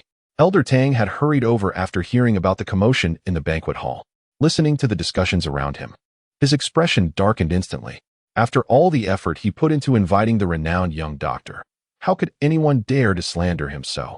And that so-called fake heiress Gu Yang, what audacity! Having occupied the identity of the young doctor for so long, she shamelessly dared to compare herself with him? To claim that she had come to retain him? Bah! What did Dr. G call it? Yes, a green tea. He was determined to expose the false pretenses of that green tea fake heiress. With a composed demeanor, Elder Tang faced the guests, leaning on his cane, and coldly declared, "Let me make this clear. The individual I sought to retain just now was Miss Gu Jin, not that Gu Yang.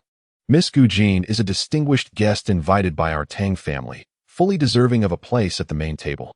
As these words left his lips, a wave of astonishment swept over the guests. Su Xianyan and Qi Yin's expressions shifted dramatically, their eyes filled with disbelief as they stared at Elder Tang. The smiles of Madame Su and Madame Qi, who were embroiled in a quarrel with Wan Shuling, froze in place. How could this be? Wan Shuling was momentarily taken aback, staring in shock towards Gu Jin and Elder Tang. Not only Madame Su and Madame Qi, but even Wan Shuling herself found it incomprehensible. How could the orphan raised in a rural orphanage possibly know the venerable Elder Tang and be regarded as a distinguished guest of the Tang family? Yet, Elder Tang's endorsement of Gu Jin only served to deepen the offense against her own family as Gu Yang. Amidst the exclamations of disbelief, only Gu Yang managed a slight twitch of her lips. She had not anticipated that by altering her own tragic narrative, she would thwart Wan Shuling's self-destructive tendencies and extinguish the reckless aspirations of her companions. Yet, she found herself ensnared by the very atmosphere designed to elevate her demise. It was indeed an unexpected turn of events, caught in the crossfire. The elder proclaimed publicly that the Tang family banquet held no intention of allowing esteemed guests to depart, save for Gu Yong, who was foolishly attempting to usurp Miss Gu Jin's position. Gu Yong, old man, where did your bullets fly off to? Gu Jin furrowed her brow. She had merely excised the tumor from the old man's mind. Surely, she hadn't inadvertently removed his intellect? Su Xianyan and Qi Yin stared in astonishment, followed by a surge of elation. Although they had failed to rid themselves of the clumsy Gu Jin, the prospect of dismissing the scheming Gu Yong was indeed a delightful surprise. As Grandfather Tang rightly stated, Gu Yong, your current status renders your continued presence here rather inappropriate. Su Xianyan, who had long been overshadowed by Gu Yong, could not help but smile at her misfortune.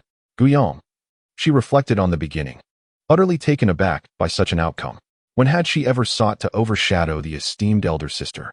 Grandfather Tang, brimming with self-satisfaction, turned to glance at Gu Jin, hoping to win the favor of the young divine doctor. However, upon noticing the familiar young woman beside her, his eyes widened in surprise, and he approached with delight, exclaiming, "It's you, my benefactor."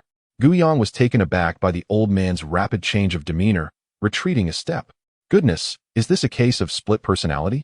The surrounding individuals were momentarily stunned, grappling with the same perplexing thought as Gu Jin moments ago. Had old Master Tang truly excised a tumor rather than something from his mind? I forgot to say good night. Good night, sleep well. I shall update again after the analytical chemistry exam tomorrow. Chapter 128.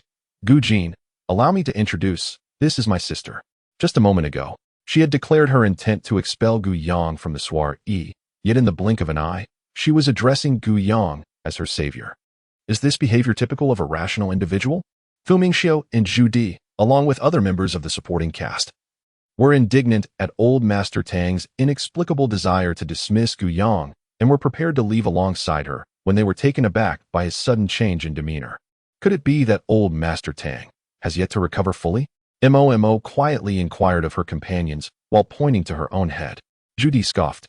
I would wager it's a solid 8 to 9 out of 10. Fu Mingxiu appeared contemplative. Meanwhile, Su Xianyan and Qi Yin, who had previously been quite pleased, found no joy in the current situation. Tang Xia gazed at her somewhat erratic grandfather, hesitating to speak, caught between voicing her thoughts and holding them back.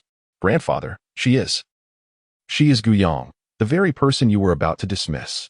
Old Master Tang raised a hand to silence Tang Xia, his eyes sparkling with fervor as he fixed his gaze upon Gu Yong, exclaiming with enthusiasm, Indeed, she is my lifesaver.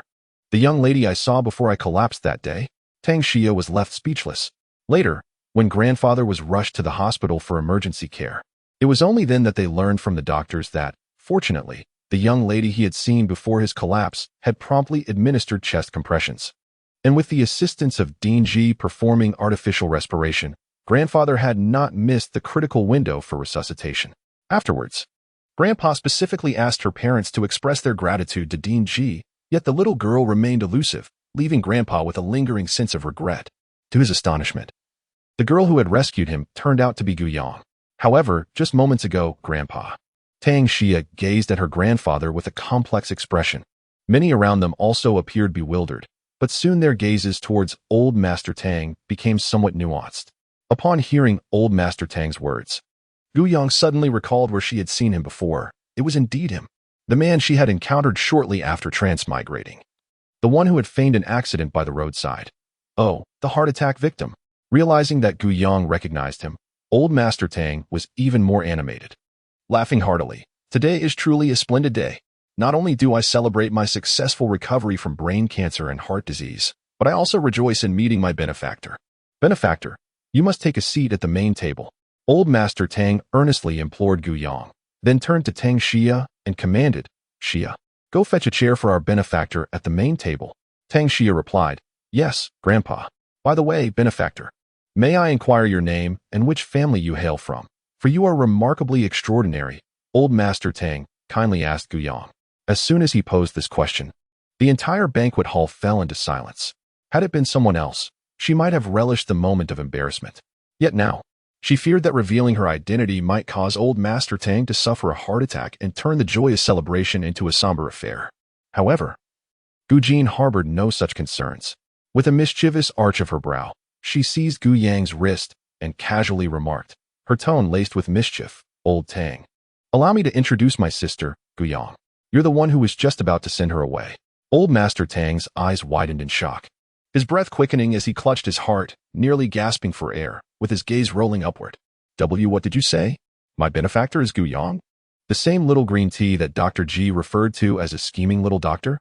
Chapter 129. Gu Jin. My sister is timid and gentle, grandfather.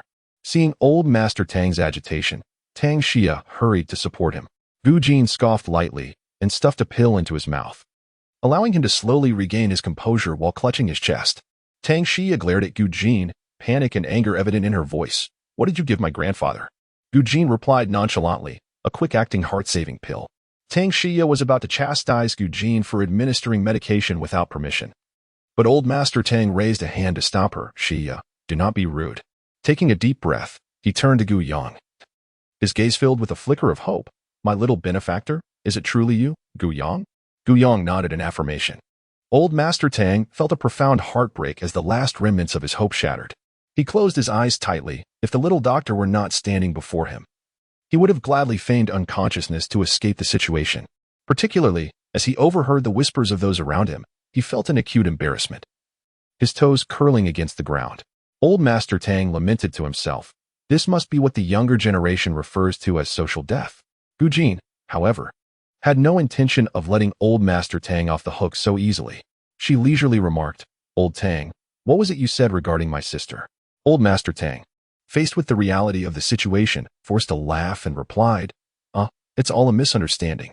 The old man has just undergone a craniotomy, and my mind is still recovering. Those were mere ramblings. The surrounding guests were taken aback, having long anticipated this whimsical behavior. Yet they were surprised by his unabashedness. The Tang family members covered their eyes, unable to bear the sight of their esteemed elder in such a predicament. Old Master Tang rubbed his hands together, gazing earnestly at Gu Yang, and sheepishly said, Dear benefactor Gu Yang, I previously misjudged you. I would like to extend my sincerest apologies. Considering my mind is yet to fully heal, might you find it in your heart to forgive me? Gu Jin cast a sidelong glance at old Master Tang and replied, My sister is timid and gentle. You have truly frightened her. Is it not customary for the esteemed Tang family to offer an apology along with an appropriate gesture? Timid and gentle, Gu Yang blinked, pondering whether her formidable sister was indeed supporting her. Tang Xia frowned, thinking that Gu Jin was rather audacious. Whoever demanded an apology in such a manner? Yet old Master Tang remained unfazed, chuckling as he instructed the butler, Fetch the ink treasure from my study to present as an apology to our young benefactor.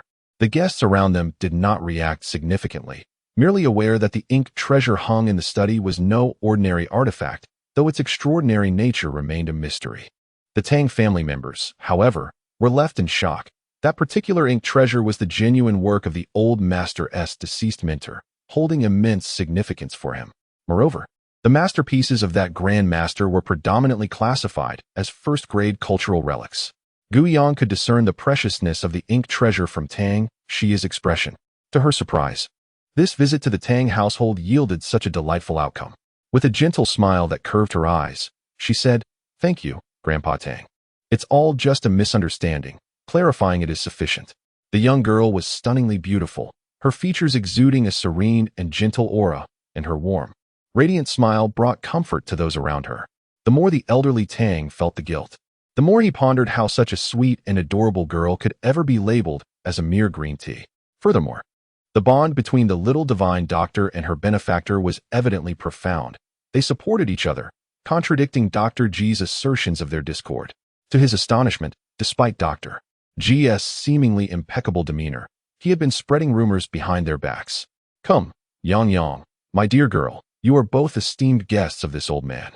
Please take a seat at the main table, the elderly Tang said with a warm smile.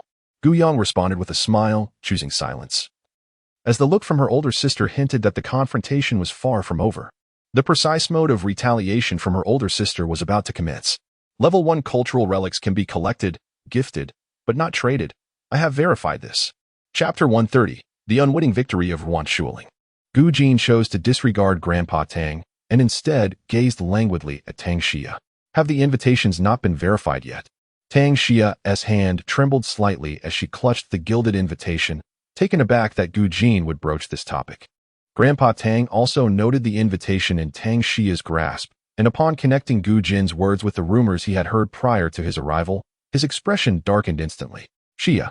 Tang Xia's heart sank, and she lowered her head, addressing him with reverence. Grandpa, she had always held a deep-seated respect for her grandfather. Although the grandfather usually displayed a carefree demeanor, he was quite stern when it came to his younger relatives. The old gentleman gazed at his granddaughter with a tinge of disappointment. He knew her well. Though she appeared elegant and polite, she was, in truth, rather arrogant. In a low voice, he commanded, "Apologize to Miss Gu." Tang Xia tightened her hand slightly at her side, glanced at Gu Jin, and, lowering her gaze, returned the invitation. "Miss Gu, I apologize for my oversight." Gu Jin pinched the invitation between her fingers and then turned her attention to Su Xuanyan and Qi Yan. The two instinctively took a step back. Gu Jin smirked with a hint of disdain and proceeded towards the main table, pulling Gu Yang along. Although Gu Jin did not directly address the two, the atmosphere shifted as the old gentleman's intervention redirected the evening's mockery from Gu Jin to Su Xuanyan and Qi Yan. Su Xuanyan, typically so arrogant, had finally encountered a formidable opponent. It was truly foolish of her. Gu Jin's presence at the main table and her possession of a VIP invitation undoubtedly signified a compelling reason. As the atmosphere turned against Su Xuanyan and Qi Yan, a wave of admiration for Gu Jin began to swell. It was unexpected that she was esteemed as a VIP by the old gentleman. Individuals of her age occupying such a prestigious position in a prominent family were rare indeed. Upon closer inspection, Gu Jin hardly resembled someone from the countryside. Her poised and refined demeanor surpassed even that of Miss Xia. Aside from the atmosphere of mindless ridicule and flattery, there was a small faction of onlookers who diverged from the main narrative, drawn into the gossip. Wasn't it said that the relationship between the true and false daughters of the Gu family was fraught with conflict, heated enough to fill a novel? Why do I feel that they share a harmonious and sisterly bond? I heard that the engagement between Gu Yang and Shui Duo has been called off. I wonder if the two families will cease their alliance or if they plan to continue the union with the true daughter. It is a pity that Shui Duo from the Shui family did not attend today. Otherwise, the drama between the genuine and the false daughter would have been even more captivating. As old Master Tang made his entrance, the grand banquet officially commenced. Guests from various circles mingled, exchanging toasts and laughter, while lively music filled the air and many took to the dance floor. Mrs. Gu has truly excelled in raising her daughters. Who would have thought both young ladies could become honored guests of old Master Tang? Indeed, Yang, nurtured by Shui Ling, is undeniably kind-hearted. Gu Jin, being the biological daughter of the hostess, is not only beautiful, but also possesses an admirable demeanor. Currently, Shui Ling, who is receiving compliments from the ladies around her, feels somewhat dazed, as if caught in a dream. Yang has always been her pride, wherever she went with her. People praised her parenting skills, which she found unremarkable. However, to her astonishment, Yang has quietly become the savior of old Master Tang. Furthermore, the daughter Gu Jin, whom she has always found troublesome, is also capable of becoming a source of pride for her. Chapter 131. Wanting to add Miss Gu on WeChat, Shui Ling felt a bit disoriented, realizing for the first time how little she knew about this new daughter. Or rather, it could be said that she had resisted Gu Jin's presence from the very beginning, never thinking to understand her. Nor had she ever cared about her life over the past decade. Listening to the compliments and admiration from those around her, Shui Ling found her mind wandering. Even her arch-nemesis, Madame Su, was taken aback for quite some time. She had initially presumed that, given Yuan Shuiling's vain disposition, she would shamelessly flaunt her newfound success before her, deriding her in the process. After all, in the past, Yuan Shuiling had managed to boast with just one obedient girl, Gu Yang, by her side. Now, with the addition of Gu Jin, she must surely feel triumphant.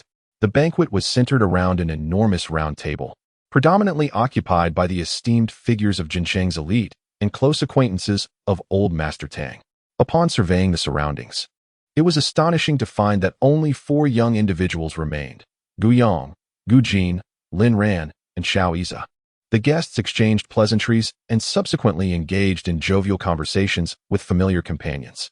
Gu Yang, ever the obedient one, was enjoying her meal when, unexpectedly, her gaze became fixated on Xiao Iza. She pondered what was amiss. Where was the male lead when the female lead was delivering her retort? Instead, He appeared to be merely spectating, indulging in the drama without offering any support. Was he aiming to experience the trials of pursuing a wife? Noticing Gu Yang's stare, Xiao Iza merely cast a fleeting glance in her direction before returning his attention to his phone beneath the table. The screen displayed a conversation he had initiated with Gu Jin. Xiao Iza, Dr. Gu. Xiao Iza, shall we discuss a transaction? Gu Jin, certainly. Xiao Iza chuckled softly and continued to type rapidly with one hand. Shouldn't Dr. Gu first inquire about the patient's condition? How audacious. Gu Jin, as long as they are alive, the deceased can be taken to the funeral home. Xiao Iza's lips twitched, and he stared silently at the screen before abruptly looking up towards Gu Jin. Just then, Gu Jin raised her head, and their eyes met. Xiao Iza let out a light chuckle, raising his glass towards Gu Jin as the conversation continued. The patient has been in a vegetative state for 17 years. Name your price. Gu Jin, unreserved, replied, the underground route in southern M continent. Xiao Iza, momentarily pausing as he swirled the red wine in his glass, directed a narrowed gaze towards Gu Jin. Dr. Gu seems quite informed. Gu Jin chose not to respond, lazily reclining in her chair, sipping her wine, appearing slightly tipsy. Surprisingly, Gu Jin glanced at Xiao Iza with a hint of astonishment. She had prepared herself for a protracted negotiation, yet Xiao Iza had acquiesced so readily. After all, the significance of the route in M continent was paramount. Only Feng Zhu would dare treat it as a mere financial avenue. For both her and Xiao Iza, it entailed the influence behind them. Gu Jin remained vigilant. Xiao Iza was a shrewd businessman, never engaging in unprofitable transactions. Squinting, she inquired, does Xiao still have other conditions? To avoid falling into a trap laid by Xiao Iza, she found it prudent to ask first. A subtle smile crept onto Xiao Iza's lips as his long fingers typed a string of characters on the screen. May I add Miss Gu on WeChat? Gu Jin tightened her grip on her phone, her gaze turning icy as she looked at Xiao Iza. He, with a polite smile gracing his lips, appeared both cultured and handsome. Gu Jin retorted, don't get any ideas about my sister. Upon feeling his phone vibrate, Xiao Iza glanced down at the message and his smile faltered. In my narrative, emotions arise not without reason. They are all grounded in cause. Good night. Chapter 132. Let Gu Yang and Zhu Di first teach Gu Jin a lesson. Gu Yang, who had been cast a glance by both Gu Jin and Xiao Iza, innocently blinked her eyes, sensing an unusual tension between the male and female protagonists. Xiao Iza took a deep breath, rising to approach Gu Jin. As Gu Jin turned to face him, Xiao Iza's tall and poised figure, clad in a simple suit, accentuated his refined elegance. With one hand resting on the back of Gu Jin's chair, he leaned slightly closer, his extraordinarily handsome face drawing nearer. His features rendered even more exquisite under the banquet's soft lighting. Gu Jin gazed at this scholarly and attractive visage, her cold phoenix eyes narrowing slightly. Even she had to concede that Xiao Iza was indeed strikingly handsome. Meeting Gu Jin's gaze, Xiao Iza retrieved his phone, its screen aglow. As his misty eyes reflected the image of Gu Jin, resplendent in her black gown, reminiscent of an elegant black swan. Miss Gu, shall you scan me? Or shall I scan you? With an impassive expression, Gu Jin opened the QR code for him to scan. Maintaining her composure as if she had not misinterpreted Xiao Iza's intentions moments earlier. Observing her cool demeanor devoid of any embarrassment, Xiao Iza suddenly chuckled softly. Gu Yang, nibbling on a pastry, watched in astonishment as Xiao Iza approached to request Gu Jin's WeChat, her eyes widening in disbelief. What had transpired? She had merely indulged in a small treat, yet the plot had escalated at a rocket-like pace. It was hard to believe that the male lead had sought out the WeChat of the esteemed young lady from the Gu family upon their first encounter. Lin Ran, equally bewildered, pondered how Xiao Iza had approached the true heiress of the Gu family after merely enjoying a lobster. For the first time in many years of following Xiao Xiao, he took the initiative to request a girl's contact information. The scene where Xiao Iza proactively sought Gu Jin's WeChat caught the attention of several guests observing the main table. Su Xuanyan's gaze was fixed on Gu Jin, her jealousy burning like an uncontrollable flame. Although Xiao Iza maintained a low profile, his noble demeanor and extraordinarily handsome features still drew the attention of numerous debutantes at the banquet. Su Xianyan was among them, while her friends, Qi Yan and others, gossiped about the distinguished Lin Xiao from the capital. She secretly focused on Mr. Xiao, a friend of Lin Xiao. Initially, she intended to approach Mr. Xiao for his WeChat. But to her surprise, he took the initiative to approach Gu Jin instead. Qi Yan, feeling envious, chimed in Gu Jin, that country bumpkin. Must have struck some luck to become the guest of honor at old Master Tang's table. None of us are lacking in both inner and outer beauty. She, a rural girl with no notable talents, dares to embarrass herself among us. Su Xianyan added, she only has her looks to boast about. She's merely a pretty vase. With a swift glance, Qi Yin leaned closer to Su Xianyan and suggested, Xianyan, how about we? The surrounding friends gathered to whisper, ultimately reaching a consensus to ensure that Gu Jin, that country bumpkin, clearly recognized the disparity between herself and these affluent debutantes. Su Xianyan glanced at Gu Jin, and at that moment, she suddenly noticed Zhu Di and Mo approaching Gu Jin with unfriendly expressions. Raising her hand to signal her companions to pause, she maliciously remarked, no hurry, let Gu Yang and Zhu Di teach Gu Jin a lesson first. Afterwards, we shall join in to strike the final blow. So she understands why the flowers bloom so red. Haha. Chapter 133. Gu Yang's worldview is about to be shattered. Qi Yin observed the seemingly amicable interaction between Gu Jin and Gu Yang, hesitating to inquire, Xin Yin. Their relationship appears quite cordial. Will Zhu Di and her group, who typically heed Gu Yang's words, truly confront Gu Jin? Having been compared to Gu Yang since childhood, she had been Gu Yang's rival since kindergarten, understanding her better than anyone else. Gu Yang's facade was more convincing than anyone else's. She presented herself as an elegant and gentle lady, yet in reality, she was a narrow-minded and exceedingly selfish little green tea. Just wait and see. Although Gu Yang may not take direct action, Zhu Di, Mo, Fu Mingxiu, and Lu Mao will undoubtedly be roused by her insinuations to suppress Gu Jin. Su Xianyan scoffed. Xian Yin knows Gu Yang well. Let us watch the show before we go in for the final strike. Qi Yin and her group of friends exchanged glances, each revealing a conspiratorial smile at the impending success of their scheme. She hurried over to obstruct their reckless advance toward the protagonist, her beautiful face adorned with a radiant smile. Little D, Mo, are you here to play with me?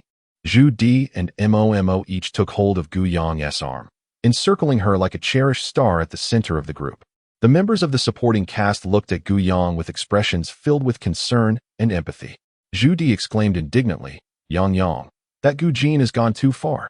I've gathered intel, and it appears the Xue family intends to change Xue Duo's marriage partner to Gu Jin. Gu Yang was taken aback. Who told you that? Her expression was a blend of surprise and contemplation as she regarded her companions from the supporting cast, pressing her fingers to her forehead. What should she do about their overwhelming desire to meddle? She was almost tempted to hypnotize them into a more rational mindset.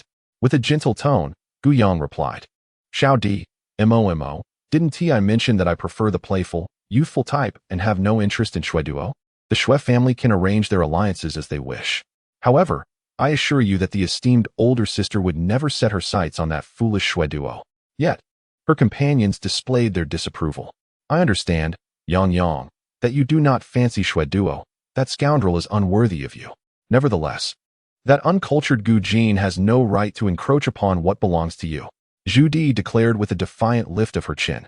Gu Yang felt her worldview shatter at her friend's words. Was this the infamous notion of even if I do not desire it, neither shall you possess it? Alarmingly, everyone around her seemed to agree with Zhu Di's sentiment. Mo nodded in agreement, stating, if only Gu Jin had an ounce of dignity and regarded you as a sister, she would not attempt to usurp your engagement. Yang, do not be naive and allow that scheming woman to deceive you. Fu Mingxiu cast a cold glance at Gu Jin, gently ruffling Gu Yang's hair, and said, Yang, do not fret. We shall not put you in a difficult position. Be good and go find Aunt Gu. Lu Mao, with his fluorescent green hair, pounded his chest and declared, Goddess, your kindness and generosity have allowed Gu Jin to take liberties. We will assist you in teaching her a lesson, making her aware of the disparity between you two. Chapter 134. The big sister has resources. Gu Yang replied, No, I do not wish to know. Frankly speaking, with her friend's arrogant demeanor, if she were not included among those to be rebuffed, she might have felt a twinge of curiosity in witnessing her companions face the harsh reality. Gu Yang summoned a server from the banquet, took a refreshing drink from the tray, and offered it to her friends, saying, after all that chatter, you should first hydrate. Naturally, the group of side characters would not decline the attentions of Gu Yang, their beloved. However, with Gu Yang's interruption, the fervor that had just begun to swell among them dissipated instantly. A moment of cooling off extinguished their fiery spirits. Once her friends had calmed slightly, Gu continued. As you mentioned earlier, that was merely the opinion of Madame Shui, reflecting the stance of the Shui family. However, matters of marriage must still consider the sentiments of our Gu family, do they not? If the Shui family wishes to annul the engagement or seek another, does our Gu family not have any pride? Gu understood that it would be challenging to alter her friend's perceptions of Gu Jin at once. Hence, she refrained from analyzing the situation from Gu Jin's perspective. As Fu Mingxiu listened to Gu Yang's words, the chill in his eyes gradually dissipated. He remained indifferent to whether Shui duo would unite in matrimony with Gu Jin. His sole concern lay in the distress of Yang. Gu discovered that as long as the topic of the formidable elder sister was avoided, her companions retained their intellectual acuity. Zhu Di and Mo nodded in agreement, feeling a profound sense of justification. Yet, inexplicably, they harbored a fervent desire to provoke Gu Jin. Gu perceived a sense of dissatisfaction etched upon her friends' faces. She deemed it necessary to douse their enthusiasm with a dose of reality. With a tilt of her head, Gu inquired, "What were you planning to do to avenge me just now? Were you considering delivering a thrashing to Gu Jin?" Indeed, upon mentioning the prospect of reprimanding Gu Jin, the group erupted in fervor. Zhu Di's eyes sparkled with excitement. "What a splendid proposal! My dear Xiaodi, we are aristocratic ladies. Such matters should be handled discreetly. At the banquet, we mustn't resort to such brutish behavior." Mo interjected, playfully restraining the spirited Zhu Di. "As for myself, I merely wish to invite her for a dance." Gu Yang's lips twitched at Mo's words. Mo, the dancing princess of the Jincheng elite, was well versed in an array of dance forms, particularly excelling in social dances, capable of soaring with grace. She recalled that in the narrative, Mo had leveraged her prowess to challenge the elder sister. Gu believed that the rustic Gu Jin would surely be incapable even of the most common waltz. However, in the end, it was Mo who was left in disarray. Attempting to use her exceptional balance to disorient Gu Jin, she ended up dizzy and nauseated, while Gu Jin remained steadfast. This incident left Mo with a psychological aversion to any dance requiring rotation. Lu Mao, the little chubby boy, proudly flaunted his head of fluorescent green hair and remarked, "I'm not as ruthless as Mo. I heard that her rural high school doesn't even have art classes. So I won't compare with her in traditional Chinese painting. Instead, I'll challenge her to a simple sketch." Gu was aware that Lu Mao's grandfather was a master of traditional Chinese painting and that Lu Mao had been constrained to learn it for over a decade. However, when had he ever mastered traditional painting? Lu Xiaopeng was merely boasting. He could only sketch, which was why he dared to compare himself with Gu Jin, though it was sufficient to undermine her. Zhu Di let out a soft huff. Gu felt reluctant to inform Lu Mao that Gu Jin possessed a hidden identity revered even by his grandfather as a master of traditional painting. Gu glanced at Zhu Di, struggling to recall how Zhu Di had previously subdued Gu Jin in the original narrative. Zhu Di cleared her throat, saying, Yang, although I lack any remarkable talents, I can certainly broaden Gu Jin's horizons. Look at this pink diamond. It's exquisite. Isn't it? Gu Jin must have never seen anything like it living in the countryside. Gu Yang's lips twitched, if her memory served her right. The esteemed elder sister had a mine in F continent. In chapter 135, the little divine doctor is not to be provoked. Gu felt that Zhu Di wouldn't require the elder sister's intervention. Gu tactfully remarked, "My mother once spent over 15 million in the luxurious Jinshang district to buy clothing and jewelry for my sister, including a pair of earrings made of pink diamonds." Zhu Di had set out for success, but was met with an early demise. Fu Mingxiu remained silent. Yet Gu remembered that Fu Mingxiu excelled in the game of Go. In the original story, he had presented his family's unsolvable endgame scenario to defeat Gu Jin, only for the esteemed elder sister to solve it, thereby elevating the Fu family's name. "If you wish to engage in a friendly competition with my sister, let us wait until this evening's banquet concludes. We can arrange a gathering another day," Gu proposed. Mo, however, was not entirely in agreement. She believed they should seize the opportunity presented by the Tang family banquet, with its multitude of guests, to embarrass Gu Jin and make her uncomfortable. Yet, Fu Mingxiu interjected, "Let us heed Yang's suggestion." Lu Mao scratched his green hair and acquiesced, "Very well. After all, our intention is merely to help Gu Jin recognize her true standing. We shall defer to the goddess and afford Gu Jin some dignity, considering she is also part of the Gu family. We would want to tarnish the goddess's family's reputation." Gu Yong smiled silently. Was she truly concerned about Gu Jin's social demise? Out of the corner of her eye, she noticed Su Xinyan and others approaching Gu Jin. A faint smile played at the corners of her lips. She surmised that soon the group of supporting characters would no longer wish to confront Gu Jin. Su Xinyan and Qi Yin waited with bated breath, eager for Gu Yong and Zhu Di to suppress Gu Jin, but when the anticipated moment did not arrive, their impatience grew, compelling them to take matters into their own hands. Qi Yin, feeling exasperated, concluded that relying on them was futile. They would have to intervene personally. At that moment, Gu Jin had just accepted Xiao Yi's friend request on WeChat, and they were in the midst of a discussion regarding patience. Gu Jin. At this juncture, Su Xinyan, accompanied by Qi Yin and others, approached with an air of confrontation. Gu Jin lifted her gaze, recognizing Su Xinyan and Qi Yin, and frowned. Is there something you need? We have come to know each other through our previous misunderstandings. We mistakenly judged you before, but surely you have no lingering grievances? Qi Yin said, her face adorned with a friendly smile as she attempted to take Gu Jin's arm, only to be met with Gu Jin's swift rejection as she raised her hand to brush Qi Yin away. Qi Yin let out a pained cry, clutching her reddened palm, her smile stiff as she gazed at Gu Jin. How can you be so rude? Gu Jin replied with a light laugh. It's merely a reflex. I have a cleanliness obsession. Was she insinuating that Qi Yin was dirty? Qi Yin's anger flared. What do you mean by that? Beside them, Su Xianyan covered her eyes and tugged at Qi Yin's skirt, subtly urging her to adhere to their plan. Taking a deep breath, Qi Yin forced a smile. It's fine, I can understand. However, Gu Jin, look at the banquet. The young people are dancing in the ballroom, while only the middle-aged and elderly sit here eating and chatting. Would you not join us for some fun? She gestured towards the dance floor, where an artificial fountain glimmered romantically under the lights. Young couples twirled around it, their elegant gowns swirling in a dazzling display. At the same table, Xiao Yi's and Lin Ran were engaged in idle chatter. Lin Ran, momentarily stunned, pointed at himself and asked Xiao Yi's, middle-aged? Xiao Yi's shot him a glance. Don't doubt it. You may not even reach middle age. Lin Ran was notorious in the capital for being a notorious playboy, chasing after any girl who caught his fancy, employing every tactic to win their hearts, only to discard them once he had succeeded. He would even claim, with a straight face, that he suddenly felt no attraction, ignoring the heart-wrenching pleas of the girls. Xiao Yi's believed that with Lin Ran's level of callousness, it was only a matter of time before he faced retribution from a spurned lover. Lin Ran. Xiao Yi's observed Gu Jin with great interest, leisurely peeling a plate of peanuts, embodying the demeanor of a spectator enjoying the unfolding drama. After their previous exchanges, he was utterly convinced that the little divine doctor had a foul temper and was not to be trifled with. Those women were in for a rough time. Chapter 136. Who tramples whom is yet to be determined.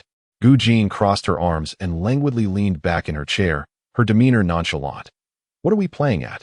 Seeing that Gu Jin had taken the bait, Qi Yan's smile deepened, and she spoke in a congenial tone. Let us go dancing together. Although you haven't learned to dance in the countryside, the waltz is not difficult. With someone to guide you, you will learn swiftly. Su Xianyan took the opportunity to sow discord between Gu Jin and Gu Yong, lamenting, if only Gu Yong would take you along, you wouldn't feel so isolated. Nevertheless, we have always disdained Gu Yang's little green tea act. In a moment, we shall lead you in the waltz and ensure you master it. Su Xianyan believed that Gu Jin harbored discontent towards Gu Yong, who had taken up residence in the Gu family, thus subtly implying that they too were not fond of Gu Yong, hoping to lower Gu Jin's guard. After all, the enemy of my enemy is my friend. Gu Jin cast a glance at Su Xianyan, her expression cool and indifferent. She gradually rose and made her way to the dance floor. You wish to teach me to dance? Let us proceed. Qi Yin and Su Xianyan exchanged a knowing glance, quietly high-fiving behind Gu Jin before they chuckled and followed her to the dance floor. Zhu Di observed Su Xianyan and Qi Yin laughing and mingling with Gu Jin and seized the moment to report to Gu Yong. Yang, look, Gu Jin and Su Xianyan are indeed birds of a feather, playing together. Are you not aware that Su Xianyan and Qi Yin have always been at odds with you? You defended her, and now she's mingling with your sworn enemy. What kind of good sister is this? Gu Yong, entwining her arms with Zhu Di and Mo, made her way towards the dance floor. Turning her head to glance at Zhu Di, her voice was gentle and soft. Xiao Di, do you not comprehend the nature of Su Xianyan? She has just been humiliated by my sister. How could she possibly reconcile with her so swiftly? Mo concurred with Gu Yong's sentiment. having discerned Su Xianyan's ulterior motives. Her eyes gleaming with a sense of anticipation, they likely wished to lead Gu Jin onto the dance floor, hoping to embarrass her. Let us go and observe. Although Su Xianyan and her companions were not particularly skilled dancers, they were certainly capable of overshadowing Gu Jin. Gu Yang chuckled lightly. Who will overshadow whom remains to be seen. Thus, the group of supporting characters ventured to the edge of the dance floor to watch the unfolding drama. Xiaoiza and Lin Ren also positioned themselves at the forefront of the spectacle. Gu Jin, with her cool and noble demeanor, stunning beauty, and an aura of a leading lady, inevitably commanded attention wherever she went. Upon her appearance on the dance floor, numerous wealthy heirs and scions from Jin City approached her, eager to invite her to dance. Su Xianyan and Qi Yin, consumed by jealousy, struggled to maintain their forced smiles. Su Xianyan graciously assisted Gu Jin in declining the invitations. This is Gu Jin's first time attending a banquet. She is not yet familiar with dancing, and we were just about to teach her. The surrounding onlookers exchanged bemused glances, their expressions laced with mockery and disdain. It was evident she hailed from the countryside, incapable of executing even the simplest waltz. Despite her exquisite appearance, she was merely a decorative figure. In comparison, she fell markedly short of Gu Yang, who, at the age of 14, had captivated the entire audience at the Jin City socialite ball with her opening dance. Qi Yin stifled a laugh and feigned consolation for a moment before instructing Gu Jin, Gu Jin, I shall take the lead with the male steps while you follow with the female ones. Place your left hand on my shoulder and your right hand on mine. Gu Jin replied, oh. However, she inadvertently stepped on Qi Yan's foot, causing her to retreat. During our first year, the school had arranged a uniform schedule, and our physical education class focused on the waltz. Chapter 137. Is Gu Jin a soft persimmon? Qi Yin winced, nearly shaking off Gu Jin. And if she hadn't known that Gu Jin was from the countryside and truly unfamiliar with the waltz, she might have suspected that Gu Jin was doing so intentionally. With a stiff smile, she said, Gu Jin, you need to step back, not forward. Let us start anew. To her surprise, Gu Jin actually remembered how to dance. Yet, just as Qi Yin had begun to relax, Gu Jin inadvertently stepped on her foot again when it was her turn to retreat. By the end of the first piece, Qi Yin had been stepped on multiple times. Mo observed Gu Jin thoughtfully, unusually refraining from echoing Zhu Di's remarks. She realized that if one were to separate Gu Jin and Qi Yin, Gu Jin had performed adequately aside from the initial misstep, while Qi Yin only became more chaotic, failing to fulfill the role of a lead. Moreover, Mo noticed that throughout the entire sequence, only Qi Yin had been stepped on. This coincidence seemed rather peculiar. Yao, has Gu Jin truly never learned the waltz? Mo glanced at Gu Yang, her eyes questioning. Zhu Di, taken aback, looked at Mo, surprised that she would pose such a question. Was it not blatantly obvious? However, considering Mo's remarkable talent in dance, she chose to remain silent. Gu Yang interjected. My sister possesses great talent. She learns quickly. At that moment, the originally gentle music was abruptly silenced and replaced by a lively waltz with a rapid tempo. Why the sudden change in music? The dancers all came to a halt. Was this some sort of devil's whirlpool? Goodness, who would dare to switch to such a piece?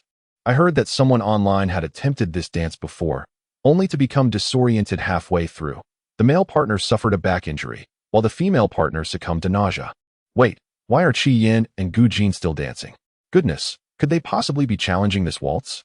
In an instant, the young men and women in the dance floor formed a circle around Gu Jin and Qi Yin, who continued to twirl. TSK, Gu Jin is truly fearless, daring to dance to this tune. Previously, at the socialite ball, Qi Yin had danced the devil's whirlpool with Mo. Although she had faced difficulties in Mo's presence, she could at least manage the devil's whirlpool. But could Gu Jin handle it? The commotion on the dance floor drew the attention of the ladies who were engaged in arranging flowers and sipping tea. Lady Su called out to a servant delivering tea, inquiring, what is happening over there? It seems quite lively. The servant, wearing a professional smile, replied, Miss Gu and Miss Qi are dancing the devil's whirlpool. Wan Shuling, aware of the rivalry between Gu Yang and Su Xianyan, was not surprised, merely scoffing. Is Qi Yin not embarrassed enough? How dare she challenge our Yang? The servant responded, it is Miss Gu Jin. Wan Shuling nearly choked. Who did you say? Gu Jin? Lady Su and Lady Qi exchanged glances, momentarily stunned, before bursting into laughter. Madame Qi remarked with profound significance, although Xiaoyan is lacking in talent, she is still leagues away from Gu Jin. It seems that Qi Yin has gone too far, unable to rival Momo or Yang Yang. And yet she dares to pick on the soft target that is Gu Jin. Chapter 138. The fear governed by Gu Jin. Madame Qi and Madame Su rose and made their way toward the dance floor, extending an invitation to Yuan Shuling. Madame Gu, would you care to join us? Though Yuan Shuling was quite reluctant, she ultimately followed along. In the center of the dance floor, Gu Jin and Qi Yin moved gracefully to the swift melody, the expansive skirts swirling in a manner reminiscent of a vortex. Your Xiao Yin has made considerable progress, Madame Su remarked with a smile to Madame Qi beside her. That girl has always been diligent, Madame Qi humbly replied, feeling a sense of pride as she experienced for the first time the delight that Yuan Shuling must have felt while boasting about her daughter in their presence. Yuan Shuling, meanwhile, watched Gu Jin dance with unwavering attention, wondering why she felt that Gu Jin's performance was quite commendable. Around them, many were praising Qi Yin. Isn't Qi Yin simply remarkable? If it were me, I would have been dizzy by now. Gu Jin is entirely being led by Qi Yin. I can't help but wonder if, once the music concludes, Gu Jin will even be able to stand upright. Oh, how mortifying it would be to lose one's balance and fall in front of so many people after being spun around. After such a public humiliation, I doubt Gu Jin would ever dare to attend another ball. Completely dominated by Gu Jin, Qi Yin listened to the praise from the onlookers as they belittled Gu Jin. Feeling a surge of frustration, Gu Yang cast a pitying glance at Qi Yin, thinking to herself, why would this minor character strive to outshine her esteemed elder sister? Noticing the slightly pale face of Momo beside her, Gu Yang reached out and linked her arm, steadying her somewhat swaying figure. Yang, Gu Jin. Momo looked at Gu Yang with a wan expression. While the uninitiated observed the spectacle, the discerning recognized the underlying dynamics. Su Xianyin and her companions believed that Qi Yin was manipulating Gu Jin. However, she discerned that it was, in fact, Gu Jin who was directing Qi Yin. Even she herself would scarcely reach such heights. Moreover, she had been so engrossed in the moment that she entirely empathized with Qi Yin. Experiencing the dread of being controlled by Gu Jin, Gu Yang's eyes sparkled with fervor. I've told you, my sister is formidable. Gu Yang understood that Momo had been shaken by her powerful sister. Yet, she felt it was for the best. The aspirations of their little group of supporting characters were recklessly audacious. They needed a sobering wake-up call. Momo silently regarded Gu Jin, suddenly grateful that Gu Yang had intervened moments before. She felt that had she been toyed with by Gu Jin in such a manner, she would likely never wish to waltz again. The exhilarating strains of the Devil's Waltz surged swiftly, abruptly halting at its conclusion. Gu Jin and Qi Yin swiftly parted ways. At that moment, Gu Jin released Qi Yin's hand, causing Qi Yin to lose her balance and stumble to the ground. A heavy thud resonated in the dance hall, plunging the venue into an eerie silence, as everyone stood frozen, momentarily forgetting their impending applause. In contrast, Gu Jin stood there with clarity of mind, her posture unwavering and composed, exuding an air of icy aloofness, devoid of any semblance of disarray. Xiaoyan, Madame Qi's smile faltered, erupting into a sharp cry as she rushed forward to assist Qi Yin. Xianyin and the others were momentarily taken aback. How could this be? Shouldn't it have been Gu Jin who was dizzy? How could it possibly be Qi Yin? The atmosphere group erupted in gasps of astonishment. What? Qi Yin was the one who fainted? Gu Jin seemed completely unscathed? Previously, Momo and Qi Yin had both appeared somewhat unsteady after performing the Devil's Whirlpool, showcasing Gu Jin's remarkable balance. Thus, it was not Qi Yin who led Gu Jin, but rather Gu Jin who had been in control of Qi Yin? Am I the only one who thinks Qi Yin fell in a rather turtle-like manner? Yuan Shuling stood frozen in disbelief. Chapter 139. Willing to fight for my sister. The members of the cannon fodder group were equally astonished. Momo gazed at Qi Yin, who lay pale in the embrace of Madame Qi, feeling an inexplicable sense of empathy, as if this misfortune were meant to befall her. Zhu Di cast a complex glance at Gu Yang, realizing why Yang had previously remarked that it was uncertain who would dominate whom. It appeared that Gu Jin had indeed overshadowed Qi Yin. Lu Mao, observing the pitiful sight of Qi Yin, instinctively recoiled, mustering the courage to assert, perhaps Gu Jin only knows how to waltz. Maybe she is utterly clueless when it comes to other arts? At that moment, there was no need for Gu Yang to retort. Momo shot Lu Mao a cold glance, stating with indifference, the fact that she can waltz to such an extent is already quite impressive. At the very least, it proves she is no mere ornament. Few possess mastery over all forms of art. Fu Mingxiu, meanwhile, kept his gaze lowered, attentively observing Gu Yang. Sensing that she harbored no resentment towards Gu Jin for becoming the center of attention, and thus refrained from contemplating ways to contend with her. The members of the cannon fodder group, having been shaken by recent events, have momentarily retreated. However, Su Xianyan remains unwilling to concede. Qi Yan is her close friend, and Gu Jin striking Qi Yan's face is akin to striking her own. She steps forward to confront Gu Jin. Gu Jin, halt. Gu Jin casts a glance in her direction, her clear, phoenix-like eyes revealing a hint of mockery. What more do you wish to play at him? Meanwhile, Gu Yang, who is merely a spectator, thinks to herself, Su Xianyan certainly lives up to her reputation as the original antagonist. She is intent on dragging me down with her. Gu Yang discreetly glances at Gu Jin, only to witness Gu Jin nodding earnestly. Indeed, my sister plays the piano exceptionally well. I must admit, I am not her equal. After all, the melodies she plays herself fail to lull her to sleep. Su Xianyan, observing Gu Jin's serious demeanor, is momentarily taken aback. So easily conceding? How am I to continue the conversation? Gu Jin, do you dare to compete with me? Su Xianyan retorts angrily, with a cold yet enchanting visage. Gu Jin carries a hint of mischief in her tone as she languidly replies, do you dare to compete with my sister? Su Xianyan is momentarily speechless. If she dared to challenge Gu Yang in a piano contest, she would have long since claimed the title of genius pianist from her. The onlookers, unfamiliar with Gu Jin, remain unfazed by her words, but Gu Yang is utterly astonished. What is this? The usually domineering and formidable elder sister has uttered the phrase, I am not worthy? Moreover, she has passed the ball to her. Gu Yang thinks to herself, of course, I must seize the ball that the formidable elder sister has kicked my way. Su Xianyan, recalling the nature of the relationship between Gu Jin and Gu Yang, suddenly lets out a cold laugh. Gu Jin, do you really think Gu Yang will come to your rescue? Gu Yang seemingly relished the prospect of Gu Jin's embarrassment. How could she possibly come to her aid? Thus, Su Xianyan, do you wish to engage in a piano duel with me? I would be more than delighted to accept the challenge on behalf of my sister. Gu Yang promptly positioned herself beside Gu Jin, shielding her from Su Xianyan's gaze. A smile dancing on her lips as she savored this splendid opportunity to enhance her elder sister's reputation. Gu Jin regarded Gu Yang, her cool, indifferent eyes appearing to be softly tinted by the warm glow of the crystal chandeliers in the banquet hall, the faintest smile gracing her crimson lips. Su Xianyan stared in astonishment at Gu Yang before her, a hint of skepticism coloring her expression. Could Gu Yang truly be so magnanimous as to assist Gu Jin? Was this the same little green tea she had always known? Good night, dear duck.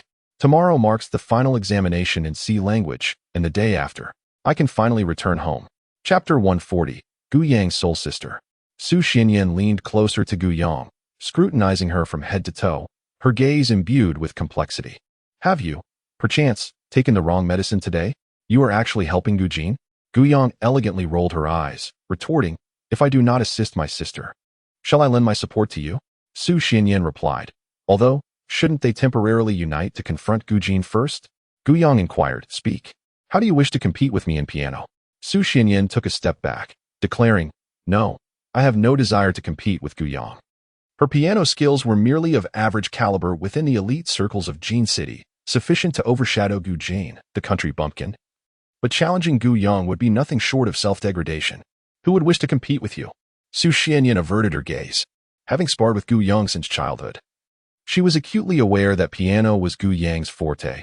She was no fool to engage in a futile contest she knew she could not win.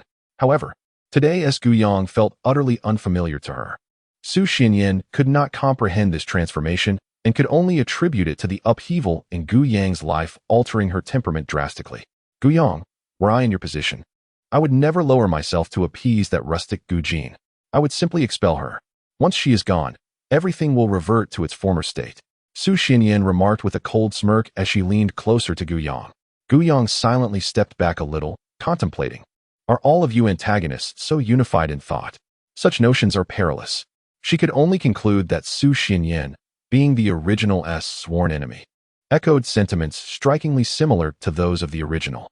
With an air of righteous indignation, Gu Yang declared, who says I wish to return to the past? I find the present quite satisfactory. Although she had yet to successfully secure the favor of her esteemed older sister, her sister was treating her well. The VIP membership card to Jin Yangshuan was readily offered, and the hacker, Su Yi, did not mind lending her his assistance. At the banquet, he even stood up for her in front of old Master Tang. Su Xinyan stared at Gu Yang in disbelief, muttering lacking ambition before striding away in her high heels. Gu Jin responded with a soft hum, a hint of amusement flickering in her eyes. Fu Mingxiu and Zhu Di approached Gu Yang with the entourage of supporting characters, vigilantly watching over Gu Jin, anxious that Gu Yang might be mistreated. Attempting to ease the tension, Gu Yang said, "Sister, they are my friends." Zhu Di extended her hand towards Gu Jin, her red lips curving into a smile. "Hello, Gu Jin. I am Zhu Di, having grown up alongside Yang Yang, a dear friend and sister." Gu Jin reciprocated the gesture, her expression remaining frosty. Gu Jin, Gu Yang's only sister. Zhu Di grasped Gu Jin's hand with sudden force, her face still adorned with a feigned smile. What uniqueness can there be among sisters like us, who share no blood ties? Though Zhu Di possessed no remarkable talents, her grip was quite formidable. She rarely lost even when arm wrestling with robust young men. She anticipated Gu Jin's reaction to her painful hold, expecting a cry of distress. However, in the next moment, she felt as if her four-finger bones were on the verge of being crushed. "Ouch!" she exclaimed in agony, desperately attempting to shake free. But Gu Jin's hand remained steadfast, like a vice.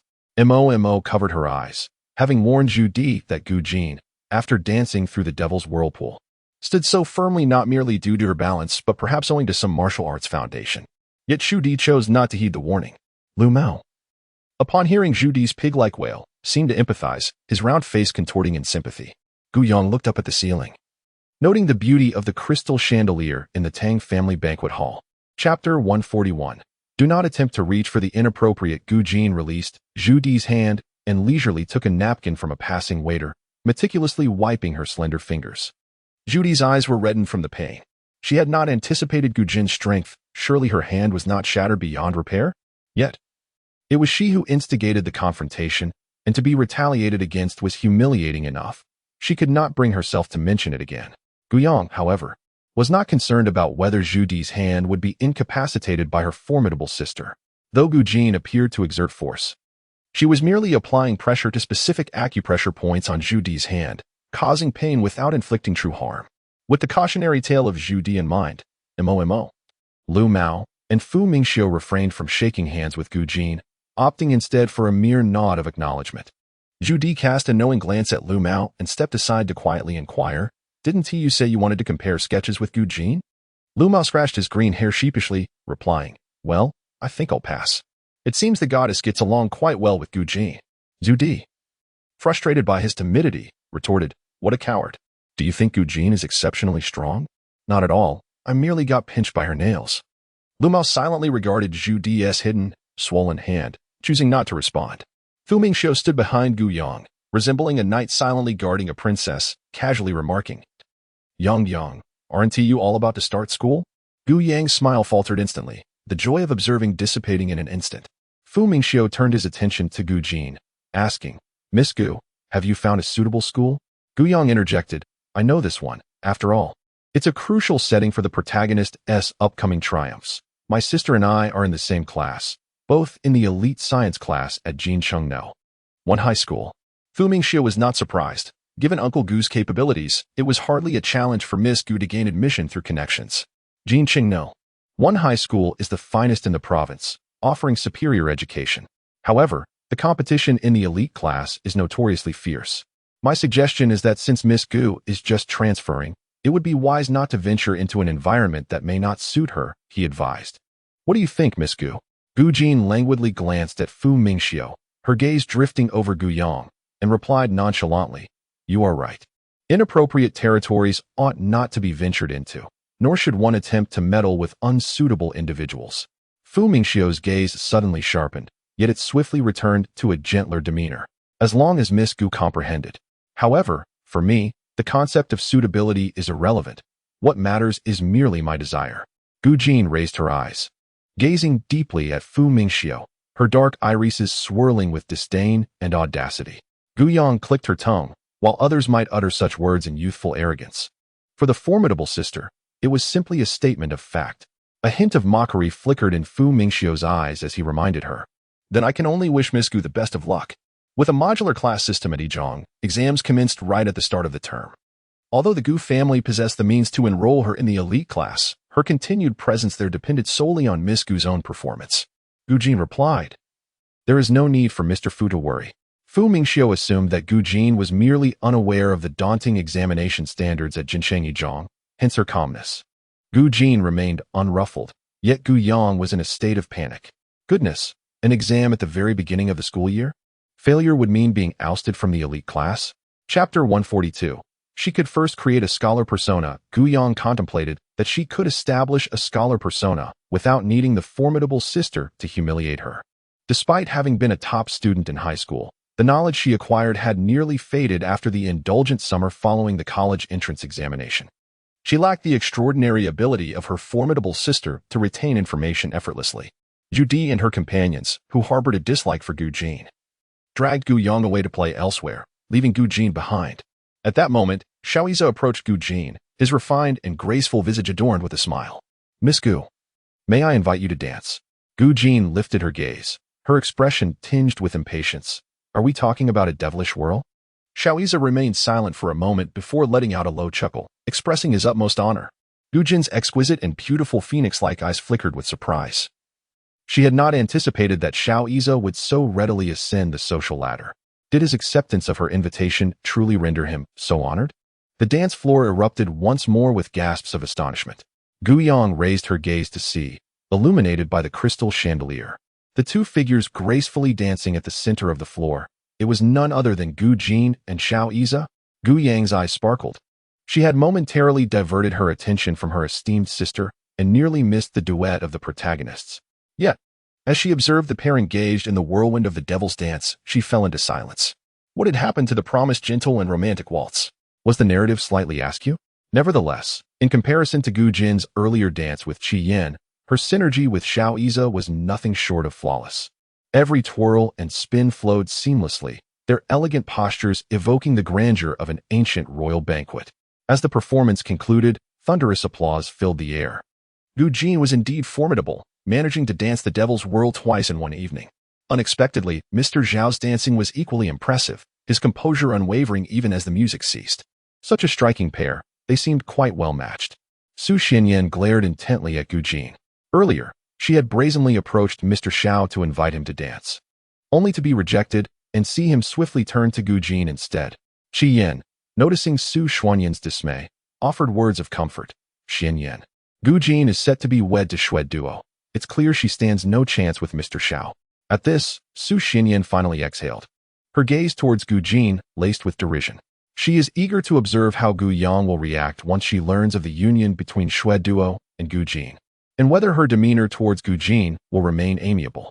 Gu Yang, however, skillfully sidestepped all potential confrontations. The heavy rain cascaded against the car windows, shimmering like flowing silver under the lights. Ruan Shuling, who often indulged in gossiping with Gu Yang, was unexpectedly silent this evening. From the moment old Master Tang declared Gu Jin as his esteemed guest, to Gu Jin's resplendent performance at the banquet, Ruan Shuling found herself increasingly aware of how little she truly understood about Gu Jin, the daughter of the Gu family. How on earth did you become old Master Tang's honored guest? Ruan Shuling pondered, baffled by how a girl from the countryside could possibly know him. Leaning against the car window, Gu Jin raised an eyebrow at the remark, casually replying, "I saved his life on a whim." The first thought that sprang to Ruan Shuling's mind was that Gu Jin must be lying. She was momentarily taken aback by her sudden suspicion and silently countered herself, considering the possibility that Gu Jin, much like Yang Yang, might have casually saved old Master Tang's life one day by the roadside. As she observed Gu Jin seemingly fatigued and resting her eyes, Ruan Shuling quelled her desire to probe further.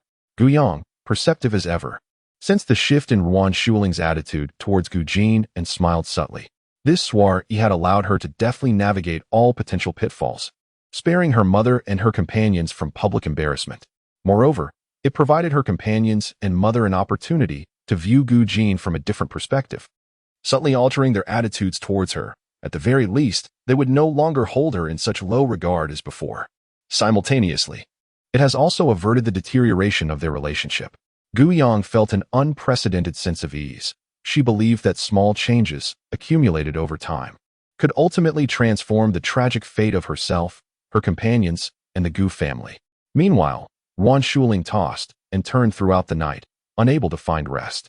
In a fit of frustration, she roused the slumbering Gu Zhiming, exclaiming, "Zhiming, I cannot sleep." Gu Zhiming, with a weary glance, asked, "What troubles you? Did Xiao Jin embarrass you at the banquet? Did you not consider this issue before bringing her to the Tang family dinner?" Wan Shuling fell silent, contemplating the fact that they all regarded Gu Jin as their disgrace, believing she possessed no capabilities and would only bring them shame. Yet, Gu Jin had performed remarkably well at the banquet, exhibiting poise and grace, and she had not been bullied by those socialites. Moreover, she held an invitation to the Tang family's banquet, personally extended by old Master Tang, who had stated that Gu Jin was a guest of his invitation. After a night of vexation, Wan Shuling resolved to express her thoughts candidly. Gu Xiaoming, taken aback, instantly lost his drowsiness and reached to touch Wan Shuling's forehead, confirming she was not feverish. "Are you dreaming, or am I?" he queried. Wan Shuling merely responded with silence. She twisted Gu Xiaoming's arm, causing him to yelp in pain. "I am not dreaming. I am not. My dear wife, are you truly saying that Xiao Jin knows old Master Tang?" Gu Xiaoming rubbed his arm, his eyes wide with astonishment in the darkness. Wan Shuling answered softly, recounting all that she had witnessed at the banquet. Gu Xiaoming exclaimed, "It appears we have underestimated our daughter. But this is a positive development. Why do you feel disheartened?" Wan Shuling replied, "Do you not think we know too little about this daughter of ours?" Previously, she perceived Gu Jin as excessively aloof and detached, failing to actively integrate into the Gu family. However, it now appears that they have not truly embraced her. If they had genuinely accepted her, why would they not take the initiative to involve her in their familial sphere? The couple spent a night in silence. Ever since the Tang family's banquet, Gu Yang, aware of the impending academic trials, began to fervently review her high school studies. Fortunately, she had previously studied the sciences, and resuming her studies was not a daunting task. The Gu family villa boasts numerous rooms, including a specially soundproofed study designated for the children's self-study. Throughout the summer, Feng Zhu became a frequent visitor to the study. One day, as he pushed open the door, he was momentarily taken aback by the scene before him. The bright summer morning sun streamed through the branches and into the window, illuminating the girl by the windowsill, while the cheerful chirping of birds filled the air. Clad in a light yellow gown, she languidly leaned against the window, engrossed in her high school physics textbook, seemingly intent on imprinting every detail into her mind. The sunlight cast a magical aura around her, as if countless specks of light were dancing. Feng Zhu felt as though his breath had momentarily ceased. He approached her and gently placed his hand over her book, obscuring her view. Gu Yang turned her head, a hint of curiosity in her gaze. "A Jew?" Meeting her eyes, Feng Zhu spoke softly. "Sister, reading under direct sunlight is not good for your eyes." He added, "It is better to look at me than at your book. Good night." Chapter 144. The top scholar seeks her tutoring. Gu Yang closed her book and leaped down from the windowsill. Noticing the green book of essential exercises in Feng Zhu's hand, her gaze slowly shifting away. The original body only has a penchant for tormenting the little blood bank and possesses limited knowledge about it, with scant descriptions in the original text. Hence, Gu Yang remains oblivious to his interests, merely sensing that Feng Zhu is likely quite fond of studying. The set of study materials she previously purchased for him, the Wusan series, seems to have been diligently completed by him, as he appeared to write in it daily, finishing it in no time. "How far have you progressed in the required exercises?" Gu Yang casually inquired. Feng Zhu handed the book to her, his clear eyes glimmering, and in a soft, melodious voice replied, "I've completed them all. Would you like to check, sister?" Flipping through the pages, Gu Yang was taken aback. Could it be that the little blood bank is exceedingly diligent? In less than a week, he had finished all the required exercises. Or perhaps, he is simply exceptionally passionate about learning? Gu Yang felt a swell of pride. If she could immerse the little blood bank in his studies and guide him onto the right path, might he not eventually steer clear of joining the ranks of the nefarious villains? "Excellent. Keep up the good work," she encouraged, patting Feng Zhu on the shoulder, her eyes sparkling with admiration. Feng Zhu stiffened momentarily, a smile breaking across his fair visage, exuding youthful exuberance. "Sister, are you reviewing?" he inquired, his gaze landing on the physics book in Gu Yang's hands. The persona of a top student must not falter. Feng Zhu obediently nodded, his clear eyes fixed on Gu Yang, a flicker of light dancing within them as he softly asked, "If you're free, Could you teach me how to solve these problems? Gu Yang halted in her steps, taken aback. The top scholar is actually seeking her assistance in tutoring? If you are unwilling, it is quite all right, Feng Ju replied, lowering his gaze, his once sunny demeanor now shadowed by melancholy, resembling a forsaken puppy abandoned by its master. It appeared that the little blood bank was rather sensitive. Indeed, the little blood bank, living under the roof of the Gu family, is somewhat sensitive and fragile. It is only natural that Gu Yang did not anticipate that this little blood bank, despite its fervent desire for knowledge, would struggle academically. According to the memories of the original self, the little blood bank attended Jinxing No. 1 high school, but not in the elite class where she was. Rather in an ordinary class, with grades that were neither remarkable nor abysmal. One could say that had it not been for the little blood bank's striking appearance, it might have gone unnoticed in Jinxing No. 1 high school. Gu Yang, observing the pitiful expression of Feng Ju, felt as though he were on the verge of tears. Her heart softened, and she consented. All right, I promise you. Feng Ju's eyes sparkled with joy. Thank you, sister. At Jinxing Mental Hospital, under the scorching sun, a woman, shrouded in layers and wearing a mask, entered the scheduled psychology office. Inside, seated at the desk was a young doctor of striking countenance, his features sharp and composed. Adorned with gold-rimmed glasses, diligently engrossed in writing, his script flowing like wild cursive. When Ruan Chu beheld the unfamiliar man at the desk, she momentarily froze. Her initial thought being that such a handsome face deserved a place in the entertainment industry. However, she had seemingly scheduled an appointment with director Ji Minghui. Who was this man? Ruan Chu intentionally stepped outside to check the plaque number, confirming she had not erred. Before she inquired, "Excuse me, is director Ji Minghui present?" Having endured 6 hours on the high-speed train, fatigue enveloped her. Chapter 145. Did Ji Linbai truly label her as insane? Ji Linbai raised his gaze, his cool eyes, framed by golden-rimmed glasses, fell upon the woman before him, nearly swaddled like a dumpling. He was momentarily taken aback. Despite the air conditioning in the room, the temperature outside soared above 30 degrees Celsius. He found himself intrigued by how the woman managed to bundle up so thoroughly in such heat. However, considering the setting of a psychiatric hospital, it was not entirely surprising. In comparison to the previous patient he encountered, who was engrossed in conversing with plants, this woman's heavy attire seemed trivial. Ruan Chu's eyes, the only part of her visage exposed, widened in disbelief. Was Ji Linbai accusing her of being insane? I am here for psychological treatment, she reiterated with a frown. Noticing the absence of others in the office and feeling suffocated, she removed her outer garment and mask, revealing a breathtakingly beautiful face. When Ji Linbai looked up again, he was astonished. Ruan Chu. It dawned on him that she was a celebrity, which explained her excessive covering. Ji Linbai felt compelled to apologize for his earlier misunderstanding. I am sorry. Dr. Ji knows me? Ruan Chu inquired, a hint of surprise in her voice. She perceived that a doctor of Ji Linbai's caliber, exuding such an aura, would not typically concern himself with the entertainment industry. Moreover, she did not consider herself a major star. She was merely a recently popular second-tier actress. Before retreating from the industry due to a scandal involving a mistress, she had not utilized the Ruan family's resources for her career, managing to navigate the entertainment world solely on her own merit as a rather obscure third-tier artist. Following the scandal and a subsequent online backlash, she made a comeback, appearing on the show drinking and talking about farming, which ultimately helped her rehabilitate her image and achieve a measure of fame. Ji Linbai nodded indifferently, recalling that he had seen Ruan during her appearance on a variety show. Though the title had slipped his mind, Ruan Chu was even more astonished. This doctor not only was not overwhelmed by his duties to the point of baldness, but also had the leisure to watch variety shows and engage in light-hearted conversations over drinks. Ji Linbai nodded slightly, his gaze becoming somewhat frigid. Indeed, it is. A person who never indulged in variety shows had surprisingly been coaxed by his superior and Su Yi to binge-watch an entire episode of a live broadcast. Although the show was rather enjoyable, to him, it felt like a diversion from serious pursuits. He recalled that Gu Yang, that little green tea, had also participated in the same show, and it seemed that Gu Yang was actually this celebrity's cousin. Has Miss Ruan visited here before? Ji Linbai inquired. Looking at Ruan Chu nodded, stating that this was a follow-up examination. Ji Linbai accessed Ruan Chu's medical records on his computer and, upon seeing the words severe depression on the diagnosis, cast a surprised glance at Ruan Chu but quickly averted his eyes. He was aware that many stars in the entertainment industry suffered from various mental health issues due to overwhelming pressure.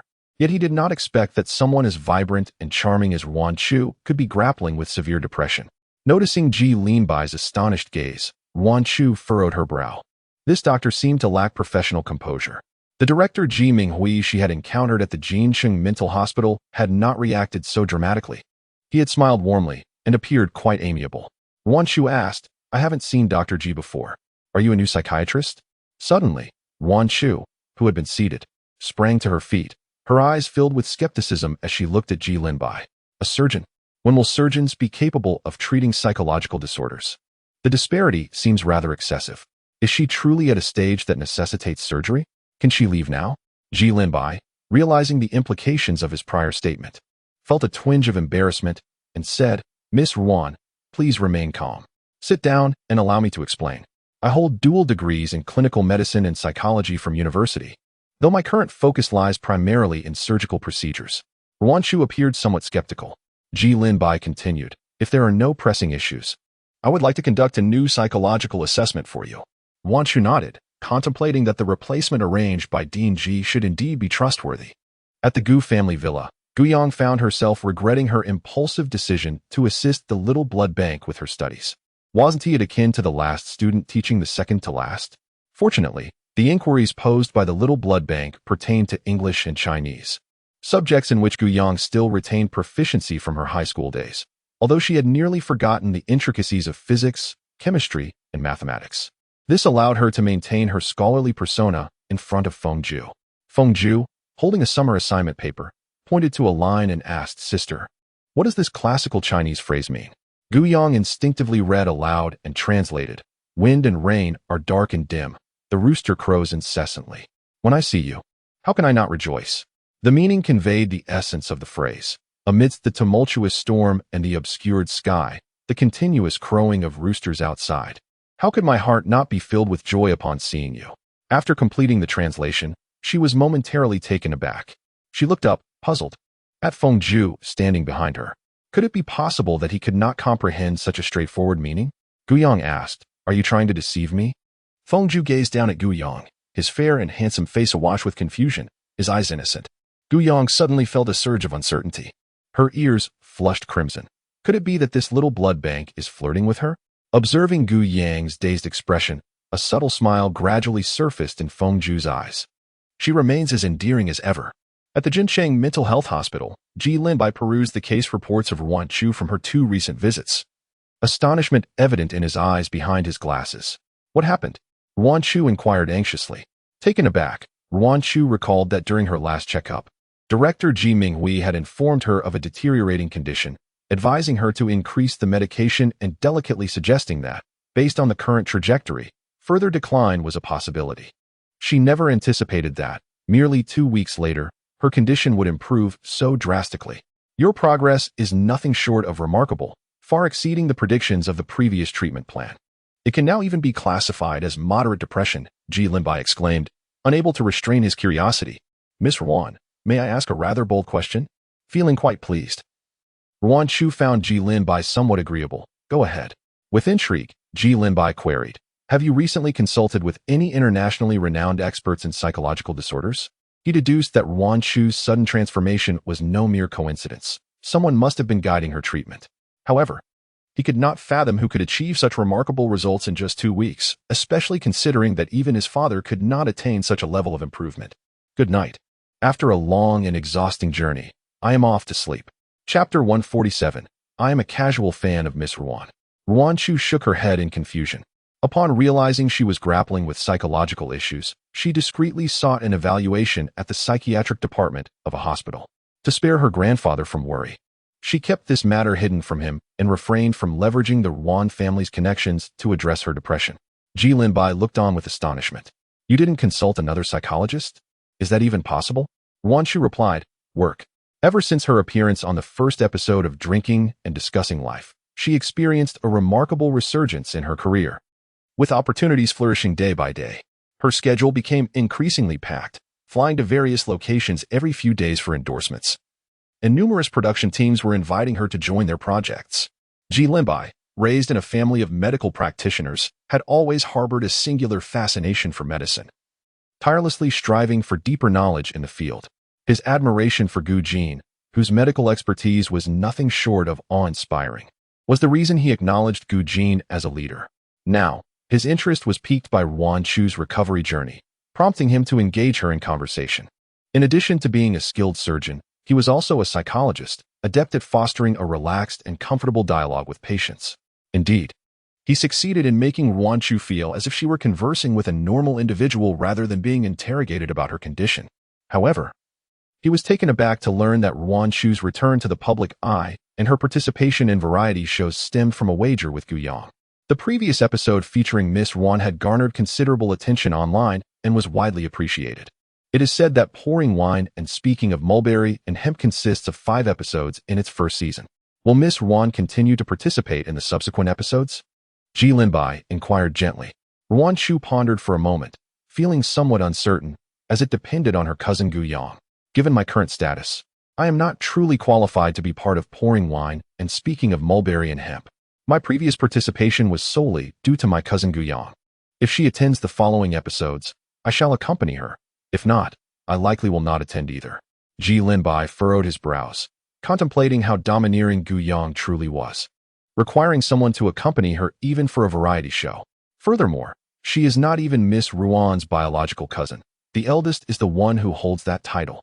Ji Linbai continued to engage Ruan Chu in discussions about her work in the entertainment industry, to the point where Ruan Chu frequently cast inquisitive glances in his direction. Ultimately unable to suppress her curiosity, Dr. Ji, are you my fan? Ji Linbai was momentarily taken aback by the question. Although he was not well versed in the entertainment industry, he understood that fans are those who idolize celebrities. In psychology, the phenomenon of fandom often stems from projection, herd behavior, and the halo effect. Projection refers to the tendency to attribute one's own characteristics to others, whereby admirers project their dreams, desires, or shortcomings onto their idols. It represents a cognitive distortion known as the lover's eye sees a beauty. The herd effect pertains to the tendency to conform, with some adolescents pursuing idols merely out of blind conformity. The halo effect occurs when fans, captivated by a particular admirable quality or attractive feature of their idol, magnify that quality while disregarding flaws. Ji Linbai prided himself on his rationality, convinced that he would not succumb to any cognitive biases influenced by external effects. However, contemplating the need to continually monitor Miss Ruan's condition and to bridge the psychological gap between them for smoother communication, Ji Linbai adjusted his glasses and said to Ruan Chu with a gentle demeanor, I am but a casual fan of Miss Ruan. Presently, Ji Linbai declared, I do not indulge in idol worship. I shall not develop cognitive distortions. Yet, in the future, he might find himself proclaiming, rest assured, Chu Chu, I shall always be by your side. Miss Ruan, I am your devoted fan. Chapter 148, Ji Linbai, you truly lack prowess. What a disgrace. To declare oneself a devoted fan is utterly insincere. Nevertheless, during the forced viewing of Drinking and Discussing Life, his impressions of Ruan Chu were relatively favorable, bordering on that of a casual admirer. Although merely a casual fan, Ji Linbai's explicit acknowledgement astonished Ruan Chu, as he was indeed her admirer. Ruan Chu found her previous reservations towards Ji Linbai somewhat alleviated. Dr. Ji, aside from taking my medication regularly, what else should I do? In my humble opinion, Miss Ruan, it would be beneficial for you to frequently venture outdoors, immersing yourself in nature and breathing in fresh air. It may uplift your spirits. Should idleness lead to overthinking, it might be prudent to keep yourself engaged in manageable activities and to maintain regular communication with friends and family. Although Ji Linbai often felt as if he might be missing some crucial information, he quickly quelled his doubts. He attributed Ruan Chu's improvement in her depression to 2 factors. Firstly, the alleviation of pressure from online harassment post-clarification, and secondly, her emergence from isolation to engage in social interactions and connect with nature. Ruan Chu listened attentively, nodding occasionally. However, her eyes dimmed when Ji Linbai mentioned the importance of communicating with friends and family. As for friends, ever since Ruan Yan emerged to replace her by Ruan Jihao's side at various gatherings, it became known within their circle that she was not held in the same esteem at home as Ruan Yan. Many of her acquaintances gradually distanced themselves from her. Subsequently, in her determination to enter the entertainment industry, she found herself with even fewer friends. Reflecting on this now, she realized she was utterly alone. Suddenly, a profound sense of loneliness enveloped Yuan Chu, as if some repressed emotion weighed heavily on her chest, making it hard to breathe. Ji Linbai noticed the shift in Yuan Chu's demeanor and, recalling her interpersonal circumstances, understood her feelings in that moment. Given Ji Linbai's words, Yuan Chu naturally could not refuse. After confirming their friendship, Ji Linbai turned to Yuan Chu and said, "Miss Yuan, I will consistently monitor your psychological well-being. Whenever and wherever you face any psychological or emotional distress, feel free to reach out to me. You may consider me a confidant, and rest assured, all that you share will remain confidential." Yuan Chu pressed her lips together and replied, "Thank you, Dr. Ji." Once Yuan Chu departed, Ji Linbai sent her latest psychological report to Ji Minghui while also inquiring about Yuan Chu's previous condition, as she had been under Ji Minghui's care prior. Ji Linbai thought to himself, "To doubt my medical skills right off the bat, truly a father's instinct." He continued, "Dad, I have conducted 3 consecutive psychological tests for Miss Yuan." He was equally perplexed by the test results, which is why he opted to retake it several times to minimize any errors. Ji Minghui sent a disdainful emoji along with a voice message. "A depression psychological test requires 3 attempts to reach a conclusion? Ji Linbai, you truly are lacking. This is a disgrace to our family." Ji Linbai responded. That practice piece was written during the summer vacation, dealing with metaphysical themes in ancient narratives. It was originally intended as my 3rd novel, but I felt it wasn't up to par, so I chose to publish the current one instead. In chapter 149, Not the Boss's Intervention, Ji Linbai was astonished. He did not expect even his father to hold such a high opinion of that individual. He inquired, "Dad, are you suggesting that someone close to Yuan Chu is secretly treating her? Does even Yuan Chu remain unaware of her treatment?" Ji Minghui replied, "There is such a possibility. By the way, I recall your esteemed mentor is an all-encompassing medical genius, correct? Given her familial ties to Yuan Chu, could it be she who is intervening?" Ji Minghui was aware of his son's association with Gu Jin as a subordinate, and he could not deny that Gu Jin was indeed a rare medical prodigy, proficient in nearly all branches of medicine. Although Ji Linbai had not sought confirmation from Gu Jin, he was certain it is not her. The boss is not well acquainted with Miss Yuan and would not assist her. He had considered the possibility of her involvement but swiftly dismissed it. Their mentor was known for her aloof demeanor and was never one to act out of compassion.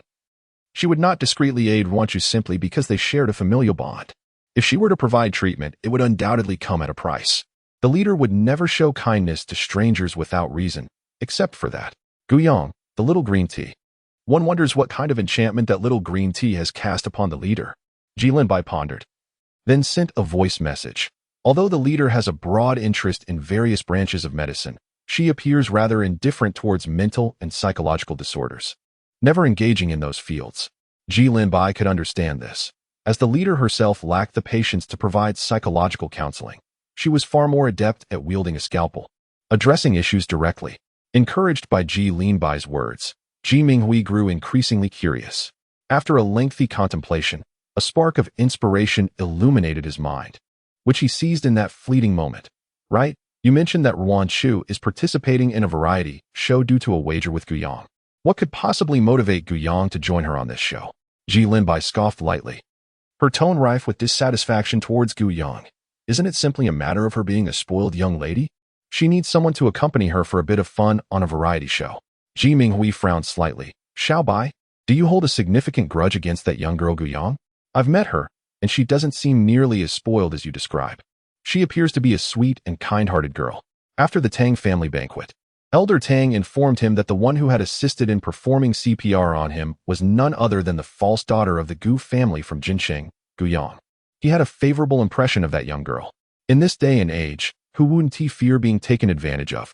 It is rare to find a compassionate soul willing to lend a helping hand to a stranger without hesitation. Listening to his father's voice message, Ji Linbai silently rolled her eyes. If Guyong had been obedient and kind-hearted, she would not have fallen down the stairs to frame the big boss. She is merely a pretentious little green tea. In the Gu family villa, after being outwitted by Feng Yu, Guyong displayed an expression of indignation, as if to say, "You actually tricked me." Seizing the opportunity, she declared her withdrawal. Feng Yu, observing Guyong's flushed ears and her seemingly hasty retreat, let out a soft chuckle. Shortly after Guyong left, Gu Jin entered the study with an impassive expression. The The study was filled with several shelves of books, serving as a reading corner prepared by the Gu family for their children. The collection was quite diverse, encompassing both literary classics and internet novels. Gu Jin casually selected a book to pass the time. However, upon returning to Feng Yu's desk, she glanced at the questions he was working on and let out a light scoff. I see you've chosen a rather fine name. Ritual, justice, integrity. What do you think? Chapter 150. To have my sister spend more time with me. Feng Yu leaned back in his chair, lifting his gaze to meet Gu Jin's. A gentle, charming smile graced his fair, handsome face, his voice soft and melodious. Is it shameless? His eyes held a shadow of something tumultuous as he continued with a light laugh. If it allows my sister to spend more time with me, what does it matter if it's a little shameless? Suddenly, feeling teased by Feng Yu, Gu Yang's ears flushed with warmth, extinguishing her desire to study. Her thoughts spiraled, wondering if the little blood bank was flirting with her. Could it be that he harbored feelings for her? Gu Yang decided to practice the piano in the music room, simultaneously starting a live broadcast. To her surprise, the view count of her previous live session had skyrocketed, reaching dozens of times more than the videos posted by her original self. Her Yang account saw a surge of over 100,000 fans on the Grape app. Numerous fans have reached out to her via the Grape app, exclaiming, "Help! Yang, your newly performed piano piece is simply enchanting." Due to the pressures of life, I often suffer from insomnia and have relied on listening to pure instrumental music to lull me to sleep. However, I typically need to listen to 7 or 8 compositions before I can finally drift off. Ever since I heard your piece that night, I felt drowsy even before it concluded, and upon awakening, I felt invigorated and elated. It is truly a masterpiece. When will you host another live stream or upload a new video? I have been looping your last piece every night, and my ears are practically calloused from it. Listening to Yang's piano compositions genuinely uplifts my spirits. It is utterly miraculous. Is this the origin of the recently trending hypnotic masterpiece on the Grape app? Why has the streamer only revealed her hands? I am eager to see what kind of enchanting being can produce such gentle melodies. Gu Yang was astonished to discover, upon reading the private messages and comments beneath her video, that her previous composition had gained considerable popularity on the Grape app. As soon as she initiated her live stream, viewers began to flood into her virtual space. Shocking. Yang is actually live today. I'm in the front row. I can't wait to hear Yang's piano performance. I was referred here by my doctor. I've heard that this streamer's pieces can effectively induce sleep. A patient with sleep disorders. Within the live stream, generous supporters began to reward her, rapidly boosting her popularity as more and more viewers joined. Most were visitors drawn by her reputation, while a handful of skeptics arrived to critique her performance. This streamer possesses an air of arrogance, never revealing her face during live broadcasts, only exposing her hands. Are we mere mortals unworthy of beholding your visage? It is likely that her appearance is less than pleasing. Were she to possess even half the beauty we do, she would not simply show a hand. Is it the ethereal piano goddess Qianling? I have heard she is the belle of the piano department at Huawei University, and her piano performances are indeed otherworldly. However, Qianling is a professional, while this Yang appears to be an amateur, which makes it understandable that comparisons fall short. But soon, fans began to clash. Trolls begone. Our Yang simply plays the piano. Is it not the hands that do the playing? Who has the audacity to play with their face? The fans of Qianling seem to be causing quite a stir, diminishing their own popularity among bystanders. Yang's piano pieces are indeed delightful and soothing. Is it so difficult to acknowledge the excellence of others? It is amusing. The fans of Qianling must be in quite a frenzy, likely due to Yang inadvertently seizing the top spot on the popularity chart, holding it for an entire week. Gu Yang occasionally glanced at the barrage of comments while playing the piano, gathering snippets of the unfolding drama from her audience's remarks. Her previous piece had garnered more acclaim than she anticipated, propelling her to the pinnacle of the streamer popularity chart for a week. Prior to this, it was Qianling who dominated the rankings, consistently praised by viewers. With her high education, striking beauty, and exceptional piano skills, she had earned the title of piano goddess among netizens, boasting tens of millions of fans more than some celebrities. In the realm of piano performances, the meteoric rise of Yang has instilled a sense of urgency among the devoted fans of the delicate Qianling, culminating in the current scene. Although Gu Yang harbored no desire to engage with Qianling, she was equally disinclined to witness the squabbles between Qianling's fans and detractors within the live broadcast. Seizing the opportunity, She appointed several highly valued and active fans as moderators, gently addressing them by name in the chat room. Mao Mao Air, Song Qian Yu Kashu, Shi Shi Qingju, would you be willing to serve as my moderators? Upon Gu Yang's utterance, the barrage of comments in the live chat momentarily hushed. Soon, those who were called upon expressed their exhilaration through the screen. Mao Mao Air, absolutely. Haha mom, I've made it. I've been acknowledged by Yang Yang. Song Qian Yu Kashu, shocked. I must be dreaming, right? The goddess Yang Yang actually mentioned my ID? Of course, I'm willing. Shi Shi Qingju, sister, it is my honor to serve you. Upon seeing the name Shi Shi Qingju, Gu Yang felt an involuntary twitch in her eyelid, inexplicably reminded of Feng Ju. She quickly shook her head, reasoning that perhaps the shared character Ju was the cause of her association. It was evident that Shi Shi Qingju derived their name from the exquisite poetry of Nailan Xingda, specifically the line "one evening becomes a ring," a common practice among fans to adopt names inspired by literature. Nowadays, it is also quite prevalent for fans to refer to their idols as brother or sister, making the term sister rather commonplace. Moreover, considering Feng Ju's ardent dedication to study, she must surely be engrossed in her studies at home, making it implausible for her to watch a live broadcast, let alone coincidentally stumble upon Gu Yang's stream. The host's voice is truly enchanting. What a sound, reminiscent of a gentle fairy's grace. Ah, dear sister, with that voice and those hands, no matter your appearance, I am already enchanted. Yang Yang's voice is simply delightful. I yearn to hear her sing.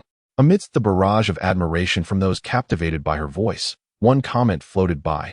Is it just me? Or does Yang Yang's voice sound somewhat familiar? It reminds me a bit of the unpolished Gu Yang from Talking Over Wine. However, due to the overwhelming number of comments, this particular one went largely unnoticed.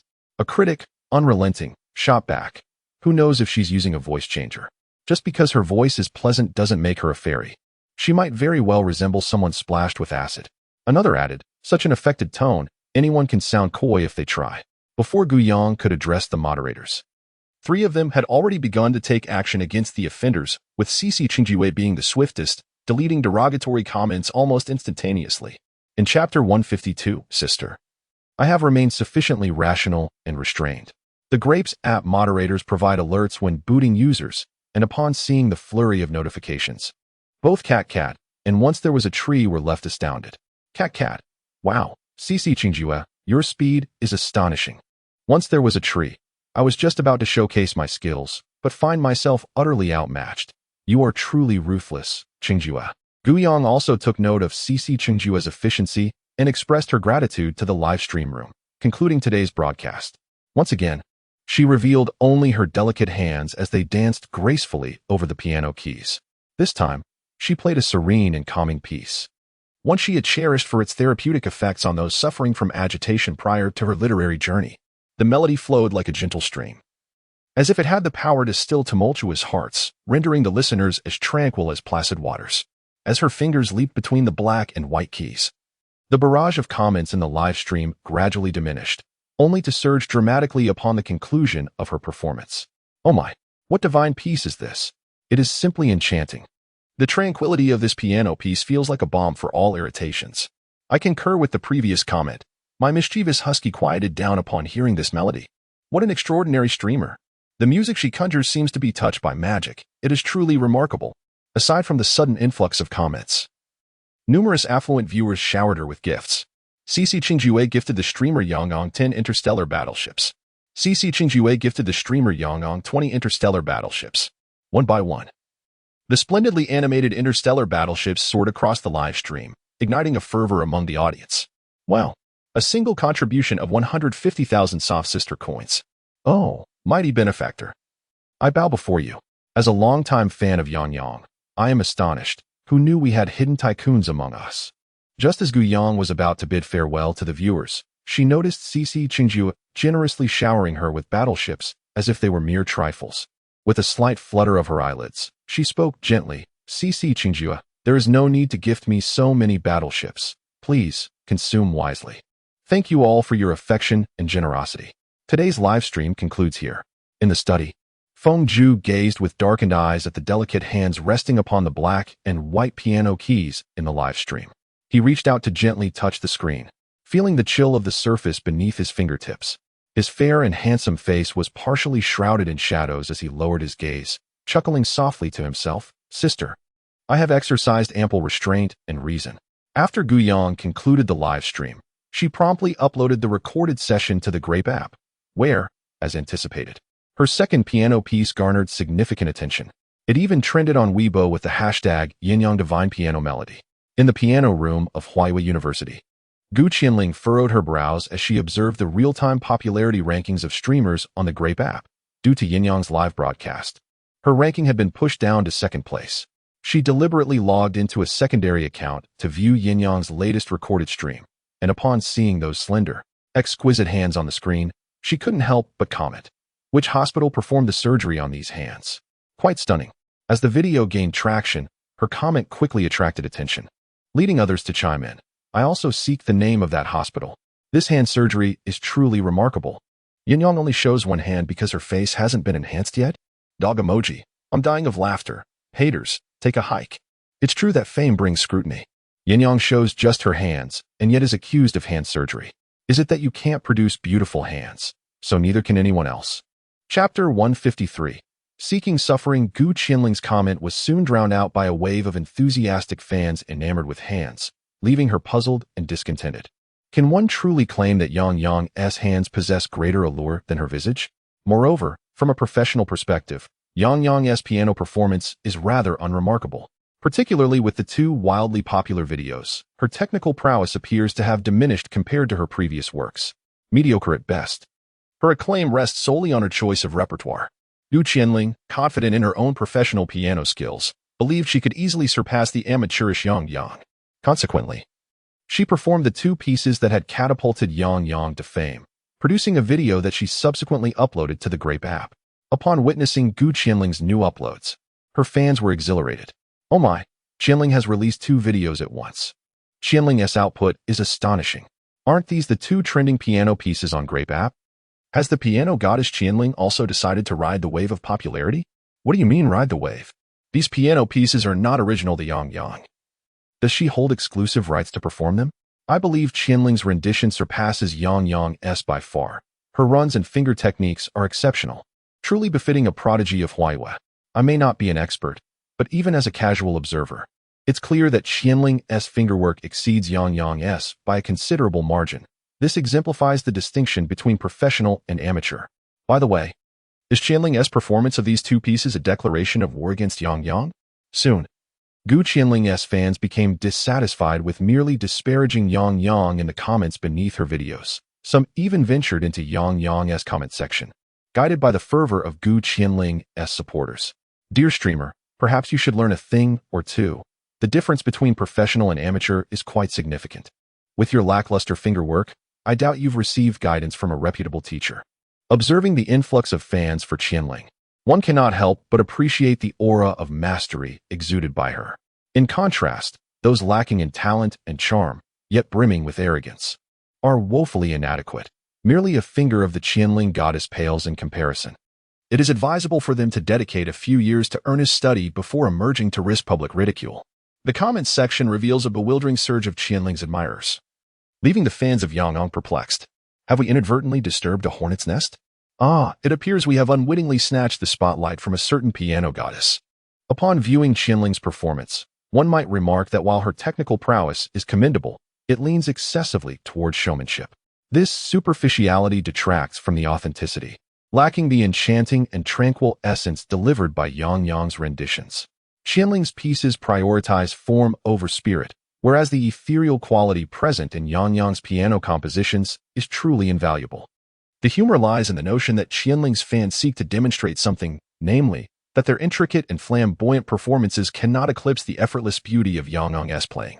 Despite the discontent among Qianling's supporters, it remains evident that the captivating hypnotic allure and serenity found in Gu Yang's music are unmatched by Qianling's technical displays. Thus, her fans cling to Gu Yang's amateur status in a desperate bid for validation. Yet, Gu Yang's admirers stand undeterred. Who cannot showcase their skills? Yang Yang was once the epitome of virtuosity. The laughter continues as they challenge those who label Yang Yang as an amateur to revisit her previous videos, where daily technical showcases abound, each unique and unparalleled. Upon learning of the disputes on the Grape app, Gu Yong could not suppress her amusement, indeed. The fans of Qianling seem to be inviting their own misfortune. Although the original self is perceived as a green tea antagonist, her piano skills are nothing short of exceptional. Otherwise, she would not possess the title of a prodigious pianist. In the past, the videos she shared on the Grape app were primarily demonstrations of her technical prowess, executed in a manner that felt effortless rather than ostentatious. In stark contrast, Qianling's similar displays of skill appear overly extravagant when compared to the original self-subtlety. Chapter 154. Gu Yong, I will enter into a marriage alliance with your sister. The afternoon rain had just ceased, and the oppressive heat began to dissipate. Shueduo sat at his desk, gazing at the chat interface with Gu Yong, his brow furrowed in contemplation. Since the banquet at the Tang household, the news had spread throughout Jin City that the Shui family intended to replace Gu Yong with Gu Jin as their marriage partner. He had anticipated that Gu Yong would be unable to resist confronting him about it that very day, yet she had not done so. It must be that the Gu family had shielded her too well, concealing this distressing news from her. Shueduo sent Gu Yong a WeChat message. His tone as frosty as ever. Gu Yong, I will enter into a marriage alliance with your sister. He doubted that Gu Yong would remain composed upon reading such a statement. Surely, she must be feeling anxious. Ambition surged within Shueduo. He had no intention of actually marrying the unsophisticated Gu Jin, despite her fortunate position as a favored guest of the esteemed Tang patriarch. After all, she was merely a provincial girl, hardly comparable to Gu Yong. The purpose of disseminating this news was to incite urgency in Gu Yong, to lure her into his web. After all, Gu Yong, as the false daughter of the Gu family, held but one opportunity to secure her place within the elite circle, to marry into the Shui family. He was confident that with a bit of temptation, he could ensnare Gu Yong emotionally, compelling her to willingly become a pawn in his scheme to devour the Gu family. Shueduo sent a voice message to Gu Yong, anticipating her pleas for him to reconsider. His tone softened, albeit slightly. Gu Yong, we grew up together as childhood sweethearts. I do not wish to marry Gu Jin, but she is the legitimate daughter of the Gu family. She is the centerpiece of the union between the Shui and Gu families. Without the alliance of our two families, forget it, it is simply unattainable. As long as the Shui and Gu families exist, this marriage will persist. What kind of daydream are you indulging in? He frowned at the succinct message from Gu Yong. What did she mean? Did she doubt his words, or did she refuse to believe this reality? In the living room of the Gu family's villa, Gu Yong was engaged in a chat with her fellow members of the cannon fodder group. True to their nature, her companions were still fixated on Gu Jin after the Tang family's banquet, devising ways to undermine her on Gu Yang's behalf. Gu Yong, however, was determined to extinguish their reckless ambitions. Suddenly, a particularly concerned notification chimed, prompting Gu Yong to exit the interface. Upon discovering it was from Shueduo, she promptly silenced the notification. After reading his message, she clicked her tongue in disbelief. Shueduo truly was lost in fantasy, imagining a union with her esteemed elder sister. Did he truly think himself worthy? Shueduo's voice resonated in the Gu family living room, drawing the attention of Gu Xiaoming, who had been engrossed in economic news. Ruan Shuling, who was applying nail polish, paused her activity, while Feng Ju, who had been reciting vocabulary by the door, closed his notebook. Gu Jin, deep into a game, abruptly logged off. All eyes turned towards Gu Yong in unison. Chapter 155. The chill has set in. The Shui family faces bankruptcy suddenly under the gaze of her entire family. Gu Yong felt a rush of embarrassment. She attempted to lower her voice. Yet the recording had already concluded. With a polite smile, she masked her discomfort. Both Ruan Shuling and Gu Xiaoming recognized the voice of Shueduo, their expressions darkening with displeasure directed entirely at him. Ruan Shuling, seething with indignation, scoffed. What is Shueduo implying? Is he simultaneously preoccupied with Xiao Jin while dangling Yang Yang before us? When did our Gu family consent to this continued alliance? He dares to assert that as long as the Gu and Shui families exist, this union must endure. How audacious! Gu Xiaoming, perusing financial news, keenly discerned Shueduo's ulterior motives from his remarks about Yang Yang, his gaze sharpening with suspicion. His voice turned cold. Is he insinuating that he wishes for the Shui family to vanish? Since the dissolution of the engagement between Shueduo and Yang Yang, the prospect of a union between the Gu and Shui families had become untenable, and the idea of a sudden switch to Gu Jin was utterly absurd. The Shui family truly overestimates themselves. My daughter, Gu Xiaoming's daughter, is not someone who must marry into the Shui family. Furthermore, does Shueduo and the Shui family truly believe I am oblivious to their predatory ambitions? In the past, perhaps Gu Xiaoming was naive, considering the prospect of a familial alliance, and thus was unguarded against the Shui family. However, after Yang Yang's subtle awakening, he began to keep a wary eye on them and noticed their clandestine maneuvers, particularly Shui duo, young yet cunning. Gu Jin's cool demeanor betrayed a hint of irritation. Echoing Gu Xiaoming's sentiments, if the continuation of the marriage is a prerequisite for the existence of both families, then perhaps it is best for the Shui family to simply cease to exist. She languidly reclined on the sofa, gazing at the nearly lost game due to her disconnection. A fleeting glance at her teammates revealed their scathing remarks, branding her as a slacker and a hindrance. With nimble fingers, she swiftly retaliated, turning the tide and securing victory in the match. Without hesitation, she switched interfaces and inquired within a group of subordinates. Is there anyone with business ties to the Shui family in Jincheng? A few subordinates replied affirmatively, prompting the question, Boss, what has happened with the Shui family? Gu Jin responded, They have provoked me. Sever all business connections. Subordinate A replied, Understood. I will make a call and ensure a clean break. Subordinate B added, I was about to sign a contract with a company under the Shui family when I saw your message. I immediately tore up the contract and expelled them. Subordinate C remarked, To dare provoke the boss is to court disaster. Rest assured, I will promptly terminate all business dealings with them, causing them to incur significant losses. Observing her subordinate's declarations, Gu Jin's lips twitched slightly as she nonchalantly remarked, What I mean is, with the chill in the air, the Shui family should prepare for bankruptcy. It would be prudent for you to sever ties quickly to avoid being implicated in their losses. The subordinates responded with silent understanding. Indeed, when the boss intervenes, their assistance is unnecessary. She was merely alerting them to prevent their own substantial losses. Feng Zhu, with his fair and handsome features, bore a charming smile that exuded innocence. Yet his downcast eyes harbored a shadowy depth, tinged with a hint of coldness. He deftly inputted a string of code on his phone, transforming what appeared to be an ordinary device into an instrument akin to the most sophisticated computer in his hands. As he pressed the final key, within the Shui Group building, situated a mere dozen kilometers from the Gu family, all computers abruptly succumbed to darkness. Before the screens went black, a fleeting image of a blood drop outlined in gold flickered across them. The Shui Group building was plunged into a state of panic reminiscent of an earthquake. Chapter 156, The Golden-Edged Blood Drop. Top 3 question: Sheng Shui Group headquarters hacked. Shui Group exposed for tax evasion exceeding billion. Shui Group stock plummets in a matter of hours. Several negative news articles regarding the Shui Group dominated the financial news and swiftly ascended to trending topics on platforms like Weibo. Netizens expressed their astonishment. What on earth has the Jincheng Shui Group provoked to incur such a formidable hacker? While hacking is indeed unlawful, I must commend the audacity. Capital is so predatory, yet they still evade taxes. Perhaps this is a manifestation of justice served. This hacker is remarkable for aiding the public in unearthing the tax evasion menace. It would be a pity if they were imprisoned. Once apprehended, they should be offered a chance for redemption. Am I the only one who thinks such a formidable figure could never be caught? Amidst discussions condemning the Shui Group as a heartless enterprise, the most fervent topic of conversation was the enigmatic hacker who had targeted the Shui Group. However, it soon became apparent that all discussions concerning the hacker were mysteriously deleted or censored, with some individuals even losing their accounts entirely. Netizens, goodness. We certainly cannot provoke such terrifying hackers. My friend invested significantly in Shui's stocks, which subsequently plummeted. He has been venting his frustrations online, blaming a certain HK. But now his account has vanished.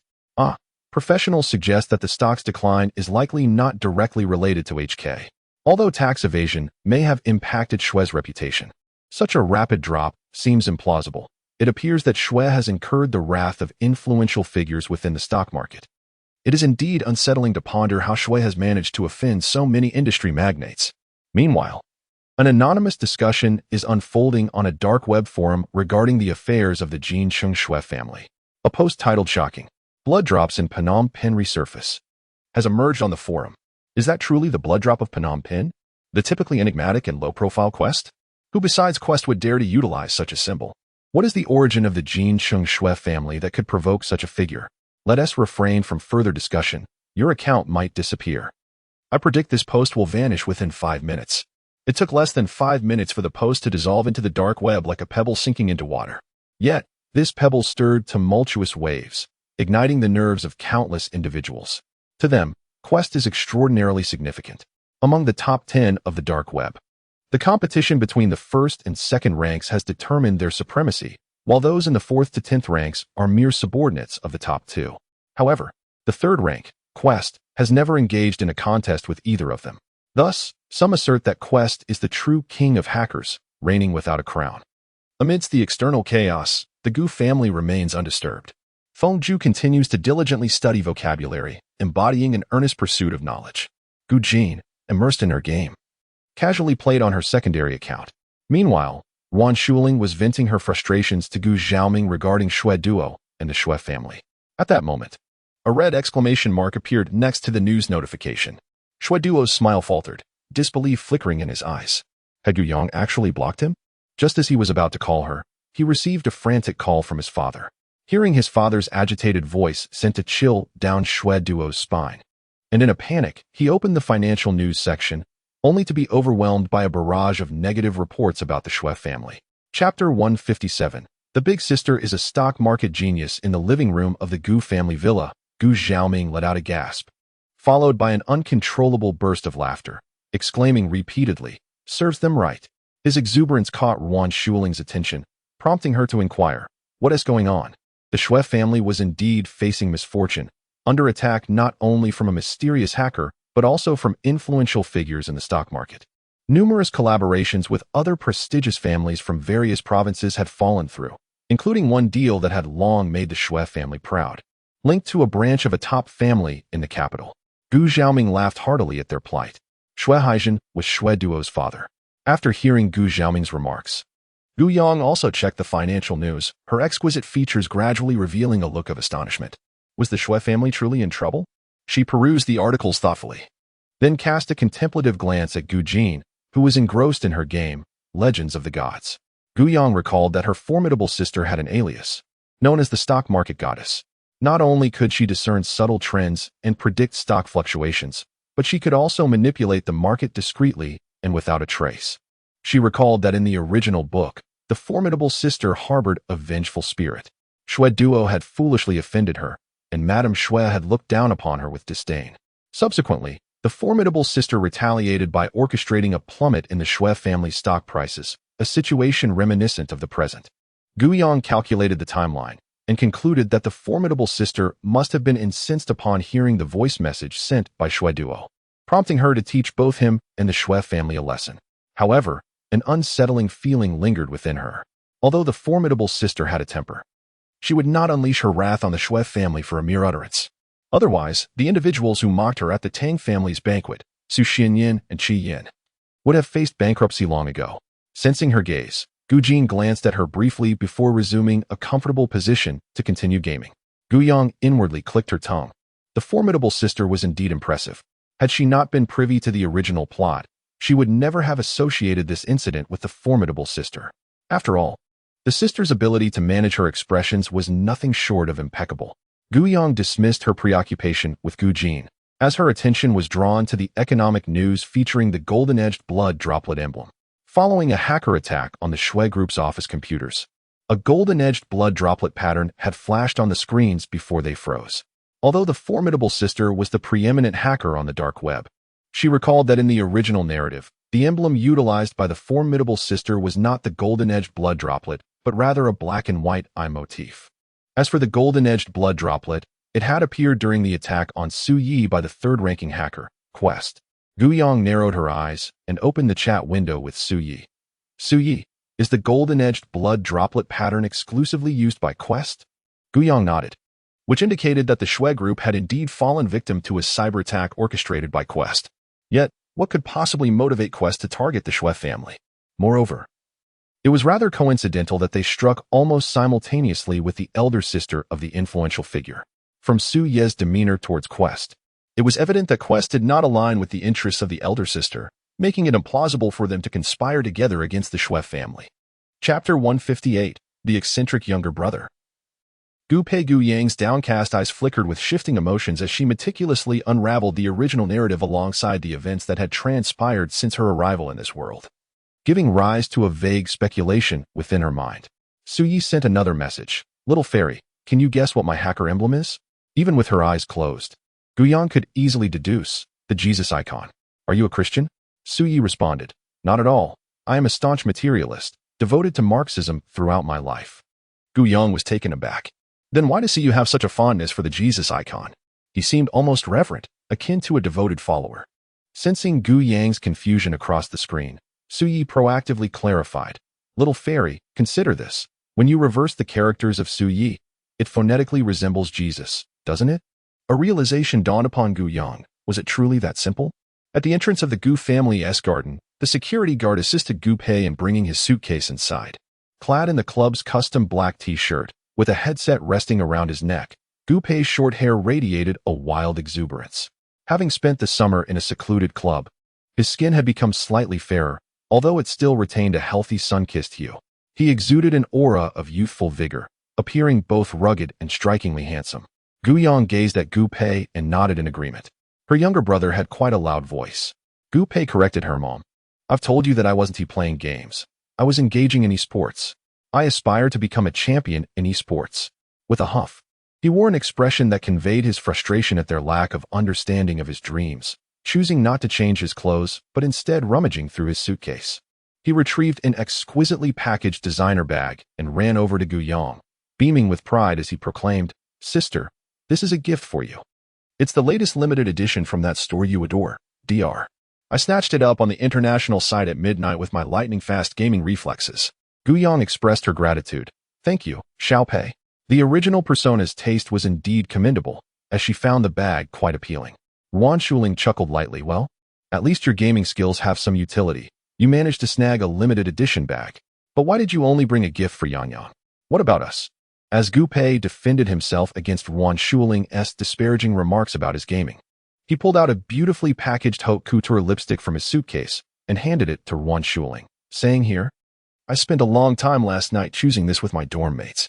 We all agreed it's the most stunning shade. Mother, are you satisfied now? Wan Shuling clicked her tongue, contemplating that her son had sought advice from others, which showed some thoughtfulness.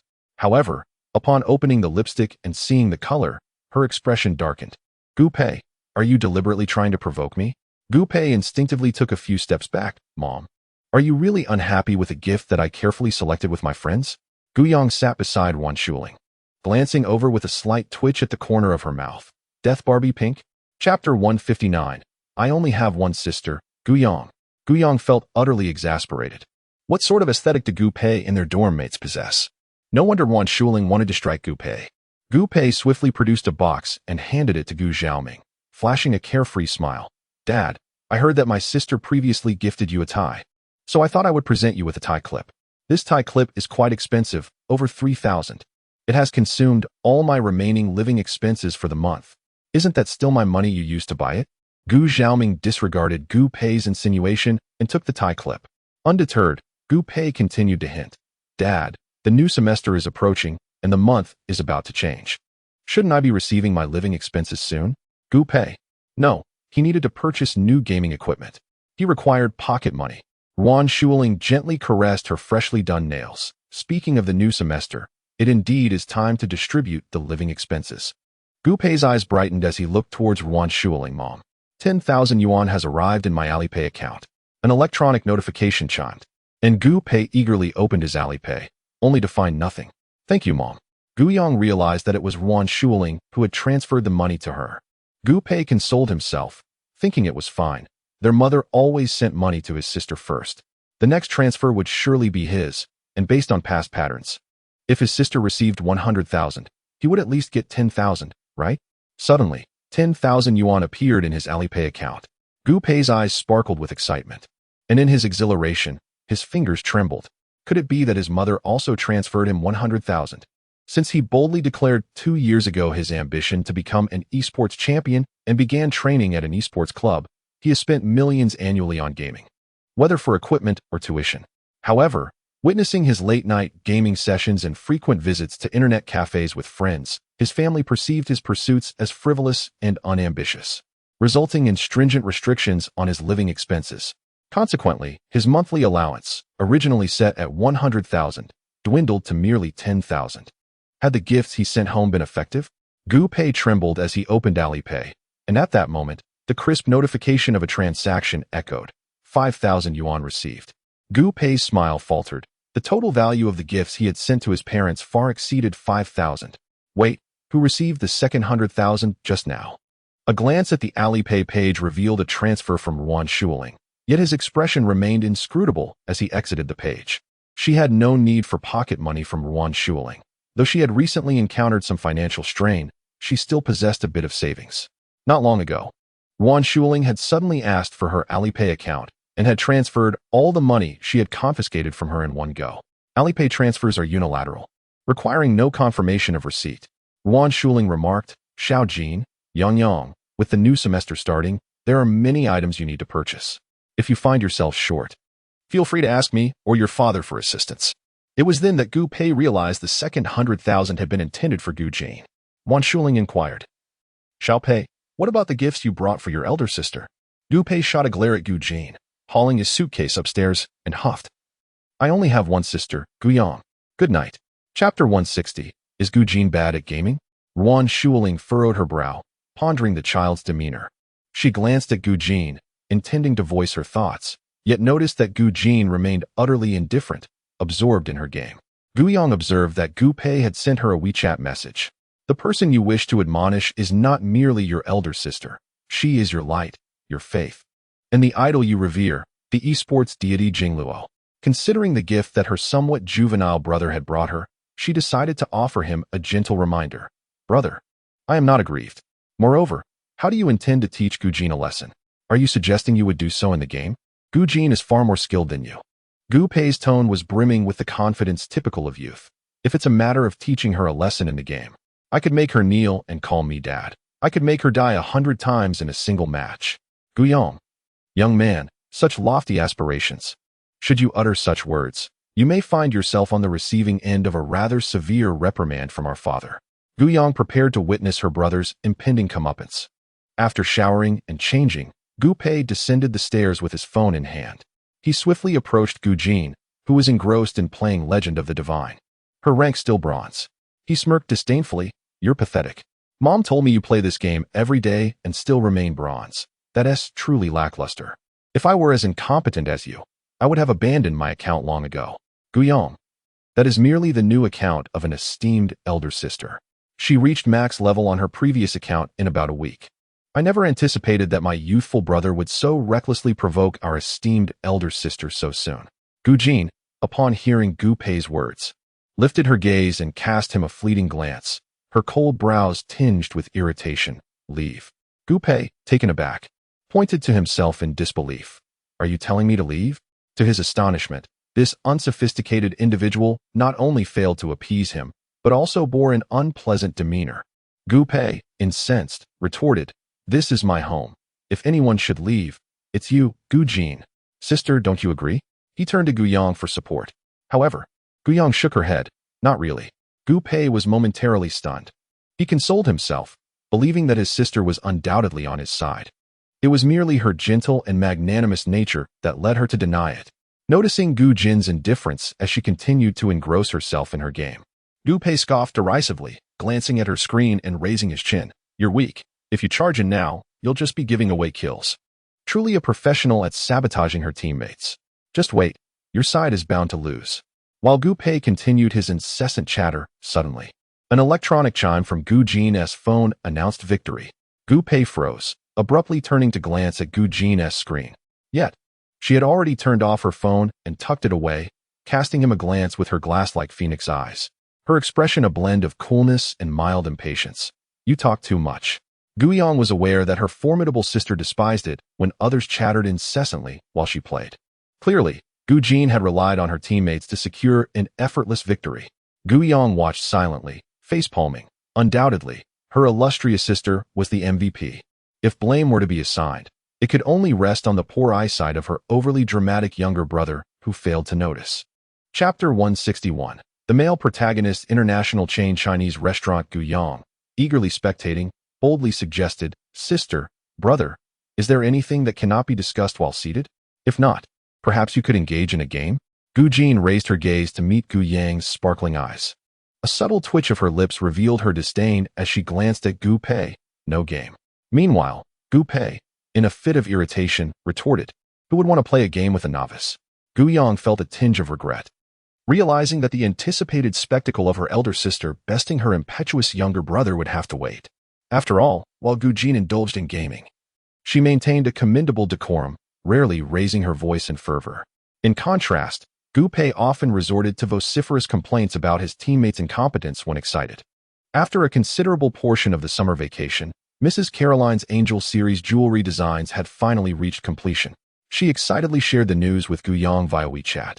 "Dear Gu, I am immensely grateful for the inspiration you provided. I have been tirelessly working and have finally designed the angel.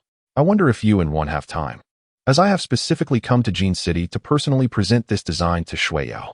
The female protagonist's private dining establishment follows an exquisite niche route, while the male protagonist's Chinese restaurant adopts a more universal appeal. Nonetheless, both venues remain the domain of the affluent. Taking the female lead to the male lead's territory undoubtedly ensured an encounter with him. With both protagonists present, one could certainly anticipate a captivating storyline. Gu Yong readily agreed and informed Wan Shuling of the plans. Wan Shuling promptly reserved a private room at Kanjiaju and excitedly invited her long-standing rivals, Mrs. Su and Mrs. Qi, among others. Gu Yong inquired about Gu Jin's opinion. "Sister, Lady Caroline drew inspiration from your photograph and designed the fallen angel jewelry. She has requested to meet us and wishes to see you in person. Would you like to join us?" Only after posing the question did she notice that her esteemed sister had just begun a game. She had anticipated that her sister would respond with impatience, as she had when disturbed by Gu Pei previously. To her surprise, however, her sister casually locked her screen and, with a nonchalant glance, replied, "Go." Gu Yong was momentarily taken aback, as she had prepared for a rejection. After all, her sister had always despised such tedious social engagements. At Qingyao residence, Madame Su and Madame Qi were already waiting in the private room reserved by Wan Shuling. In Chapter 162, "My sister has always been first in her grade." Madame Su gently caressed her freshly manicured nails and smiled at Wan Shuling, saying, "It is quite rare for Madame Gu to invite us out. Lady Caroline has been away from Jincheng for over 10 days now. Has Madame Gu finally relinquished her fantasies and come to concede defeat?" Madame Qi sipped her tea and remarked with a smile, "There were so many sisters present as witnesses, and I even recorded the conversation. Madame Gu, do not go back on your word. Since you concede, you should present Shui Yao to Sister Su. Who informed you that I am conceding?" Wan Shuling had just received a message from Lady Caroline, stating she would arrive a little later, which bolstered her confidence. Standing tall before Madame Su and Madame Qi, she replied, "Madame Su should consider how to bid farewell to the top designers from your esteemed company." Wan Shuling, composed and indifferent to engaging in a dispute with Madame Su, awaited the arrival of Lady Caroline. However, her hesitancy was perceived by Madame Su and Madame Qi as a sign of insecurity. They exchanged disdainful glances, thinking that Wan Shuling was merely posturing and would soon find herself conceding as she had in the past. Is this truly the legitimate daughter of the Gu family? Gu Jin? It has come to my attention that the betrothal between the Gu and Shui families has been altered, with Gu Jin replacing Gu Yong as the bride. Madame Qi's gaze flitted between Gu Yong and Gu Jin, a subtle smile gracing her lips. Wan Shuling retorted, "From whom have you heard such rumors? The Shui family has called off the engagement with our Gu family. Thus there is no longer any betrothal. Such talk of exchanging brides is absurd and hardly worthy of consideration." Madame Qi paused, momentarily taken aback, but soon recalled the recent events concerning the Shui family, and chuckled. "Indeed, times have changed. After yesterday's calamity, it seems the Shui family may very well find themselves beseeching the Gu family for a marriage alliance." She did not genuinely believe that the Gu family would sever ties with the Shui family, as the two clans were long-standing friends, and merely regarded it as the Gu family asserting their position. "I hear that your family has enrolled Gu Jin in Jincheng No. 1 High School, placing her in the same class as Gu Yong." Madame Qi appeared particularly intrigued by the dynamic between the genuine and the faux daughter of the Gu family. Wan Shuling, glancing at the time as she awaited Caroline's arrival, responded dismissively, "Yes." With a feigned concern, Madame Qi inquired, "Is Yang Yang in the top class?" "That is the finest class at No. 1 High School, with an average score of 985 in the college entrance examination each year. Yang Yang excels in that elite class. But Gu Jin has previously attended a rural high school. Will she be able to keep up?" Gu Yang inhaled sharply, feeling exasperated. It was one thing to be a mere supporting character, but to be used as a comparison was utterly intolerable. She gently smiled at Mrs. Chi and remarked, "My sister has always been the top of her class since childhood, and she can certainly keep up with the pace of the elite program." Gu Jin paused in her phone play, her clear, penetrating gaze fixed intently on Gu Yang. Wan Shuling was also taken aback. She had spent the last couple of days investigating Gu Jin's past, and knew that she had consistently excelled academically, being the top student in her rural high school. However, how could Yang Yang possibly be aware of this? As if sensing Wan Shuling's puzzled expression, Gu Yang turned to her with a smile and said, "Mom, you still have my sister's report cards from her childhood, don't you?" Wan Shuling suddenly realized that Yang Yang must have inadvertently seen the report cards sent by the private investigator. Gu Jin's eyes dimmed slightly. Both Mrs. Chi and Mrs. Su were somewhat astonished, but soon recalled that even if Gu Jin was top of her class, it was still at a rural high school, which could not be compared to the prestigious Jin City No. 1 high school. The top student there would likely find themselves at the bottom of the elite class at Jin City No. 1. Gu Yang smiled softly, her tone remaining gentle. "Even if my sister were at the bottom, it would still be better than Qi Yan, who couldn't even get into the elite class." Chapter 163, Slapping Mrs. Su's face. Mrs. Chi was momentarily speechless, yet Gu Yang's gentle demeanor prevented her from expressing her anger. Moreover, Gu Yang's words were indeed truthful. It was true that her little Yan's grades were not among the top tier at Jin City No. 1. However, she had not anticipated that Gu Yang would come to Gu Jin's defense. Wasn't it said that Gu Yang and Gu Jin were at odds, embroiled in a fierce battle over the truth of their identities? Madame Su restrained Madame Chi's arm, preventing her from continuing to provoke, and with a half-smile, signaled to Wan Shuling to check the time on her watch. "Madame Gu, the hour grows late. Shall we partake in lunch first? Or shall we sign the company transfer contract?" At that moment, a knock resonated from the private room, prompting Gu Yang to rise and open the door. A smooth stream of French flowed in from the entrance. "My dear, I apologize for keeping you waiting." Wan Shuling, suppressing her excitement, stood to greet her, speaking in English that Caroline could comprehend. The blonde, blue-eyed Frenchwoman was dressed in a fashionable manner, as if she had stepped straight from the cover of a fashion magazine. Perhaps due to her cheerful disposition, she was far more amiable than during their last encounter, warmly greeting everyone present. Upon seeing Gu Jin, her azure eyes sparkled with palpable delight as she approached on her high heels, eager to caress her as one would a newly designed piece of jewelry. Her gaze tinged with a hint of infatuation. "Oh my heavens, dear fallen angel, I finally meet you in person. You are even more stunning than in the photographs, truly a masterpiece of divine creation." Caroline. Gu Yang's lips twitched. This was the aloof and formidable elder sister she recognized from the original narrative. Both Madame Su and Madame Chi were momentarily stunned by the appearance of Madame Caroline. Madame Su tightened her grip on her teacup, maintaining a composed smile as she addressed Caroline in English. "Madame Caroline, I did not expect you to visit Jincheng. May I inquire about the purpose of your visit?" After Caroline sat down, she retrieved a sealed document from her crocodile leather bag and handed it to Wan Shuling. "I have come to fulfill my promise. Dear Wan, the two angels have inspired me to complete the entire Angel Series jewelry design. Here are the design sketches for the Angel Series, which I now present to you, hoping that Shuiyao will bring this collection to fruition." Wan Shuling trembled with excitement as she accepted the document. After carefully examining it, she praised Ms. Caroline. "This is truly a magnificent masterpiece." "Thank you, Ms. Caroline." Madame Su and Madame Chi wore expressions of discontent. As a fellow jewelry entrepreneur, Madame Su understood the immense value of Caroline's design sketches, especially this long-awaited Angel Series that could bring immeasurable worth to their company. She craned her neck in an attempt to catch a glimpse. But Wan Shuling swiftly retracted the document, cautioning, "Madame Su, this is a commercial secret." Madame Su's face stiffened slightly. Wan Shuling then produced a prepared bank card and offered it to Caroline, stating, "This is the agreed-upon payment for the design sketches." After accepting the fee with a smile, Caroline glanced at Madame Su and Madame Chi, curiously inquiring, "Wan, I heard from Gu Xiaotian that you have a wager with Su?" Holding the heavy stack of Angel Series jewelry design sketches, Wan Shuling looked at Madame Su and declared with a triumphant smile, "Indeed, Madame Su, it is now time for you to fulfill your promise." Gu Yang, standing nearby, waved her phone playfully and added with a grin, "Madame Su, please don't go back on your word. I recorded that day. She has indeed learned this habit from the formidable elder sister. Mere words hold no weight. Hence, it is imperative to record evidence promptly. Good night. Today, someone who failed to comprehend the beginning left a 1-star rating.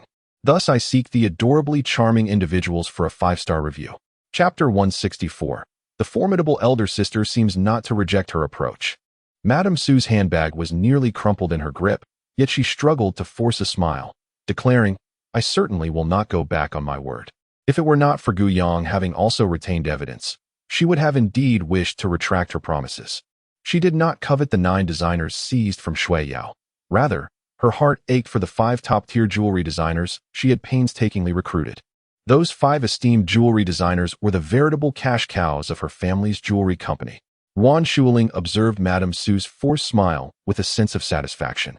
Having been deceived by her on numerous occasions in the past, she finally felt a sense of vindication. Wan Shuling retrieved the prepared contract from her bag and slid it across the table towards Madame Su. "Madame Su, I have prepared the contract, 2 copies. Drafted in accordance with our previous conventions. Please review it, and should there be no issues, kindly sign." After being compelled to sign so many documents, it was finally Madame Su's turn. Madame Su casually glanced over the contract and realized that Wan Shuling had merely adapted her previous drafts. Annoyed, she scrawled her signature and stormed off, handbag in hand, alongside Mrs. Qi. Wan Shuling watched their retreating figures, raising an eyebrow as she reminded Madame Su, "The contract takes effect tomorrow. You must promptly transfer those 14 designers to Shui Yao. Do not attempt to exploit any loopholes. I can match the names and individuals of those designers." Upon witnessing the departure of the 2 individuals, Wan Shuling finally beamed with joy as she turned to Gu Yang, grasping her hand with a slight tremor born from excitement. "Yang Yang, thanks to you, Mother has finally redeemed herself."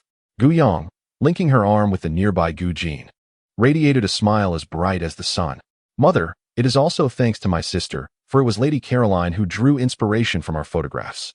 Wan Shuling, taken aback, glanced at Gu Jin and managed a somewhat awkward smile. "Yes, and also to little Jean." Gu Jin, with her gaze lowered, immersed in a game, seemed oblivious to Wan Shuling's words. Wan Shuling furrowed her brow, her expression dimming slightly, yet she chose to remain silent. As Gu Yang held onto Gu Jin's arm, a glimmer of light flickered in her eyes. It appeared that the formidable elder sister was not averse to her approach. An adept psychologist can not only decipher subtle facial expressions, but also grasp the nuances of body language. Caroline, who was often unaware of the unique reticence characteristic of the Chinese, failed to perceive the delicate atmosphere in the room. Her curious azure eyes sparkled as she inquired, "Wan, in your country, can the rights and freedoms of employees also be wagered?" Caroline, accustomed to conversing in French, posed a question that Wan Shuling could not comprehend and thus required Gu Yang's translation. Upon understanding Caroline's inquiry, Wan Shuling elaborated, "Our nation possesses a comprehensive constitution, granting each individual the right to personal freedom. We do not deprive our employees of their rights. The so-called designer wager is essentially akin to a job transfer. For instance, previously, Madame Su secured 9 designers from Shui Yao, which essentially meant that those 9 designers were reassigned to work for the Su family, while their salary and other relations remained with Shui Yao. They entered into a 5-year labor contract with Shui Yao. However, due to my defeat to Madame Su, the labor achievements of these 5 years rightfully belong to her, while the salary continues to be dispersed by Shui Yao.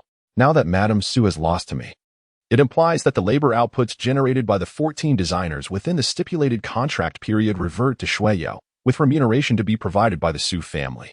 This arrangement disguises the wager as a bet on the designers, yet in truth, the stake lies in the fruits of their labor."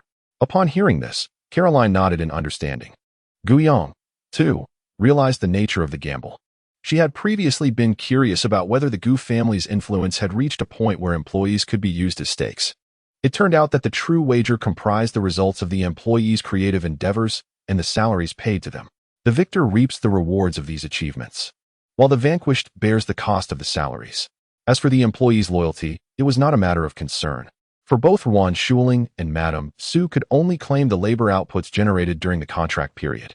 The extent of these outputs was inherently included in the labor contract, requiring no additional worry from them. The culinary offerings at Qingyao residence, unlike the niche dishes at Jinyang's private kitchen, are primarily renowned classics, albeit imbued with a distinctive flair. Miss Caroline, unaccustomed to the use of chopsticks, wielded a fork to pick at her food, her azure eyes gleaming with delight. Occasionally, she interspersed her French with a few rudimentary phrases in Chinese. The culture of your esteemed nation is indeed profound and vast. The variety of dishes is remarkable, each unique in its own right, and even the same dish can present different flavors. I find your culinary offerings most delightful. While Gu Yong wore a gentle and radiant smile, her heart brimmed with admiration, reflecting that Caroline must have dined either at a private restaurant of a prominent sister or at the Chinese eatery owned by the male lead. Xiaoiza, how could she not be enchanted? Earlier, when Madame Su and Madame Qi had left in a fit of anger, the door to the private room had been ajar, slightly open. At that moment, Gu Jin suddenly rose from her seat, prompting Gu Yong to glance up, catching only a fleeting glimpse of a corner of clothing brushing by the entrance. I am going to the restroom, Gu Jin remarked casually before exiting. Gu Yong blinked, her mind conjecturing that the male lead had just passed by. Given the dullness of the gathering, she decided it was far more entertaining to seek out some diversion. Mother, I shall also visit the restroom, Gu Yong said with a smile before making her way out. However, as soon as she stepped outside, she heard someone calling her name. Turning her head, she spotted Xue Duo ascending the stairs, accompanied by a few familiar young gentlemen from Jincheng. He paused to exchange a few words with them before approaching Gu Yong alone. Frowning, he inquired, Gu Yong, why have you blocked me? Gu Yong looked at him with an innocent expression. You are simply too loud. Gu Yong, cease your games of feigned indifference. Such antics will only serve to increase my aversion towards you, Xue Duo replied coldly. Oh, do move aside. You're obstructing my view of the performance, Gu Yong retorted. Such a self-important and dim-witted cannon fodder male character will always misconstrue others' intentions as a mere game of seduction. Thus, it is prudent to refrain from unnecessary discourse. Xue Duo was momentarily taken aback, reaching out to grasp Gu Yang's wrist, only for her to deftly swat his hand away. He clutched his now reddened hand, astonishment flickering in his eyes. He was aware that individuals in this circle often learn some self-defense techniques from a young age. However, it was quite astonishing to discover that the seemingly delicate Gu Yong possessed such strength. Gu Yong, if you keep prattling on, I shall have to teach you a lesson, she threatened, her petite fist clenched, glaring at Xue Duo with menace. When dealing with such a presumptuous and mediocre man, words are futile. A good thrashing is far more effective. Xue Duo stood frozen, taken aback by the sight of the usually gentle and obedient Gu Yong with her fist raised, as if something had collided with his heart. Goodness, how unexpectedly charming Gu Yong was. She disdainfully cast a glance at the dazed Xue Duo before turning to seek out her senior sister for some entertainment. The open-air balcony of Qingyaju was adorned with vibrant flowers, exuding a refreshing elegance. Peering over the railing, one could gaze down at the bustling city streets, alive with the flow of traffic. Dressed in a black spaghetti-strap dress, Gu Jin languidly leaned against the railing, her expression a blend of indolence and impatience. What business does Xiao Xiao have that requires a face-to-face discussion? Xiaoiza, with his refined and handsome demeanor, wore a smile that was perfectly measured, seemingly unfazed by Gu Jin's irritation. His tone remained gentle. I happened to see Miss Gu, and, being uncertain, I wish to meet in person for confirmation. Chapter 166. The male protagonist actually calls her sister? Gu Jin's expression turned cold. Oh, perhaps Xiao Xiao should consider visiting an ophthalmologist.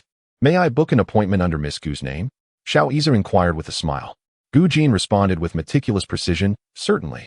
Let us schedule it for 3 years and 11 months later. Not only was her consultation fee exorbitant, but her frequency of visits was also scarce, typically limited to once a month. Of course, exceptions existed for special circumstances, such as Xiaoiza's unique arrangement involving the M-continent flight route, which did not fall under the regular monthly visits.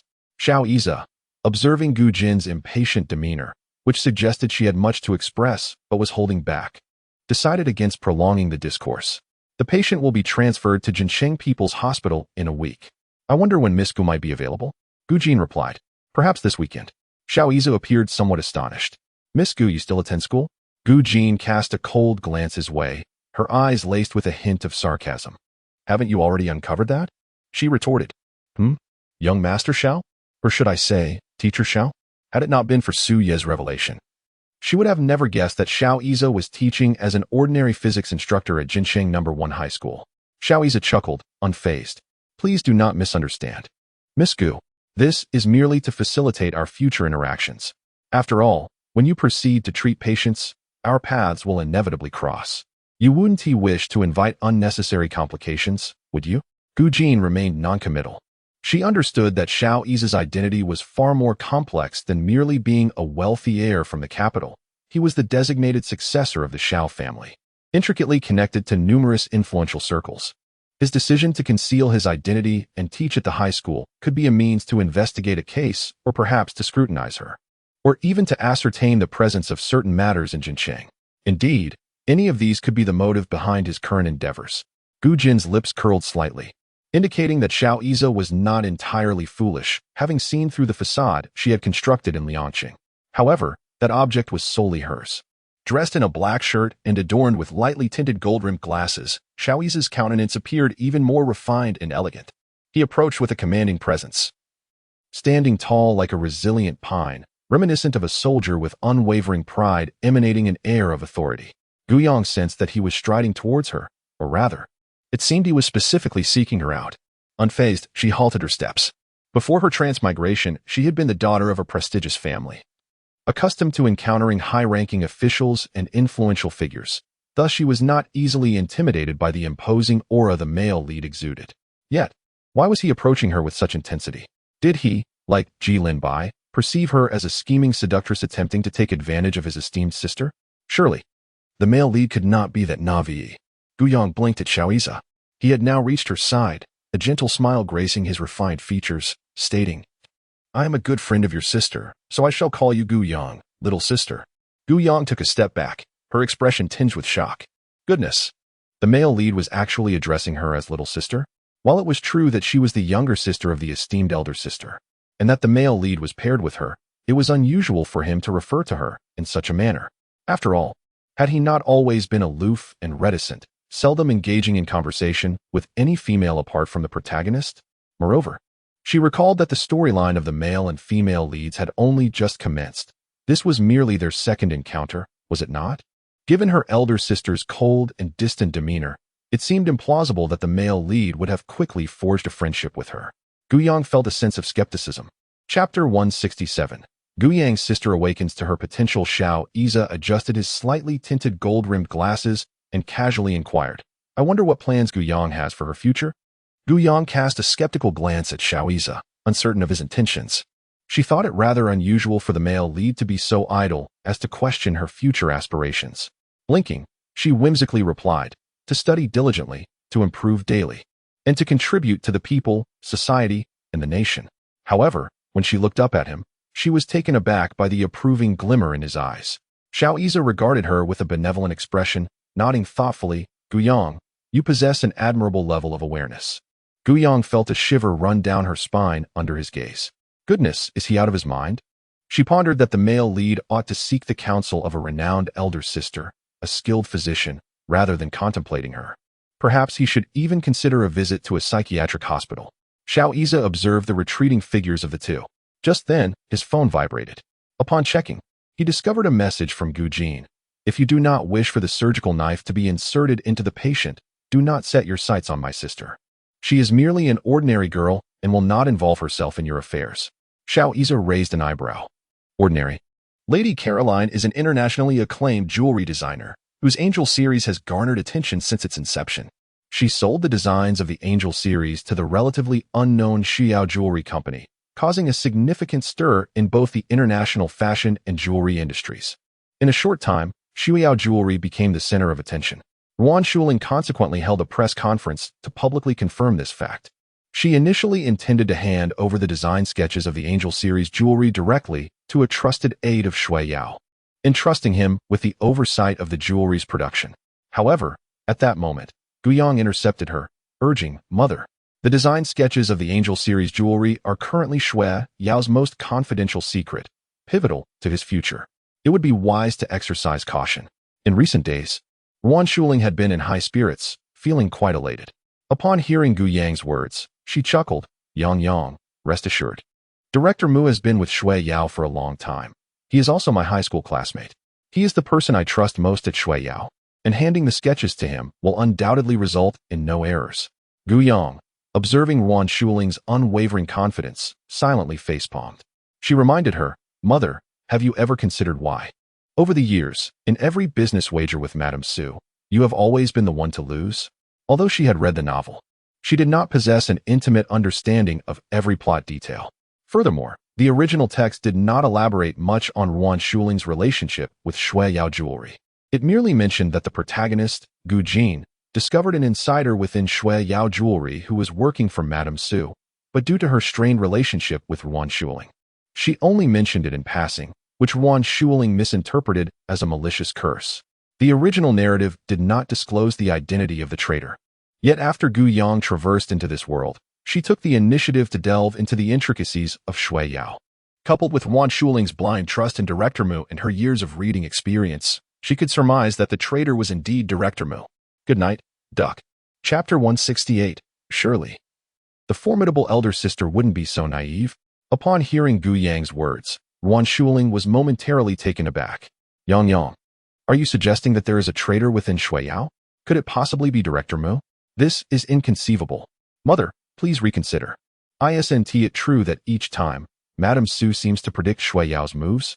Is it not the case that she always acts preemptively? And who else possesses the capability to betray you within Shui Yao, if not Director Mu? Gu Yang fixed her gaze upon Ruan Shuling's eyes, her voice measured and gentle. The more they pondered, the paler Ruan Shuling's complexion became. She had placed her trust in Director Mu, delegating many of Shui Yao's affairs to him. If someone had consistent access to confidential business information and the means to betray Shui Yao, apart from herself, the only remaining suspect was Director Mu. Gu Yang recognized that Ruan Shuling had begun to harbor doubts about Director Mu, though she was still reluctant to accept it. Thus, she suggested, Mother, if it is indeed Director Mu, we could discreetly test the waters. The Angel series jewelry design was of paramount importance, and Ruan Shuling had to proceed with caution.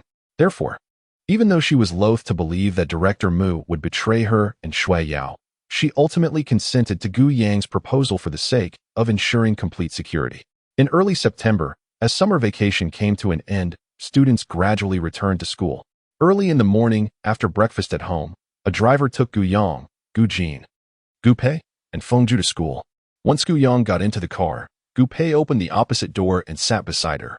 He shot a glare towards Gu Jin in the back seat and turned to Gu Yang, saying, Sister, if anyone bullies you at school, remember to tell me. After school, I'll put them in a sack and give them a good beating. Gu Yang's lips twitched slightly, setting aside the fact that her formidable older sister never initiated bullying. She couldn't help but wonder, Brother, do you really think you can take on the martial arts champion? Gu Yang gazed at Gu Pei, whose short hair was in disarray, and couldn't help but reach out to smooth it down, gently assuring him, Do not worry, no one will bully my dear. In the back seat, Feng Yu and Gu Jin exchanged glances. One pretended to diligently study vocabulary from a word book, while the other casually scrolled through his phone screen. As it was the beginning of the school year, traffic was somewhat congested. Gu Pei decided to start a game of God's Legend in the car, proudly calling out to Gu Yang, Sister, come quickly and see. I obtained a limited edition skin. Oh no. Gu Pei suddenly stood up, inadvertently hitting his head. Gu Yang looked at him in confusion, asking, What happened? Gu Pei slowly sat back down, his hands trembling around his phone, incredulously exclaiming, Where did my limited edition skin go? I clearly took a screenshot, but the moment I opened God's Legend, it vanished. Frustrated, Gu Pei tossed his phone into his bag, raking his fingers through his thick, short hair, his expression one of utter despair. Gu Jin, eyes closed in contemplation, remained unperturbed. Surely, it couldn't be the elder sister causing this mischief? She wouldn't be so childish as to erase Gu Pei's beloved limited edition skin, would she? Yet, she felt the elder sister was highly suspicious. This wretched game's officials, I shall file a complaint against them. Gu Pei seethed as he furiously typed away. After disembarking, as they walked along the sycamore-lined path of Jincheng No. 1 High School, the gentle breeze of late summer and early autumn rustled through the lush foliage, casting a dappled shade that shielded them from the blazing sun.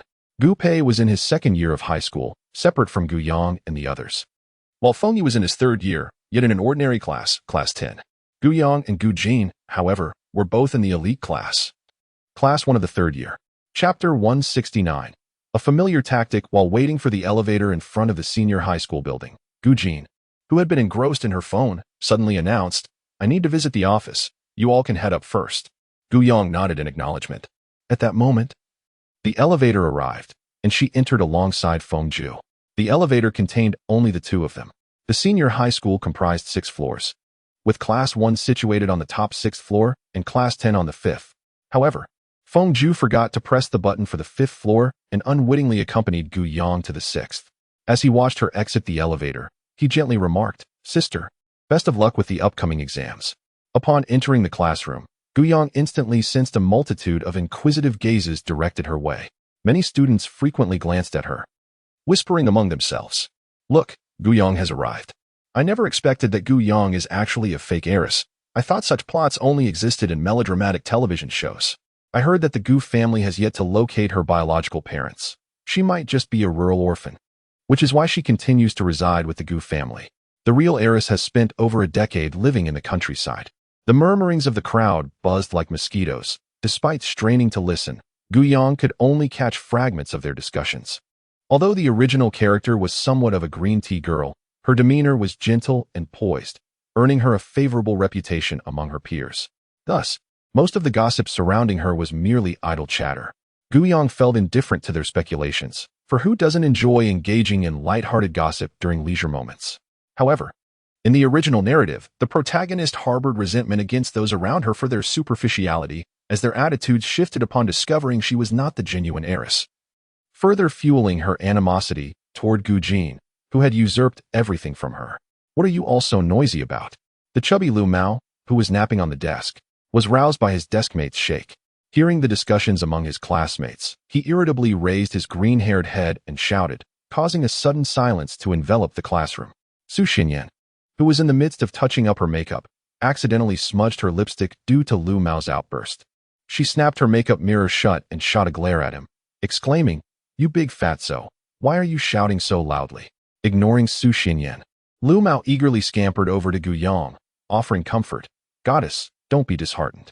Rest assured that Gu Jin cannot replace your position. Just wait. We'll make her pay for it soon." Gu Yang, who was perusing the class group regarding the arrangements for the upcoming exam, looked utterly bewildered. Lu Mao winked at her, saying, "Goddess, Ming Xiu said we must protect you well. Don't worry, you'll definitely see a good show shortly." Following her gaze, Gu Yang noticed 2 members of the cannon fodder group, Lu Mao's underlings, setting a bucket of water at the door. The moment someone outside pushed the door open, they would be drenched. Gu Yang's lips twitched. Such an old trick. Lu Mao paused, then laughed. "Though the trick is old, it's effective. Just wait." "Goddess, you're sure to see Gu Jin drenched like a drowned rat." Gu Yang couldn't bear to watch. "Lu Mao, I suggest you all cease this reckless behavior immediately. How could the big sister possibly fall for it?" The heat outside was oppressive, while the air conditioning and fans in the classroom were in full operation. Lu Mao's fluorescent green hair danced in the breeze, and with unwavering confidence, he declared, "Goddess, rest assured, Zhu Di and Mo are on lookout outside. If any other classmates attempt to enter, they will usher them in through the back door.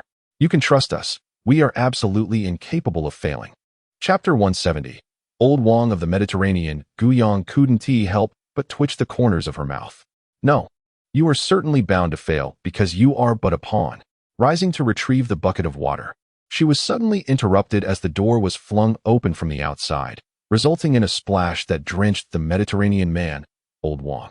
Cold water cascaded down his remaining hair, soaking his entire outfit, along with the lesson plan he held. Old Wang, feeling his face, gritted his teeth and demanded, "Who did this? Step forward." Lu Mao? The chubby boy was momentarily stunned, muttering several expletives under his breath while covering his mouth in disbelief. How could it possibly be Old Wang who walked in? Not only Lu Mao and his 2 companions from the pawn group, but the rest of the class, who were eagerly anticipating the unfolding drama, were equally taken aback. Wang Anbong, the esteemed mathematics teacher and class supervisor, was affectionately known as Old Wang by all. Gu Yang quietly took her seat. The slap in the face came too swiftly. The pawn group had successfully dug their own graves, and there was nothing she could do to assist. "Old Wang, I'm sorry." The 2 lackeys bowed respectfully. Wang Anbong cast a discerning glance at the 2, Zhang Shan and Li Shi, and ordered, "Get your things cleaned up." The 2 lackeys bowed again. "Yes, teacher." Wang Anbong turned his serious gaze toward Lu Mao and called out, "Lu Xiaopeng." Lu Mao weakly stepped forward. Wang Anbong inquired, "Did you instruct Zhang Shan and Li Shi? Such a grand surprise at the start of the semester, huh?" Lu Mao awkwardly chuckled. "I just thought it would be a fun prank for the new classmates." Splashing water is said to ward off evil. Huh. Who knew you would come in so soon? Teacher. He cast a glance at Momo and Zhu Di, who had just entered. His eyes tinged with a hint of regret. At that moment, Zhu Di and Momo were casting disapproving glances at Gu Jin, surprised that Gu Jin had stepped aside at the last moment, allowing the older Wang to enter first. They had intended to prevent Wang from entering. But before they could act, he was doused with water. Wang Onbong, listening to Lu Mao, narrowed his eyes and nodded. Continue spinning your tales, Lu Xiaobang. Lu Mao fell silent, feeling chastened. This week, the classroom cleanliness will be your responsibility along with Zhang Shan and Li Shi. Wang Onbong flicked his damp books and casually grabbed a few tissues from the front row girl's desk, wiping his balding head and clothes before making his way to the podium. Lu Mao, feeling as if he had received a reprieve, sat down.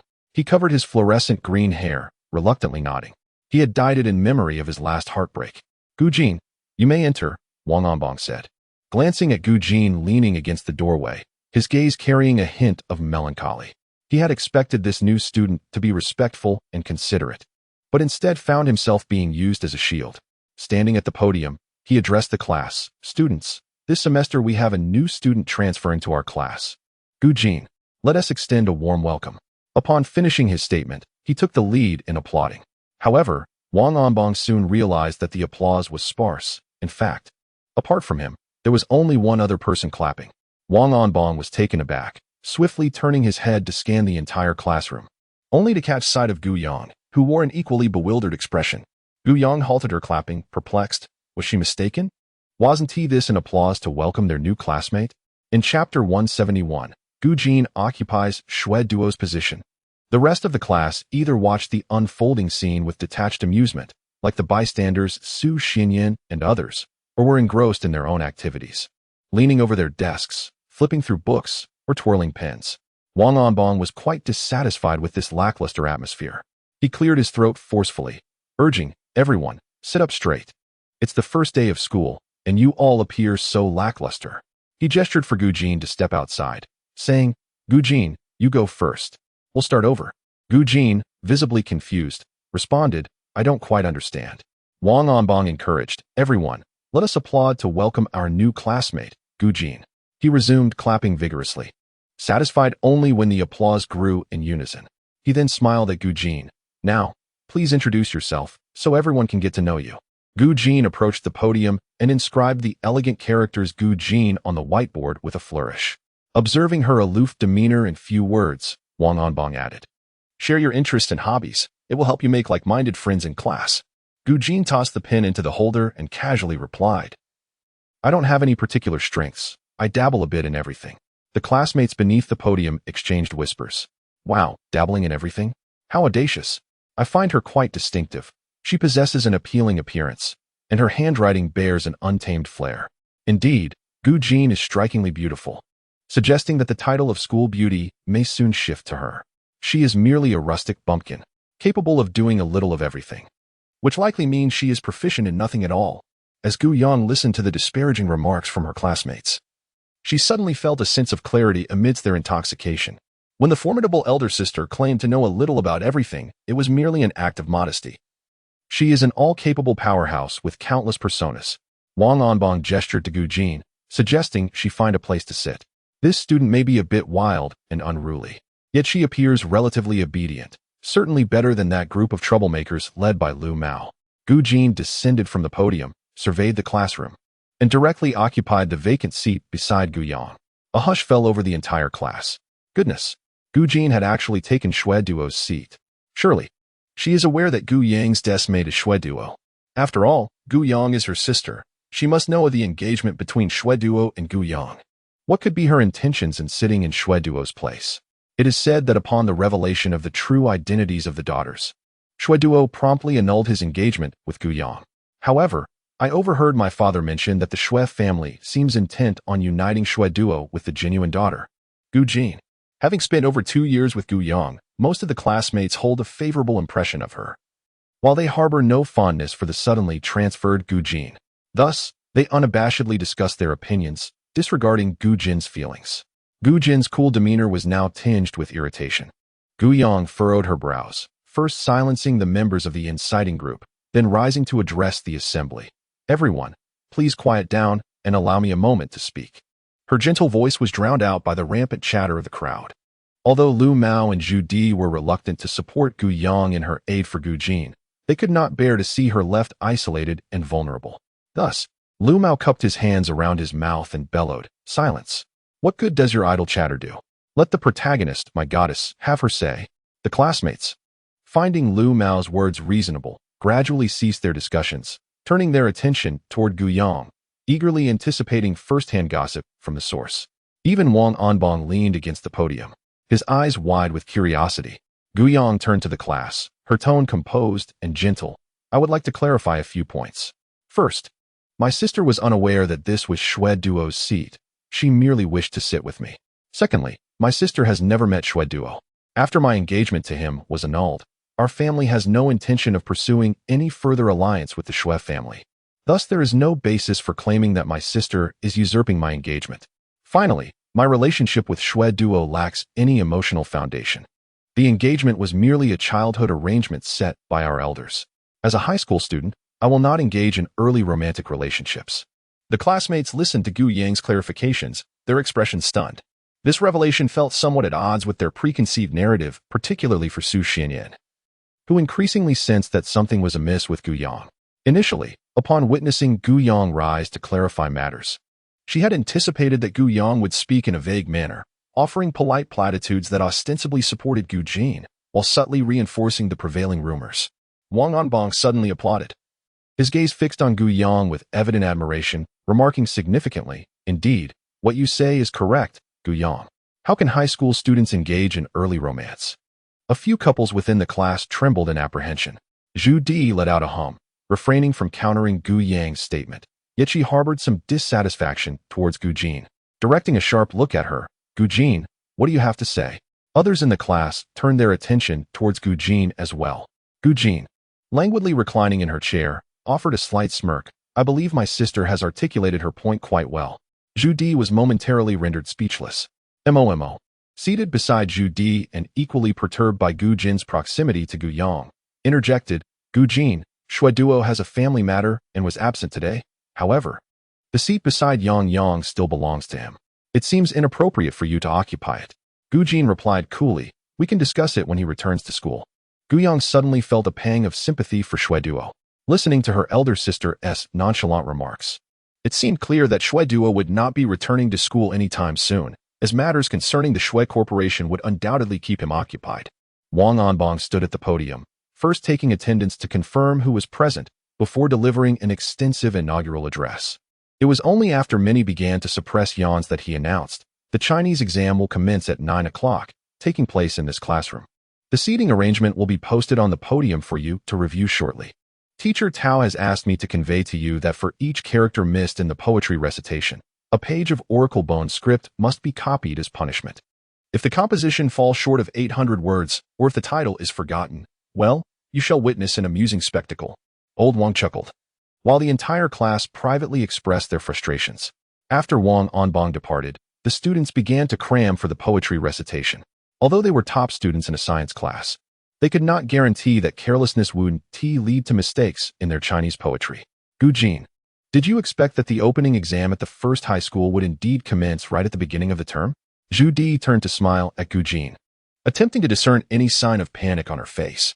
She was aware that in many schools, the so-called opening exam actually occurred about a week into the term. However, to her surprise, Gu Jin exhibited no hint of astonishment, calmly stating, "My sister has informed me, so I need not worry." Zhu Di's smile faltered. "How could you say my sister so casually, as if you were not even related to Yang Yang?" Zhu Di conveniently overlooked that Gu Yang had also referred to her as my sister. Chapter 173. Gu Jin. As the troublemaker, Zhu Di felt disgruntled and intended to continue provoking Gu Jin. But Mo intervened. Zhu Di glared at Gu Jin and exclaimed, Mo, do not hold me back. I simply cannot stand that Gu Jin." Mo, being the more composed of the two, advised, "Yang Yang just helped her. Targeting Gu Jin further would only embarrass Yang Yang. Let us not allow Su Xianyan to see Yang Yang ridiculed." With the troublemakers subdued, Gu Yang sighed in relief. Yet, how could the female protagonist's first day at school be tranquil? With the troublemakers silenced, Other antagonistic figures were poised to create chaos. On that fateful evening at the Tang family's banquet, Su Xinyan had already forged a rivalry with Gu Jin. Observing Zhu Di and others spare Gu Jin, she resolved to take matters into her own hands. With a smile, Su Xinyan inquired, Gu Jin, I have heard that the academic pace at your rural high school is rather sluggish, with some subjects not yet fully covered by the beginning of your senior year. Is there any truth to this? Upon her utterance, the group of boys and girls nearby erupted in discussion. Indeed, Gu Jin hailed from a rural high school. Could it be that she had yet to complete her coursework? Our Jincheng No. 1 high school is renowned as the finest in the province, with Class 1 being the elite class, having commenced the second round of comprehensive review last semester. The entrance examination encompasses the entirety of high school material, including some challenging competition questions. If Gu Jin has not finished her studies, would she not falter in the entrance exam? Her failure is of little consequence. The pressing concern lies in the potential decrease in our class's average score. The competition at Jincheng No. 1 is already fierce, and last semester, Class 2 trailed us by mere points. Now, with Gu Jin's arrival, could she not allow Class 2 to surpass us? Would that not subject us to ridicule throughout the entire grade? It is said that the rascals of Class 2 are currently overjoyed. Jincheng No. 1 high school comprises 30 classes per grade, with 20 dedicated to science. Classes are ranked from 1 to 20 based on academic performance. While Class 1 is considered the pinnacle, the average scores of Classes 2 and 3 are not significantly lower. Originally, when the matter of the Gu family's purported heiress was merely gossip, students could afford to regard Gu Jin with a sense of exclusion. However, now, the majority of Class 1 students have grown increasingly anxious, fearing that Gu Jin might indeed lower the class's average score. I fail to comprehend why the school would place Gu Jin, this disruptive element, in our class. It is rumored that the Gu family donated a laboratory building to the school, and that is why they consented to enroll Gu Jin among us. Does Gu Jin truly believe she is a genuine heiress, capable of competing with Gu Yang in every aspect? She simply follows Gu Yang to whichever class she occupies. She should first achieve the same academic results as Gu Yang before making comparisons. Just wait, after the entrance exams, she will realize the vast chasm that separates her from Gu Yang. Gu Yang, goodness, can't we set up a control group without making me the subject of comparison? Su Xinyan cast a smug glance at Gu Jin. Even if Gu Jin proved herself not to be a complete novice at the Tang family banquet, once she arrives at school, she will still be subjected to the intellectual superiority of us academic elites. Gu Jin, resting her chin on her hand, impatiently closed her eyes and chuckled. Didn't you say it yourself? The courses have yet to be completed. A single mistake in the dictation results in a punishment of copying an oracle bone script, and that is indeed a true tale. Chapter 174. I bet my sister's grades will surpass everyone present. Gu Yang. My formidable sister is beginning to play her cards. This strategy is familiar to her. She first lets Su Xinyan and the others boast loudly, and then it is all the more satisfying to slap their faces with reality. She wants them to understand that even though she is yet to complete her high school curriculum, she can still dominate everyone. Indeed, as soon as Gu Jin's words fell, the classroom erupted in chaos. What the heck? Su Xinyan was right after all. How can Gu Jin still have the audacity to be in our class? If she is so inept, she should refrain from lingering in Class 1 and disturbing us. Did she truly believe that by soaring to prominence, she could rival Gu Yang? Gu Yang was a top 10 academic achiever, a paragon of excellence. Was Gu Jin merely attempting to gauge the number of science students in their cohort through her own ranking? Such remarks grew increasingly boisterous, drowning out the remaining murmurs of study within the classroom. Gu Jin remained unfazed, but Gu Yang could no longer tolerate it. Initially amused, she soon found herself incensed as they began to use her as a comparative figure against the esteemed elder sister. As the atmosphere grew charged, Gu Yang slammed her hand on the desk, producing a resounding crack that silenced the classroom instantly, every gaze fixated upon her with a hint of astonishment. Was that really Gu Yang who had struck the desk so forcefully? The seemingly delicate Gu Yang possessed such strength? Even Su Xinyan regarded Gu Yang with a touch of bewilderment. Gu Yang maintained her composure, discreetly hiding her reddened hand behind her back, inwardly lamenting, "What a rush! My hand stings." As for the mesmerized stares of her peers, she chose to disregard them, convinced that as long as she remained unembarrassed, the discomfort lay with others. Who said my sister would be a hindrance? Gu Yang declared with a serious countenance. Even if I were to falter, my sister would never allow our class to lag behind. Her words were met with astonished expressions. As the academic flower of the school, it was inconceivable for her to be a detriment to their class. Her statement implied that Gu Jin's performance surpassed her own. Su Xinyan looked at Gu Yang with a cold smile in her heart. Gu Yang remained as green as ever, now supporting Gu Jin, not only to establish an image of a good sister, but also to potentially undermine Gu Jin once her results were revealed. Although she held no fondness for Gu Yang, her disdain for Gu Jin, who had embarrassed her at the Tang family's banquet, was far greater. Thus, she sneered, "Gu Yang, it was your sister who just said that their school hasn't completed the curriculum." Gu Yang blinked her eyes. "Who says that not finishing school means poor performance?" "Su Xinyan, would you dare to wager with me that my sister will achieve better results than anyone present?" With her chin slightly raised, her eyes sparkled like stars, pure and radiant.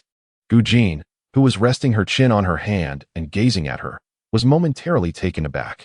Even Zhu Di and Momo were astonished by Gu Yang's unwavering faith in Gu Jin. Su Xinyan was also somewhat bewildered. Had she misjudged again? Gu Yang's previous support for Gu Jin was not mere flattery nor an attempt to undermine her. If her goal was to sabotage Gu Jin, there would be no need for such a bet.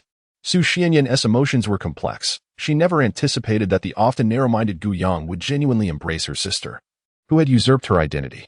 Suppressing her mixed feelings, she stood up without backing down, declaring, "A bet? Who's afraid?" She couldn't fathom how Gu Jin, a country bumpkin, could possibly outperform everyone in their class. Chapter 175. Are you all legally blind? What a travesty. The others in the class also believed that Gu Yang must have been dazed from her fall down the stairs. It is believable that Gu Yang topped her entrance exams. But as for Gu Jin, one might suspect she fell quite short of that mark. Perhaps Gu Jin, upon hearing of Gu Yang's commendable performance, felt compelled to boast in her presence. Gu Yang, with her amiable temperament and straightforward nature, took Gu Jin's words at face value. Gu Yang, not to mention, her classmates hold her in high regard, attributing every misstep to the illustrious senior. How could we possibly omit ourselves from this wager? We stand with Xinyan. I refuse to believe that Gu Jin surpasses everyone present here. Count me in for this bet. Most of the top students from the elite class are rather ambitious and naturally skeptical of a rural newcomer like Gu Jin excelling beyond them. Many who are close to Su Xianyan or simply enjoy a good spectacle eagerly place their bets. Lu Mao, Zhu Di, and others were buzzing with anticipation. If not for the wager with Gu Yang, they would have preferred to side with Su Xianyan, convinced that Gu Jin would falter. I stand with Yang. Zhu Di, although not particularly fond of Gu Jin, detests the idea of Su Xianyan and her cohorts ganging up on Gu Yang. Lu Mao and Momo, along with other members of the supporting faction, unanimously aligned themselves against the opposing side. Recalling the information she had previously sought from Wang Yan, Su Xianyan turned to Gu Yang with a knowing smile. "Gu Yang, if we are to wager, let us wager grandly. Let us each stake 200,000 yuan, while others may wager as they please. Should Gu Jin secure the top spot, our funds shall be divided among you. Otherwise, we shall claim the winnings. What say you?" Previously, she had been curious about Gu Yang's decision to appear on a variety show, prompting her to inquire with Ruan Yin. Su Xianyan believed that although Ruan Yin had been cast out from the Ruan family, as Gu Yang's cousin, her insights still held considerable merit. Moreover, this is the only explanation for Gu Yang's participation in the variety show. Aware of Gu Yang's financial struggles, she deliberately chooses to gamble, forcing Gu Yang to confront the embarrassment of being unable to produce the necessary funds. Upon hearing Su Xianyan's words, Gu Jin gazes at her with a hint of bewilderment. Gu Yang resolutely declines. "No." Su Xianyan internally scoffs, for it is evident that Gu Yang is beginning to feel the pressure of her finances. With a tone laced with mockery, Su Xianyan retorts, "Surely, you can't be in such dire straits that you can't even muster 200,000? Indeed, a false heiress cannot measure up to a true one." The others cast inquisitive glances at Gu Yang, as it would be expected that, given the Gu family's affluence, she should not hesitate to procure such a sum. Zhu Di and Momo exchange concerned looks, troubled by the thought that the Gu family might actually lower Gu Yang's standard of living simply because she is a false heiress. Gu Yang furrows her brow deeply, fixing Su Xianyan with a serious and righteous tone, declaring, "Organizing a gambling event with 3 or more individuals, where the total stakes exceed 50,000, constitutes collective gambling. According to the laws of Huagua, such activities aimed at profit can result in imprisonment for up to 3 years. Are you all ignorant of the law?" With so many people gambling and such a substantial amount at stake, this is indeed a criminal offense. Su Xinyan. Members of the cannon fodder group. The entire class. A sudden hush envelopes the room. So quiet that one could hear a pin drop. Only Gu Jin, with a hand on his forehead, displays a faintly exasperated smile in his half-covered phoenix eyes. At that moment, a resounding applause echoes from the doorway. The crowd turns to see a tall, elegant man with a refined and handsome appearance leaning against the entrance. Good night. Chapter 176. Much like those scientific madmen who dedicate themselves to the betterment of humanity. The front row was astonished. Wow, how handsome. A girl, acting like a lovesick maiden, exclaimed, "Are all the transfer students this attractive nowadays? I'm feeling butterflies." Someone beside her nudged her. "Wake up, that's the invigilator. Can't you see the exam paper bag in his hand?" Guiyang looked towards the entrance and was momentarily bewildered, but soon clarity washed over her. She nearly forgot that in the original narrative, the esteemed older sister had come to Jinsheng No. 1 High School, and the male lead, Xiao Yize, soon followed suit. Concealing his identity as a physics teacher, the two prominent figures began to unearth each other's secrets, navigating various circumstances, deepening their understanding of one another, and ultimately solidifying their relationship while continuing to shed their disguises. Though she hadn't finished reading the original text, Guiyang vaguely recalled that both protagonists were exceedingly busy, each concealing their identities at Jinsheng for what seemed to be a shared objective. Guiyang sensed that the esteemed older sister displayed no surprise at Xiao Yize's arrival. Quickly realizing that she must have encountered him in the office previously, Xinyan was also taken aback upon seeing Xiao Yize. She never anticipated encountering the refined and distinguished Mr. Tang, whom she met at the Tang family banquet, here at school. Xiao Yize regarded Guiyang with evident admiration, his eyes gleaming with an uncanny light. Classmate Guiyang possesses a strong sense of legal awareness. Guiyang discreetly shifted behind the esteemed older sister. Oh dear, the male lead's gaze is quite terrifying. It resembled the fervent researchers of yore, who were intent on confining her to a psychiatric facility for the advancement of humanity. Sensing Guiyang's movements, Gu Jin, who had been languidly reclining in his chair, shifted forward slightly, casting a glance at Xiao Yize that bore an undertone of warning. The classmates suddenly became aware that the examination was imminent. Su Xinyan hurriedly glared at Guiyang, inquiring, "So, are you still willing to wager? How shall we wager? Speak." Guiyang, her eyes glinting with mischief, replied, "Wagering with money amidst a large group constitutes illegal gambling. Hence we shall refrain from monetary stakes. Instead, the loser will be responsible for the classroom's cleanliness for the following week. What do you think?" Su Xinyan responded eagerly, "That works for me. Besides, I am not short of funds. My sole aim is to see Guiyang and Gu Jin humiliated." Naturally, Zhu Di, Momo, Lu Mao, Zhang Shan, and Li Shi, the other members of the supporting faction, rallied behind Guiyang. Although they too harbored doubts about Gu Jin and did not believe he could secure the top position in the class, they nonetheless chose to support Guiyang. Meanwhile, several attention-seeking classmates aligned themselves with Su Xinyan, convinced that a country bumpkin like Gu Jin could never surpass them all. The upcoming duty roster was quite astonishing. The originally designated duty students for the following week could potentially emerge as the greatest beneficiaries. Fearing that Guiyang might retract her agreement, Su Xinyan hastily tore a piece of scrap paper and inscribed the terms of the wager, ensuring that all participants affixed their signatures. When the wager reached Guiyang, she had just signed her name and was about to pass it to Zhu Di when Gu Jin snatched it away. Zhu Di, who had reached out to take it, was left bewildered. Guiyang, taken aback, gazed at Gu Jin in astonishment. The distinguished figure of the elder sister, with her exquisite and serene profile, gently traced her signature with her fingertip. Following this, she casually inscribed her own name alongside hers in an elegant and flamboyant cursive. Gu Jin passed the wager to the side and then cast a glance her way.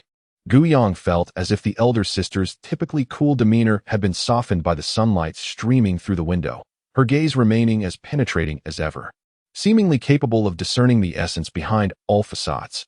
In that fleeting moment, Guiyang sensed a familiar quality in Gu Jin's gaze.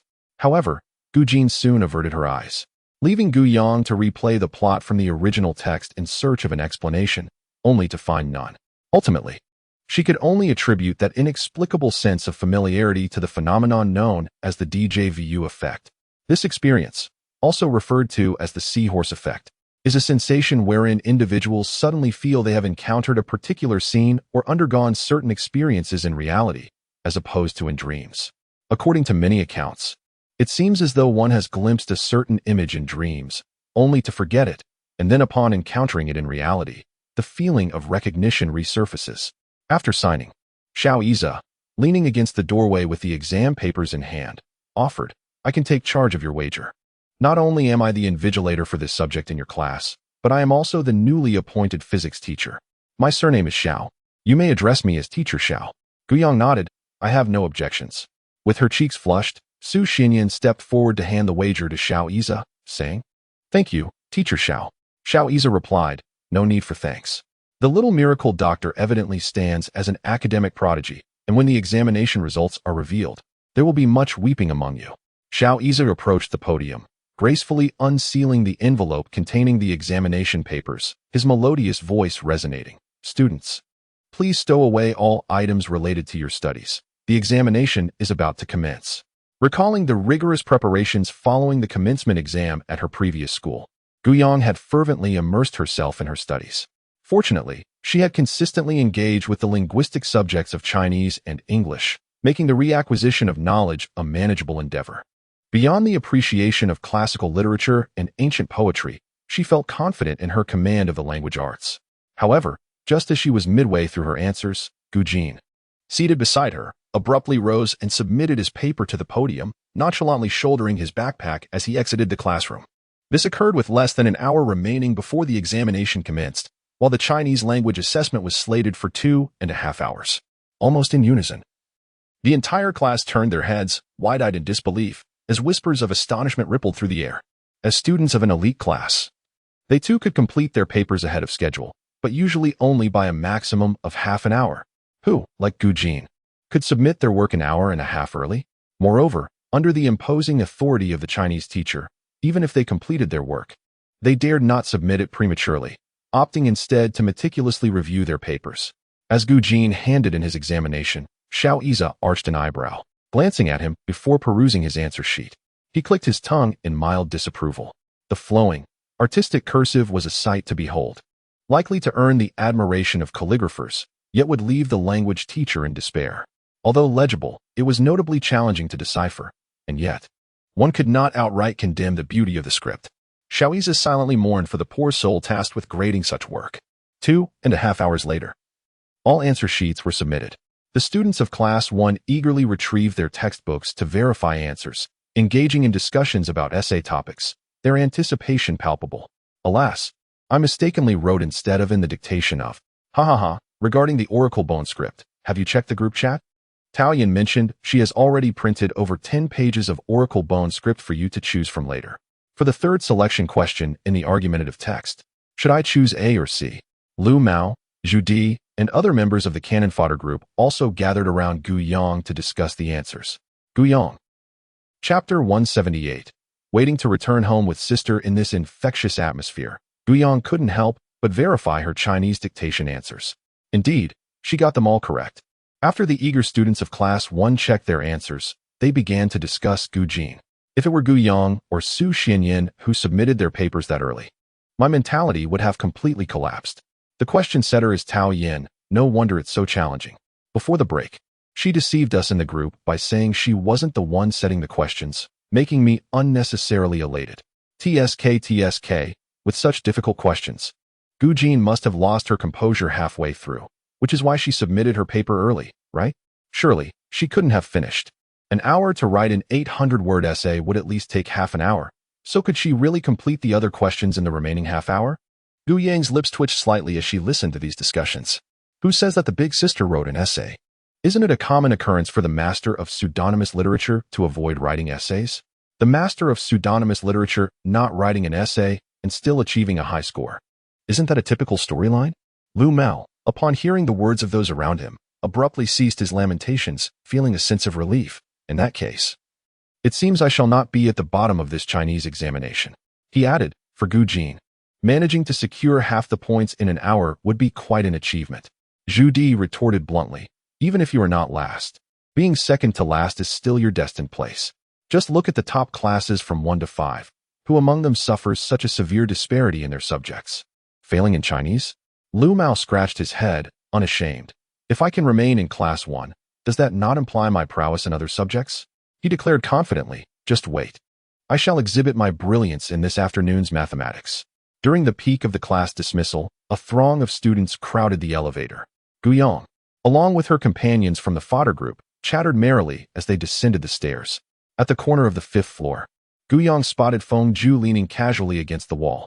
The youth, clad in a crisp white shirt, possessed a strikingly handsome profile, characterized by his fair complexion and delicate features, exuding both charm and grace.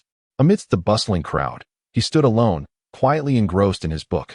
At that moment, he seemed to sense her presence and turned his gaze towards her, his eyes, clear and bright like sunlight filtering through the treetops in midsummer, lighting up with a smile as he softly greeted, "Sister."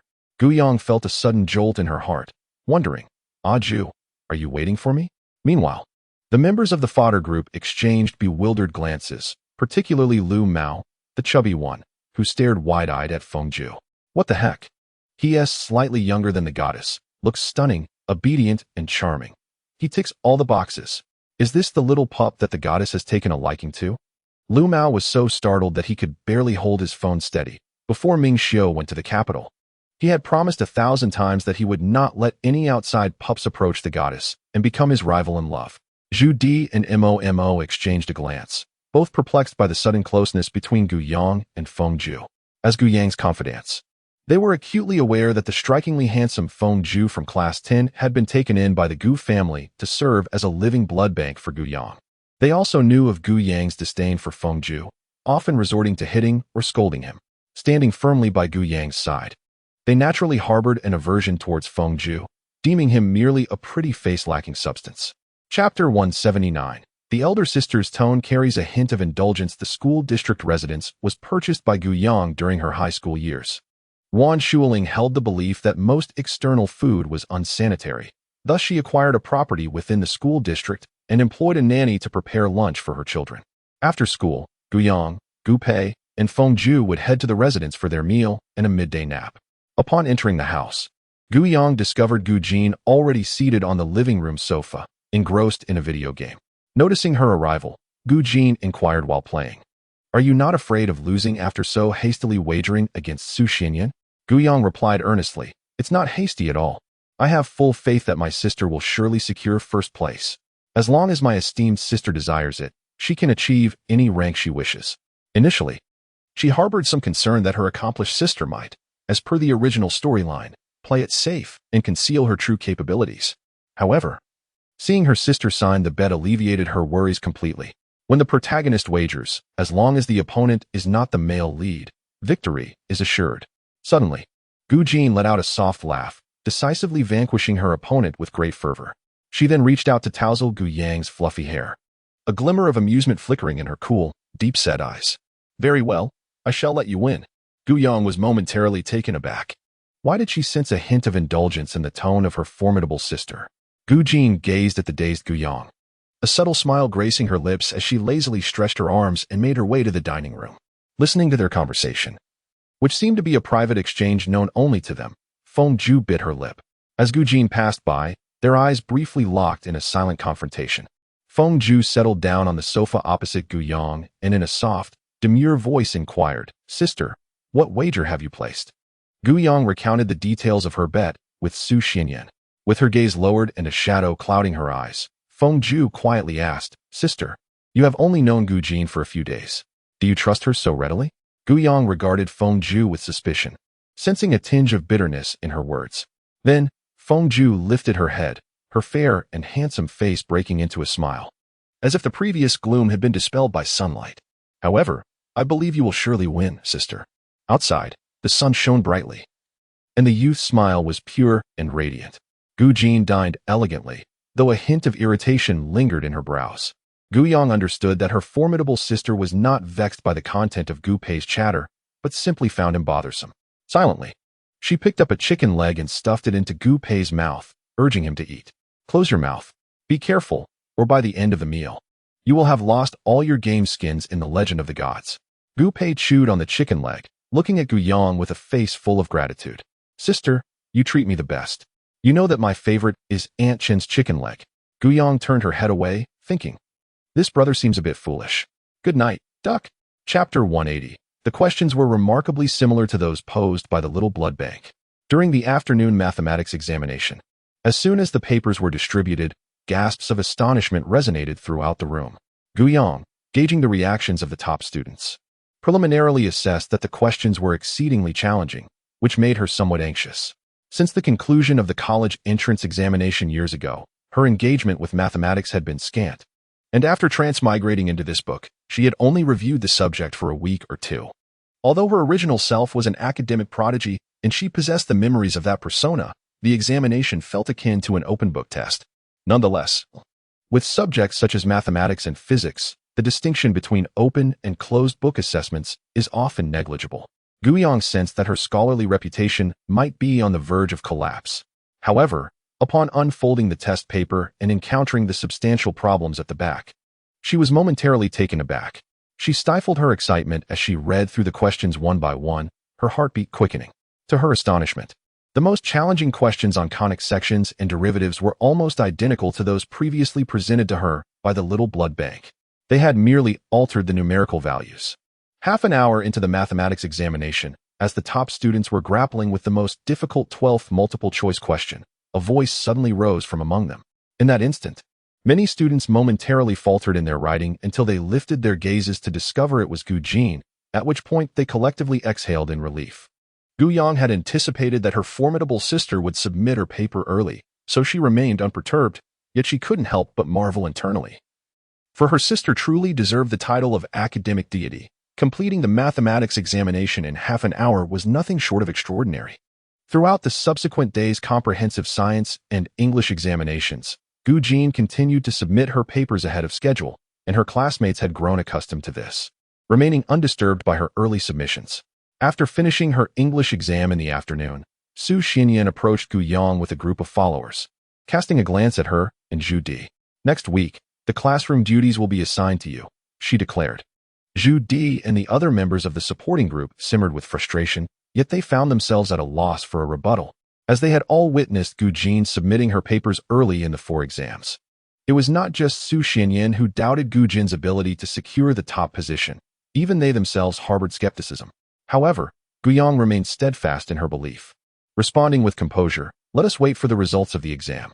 Besides Su Xianyan, Qi Yin burst into laughter. Gu Yang, do you truly believe that Gu Jin can achieve first place after submitting her papers early 4 times?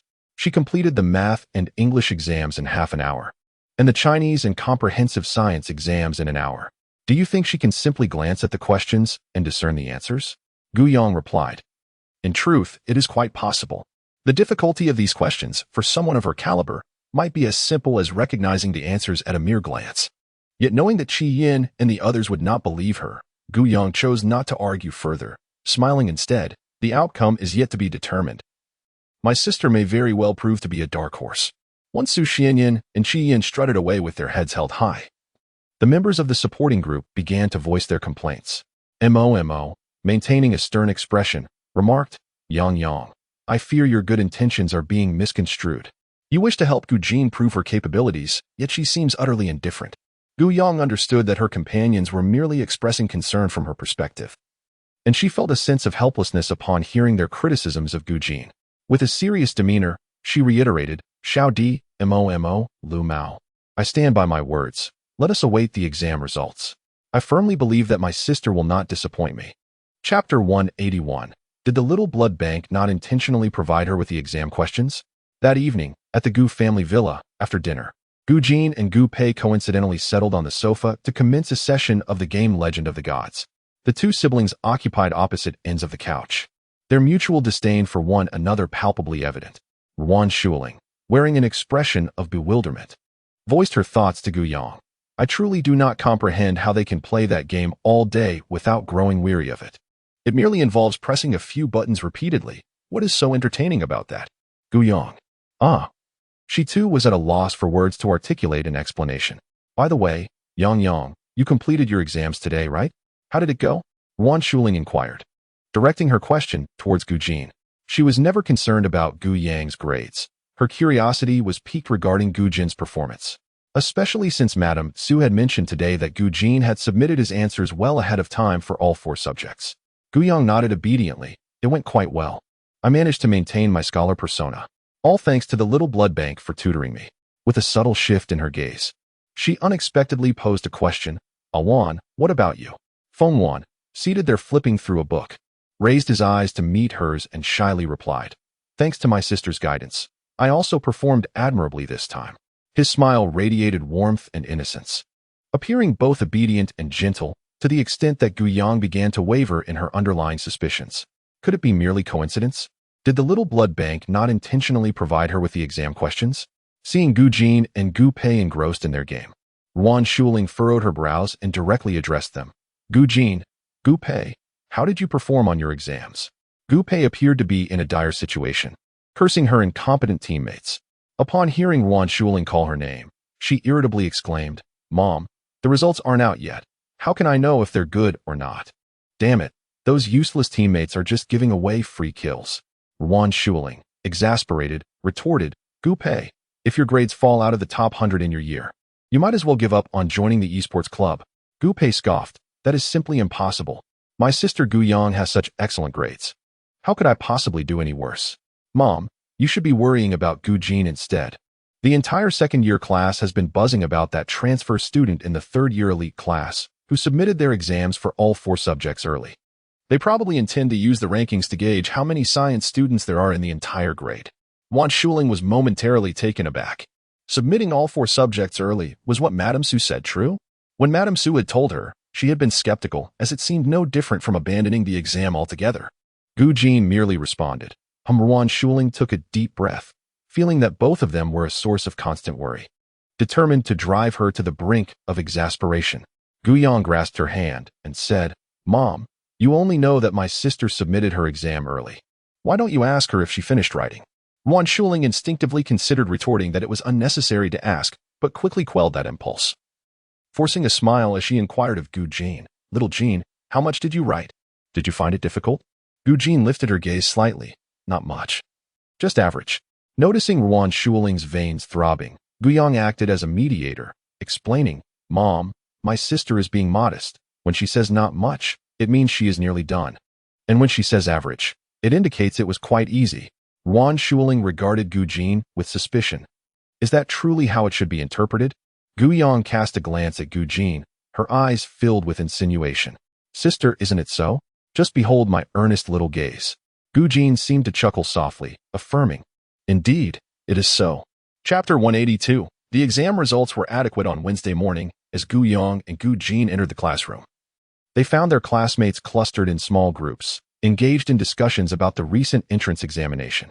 The moment I laid eyes on the exam paper, I comprehended that this assessment was devised by the senior year examination committee to dampen our spirits. Lu Mao lamented with a grim expression.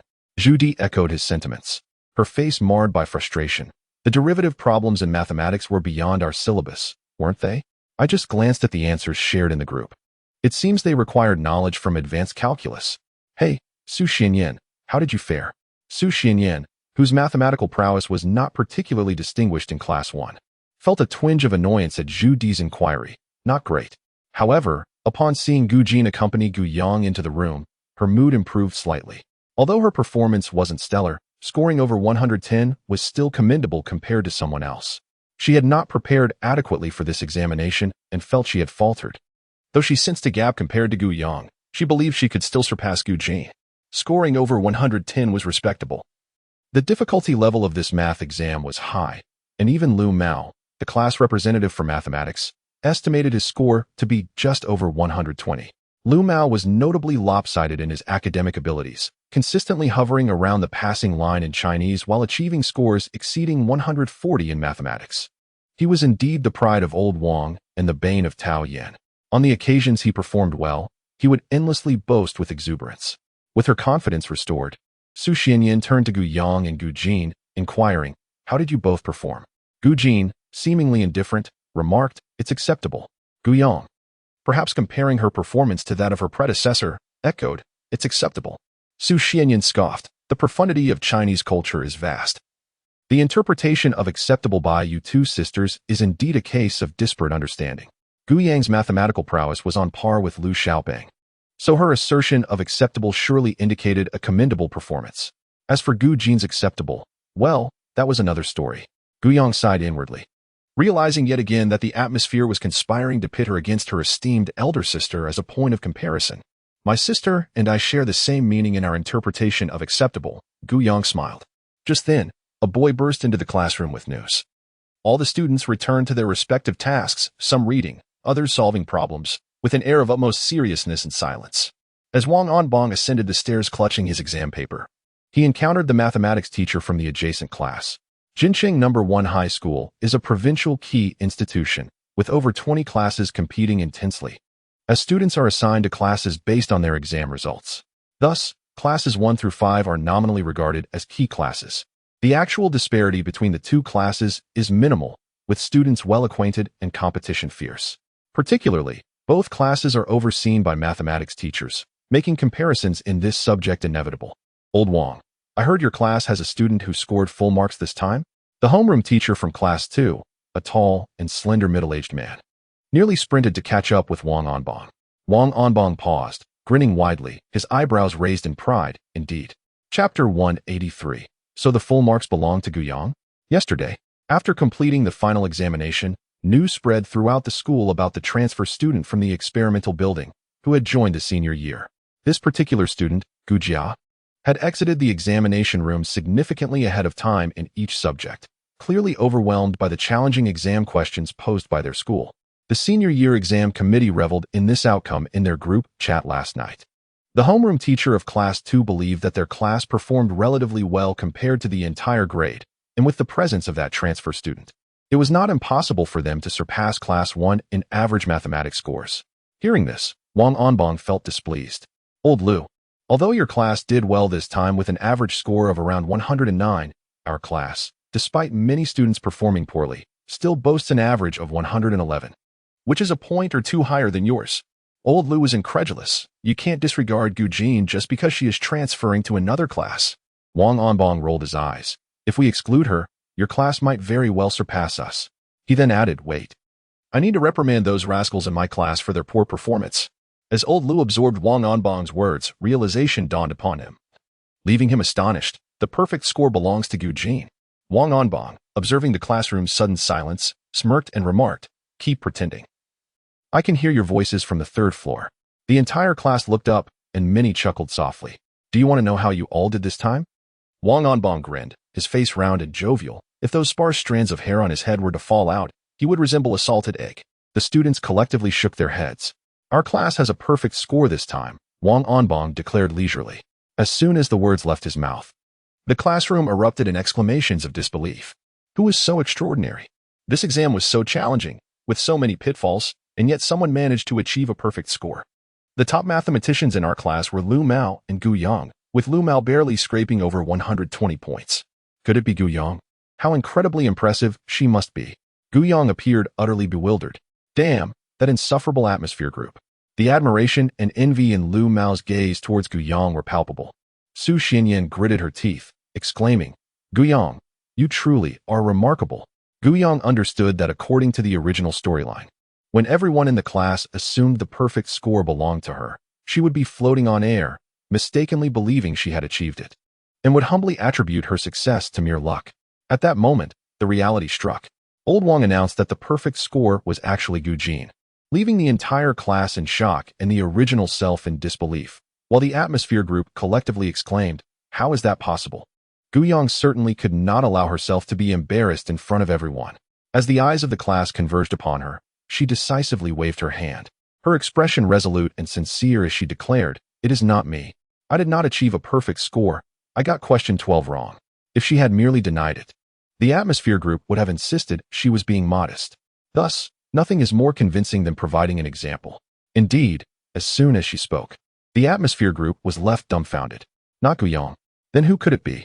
Goodness, has an unexpected contender emerged this time? Su Xianyan sighed in relief. Yet she found herself puzzled. Aside from Gu Yang and Liu Mao, the only other candidate capable of such a high score could be Shui Duo. But he was still absent from school due to taking a leave of absence. Liu Mao was momentarily taken aback, unable to comprehend the situation just like Su Xianyan. Old Wang, stop keeping us in suspense, urged the crowd, their gazes fixated on the beaming Wang Anbang. It was only then that Wang Anbang picked up the report card and announced the rankings. First place, Gu Jin, with a perfect score of 150. Good night. Chapter 184. Teacher, I suspect that Gu Jin has cheated. What the heck?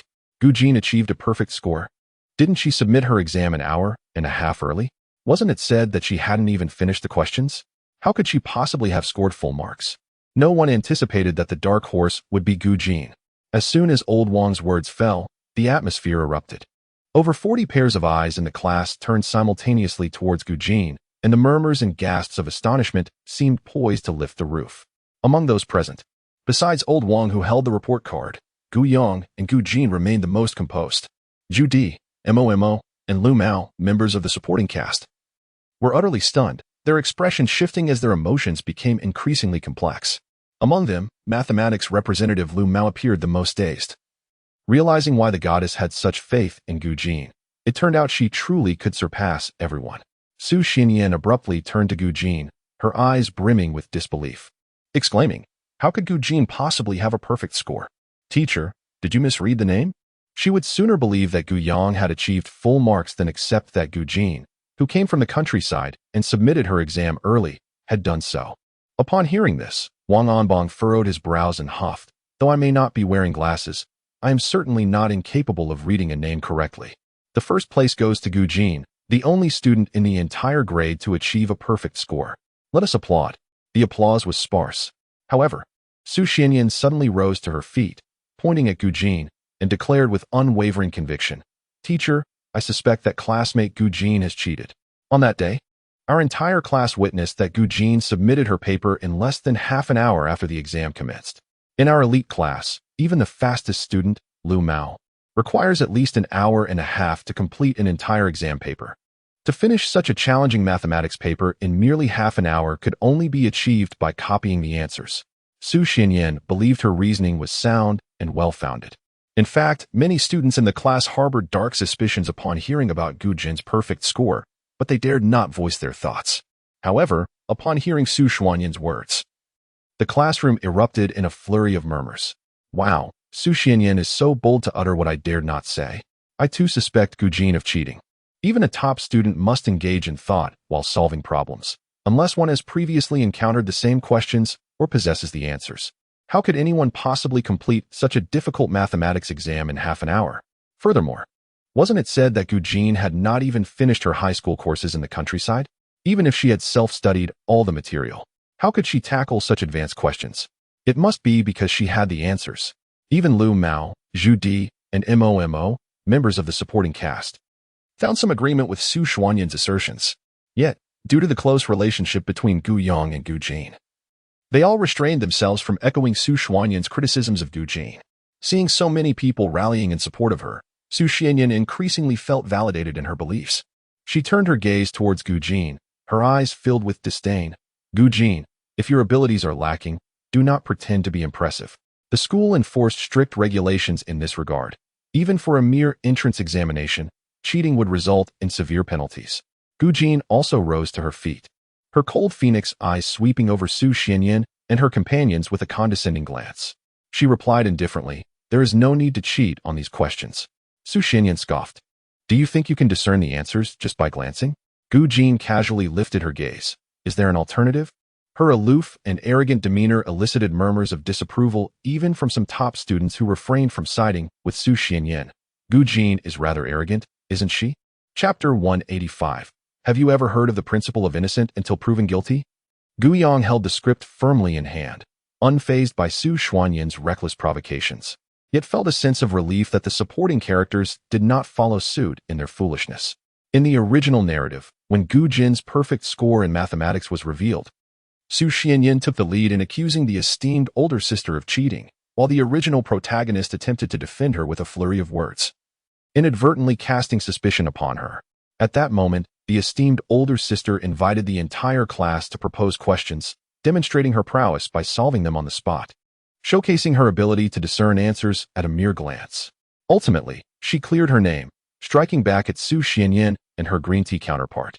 In the original story, the green tea character even resorted to cunning, deliberately searching online for an advanced question, only to be met with the same swift revelation from the esteemed older sister, resulting in a resounding slap to her face. While Gu found great satisfaction in watching this unfold, being embroiled in it herself now felt somewhat inappropriate. Why should the esteemed elder sister be burdened with the task of proving her innocence merely because others express skepticism? It seems that slander can be uttered with ease, while refuting such claims demands an arduous effort. As Su Xianyan and her companions derided Gu Jin, visibly vexed, Gu Yang rose to stand beside her, clapping her hands for silence. Lu Mao, accompanied by his two companions Zhang Shan and Li Shi, cupped his hands around his mouth and shouted, "Everyone, please be quiet." The trio's combined voices resonated powerfully, swiftly silencing the previously boisterous classroom. Gu Yang gave Lu Mao and his friends a thumbs up from behind before turning her gaze towards Su Xianyan, her eyes clear and piercing. "Su Xianyan, you allege that my sister cheated. Do you possess any evidence?" Su Xianyan momentarily faltered. "Evidence? Did I not mention it? How could she possibly complete the exam in half an hour?" Gu Yang chuckled lightly, stepping from her seat to stand before her, locking eyes. "That is merely your conjecture.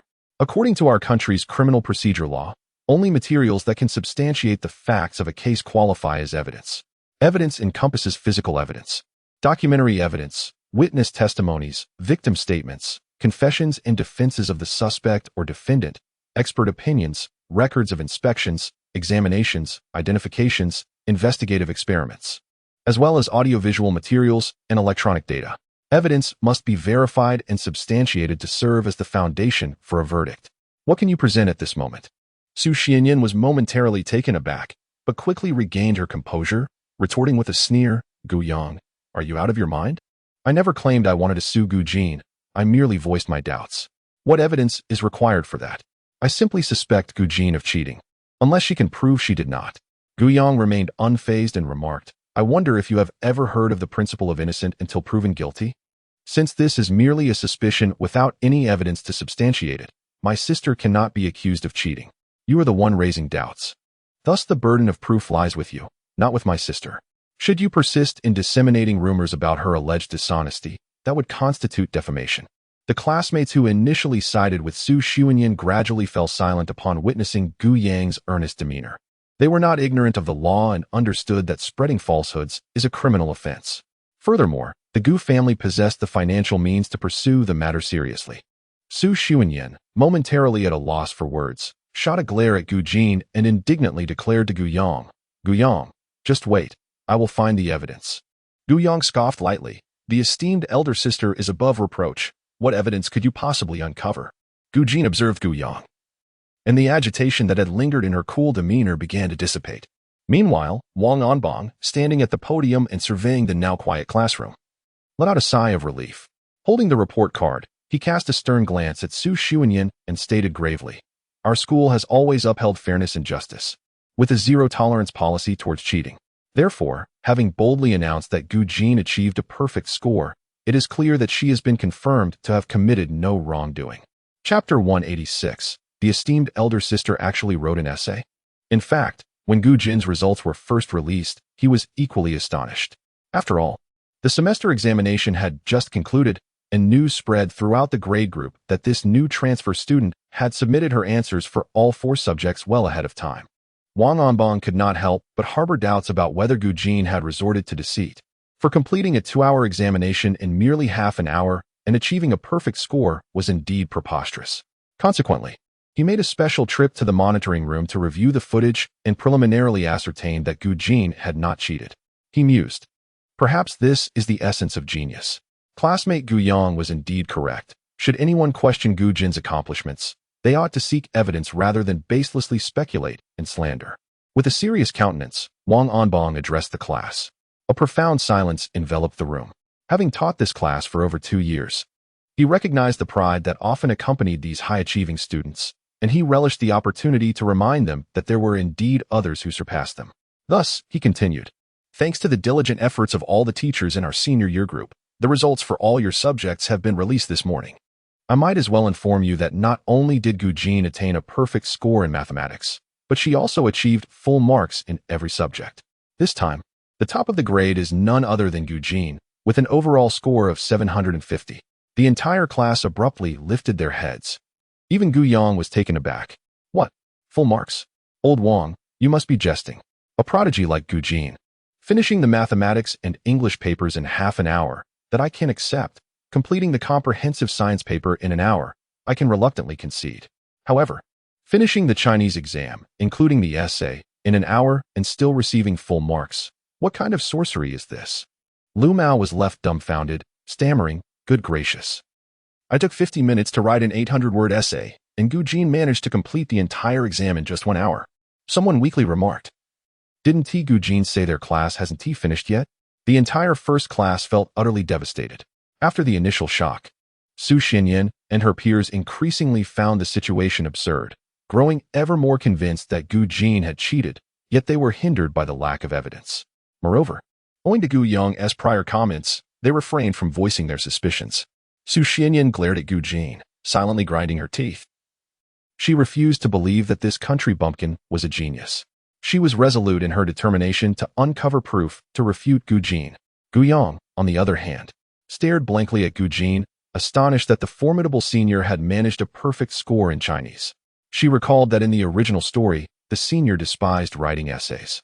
Even after revealing her true prowess, she still avoided essay writing until her Chinese teacher, exasperated from incessantly urging her, finally compelled her to write an essay for the college entrance examination. Wang Anbong, contentedly observing the incredulous expressions of the first class, fanned himself with the report card and remarked, this time, one of our classmates performed admirably, deserving of encouragement. After enduring Gu Jin's blow, the entire class appeared despondent, with only a few students murmuring softly. Perhaps it was a significant improvement. What more could one achieve with a decent score? Even Lu Mao only managed a little over 120 this time. Wang Anbong casually stated, the second place goes to Gu Yang with 145 points. Instantly, the class perked up. What? 145? How did Gu Yang score 145 on such difficult questions? Indeed, that was a remarkable improvement. Even Lu Mao and his mathematically inclined peers scored only in the 120s. So, Gu Yang merely claimed she had erred on the 12th multiple-choice question. And it was just that one question? In contrast to the incredulity surrounding Gu Jin's perfect score, the students of Class 1 were merely astonished by Gu Yang's high marks. Yet they harbored no doubts. Chapter 187. Teacher Xiao may have a fondness for Gu Jin. After all, it had always been their understanding that Gu Yang consistently ranked among the top. While Lu Mao and the other members of the supporting cast felt a complex mix of emotions upon learning about Gu Jin's flawless exam performance. They sincerely rejoiced for Gu Yang. My goddess is truly remarkable. I must strive to emulate her. Lu Mao exclaimed.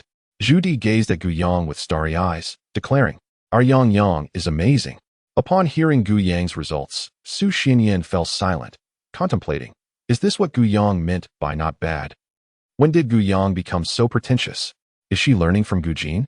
However, with Gu Jin's exemplary score serving as a shining example, the initial astonishment regarding Gu Yang's impressive marks quickly faded, and a tranquil silence enveloped the room.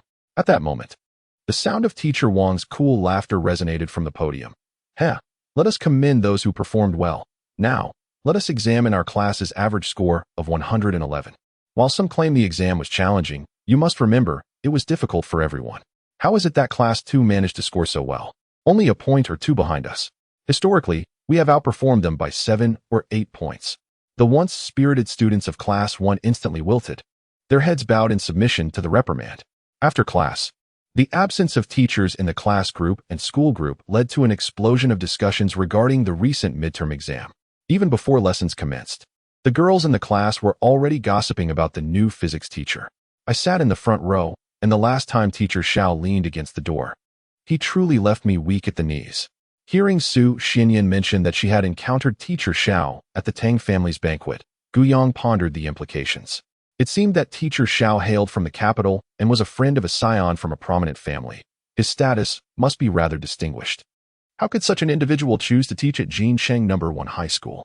Listening to the surrounding girls' chatter, Gu Yang mused that the reason was undoubtedly to pursue a storyline and win over a wife. Gu Jin meticulously arranged the items on her desk, ensuring that every book was aligned with precision. Observing her sister's compulsive behavior, Gu Yang lay her head on the table, thinking how serious her sister's obsession seemed. Curiously, she inquired, Sister, I heard from Mom that you never enjoyed writing essays during Chinese exams. What prompted you to write one this time? With a cool glance, Gu Jin replied, if I promise you victory, I must deliver. Gu Yang was momentarily taken aback. Given the difficulty of this exam, her sister could undoubtedly secure first place even without composing an essay. When Xiao Iza entered the classroom, a wave of excitement rippled through the students. Zhu Di clung to Mo's arm, exclaiming, Teacher Xiao is truly handsome. Suddenly, my childhood sweetheart seems less appealing. Mo, however, remained pragmatic, noting, Teacher Xiao invited Gu Jin to dance at the banquet, suggesting he might have an interest in her. His background must be significant. Perhaps he became a physics teacher for her sake. Zhu Di merely spoke in jest, as her long-standing affection for her childhood friend would not waver. Zhu Di's reaction was muted, but Su Xianyan, seated ahead, turned to Mo and quipped, I invited you to dance as well. Does that mean I have feelings for you too? Mo was taken aback. Su Xianyan huffed, Teacher Xiao probably just wanted to dance the devil's whirlpool. Mo and Zhu Di also realized that Su Xianyan had feelings for Xiao Yizhe. At that moment, they observed Xiao Yizhe approaching them. Sensing that he was walking towards her, Su Xianyan's cheeks flushed slightly, her heart racing. In Chapter 188, An Ordinary People's Teacher, Su Xianyan lowered her head to read, feeling Xiao Yizhe pause beside her. Suppressing her excitement, she looked up and joyfully exclaimed, Mr. Xiao. Simultaneously, Xiao Yizhe's voice resonated. Gu Jin, I heard your results have been released? Su Xianyan's voice abruptly halted as she then realized that Xiao Yizhe had his back to her, addressing Gu Jin instead. In the back row, Zhu Di and Mo witnessed the entire exchange and couldn't help but stifle their laughter. Gu Jin cast a brief glance at Xiao Yizhe. Responding with a soft Xiao Yizhe produced the previous wager, his expression adorned with a cultured and charming smile, placing the agreement on Gu Yang's desk. Gu Yang, your wager. Thank you, Mr. Xiao, Gu Yang replied. Only then did Xiao Yizhe turn to Su Xianyan, inquiring, is there something you wish to discuss? Su Xianyan, taken aback, pointed to herself, you don't recognize me? Xiao Yizhe explained with warmth and grace, this is my first class, so I am still unfamiliar with the students. Su Xianyan's expression soured. They had clearly met at the Tang family banquet, and Xiao Yizhe recognized both Gu Jin and Gu Yang, yet he did not know her. Gu Yang, holding the wager, smiled brightly at Su Xianyan, saying, Su Xianyan, a bet is a bet. My sister secured the first place in the class, so the duty roster for next week will be entrusted to you. Do remember to organize the list of classmates. Su Xianyan, feeling exasperated, was reluctant to exchange another word with Gu Yang, understood. Xiao Yizhe, the new physics teacher for Class 1, made his first appearance, offering a brief self-introduction. My name is Xiao Yizhe, a native of the capital. A graduate from the physics department of Jing University, an ordinary public school teacher. I look forward to spending the most unforgettable year of high school with you all. Gu Yang's lips twitched at his declaration of being an ordinary public school teacher. In contrast, she considered herself a rather unremarkable expert in psychological disorders. Su Xianyan listened to Xiao Yizhe's introduction, frowning slightly, feeling a twinge of disappointment.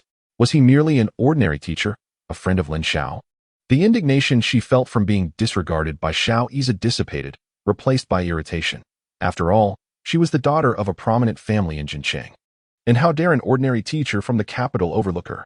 The students in Class 1, however, were less concerned with Xiao Yizhe's background and more intrigued by his youthful appearance. Teacher Xiao, you look so young.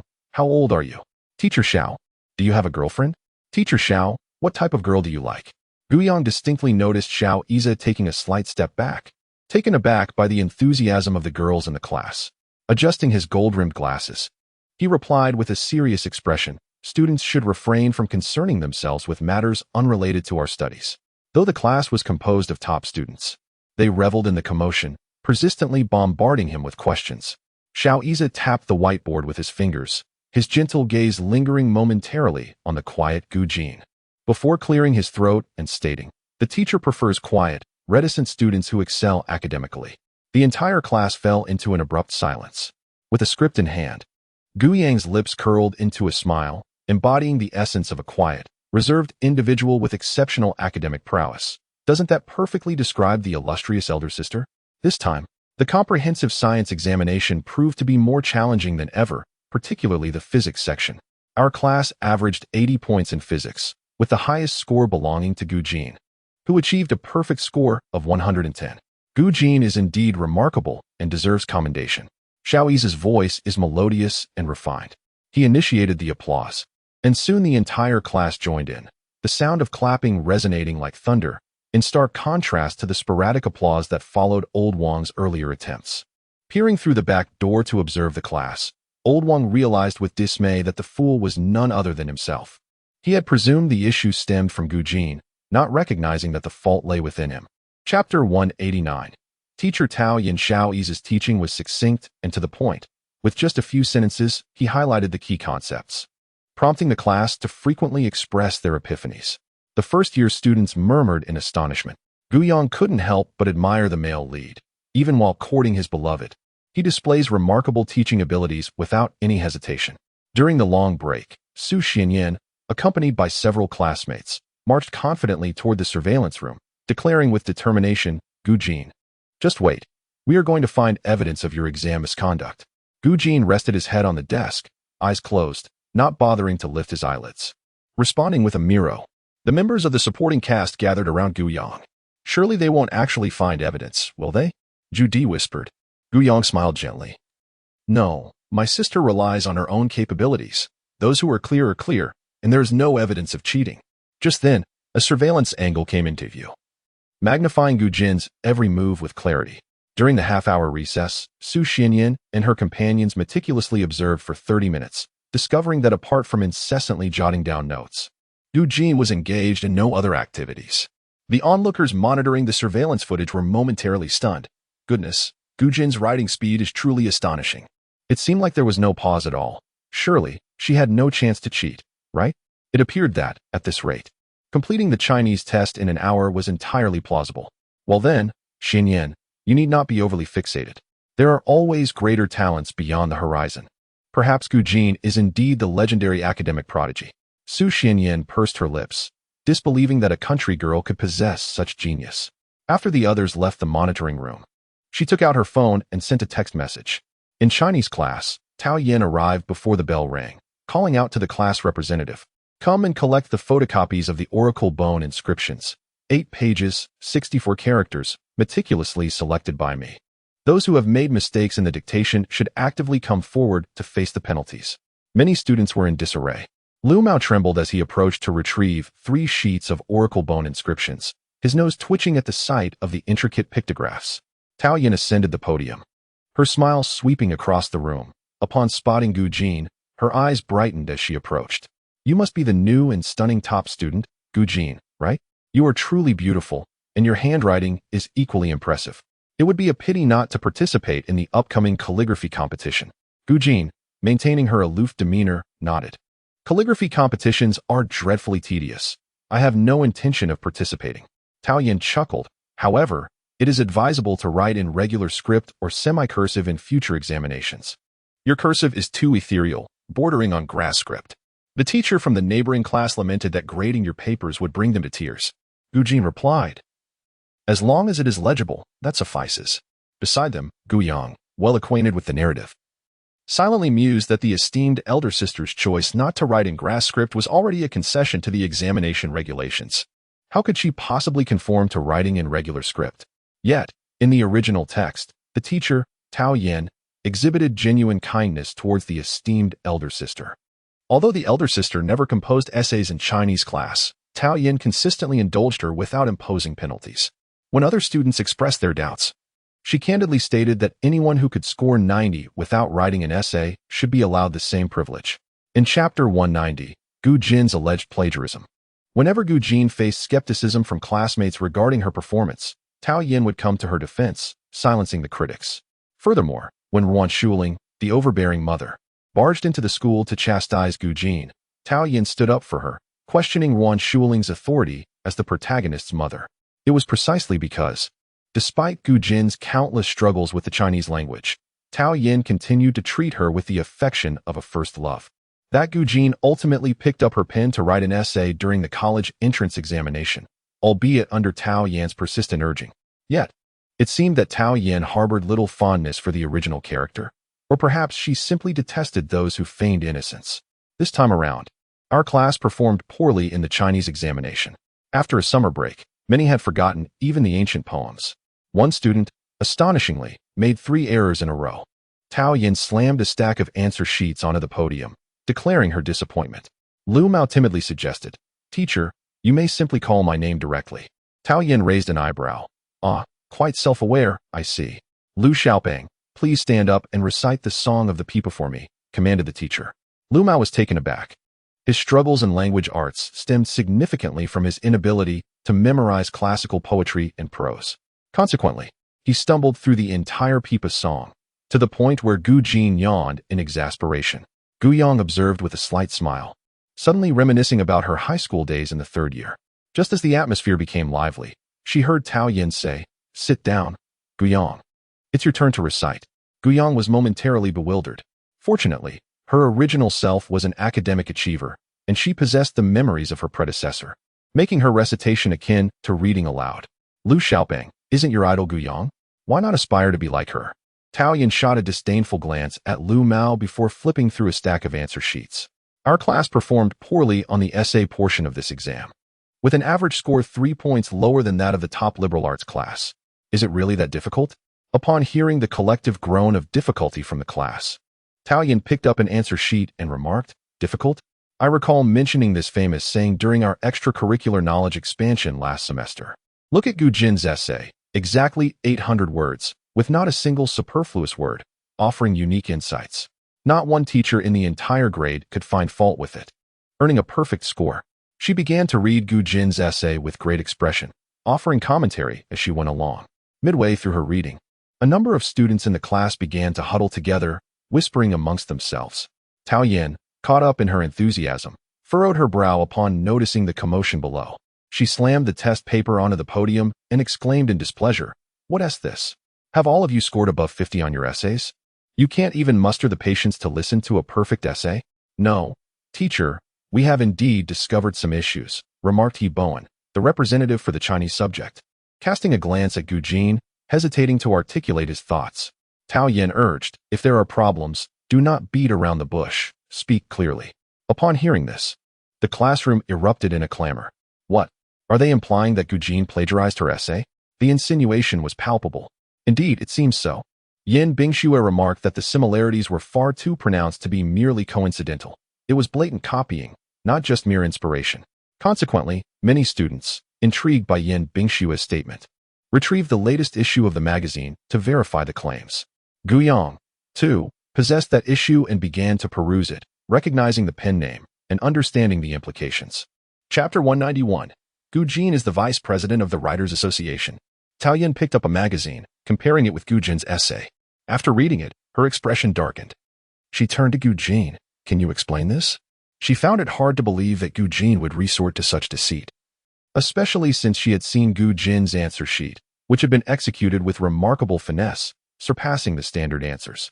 With such literary prowess, there seemed to be no need for dishonesty. Gu Jin languidly rested her head on one hand, surveying the onlookers flipping through the magazine, and then looked at Tao Yin, raising an eyebrow slightly. "Teacher, did you not say that one cannot replicate their previous essays?" Tao Yin was momentarily taken aback. She had considered countless explanations, yet Gu Jin's response was surprisingly the most logical. She gazed at the composed and serene girl, and although there was no tangible evidence, an inexplicable conviction stirred within her that Gu Jin spoke the truth. However, the sentiments of others diverged sharply as many began to scoff derisively. Such audacity! This essay was penned by the renowned author Gu Jing, who happens to be the vice president of the Writers Association. Although your name bears a striking resemblance to their pen name, one cannot impersonate another in such a manner. Su Xuanyan had just exited the surveillance room when she was met with the scornful voices of the crowd, her grip on her phone tightening. Indeed, Gu Jin had cheated. At that moment, Gu Yang rose and approached the podium, opening the web browser on the computer and directly searching for author Gu Jing. An encyclopedia entry about Gu Jing appeared on the screen. Gu Yang's sudden movement captured everyone's attention, and they turned to her, puzzled about her intentions. Tao Yin frowned at Gu Yang, having heard that Gu Yang and Gu Jin were half-sisters. Given Gu Yang's usual pretentiousness, was she trying to join the others in denouncing Gu Jin? Gu Yang clicked on the encyclopedia entry, enlarged the screen, and then pointed to the author's real name, stating, "Author Gu Jing, originally named Gu Jin." Before questioning whether my sister is the original author, shouldn't one first familiarize themselves with the original author's real name? The entire class fell into silence. Goodness, Gu Jing is Gu Jin? Surely this cannot be a coincidence. After all, she is the vice president of the Writers' Association. Gu Jin and Gu Yang are of the same age, merely 17. The class discreetly searched for Gu Jing beneath their desks. Discovering that this enigmatic author had not even posted a single identification photo online, yet her age was listed 17. 17, names matched, ages aligned. Surely, when coincidences abound, they can no longer be mere coincidence. Goodness, a 17-year-old vice president of the Writers' Association is truly remarkable. The overwhelming majority now believe that Gu Jin is indeed the writer Gu Jing, yet a small faction remains skeptical. Yao Bingxue furrowed her brow and remarked, "There are countless individuals in this world with the same name and age. Perhaps Gu Jin merely capitalized on this coincidence to impersonate the vice president of the Writers' Association." Gu Jin rose and casually picked up the magazine in front of Yao Bingxue, flipping it over to reveal the cover, and pointed at the publication date. "Are you blind?" she queried. Yao Bingxue stared at the date in astonishment. The surrounding classmates also began to register the revelation, so Gu Jin was truly the writer Gu Jing. The vice president of the Writers' Association? Wasn't it said she came from the countryside? How did she ascend to such a prominent position? The entire class was in shock, the atmosphere punctuated by incredulous murmurs of disbelief. Zhu Di, Mo, and Lu Mao, along with other peripheral members, were collectively bewildered. Their emotions a tangled web while gazing at the very Gu Jing. Tao Yin cast a complex glance at Gu Yang, feeling a twinge of shame for her previous malicious conjectures. It appeared that this student had undergone considerable transformation over the course of the summer.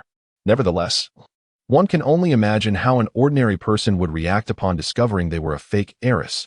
Their mindset would inevitably shift. Furthermore, as Gu Yang had previously stated, before questioning others, one ought to first examine whether their own assumptions hold merit.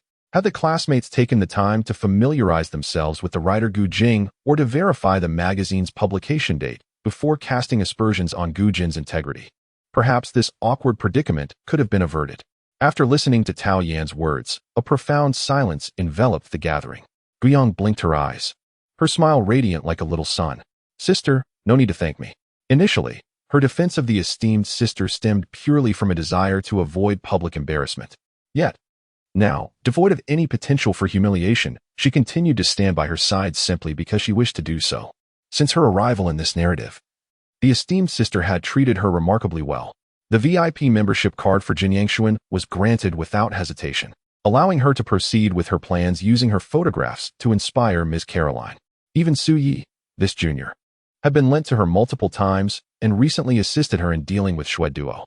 Relationships between individuals are inherently reciprocal. The esteemed sister's kindness naturally compelled her to defend her. However, why was the esteemed sister so indulgent towards her? Gu Yang lowered her gaze, lost in thought.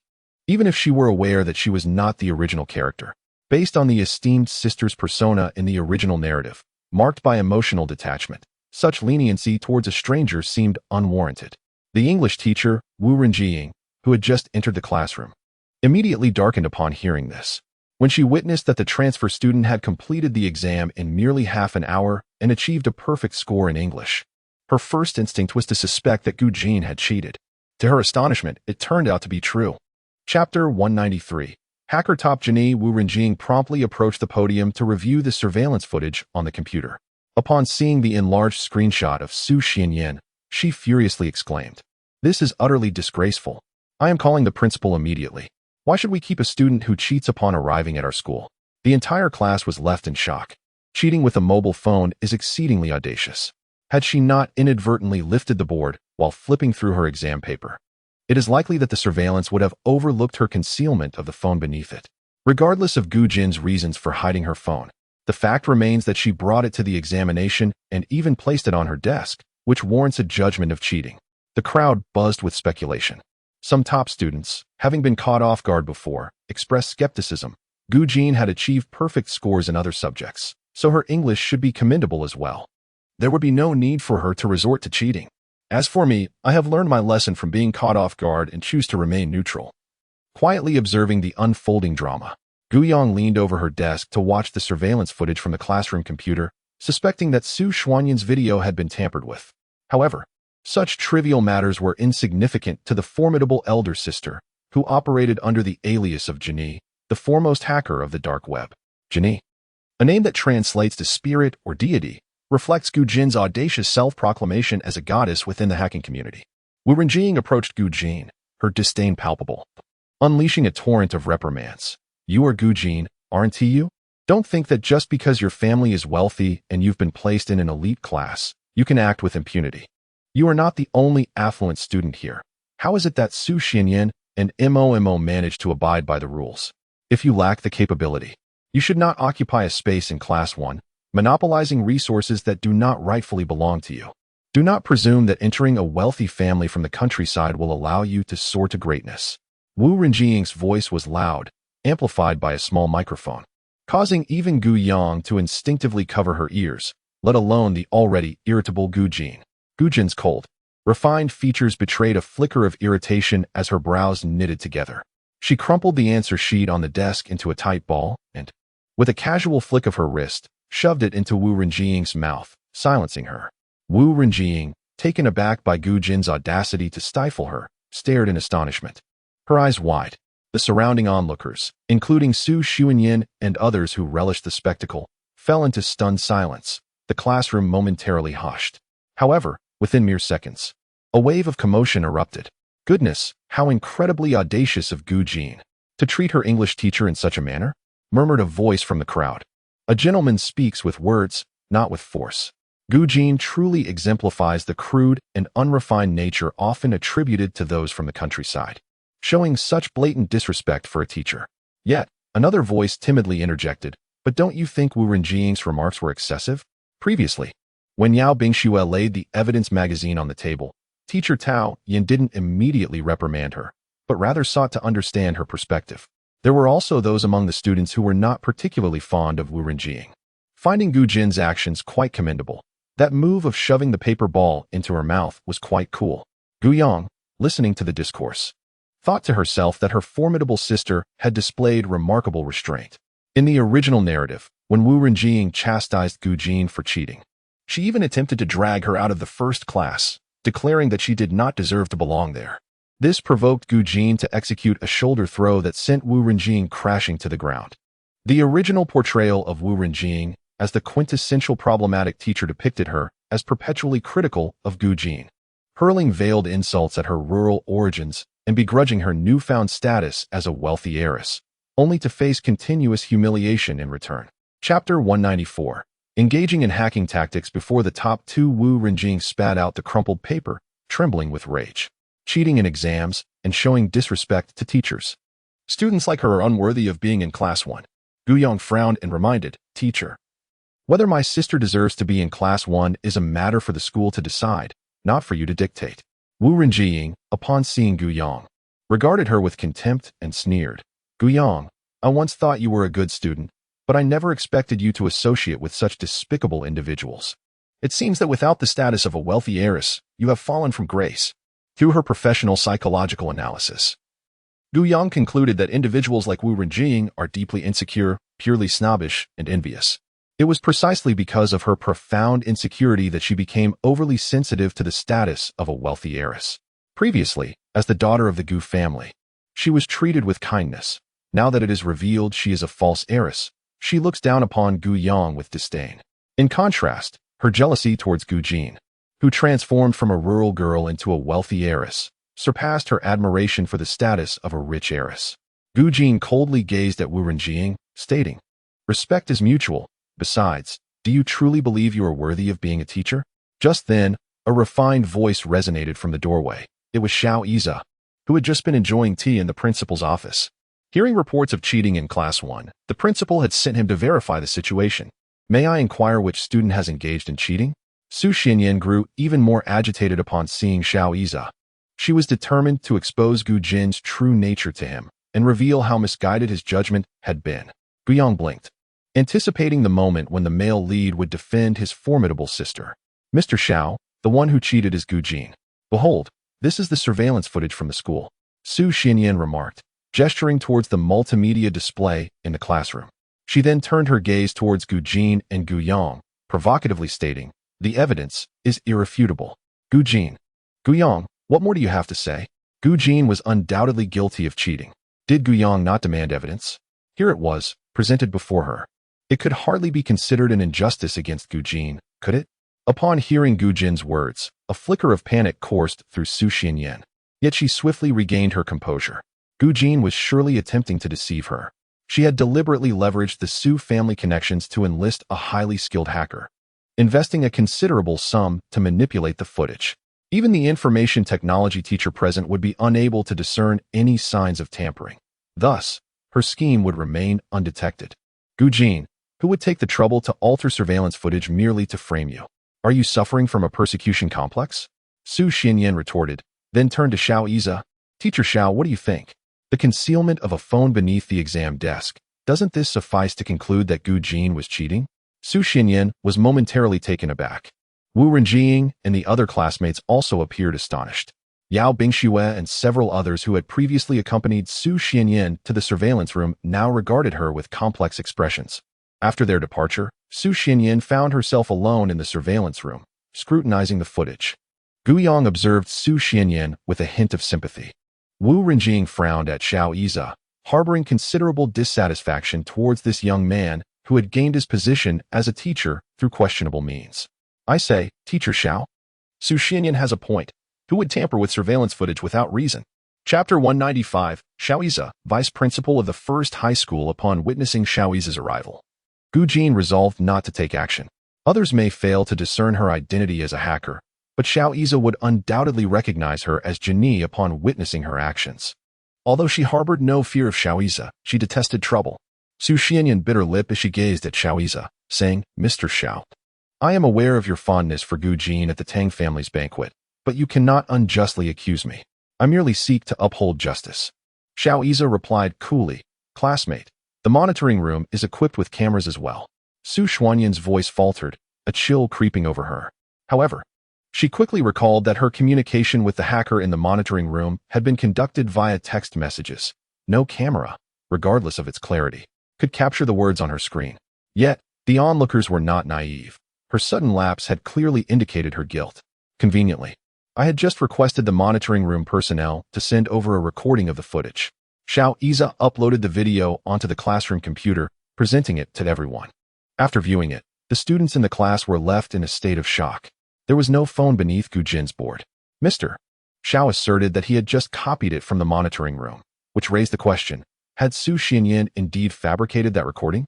Xiao Iza continued, moreover, in the video, Gu Jin was diligently taking notes during the listening comprehension and exam, leaving her with no opportunity to cheat. Thus, the appearance of a phone is exceedingly implausible. With ample evidence, a rational analysis, and Su Xuanyan's clear signs of unease, even the most oblivious would recognize who was lying, especially considering the intelligence of the students in this class. Yao Bingxue stepped forward and said, Su Xianyan, so the reason you sent us away to remain alone in the surveillance room was to fabricate evidence? Su Xianyan shook her head, still unwilling to admit, I did not. At that moment, Gu Jin suddenly snatched her phone away. Su Xianyan was taken aback and immediately lunged to reclaim her device, exclaiming in frustration, Gu Jin, what are you doing? Gu Jin nonchalantly evaded her grasp, using facial recognition to unlock the phone, revealing the messages on the screen directed at her face. A wicked smile playing at the corners of her lips. Is this evidence sufficient? A group of curious students nearby leaned in to catch a glimpse. Lu Mao exclaimed, Wow! Su Xianyan, you are incredible. You actually spent over 100,000 to hire a hacker to edit the photos. Zhu Di added, this is the evidence on your phone. It's undeniable now, isn't it? How is this possible? Su Xianyan stared in shock at the chat history with the hacker. She distinctly remembered having deleted the chat records, even clearing the recently deleted folder. How could the messages have reappeared out of thin air? Gu Jin tossed her phone onto the table and turned to Xiao Iza with a somewhat carefree demeanor. Mr. Xiao, since the principal has entrusted you with handling this matter, how do you propose we proceed? Xiao Iza's refined and gentle countenance radiated warmth, and he stated, It is evident that classmate Gu Jin did not engage in any cheating during the examination. As for classmate Su Xianyan, she has fabricated evidence to falsely accuse others of cheating, which, according to school regulations, warrants a serious reprimand, a notice to the entire school, and parental notification. He glanced at Wu Renjing, his tone gentle yet detached. Furthermore, I kindly request this teacher to apologize to student Gu Jin. According to our school's code of ethics for teachers, educators should care for their students, refraining from sarcasm, ridicule, or discrimination. Wu Renjing furrowed her brow, responding, I have been teaching at the first high for over a decade. What qualifications do you, a newcomer, have to make such demands of me? Xiao Yi's demeanor was slightly nonchalant as he chuckled softly. This esteemed teacher, aside from being a physics instructor, is also the newly appointed vice principal of the first high. Wu Renjing was taken aback. She had heard that the school had a new vice principal, but she had not anticipated that it would be this young physics teacher. The students in the class were collectively astonished. Someone timidly remarked, Isn't a vice principal in their 20s supposed to be an ordinary teacher? Upon realizing Xiao Yi's position, Wu Renjing's attitude did a complete about-face, her previous arrogance based on seniority evaporating. However, she remained somewhat reluctant to apologize to student Gu Jin. Student Gu Jin, the teacher has misjudged you. Please do not take it to heart. Gu Jin ignored her, resting his face on a book atop the desk, drifting into sleep. Wu Renjing's forehead twitched in frustration. She was about to report to Vice Principal Xiao Yi, claiming that this student disrespected her, but as she turned, she found him already exiting the room. Some students should not presume that performing well on exams grants them the right to act arrogantly. I have taught at the first high for over a decade and have witnessed many who, despite their self-assuredness, weep in despair during the college entrance examinations. Having wealth may assist you temporarily, but can it truly influence the outcome of the exams? Do not assume that it is merely Gu Jin's impatience.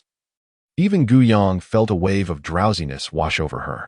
Just 5 minutes before class ended, the campus broadcast announced the revelation of Su Xuanyan's forgery of evidence to defame Gu Jin as a cheater. Su Xuanyan's expression darkened, and the faint affection she once harbored for Xiao Yi dissipated entirely.